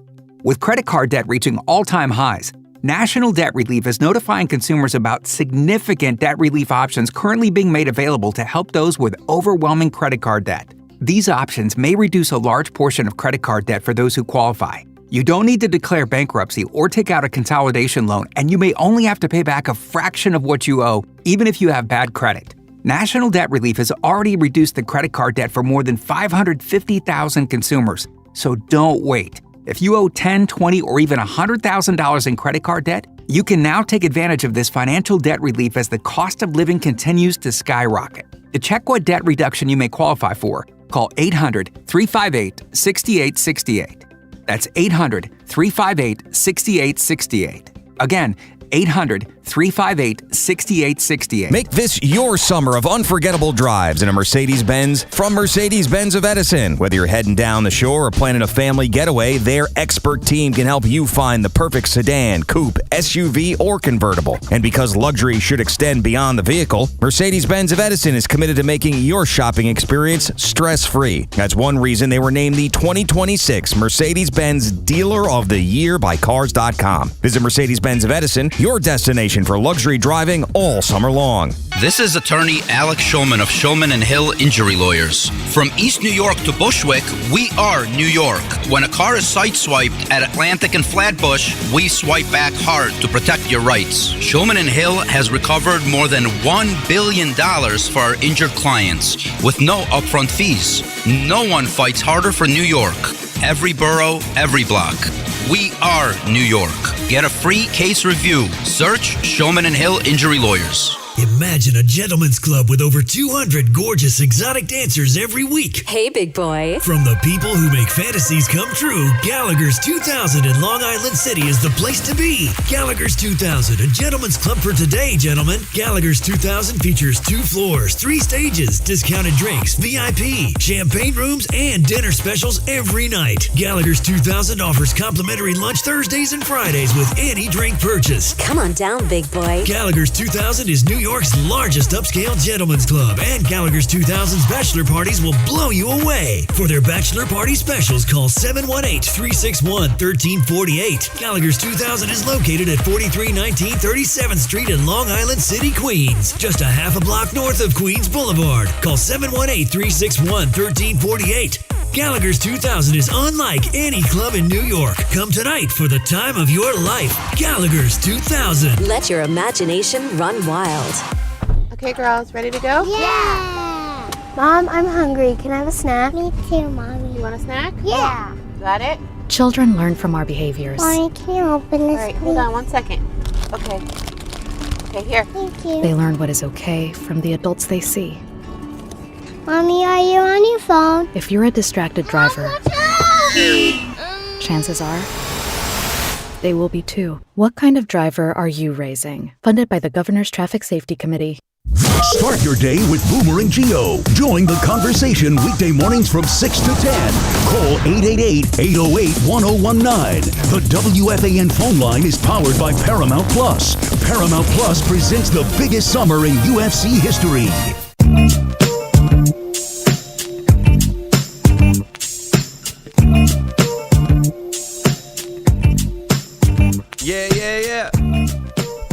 Hello.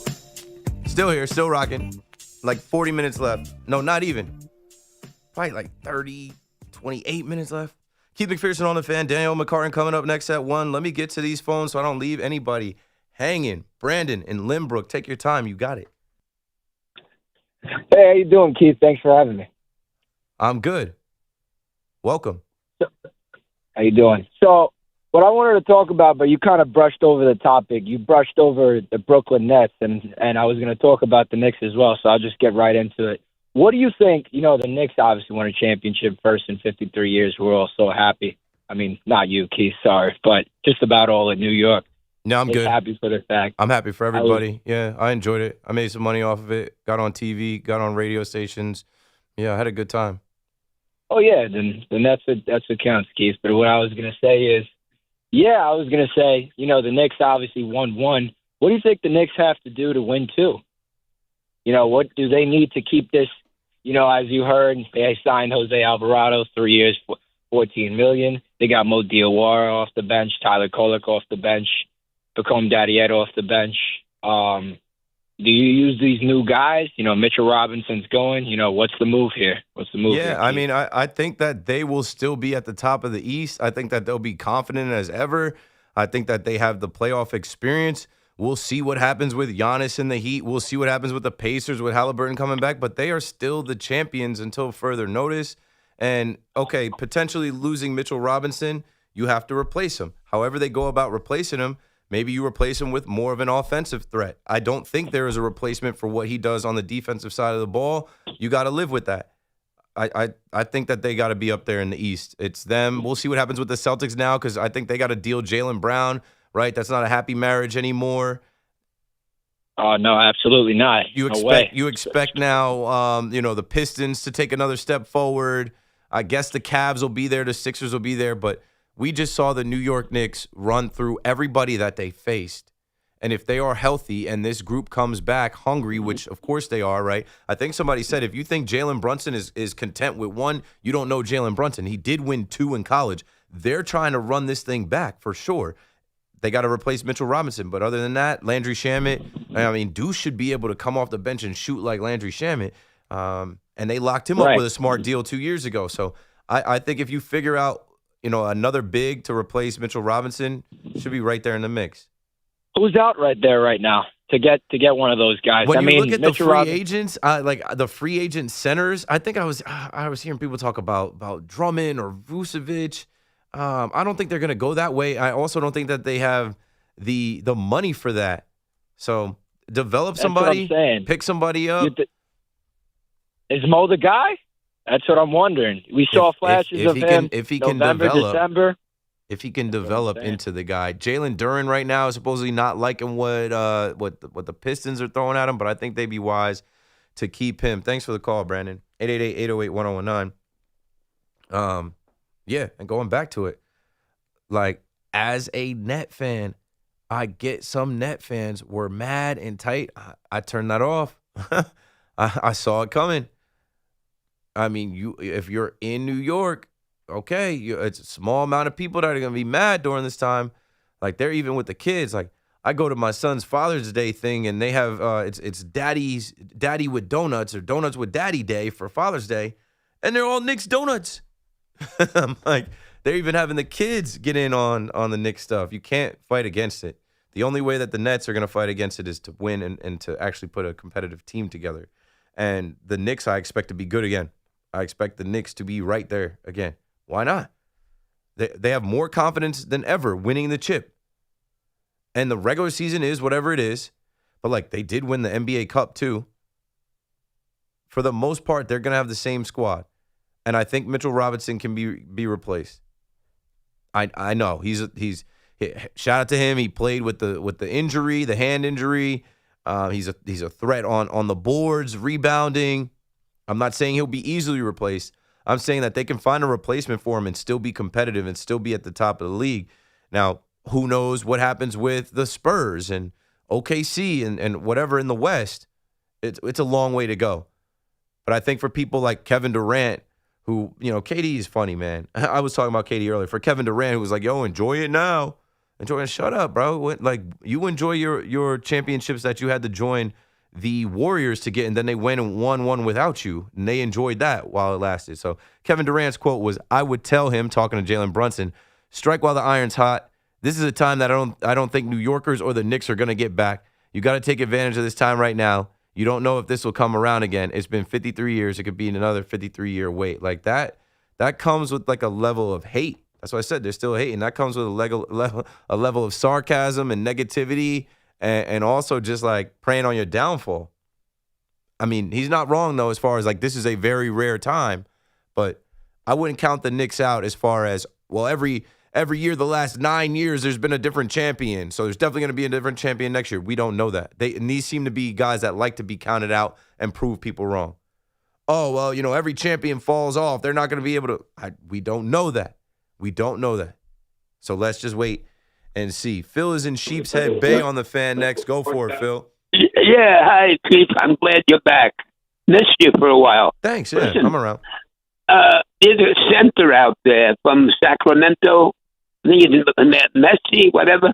I think he would cover the rim, and I think he'd be a good replacement for Mitchell Robinson. What's your thought on that? How much is he going to cost? That's the whole thing. They're not going over the second apron. I don't know. I don't know what they're looking for. Yeah, if they're going to spend money, then you spend the money to try and bring Mitch back. My other point is, what about bringing back a great guy off the bench that could score, shoot threes, Mr. Dante DiVincenzo? Hooking him up back with the guys from Villanova. What about that? He tore his Achilles in the playoffs. Boy. Yeah, he's out for the whole year. He's not boy. going to be I didn't Jason know Tatum. that. Yeah, and even Jason Tatum came back and didn't play that well. Or I mean, he played, but like he ultimately had to sit down in Game 7. Takes time. Yeah.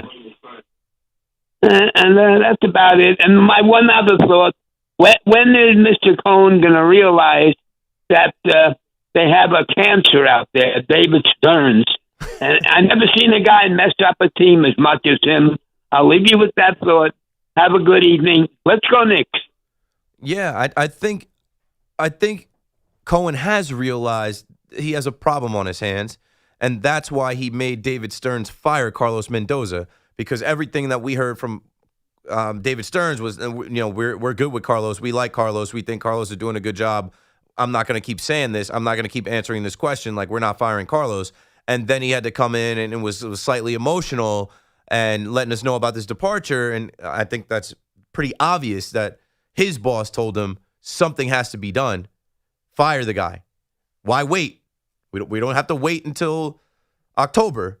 Fire him. Send a message. Something has to change. We should have done this sooner, but you advised us not to.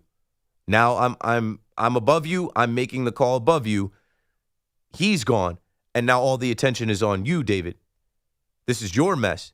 You didn't set him up for success. You didn't give him the tools that he needed to be successful. So now all the ire on the fans can't be on the manager. Fire the manager. Fire the manager. Now it's on fire Stearns and people making signs and being removed from their seats in Citi Field. Next thing you know, it's the T-shirts, the fun prevention T-shirts. Run prevention? No, fun prevention. And shout out to J-Mac Customs. I think I did see J-Mac's tweet, and that was the first time I saw. I think after Jeff Passan wrote that the Mets' whole season is an error, I think I saw J-Mac write fun prevention. And then Hector in Washington Heights ran with it, put it on the shirts, and here we are.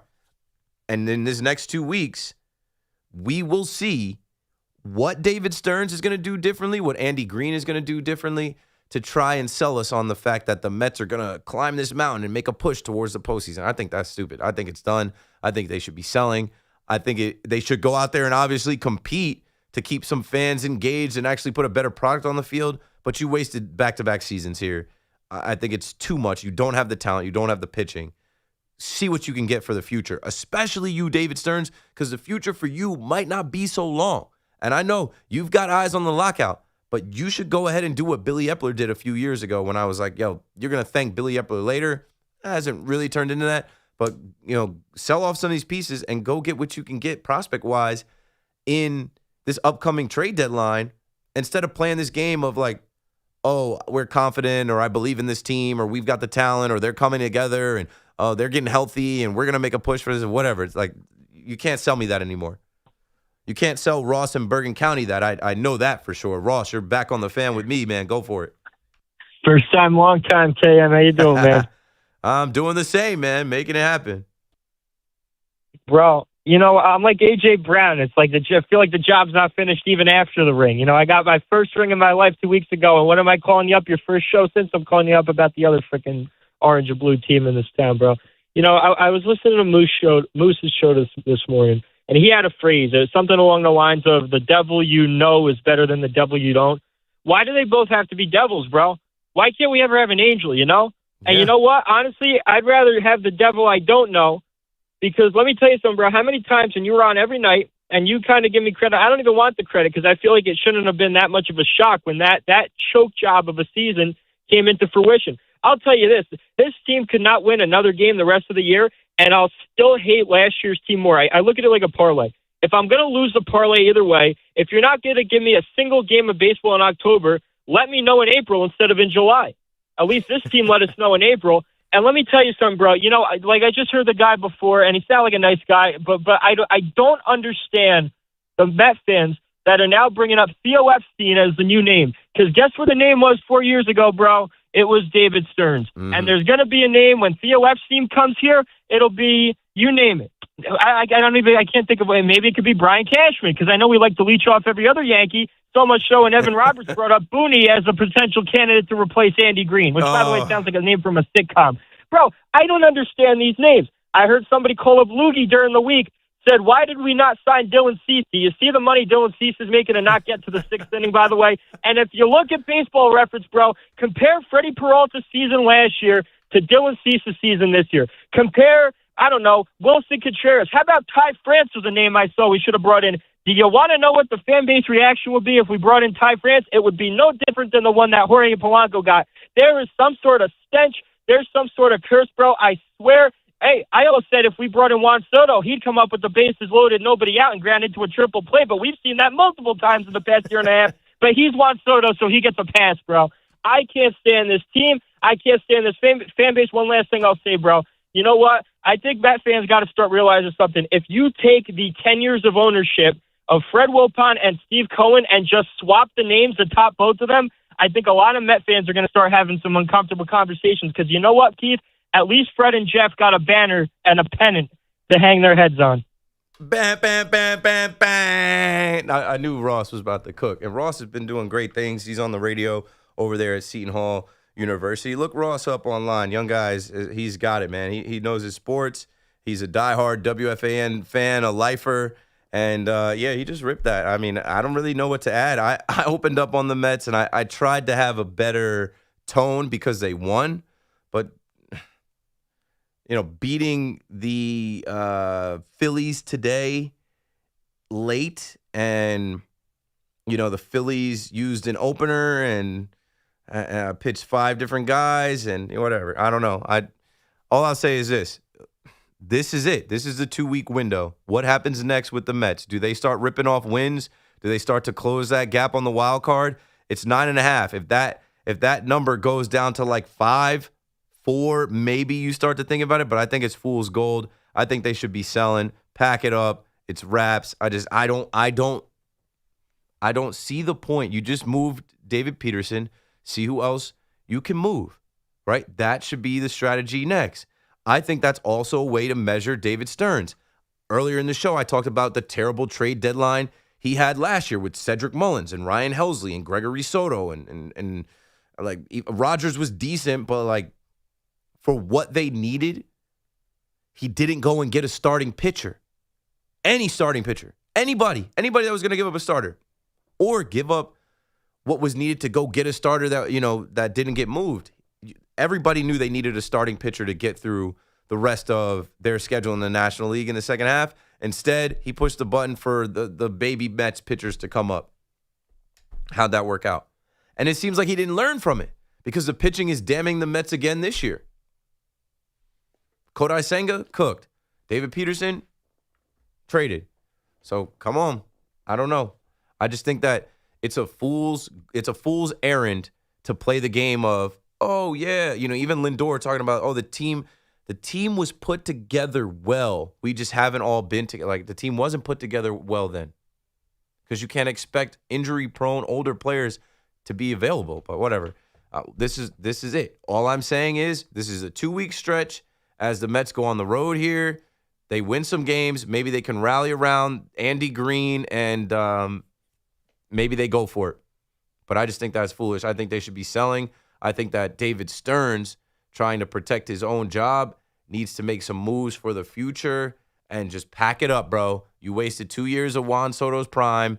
You didn't believe in OMG and Grimace. You got rid of all those guys. Then you didn't believe in the core of the Met team with Alonso, Nimmo, McNeil, and you played games with Edwin Diaz, and then you tried to do a whole home makeover, and the whole thing is trash.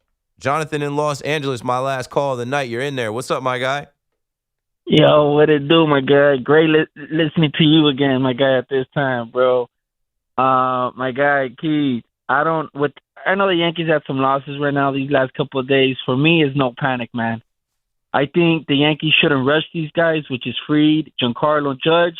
As long as we're going into October healthy and good, and as long as they come back by September, man, the first week of September, I'm good with that, man. I know we're gonna have through some bumps, but come on, man, it's the what do they call it? The dog days of summer. We're not even there yet, but no, I hear you. I hear you. What I said earlier, bro, is we're missing a ton of guys. We're due to lose games. If you win 100 games, you got to lose 62. But there are little things about the bat quality, the lineup, playing guys out of position, but it all comes back to not having the guys that you're expecting to have. So much of the payroll is missing when you look at Judge and Fried and Stanton and Grisham, and it's like those are starters. Those are key cogs in this thing. So don't panic yet. Exactly. Don't panic yet. Yeah, hey, T, really quick, you going to that Jay-Z concert? And if it is, I might go, bro. I might see you there. I was talking about it before. I'm not trying to pay for a ticket, but I might have to be in there for the whole concert. Definitely after I saw those jerseys he put out. You're the man, bro. Thanks for the call. Thanks, everybody who called, everybody who watched on YouTube. Stay tuned. Danielle McCartan is next. And I think my next show is the overnight Friday into Saturday going into July 4th. So I'll see you then.